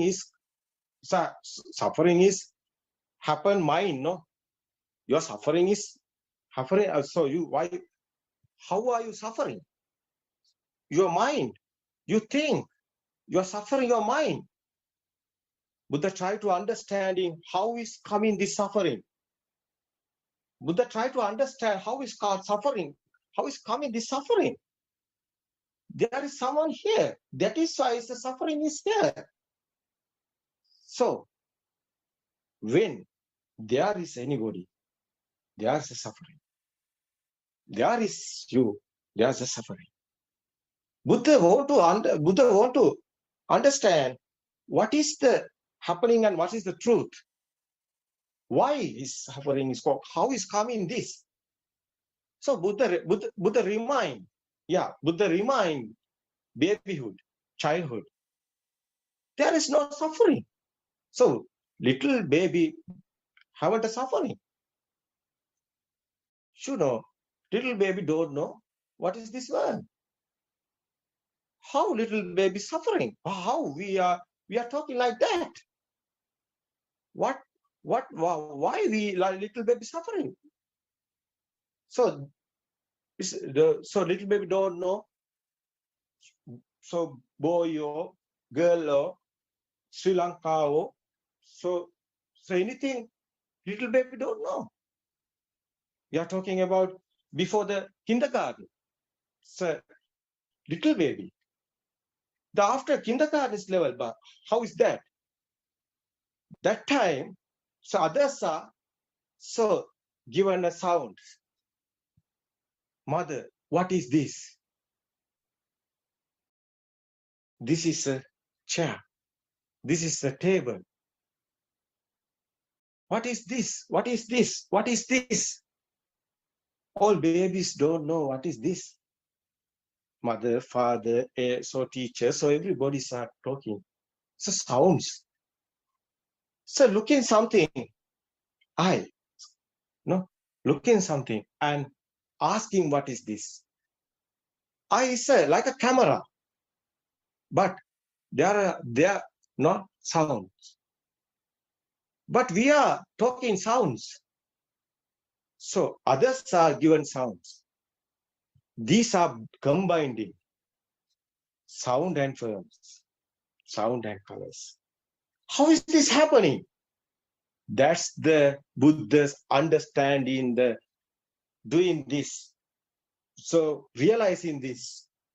How is this? How is this happen? How is this happen? After that, we know this is chair, this is table. How is coming this? What's this? Yeah.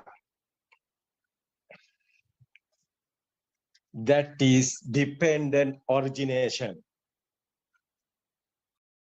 No? Cause and effect. Buddha's word, cause and effect. Buddha understood that's the, what is that happening here? Buddha realizing, yeah,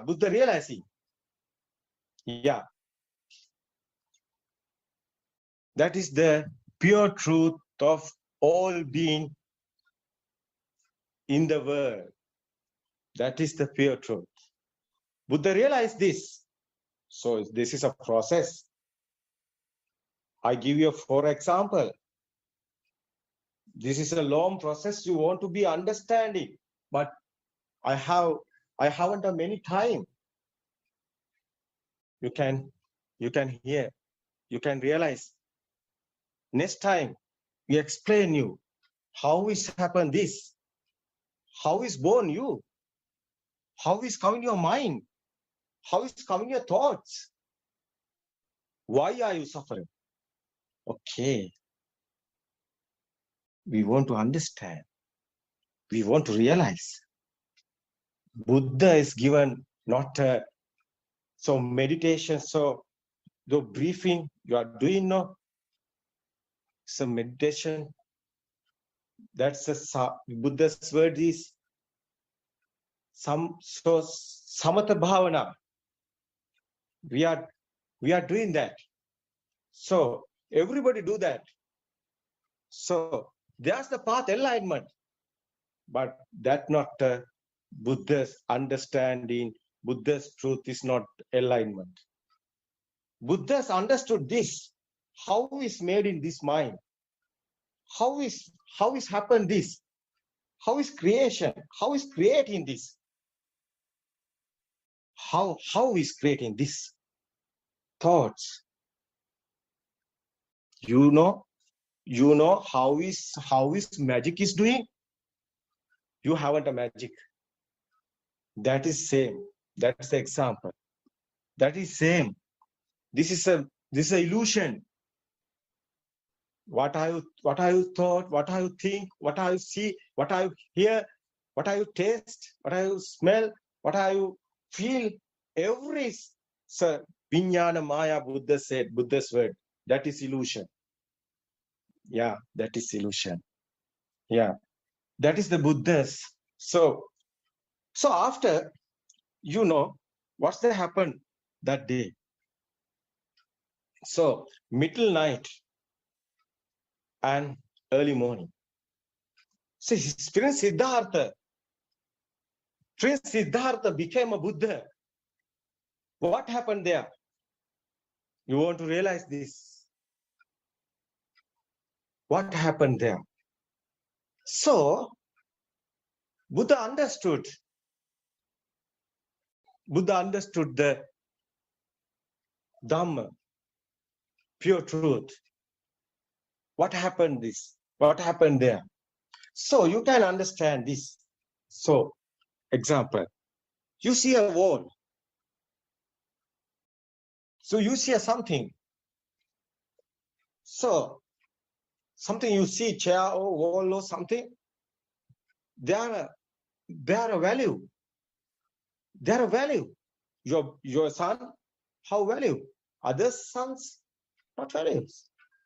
You see the goal, there is value. You see the stick something, there is not goal value. Like that. Difference. What is this difference? How is coming value? Little baby haven't a value. Little baby haven't a value. Because little baby haven't a chair or table. In kindergarten, the little baby became a kindergarten so state. That's, yeah, he doesn't have a value. So anything. How is coming this value? That is coming. So Buddha's, what is Buddha said? You see something. There's a value. There's a Buddha's words, Kama Bhumi, Rupa Bhumi, Arupa Bhumi, Tum Bhumi. Buddha's word. Buddha's word, Kama Bhumi, Rupa Bhumi, Arupa Bhumi. What is, you think something, you saw something, you think one. So you think this is happening mind. This mind game, not outside. So middle night, early morning, Prince Siddhartha became a Buddha. We're talking Trilokanatha. We're talking Trilokanatha. We're talking Trilokanatha. What is Trilokanatha? 3 levels. What's 3? This is mind level. So you think something, you saw something, there's a value and there's a picture. There's a firms, value and firms, there's a state. So Kama Bhumi is a value. Rupa Bhumi, Buddha said that Rupa Bhumi is, that's a state. That's the one, you think one, you thought something, you see, there's a value and there's a picture, something form, some kind of, you feel in you. So there's a wall, I'm here. I can see the wall. I'm here because this time, the present moment, this is the mind. This is become a sorrow. Your value is there. So something your sorrow or happiness come in the value. How is this value is beginning?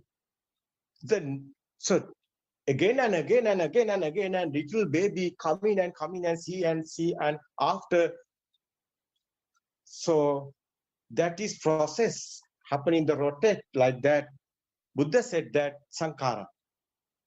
That is the speed, rotating speed. It's the coming the power. That is the value. That is you talking. You can't drop this. You can't hold this. Why? It's have a value. That is your. That's Buddha said that. That is Rup. That is the skanda. What is skanda? Rupa Vedana Sanya Sankara. Buddha said that. So why we are talking like this process? This is rotating process, rotating speed coming this value. Again and again and coming. That picture or that sound or something you have 5 senses. So ear, nose, and thought, touch, tongue, and your skin. Yeah, that's the 5 senses. 5 senses are like a doors. You know the home have a doors, the 5 doors like that. So coming the signals. That is the senses. So these are high speed coming. That's the speed power. These combining. So little baby asking mother, what is this? So little baby have a picture, no sounds. Mother given a sound. Sound and colors, sound and firm, and you smell and you taste and you heat or so wet or so all of these senses, the sensor is sparking speed. Sparking speed. So one sense sparking speed became like that camera, like that picture. that ear, the vibration is there is a door like that, vibration is speed coming a sound. You know that? So that same like that happening, skin and so nose and mouth. So this is the senses. This is sparking. Sparking is speed coming of power. That's like a, babies are toys, no? So rotating, speeding like that. That's the sankhara. That's the Buddha's word is abhisankhara. This is a speeding speed. Yeah. That's the living inside. That's the living. Human minds exist. No? Yeah. Yeah, that is you want to be understood. Buddha understood this. That night, Buddha understood this. That night, Buddha understood this. What is the happen here? What is this? So that is the power. That is you know. Something is here. You feel. How is coming to feel? You feel. I'm here. So that how is coming this feel? This is coming that the value and that the forms and so like 5 senses so combining and coming this. So yeah, that is your mind. So that is your thought. Only one thought is the one time is the happening, but the high speed is coming this. Is the again and again and rotate it is the circle and circle. Like that, the other circle is sound, other circle is the ear, and other circle is your smell and your taste and your heat and they're like that. So these are combined. So something there. Yeah, Buddha understood this. Buddha understood this. What happened? That's the suffering. Buddha stopped this suffering. That's the suffering. You understand. You want to be understanding how is coming this. The mind is coming this.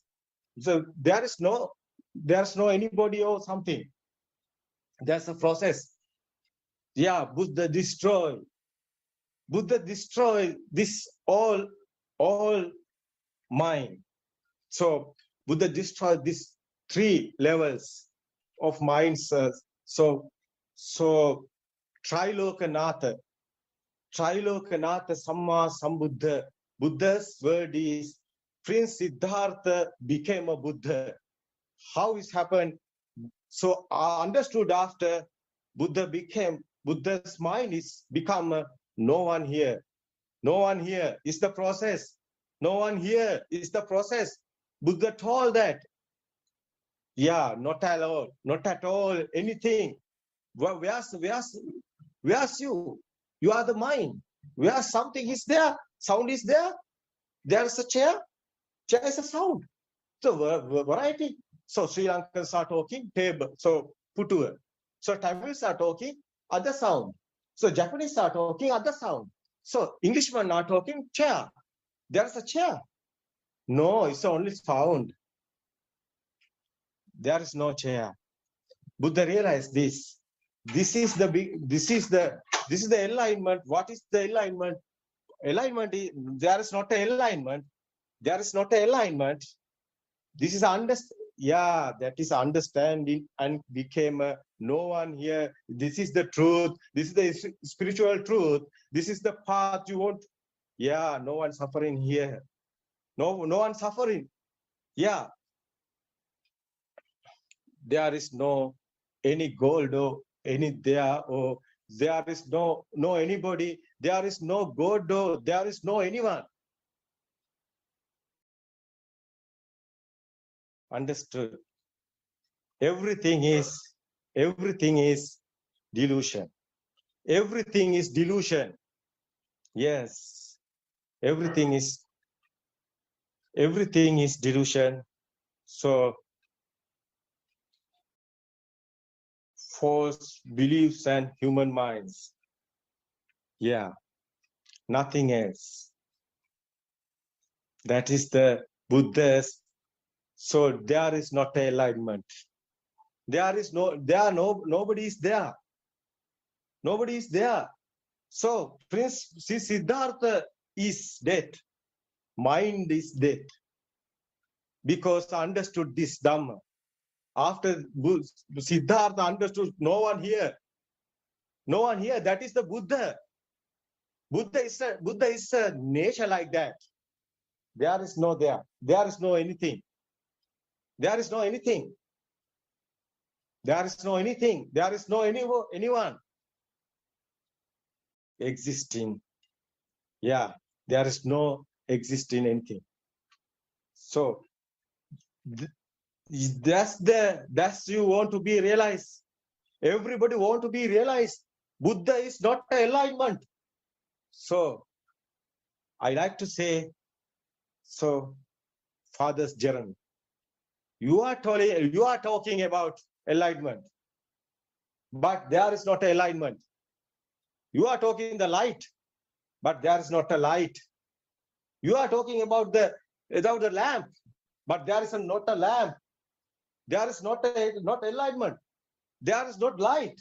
There is not torch or anything. It's your mind. It's your illusion. You go, you see that. Where's the you come and all of them are, you see the God. Where's the God? Okay, come here. Why are you lying? Why are you afraid? Don't be afraid. No one here. Anybody not in here. There is Buddha. You want to be understood. What is Dhamma? What is real Dhamma? What is spiritual truth? No suffering, no anybody, no there, anything not here. You understood this. What is Buddha's real word? What is Buddha? There is no enlightenment. Don't tell lies. There is not enlightenment. So you want to be understood. Everybody want to be understood. What is Buddha? Buddha is not a human. Buddha is not a Siddhartha. Prince Siddhartha became a Buddha, understood that. Buddha left the teachers. They are enlightenments. Buddha left the enlightenment. Don't tell lies. We like to say, everybody, this world, you thinking, it's your mind. You sacrifice your mind. All of this are your mind. God is your mind. Death is your mind. Mother, what is this? That's picture. So, mother tell. So, this is a death. What? This is a death? So you realize this. So babies are, so before kindergarten levels, babies are, they are playing, their mom, death, after, their home, middle, that's the dead body. But that baby, her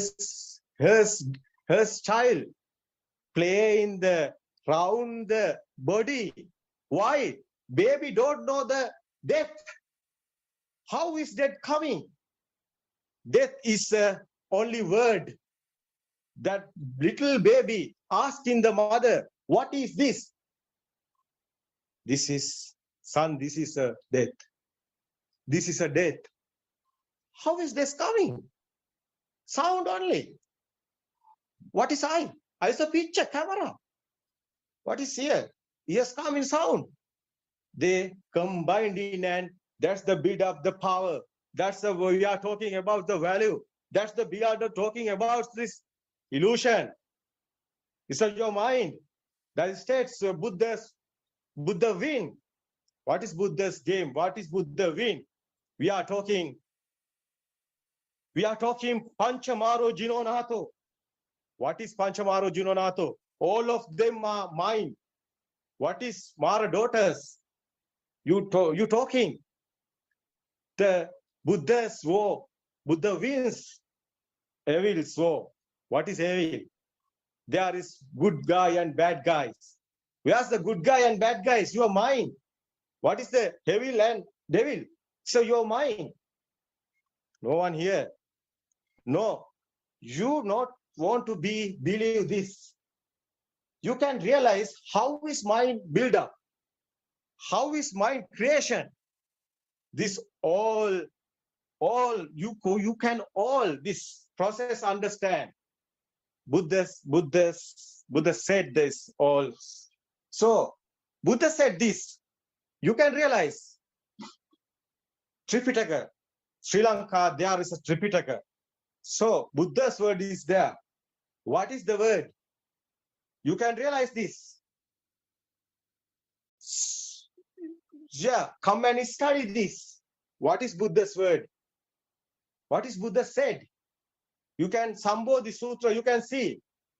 Marun Bamun Minisun Devyan Saita Sutra Putakjana Bhumi Mam Miduni Natang Samma Sambuddha no Kiyami. This is singular words. This book's there. There's a sutra is there. The Buddha words is there. That's the word, that's the meaning is. You know the meaning. Nothing is here. God so something you thinking no? Yeah. There is no God, there is no hell, there is no good thing, bad thing. There is no nothing. There is no anything. There is no you. One day you can understood, you lost you. After you became Buddha state. That's the endless happiness. You don't believe this. One day you are coming this path. This is the real path. This is the real Buddha's path. This is the spiritual Buddha's path. All of them are going and doing meditation. But they are doing that passagatausu, like that tapas. We are talking like that. Useless. That is useless. Something is okay. Some kind of so smoothly. Yeah. Something is happening. But it's not not the suffering finished. But suffering is not finished. At that time you are in okay.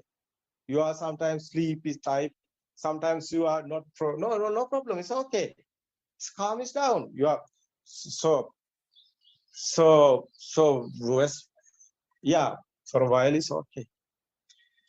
Yes, that is not a nirvana path.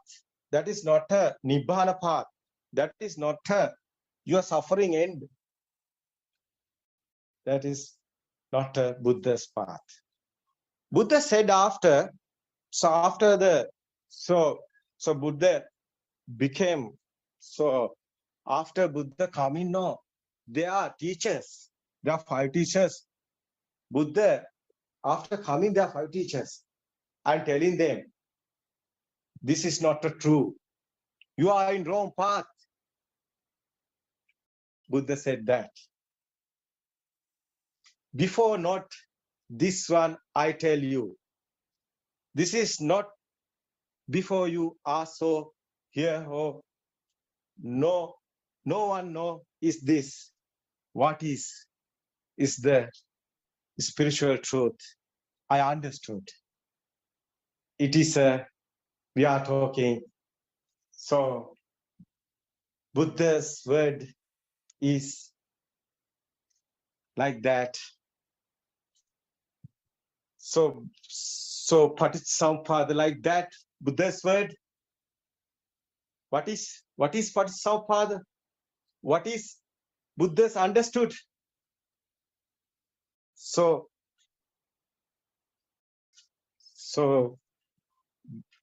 dependent origination is the Buddha's path. That is Paticcasamuppada path. It is not an enlightenment path. It is as the teachers are going there. Buddha teach them after the Buddha. Prince Siddhartha after the Buddha teaching them. Enlightenment is not a spiritual truth or not a sorrow end. There is not your end. That is an illusion. Like that's one kind of illusion. Yes, you are blocked and stuck here. That is not a spiritual truth. It's not your want to do. You are watching, you are finding pure truth. You are finding what is Buddha's path. You are going that true path. You want to be a true path. You want to be this after 2,500 years after. This are not believing. No, this is not a believing. This is an experience one. You can understand in this. After you come and you. So Buddha's word is come and see. Come and analyze. Come and realize this. So you are so continue. You're converting Buddha's soul level. You're converting your mind converting after you became same like Buddha's level. So end of happiness. That is the end of happiness. That is endless happiness. Yeah. Stop. They are suffering. Yeah, that is the path. It's okay. Yeah. Go for discussion now. It's okay. Yeah. we can. Yeah, that's the time is now. It's okay. 10 o'clock. Okay, you're asking one question. So what is Buddha? What is your other question? Yes. I thank you, Aran Wahansa. You well explained, actually. I thank you for that. Yeah. My second, is that okay for me to ask second question if anybody else wants? First, I want to ask you, are you satisfied? Yes, that is excellent explanation, Aran Wahansa. Yes. Yeah, it covers everything. So I want to know the others. What is that? Them ideas. So okay, your mic. May I add something, Aran Wahansa? It's okay. Yeah, I would like to add something. I agree with your explanation. It is very clear and very pointing. So when we are talking about always, we are hearing that 4 stages of enlightenment, which is coming from Hindu religion or Hindu words. So I believe that is an noble attainments, level of noble attainments, because these attainments are called noble, because they related directly to the goal of the noble search, that happiness free from aging, illness, death, and from defilements and from sorrow. I think Aran Wahansa try to explain that situation. I believe it, isn't it, Aran Wahansa?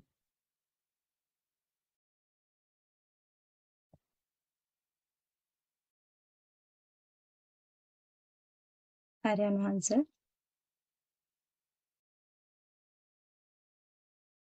Yeah, I asking others is yes. Anybody has some idea or some your explanation is this? Aran answers some. So you satisfy or you have any idea or you have something added? This explain. So many of them are here. Okay. So my mic is unmute. Is after that you can talk. so yeah, discussion is going to do.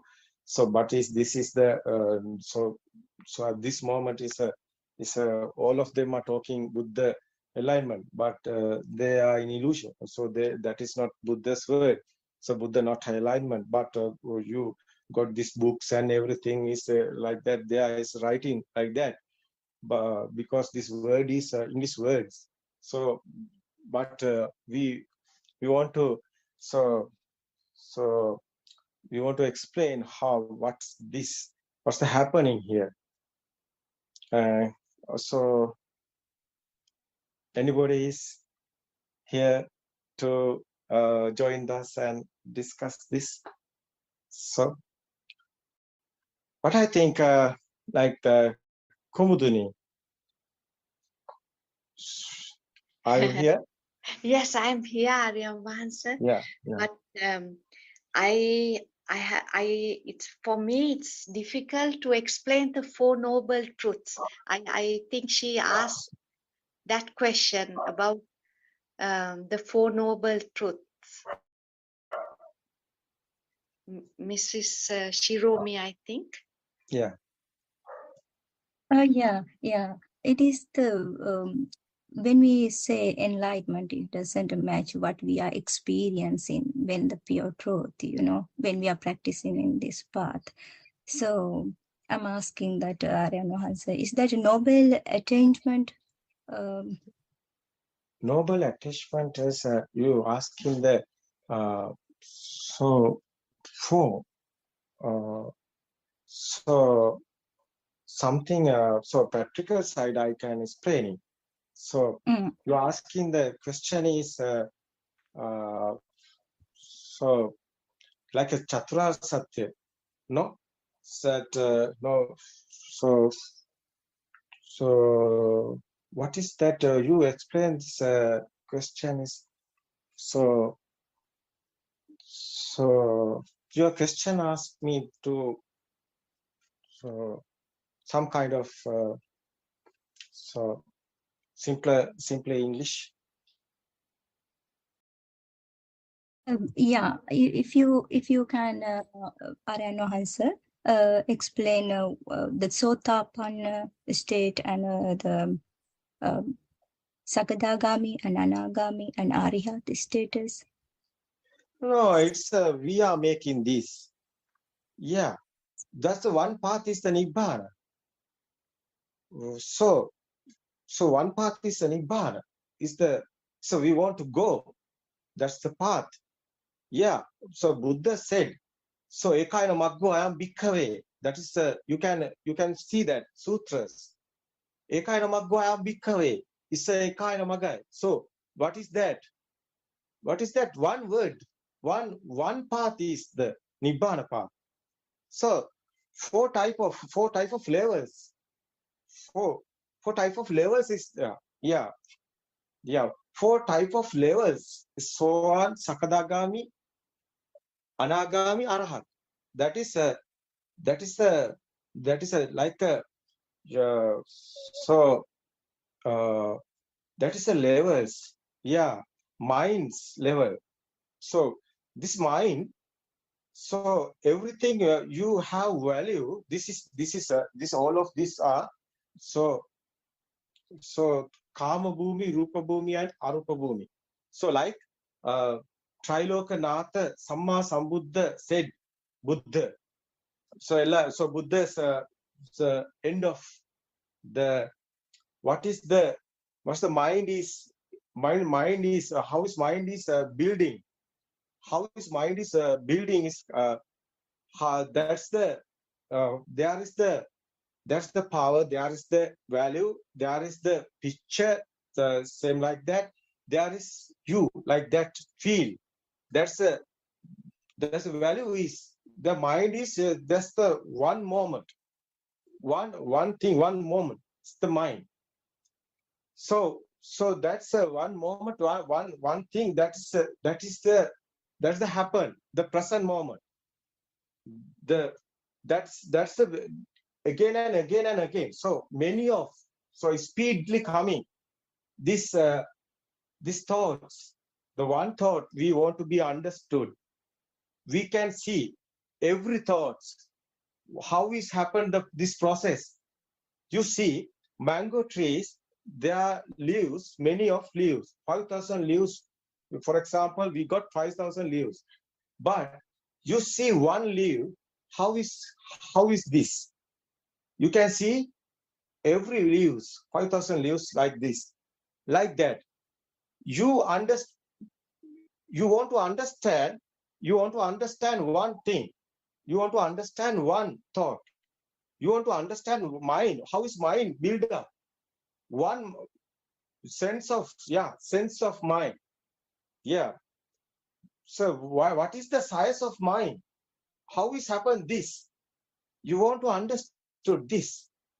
Your mind, how is creator, how is creating, how is build up in, how is this process, how is happened this, how is coming your feelings, how is this power is energy is how is build up in. This is automatically happening. Nobody doing this. Nobody is there. Nobody not doing this. This is automatically, systematically happening. How is happening this? You understood this. So one stage is you have everything. You have outside and inside everything. So there is a car, there is a home, there is a everything you have. You have world. What is the world? World is your mind. You think sound and firms, but you are think outside. There's the one. There's the one. There's the one. So you not thinking. This is your mind. This is not outside. Not anywhere. Not anywhere. Not this is your mind. So once you understand science of mind, you want to be understand. Yes, you can understand. You understood one day. You understood science of mind. You can understand the whole world, universal law, everything. Yes, universal or everything you can understand. So you want to understand in this. The one thought simply is one thought, one mind. That's an example.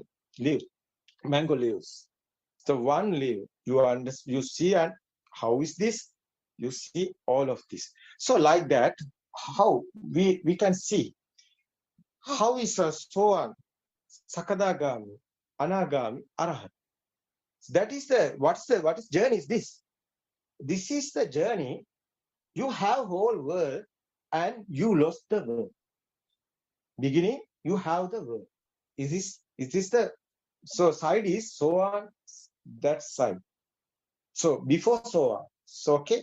Before so on, so animals and this Dhamma don't know anybody is they also all of this in outside.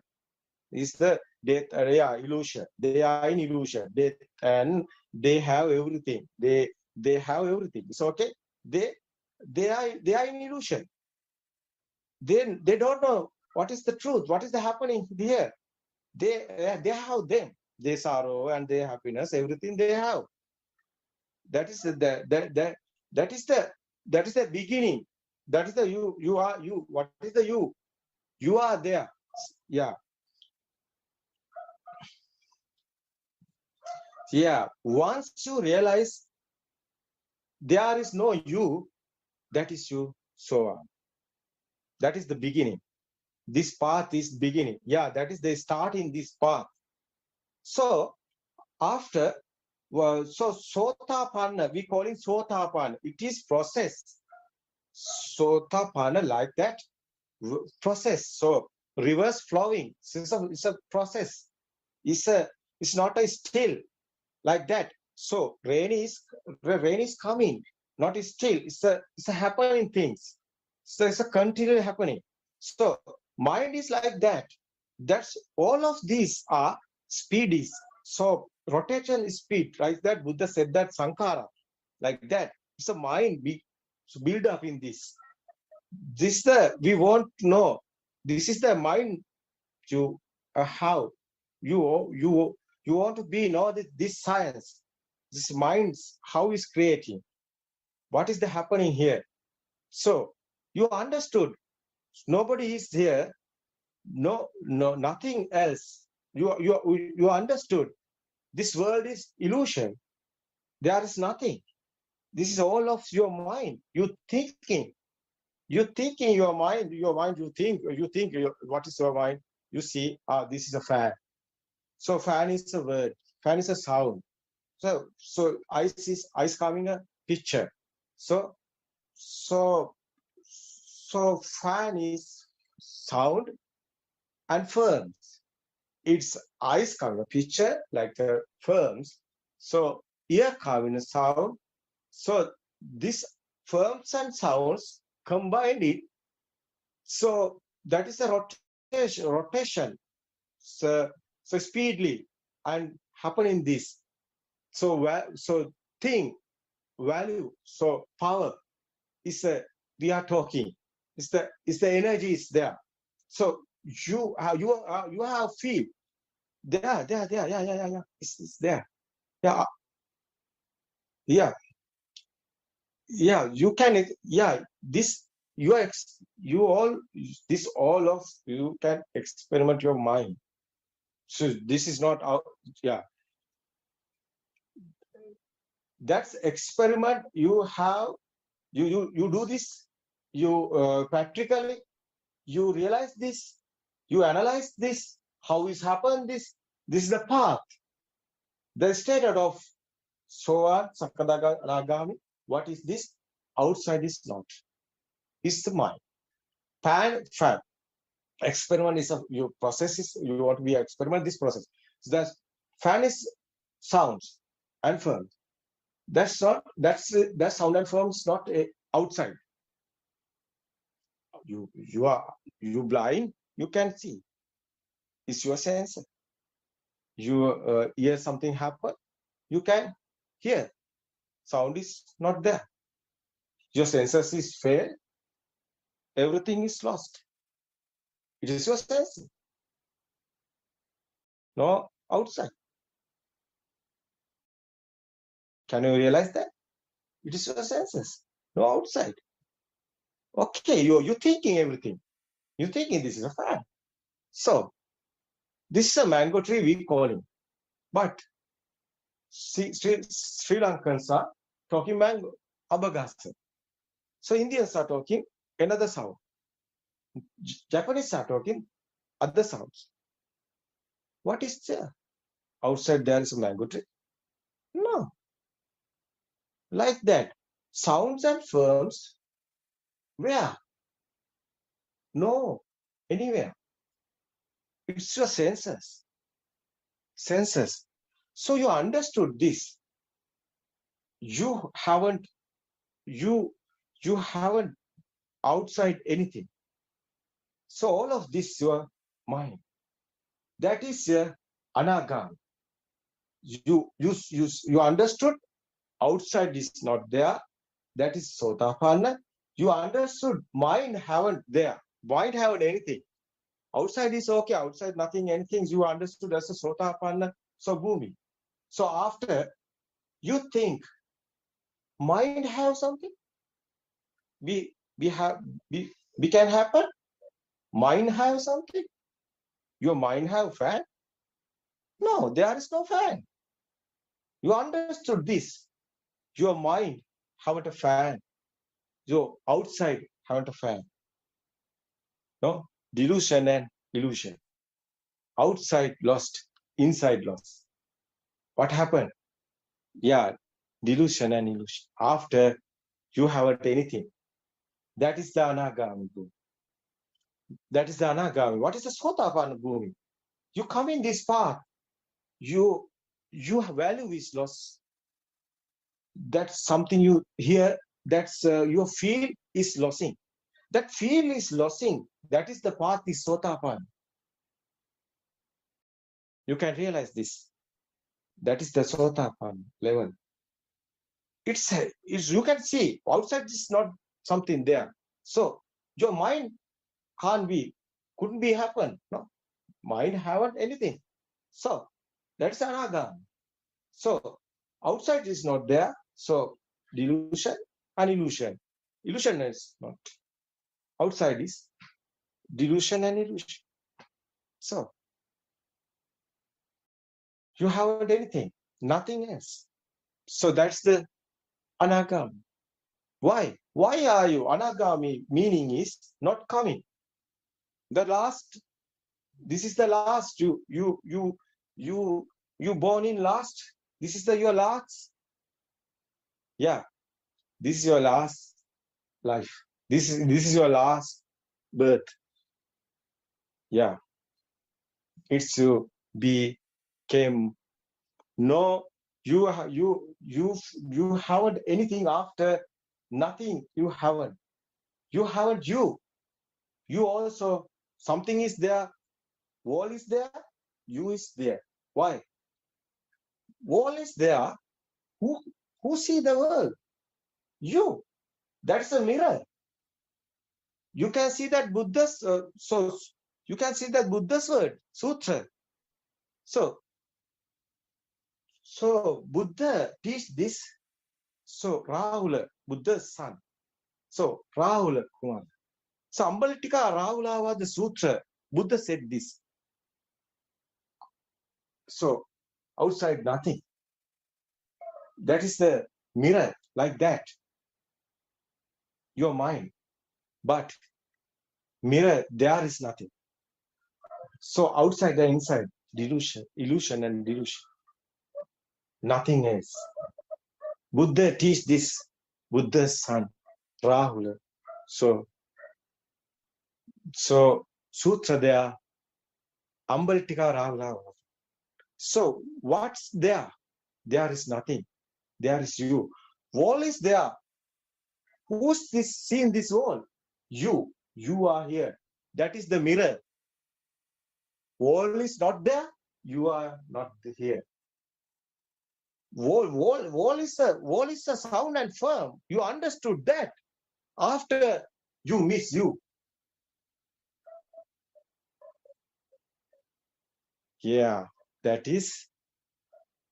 Yeah. Yeah. That is you want to be understanding. That is you want to be understood. That's understanding became a level. That is Buddha's bhavana. That is the Buddha's meditation.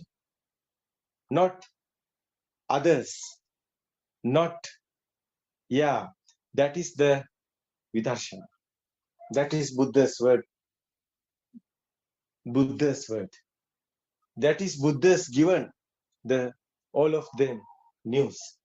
This is the spiritual truth. There is nothing. There is no enlightenment or there is no anybody or there is nothing. So enlightenment meaning is I am meaning enlightened. But Buddha's not meaning. Buddha's meaning is not you. No one there. It is a miracle. It is an illusion.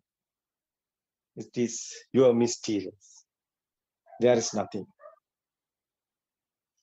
You want to be understanding. That is the level as Arahata. You miss you. That is asking this question. Okay. How is your questions answering? Are you satisfied? This answer? This is a good explanation, Aryan sir. Really appreciate it. It is very clear and very pointing. You're clear, explain and everything very clear. So I got it, everything. Thank you so much. So it's the thank you too. So everybody, so others are very thanks too. So the Zoom discussion, I first time doing this English video. So some type of error. So sorry for this. But I want to explain what's the Buddha's word. So my experience, I want to give all of them. I want to give all of them. You can analyze, you can realize this. Yeah, you don't believe this, but one day you so experience coming. Yeah, your experience is coming. It's okay.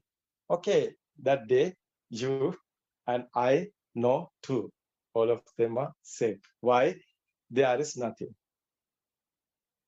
So that day is coming in the future, I think. You all of them are, and I know one here. All of them are so oneness. That is the spiritual truth. Okay, today's time is gone, has passed. It's okay. So that's who is the handling this? Okay, Teruvan Saranai. Okay, next week, same time, Sunday. Okay, we meet again and discuss the Dhamma again. It's okay. Teruvan Saranai, all of them. Teruvan Saranai to ask this question. everyone. Teruvan Saranai, Yeah, thank you for joining Zoom Dhamma discussion. Teruvan Saranai.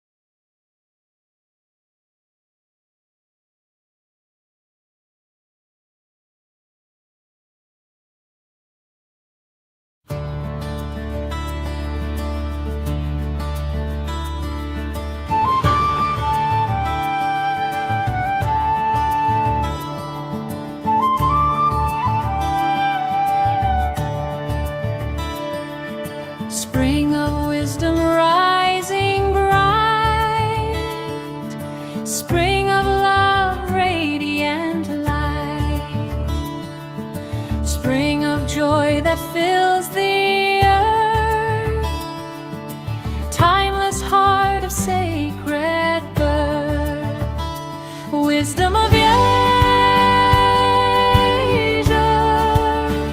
shining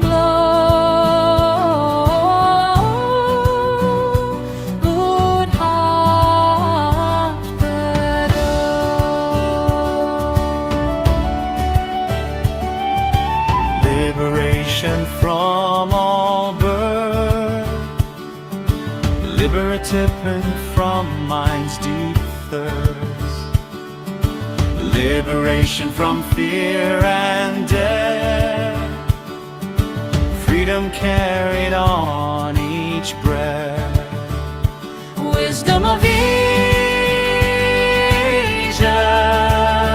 everglow.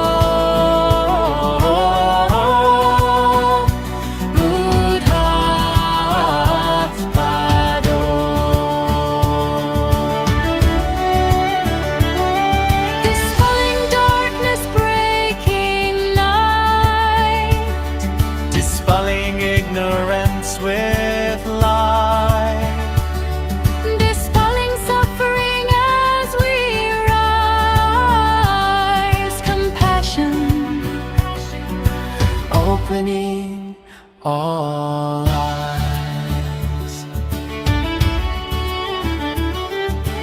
wisdom of Asia, steady flow, Buddothpado.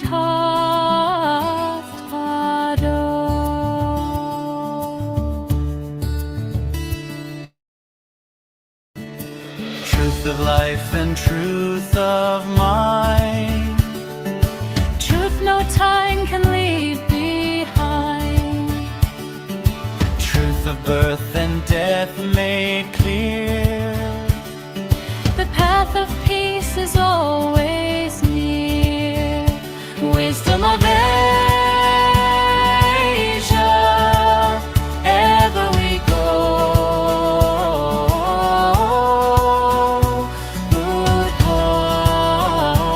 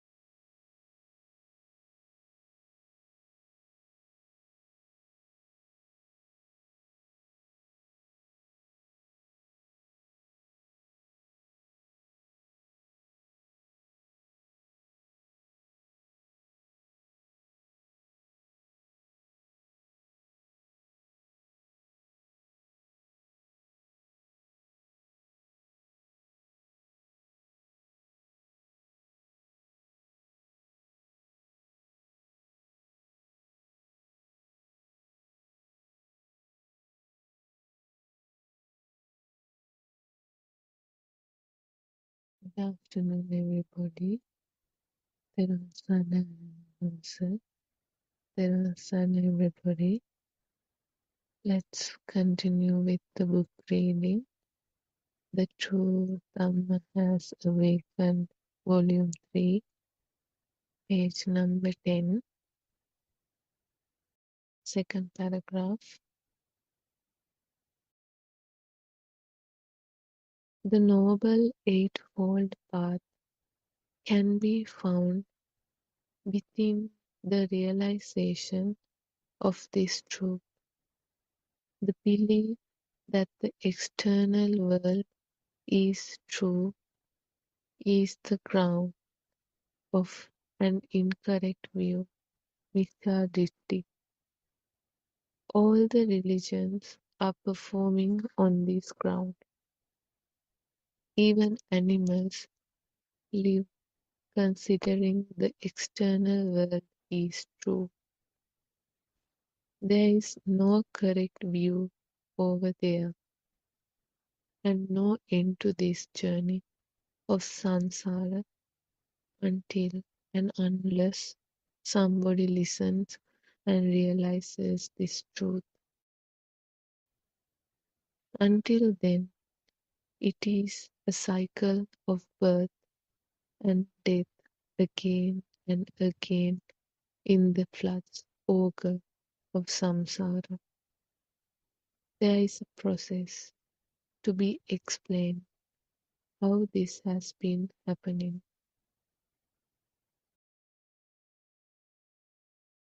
It is enough for you right now, Mother. You have expected to listen few words of Dhamma and requested so by implying today's specialty. These are the three great occasions. Now you need to cultivate very pleasant feeling in your mind. This is not a big issue. It is very simple. Don't take too hard. Think very lightly. Only this moment existing. Keep concentration and remind this again and again frequently. Upasika, do we need to focusing about the illusion of consciousness, Vijnana Maya? Aryan Mahanse, usually don't we certainly feel the truth as the truth? Don't you feel this mind is untrue, isn't it? This is called feeling the truth. This is not a process of suffering with the heavy mind thinking that it is a great burden going through the path of Dhamma. It is a very simple and pleasant story, but we make this path unpleasant due to the desire and clinging, tanha, upadana, to attain nirvana. Without knowing, this is a hindrance, nivarana, of the illusion of the consciousness. The snake will bite you if you grab it from anywhere other than the head. That is why we ask to listen these sermons with an attentive mind. Actually, this is a simple story. We need to see it very simply. We do not have to take this as a burden. Sometimes you may watch with mind. This is not a process of keep watching the mind continuously. We just be mindful a little. It is usual that the mind is going to outside world because you have been dealing with the outside world for last 70 years. Therefore, the mind going outside is not uncommon. When we listen to Dhamma regularly, we feel the truth, which is that there is nothing as such. When we hear the truth frequently, the mind is getting purified. The ignorance is diminishing slowly. Then we realize slowly there is no thing in outside as we think. As a result, the mind is getting purified. Then you will realize slowly and gradually that there is no truth in outside things. There sun everybody.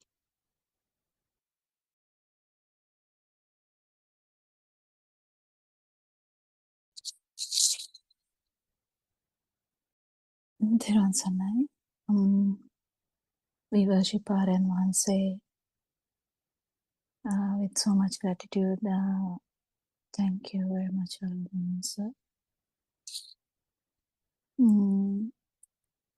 We'll start the discussion today.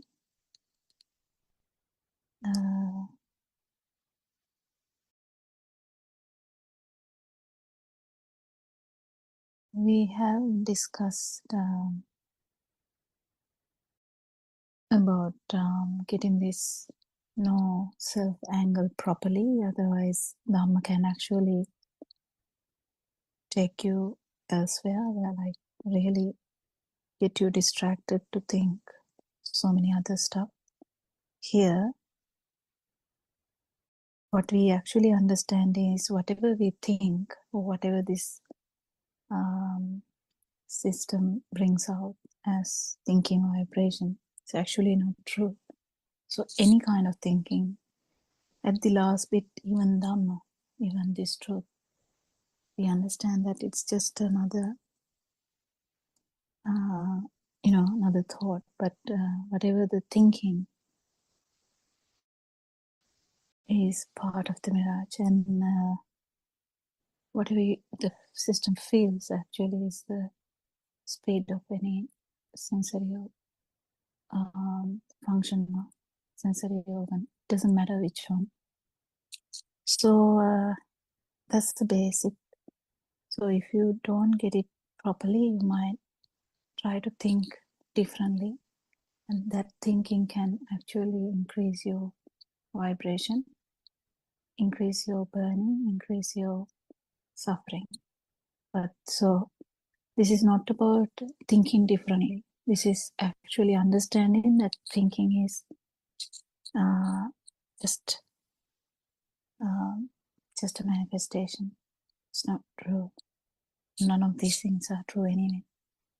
So anyone can bring up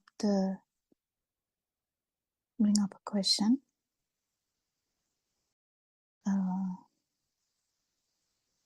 The book read about the Nivarana, but I can't actually remember Nivarana in English. I don't know if Surangika can remember. Do you, Surangika?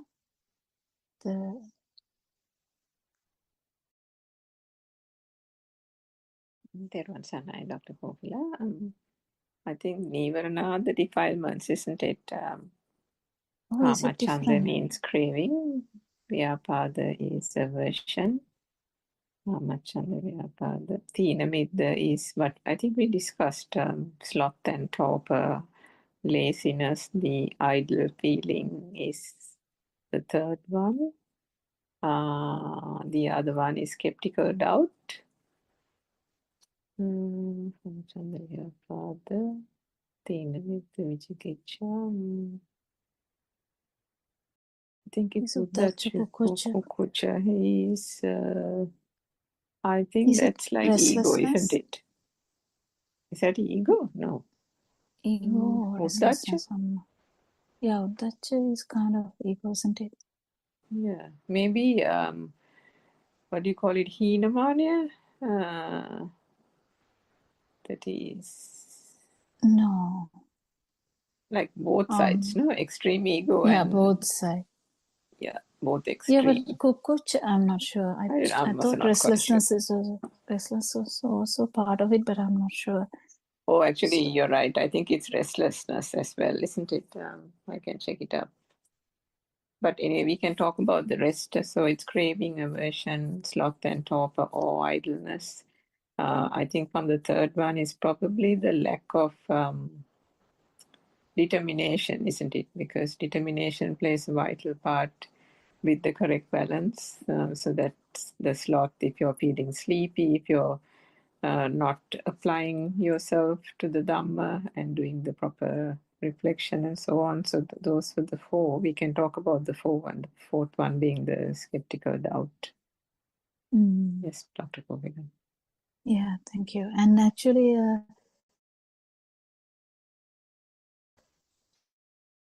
we all understand basically how they are going to be affecting the path anyway.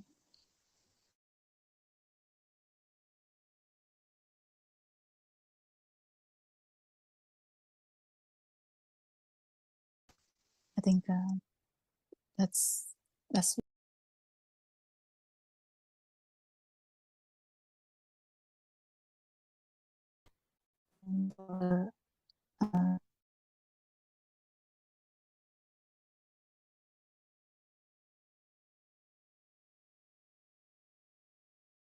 we listen to anything anyway.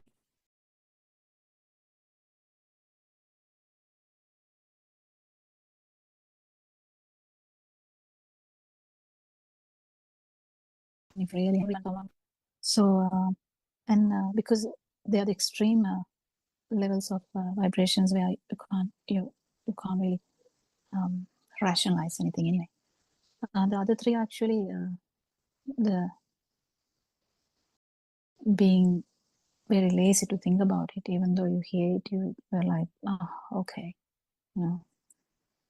And doubts, yes, we have so much doubts. According to our views, we have so much doubts. I mean, we were talking about how a mind which is trained to think scientifically, how their mind can have doubts, or something like if someone believed that there's no afterlife or something like that, and how that will affect this Dhamma. There are so many ways that whatever the views you have, that can affect. So the more we have, more the waves we have, and doubts will be there. It's okay, but it is going to be a difficult thing because you have to actually rationalize all your doubts to actually get into this understanding. Restlessness is kind of when there is a vibration, when there is ego, there's always restlessness. So it is difficult for you to actually calm down. That's why sometimes people talk about concentration meditation being helpful, but actually that's all just to calm down a little bit. But all the value of this Dhamma is actually insight meditation, that is understanding the mind, understanding the stimuli, understanding what is life, understanding the consciousness, understanding the life field, basically. Yeah. There's Dr. Kokia, yeah. Kamachanda is apparently sensual desire. So that's Sensual like desire. the what do you call that word? Sensual world, isn't it? Mm. Basic sense, yeah. And Yeah. the Vyapada is ill will. And so it's sensual desire, ill will, sloth and torpor, and idleness. And then doubt is doubt. And that final one is restlessness as well as remorse. I think you mentioned remorse as well. Remorse is actually a good one to discuss because How do you describe remorse? I would have thought remorse is like, you know, how some people get so caught up in their experiences, lived experiences, that they can't get away from it. They think, remember, I think R.N. Manse has said things about, you know, how if they accidentally have killed some creature or an animal has died by some act of what they had done, that keeps nagging at them, or something they've done in the past or in their childhood, how it keeps on nagging at them, that they are overcome by grief and they can't get over it. Like sometimes 20, 30 years have gone by and they're still thinking about it and they can't move away from it. You know, maybe those are things that, I mean, it doesn't have to be such a big thing, it can be even small things. That's remorse, isn't it? Remorse, as in suffering due to something that they think they have done because the I and the self has become real for them. Mm. Yeah, that was.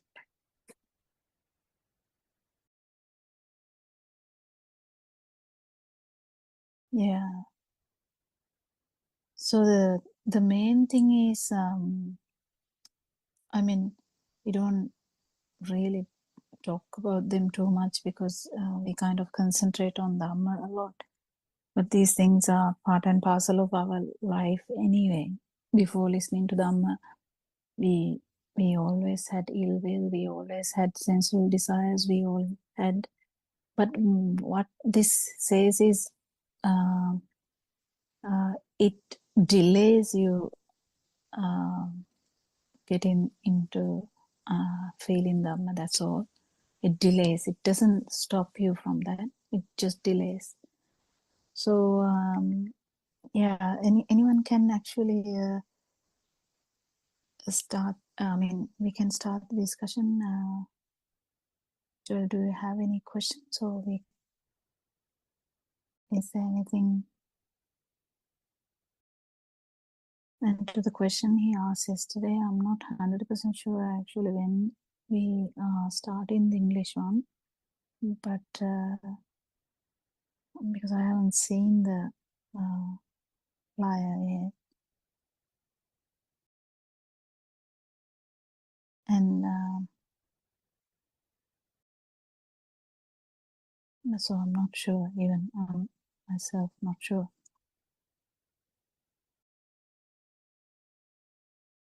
But I heard R.N. Manse saying in a single Zoom discussion that he's thinking that it might start even kind of tomorrow or day after. I'm not 100% sure. Anyway, we will have a time for the discussion in that 24-hour thing. Anything else?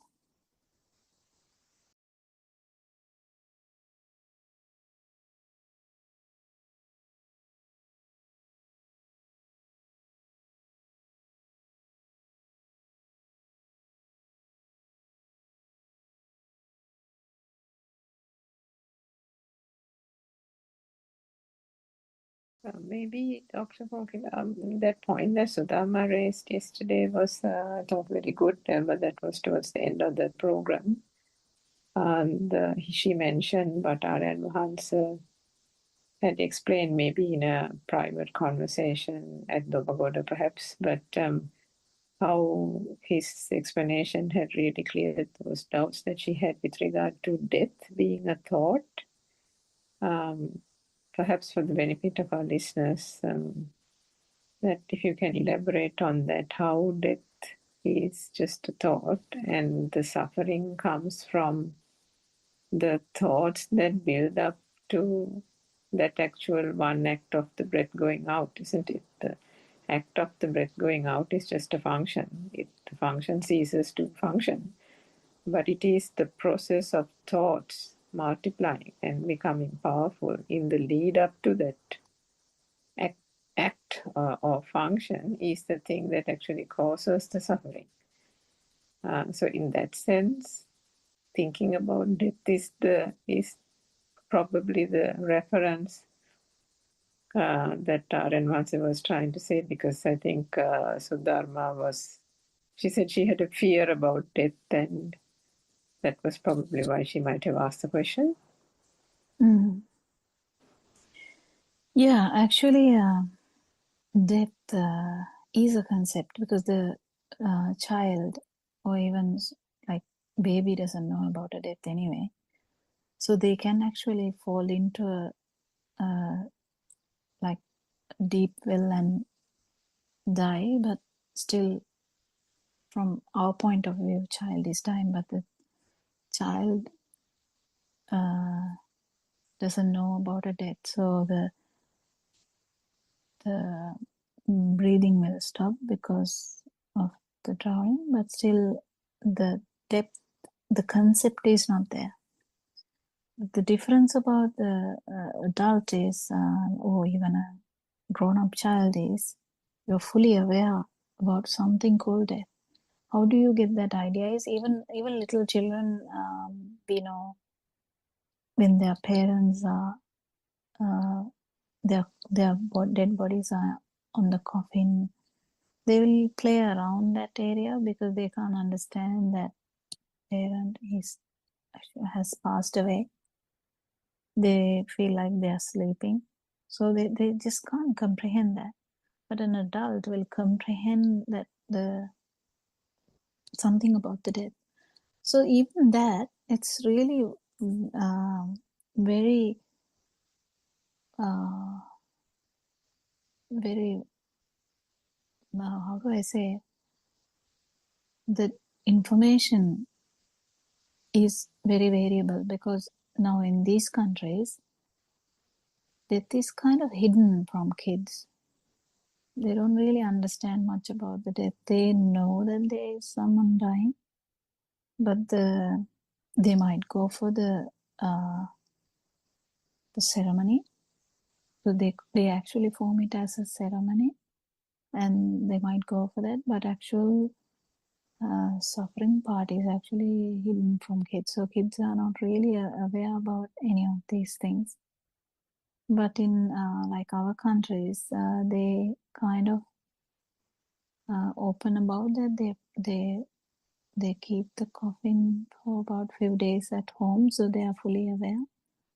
So whatever the views they get about death is from the culture, from the environment, from the friends, when the family, if your loved ones pass away, then you get an idea about that.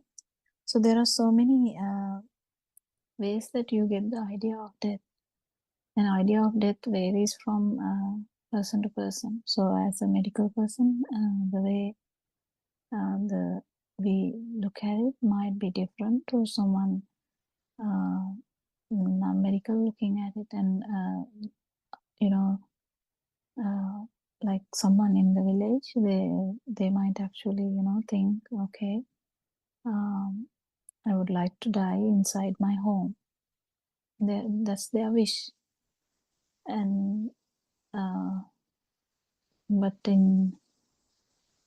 there are the different ways that they think they should die, and even they might think about, okay, I don't want a death with suffering, like prolonged death. I want a short death.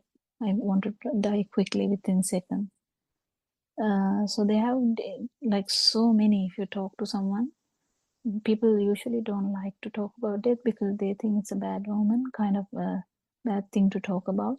So they avoid talking about death. So the counseling about death is really difficult. But it all depends on how they look at the life. But the main thing here is, as I said that day, I don't know whether I said it in here or the Sinhala one. It's why people feel, especially elderly, why they feel so so upset about death is they completely feel that they have failed, so they're kind of surrendering, so they are kind of losing the plot.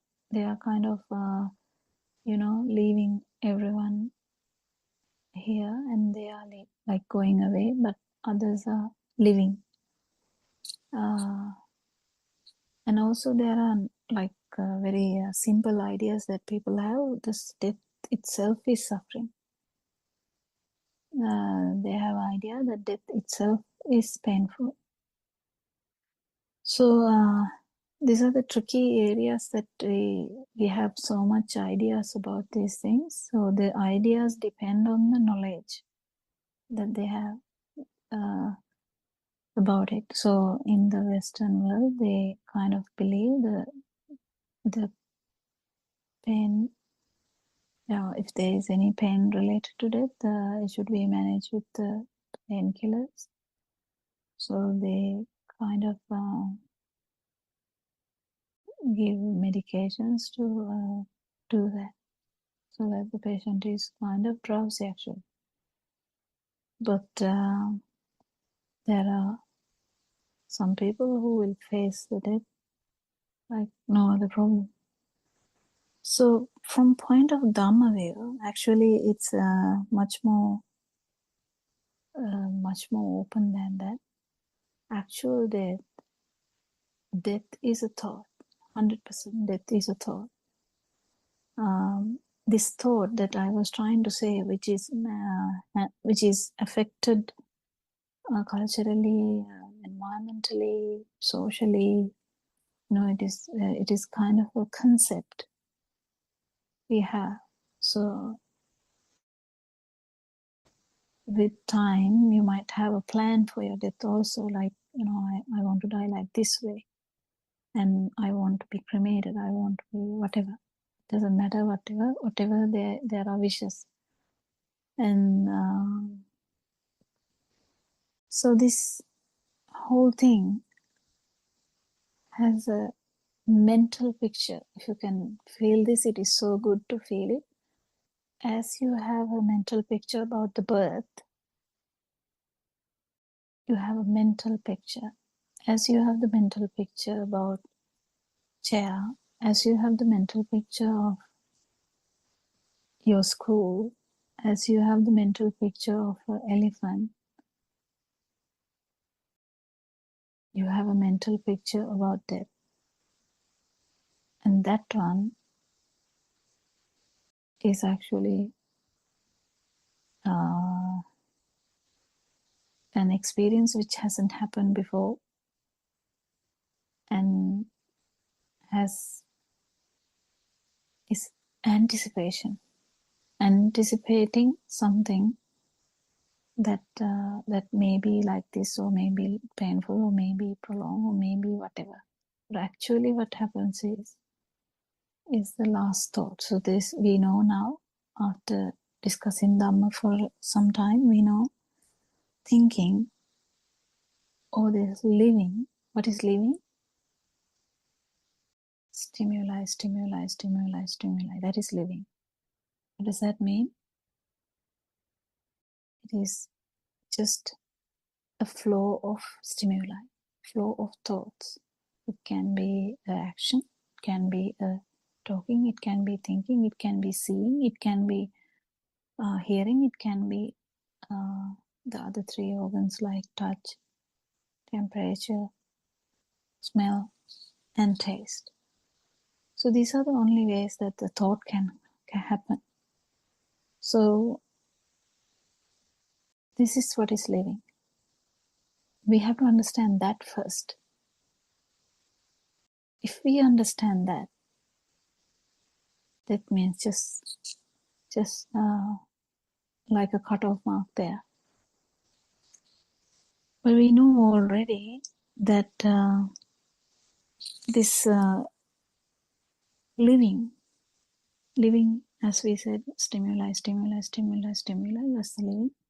And when there is no stimuli happening in this system, that's the so-called death. So there's no thoughts arising in that system anymore. So we throw away the body. Body becomes like a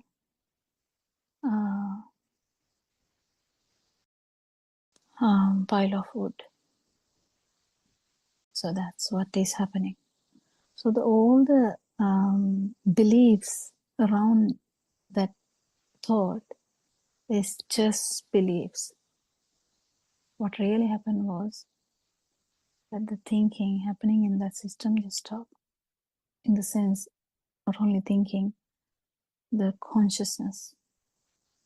Because for a consciousness to happen, there's always a thing, the stimuli. That's the consciousness. So it can be ear consciousness, it can be eye consciousness, it can be tongue consciousness, it can be nasal consciousness, it can be the bodily skin consciousness, or it can be mind consciousness.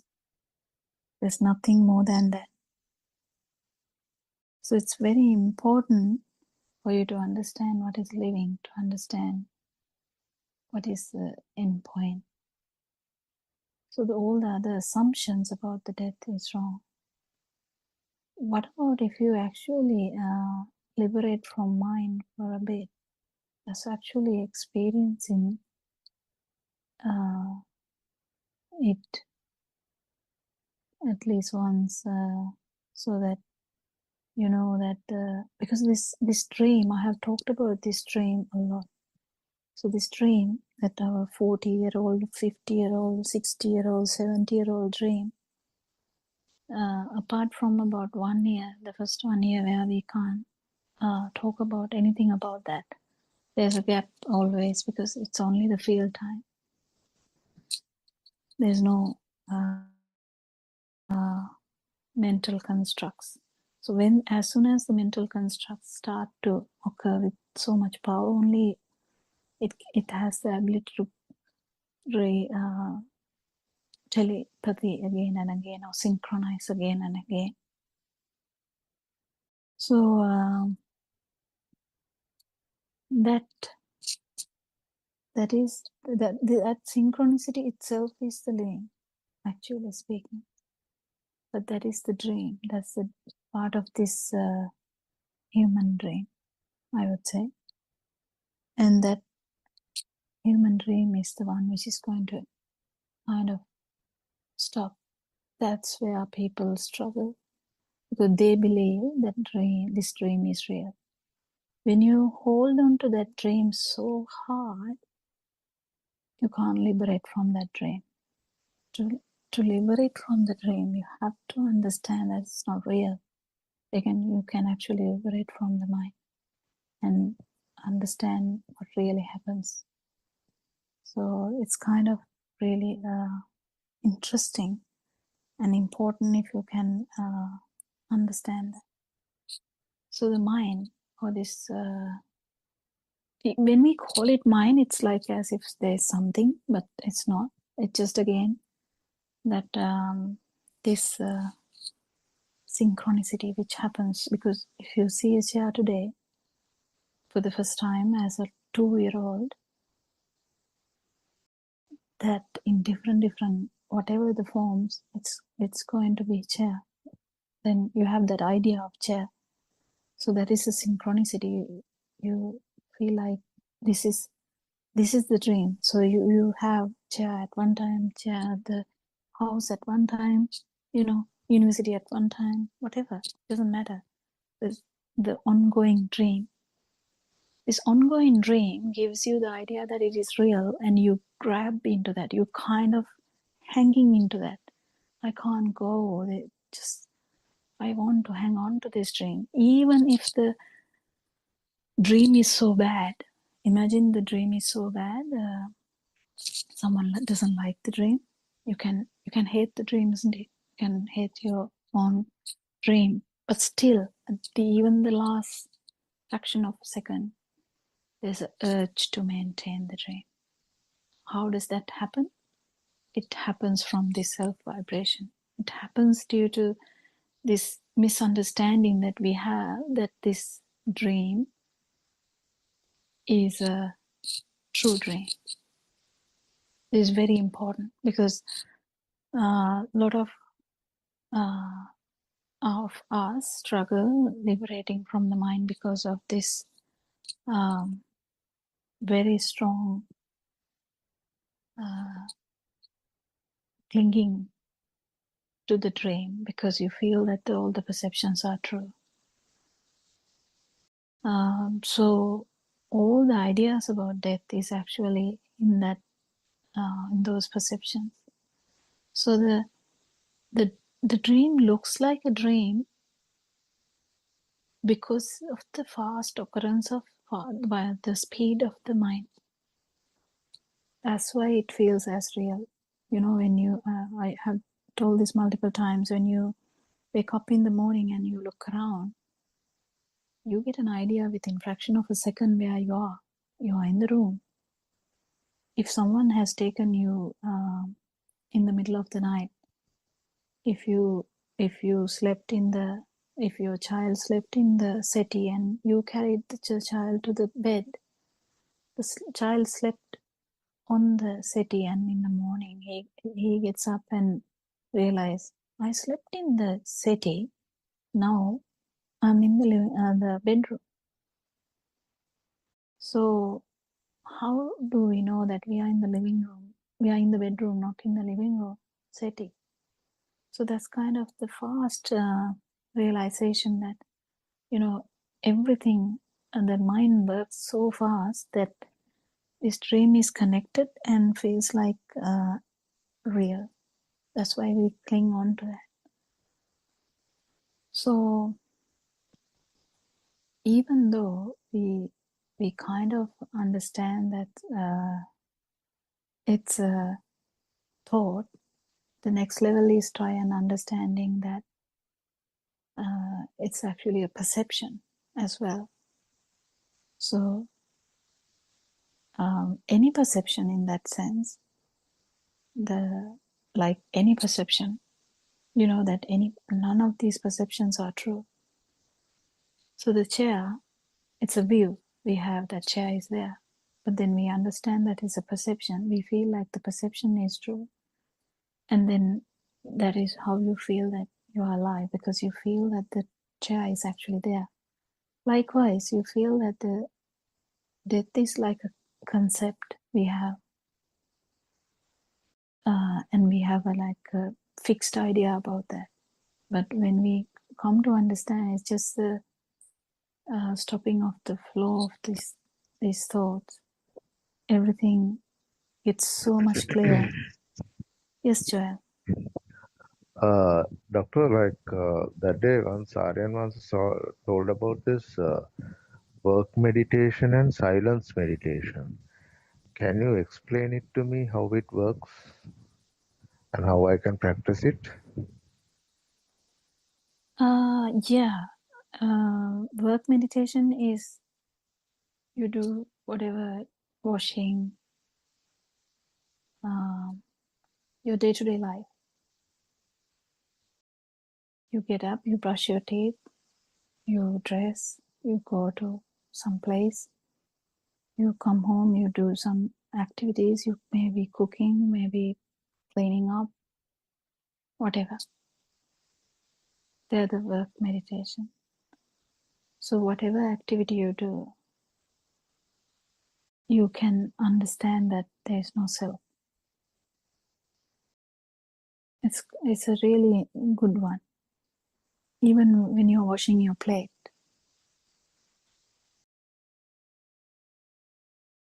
if you're not washing your plate, you might pack into your dishwasher. Still, doesn't matter. Whatever the actions, is there self doing that action? No. So the working itself is, when you say working meditation, is whatever the actions you do. So whether the actions have a self, that's the working meditation. Silent meditation is you kind of indulge in silence, but you might hear things randomly, doesn't matter. And you can understand that there is no self. There's no self when it is silent. And also there's no, because your mind is silent. Your mind has to be silent because you can't be like your internal radio can't be working. So when your mind is silent too, then you can actually feel that hearing, or even if you're hearing something, if you are hearing something like a what is it called, there are sounds in temples like that, or a small we use it in the churches also. There's a small thing that they use it to make sounds, like a bell, sorry. Yeah, anything like that. You can, if your internal radio is silent, you can easily get into the field and just realize there's no self. This is something you have to feel. In the working also, there's something you have to feel, that there's no one actually doing that function. It is not that easy with talking, but yeah, it's easy with the working. It's working. You can even get the walking also. Walking, we usually discuss walking separately because walking is like a very well known practice in the world. Working meditation. Walking meditation. Working meditation is usually done in monasteries a lot, but anyone can do it at home. We encourage it to everyone because this Dhamma can be practiced in any posture, whether you're standing, whether you're walking, whether you are lying down, or whether you are sitting, it doesn't matter. So any action, whether there's no self, it's just feeling that. And silent, when everything is silent, how there's no self in that. Surangika, can you add something to that bit? Actually, it's a really good one. Joel is asking. Yes, Dr. I think Dr. Sakuntala is Candy Dr. Sakuntala. She usually holds this. Oh, yes, that's true. I think Yes, it might be her. Surangika, I can add something, then I can talk at the end. Yes, please. Yeah. Yeah, okay. Yeah. Whoever. Okay, Dr. Sakuntala. Okay. Yeah. So on the working meditation, as Dr. Kokila said, it's a common practice in monasteries, but as she said, you can do it at home as well. One of the things that helps reinforce is the fact that R.N. Mahansa has explained this. Joel, you must have also heard it from him as well as Dr. Kokila, that a mental picture forms. A mental picture means a thought arises, and if you, for example, take an act of going and sweeping the garden, even that is a good example of observing the mind and observing the functionality of these bodily movements and the sense faculties. So what happens is a thought can arise that the garden must be swept, or garden should be swept. Even before the thought could, vanish, there is an automatic walking towards the garden. Now you are not commanding your legs to move, no, but automatically the experience is that there is a walking towards the garden. Then the eye, something is encountered, an image or a shape is encountered to the eye. The mind then identifies it as that you have stepped into the garden. And then again there might be a walking towards the e-curb room. And so again, without any volition, the hand is reaching out for the e-curb room. Now, in these little acts, this is all happening silently. Nobody's talking, but the thoughts are still arising. But so the thoughts arise that the garden has to be swept, and so obviously it's with the eco broom.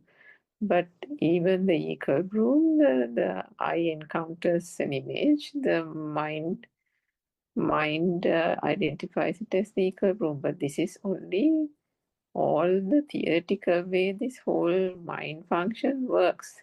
But as you go along, these functions, these activity just happens. Nobody names the eco broom in the head all the time.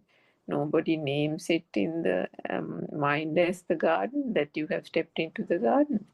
The only thing that arises is that the thought that the garden must be swept. The automatic walking happens, the stepping into the garden happens, the reaching out for the eco broom happens, the reaching out to the bucket that you collect the leaves happens.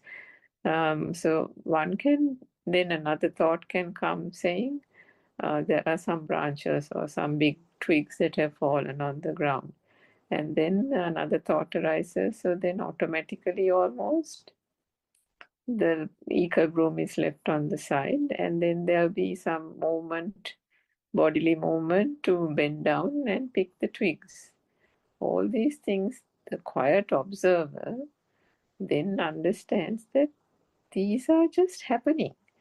The body sensor, the eye coordination, the sound of the leaves and the twigs being picked, the sound of it falling into the bucket, all these things are just happening. There's a thought that arises, a mental picture, and the mental picture is the collection of leaves. The mental picture is the sweeping of the garden, the flow, the dragging of the eco broom across, up and down, back and forth, and the movement of the feet towards the front, towards the back, whatever way that needs to be done. When these things are done, so that is just an example of one activity, one working meditation. When these things are done like that in quiet observation, there comes the realization that actually there is no one here. This is actually the third point of contemplation, which you might have heard us explaining, the first point, the second point, and the third point. But you know enough now as well, I think, even by reading the book, that what finally is understood, that is, there is only the action mind. And that then reinforces the fourth point, that it is the mind that has a mental picture of an activity, whether it is something to be spoken, something to be acted upon, and so on. And then naturally the sense faculties work accordingly. And by understanding that, the reinforcement is that actually where is the self? Where is this so-called I, the identity that we have been holding on to? So that gets reinforced, which is the beautiful part of this Dhamma. And so in that manner, even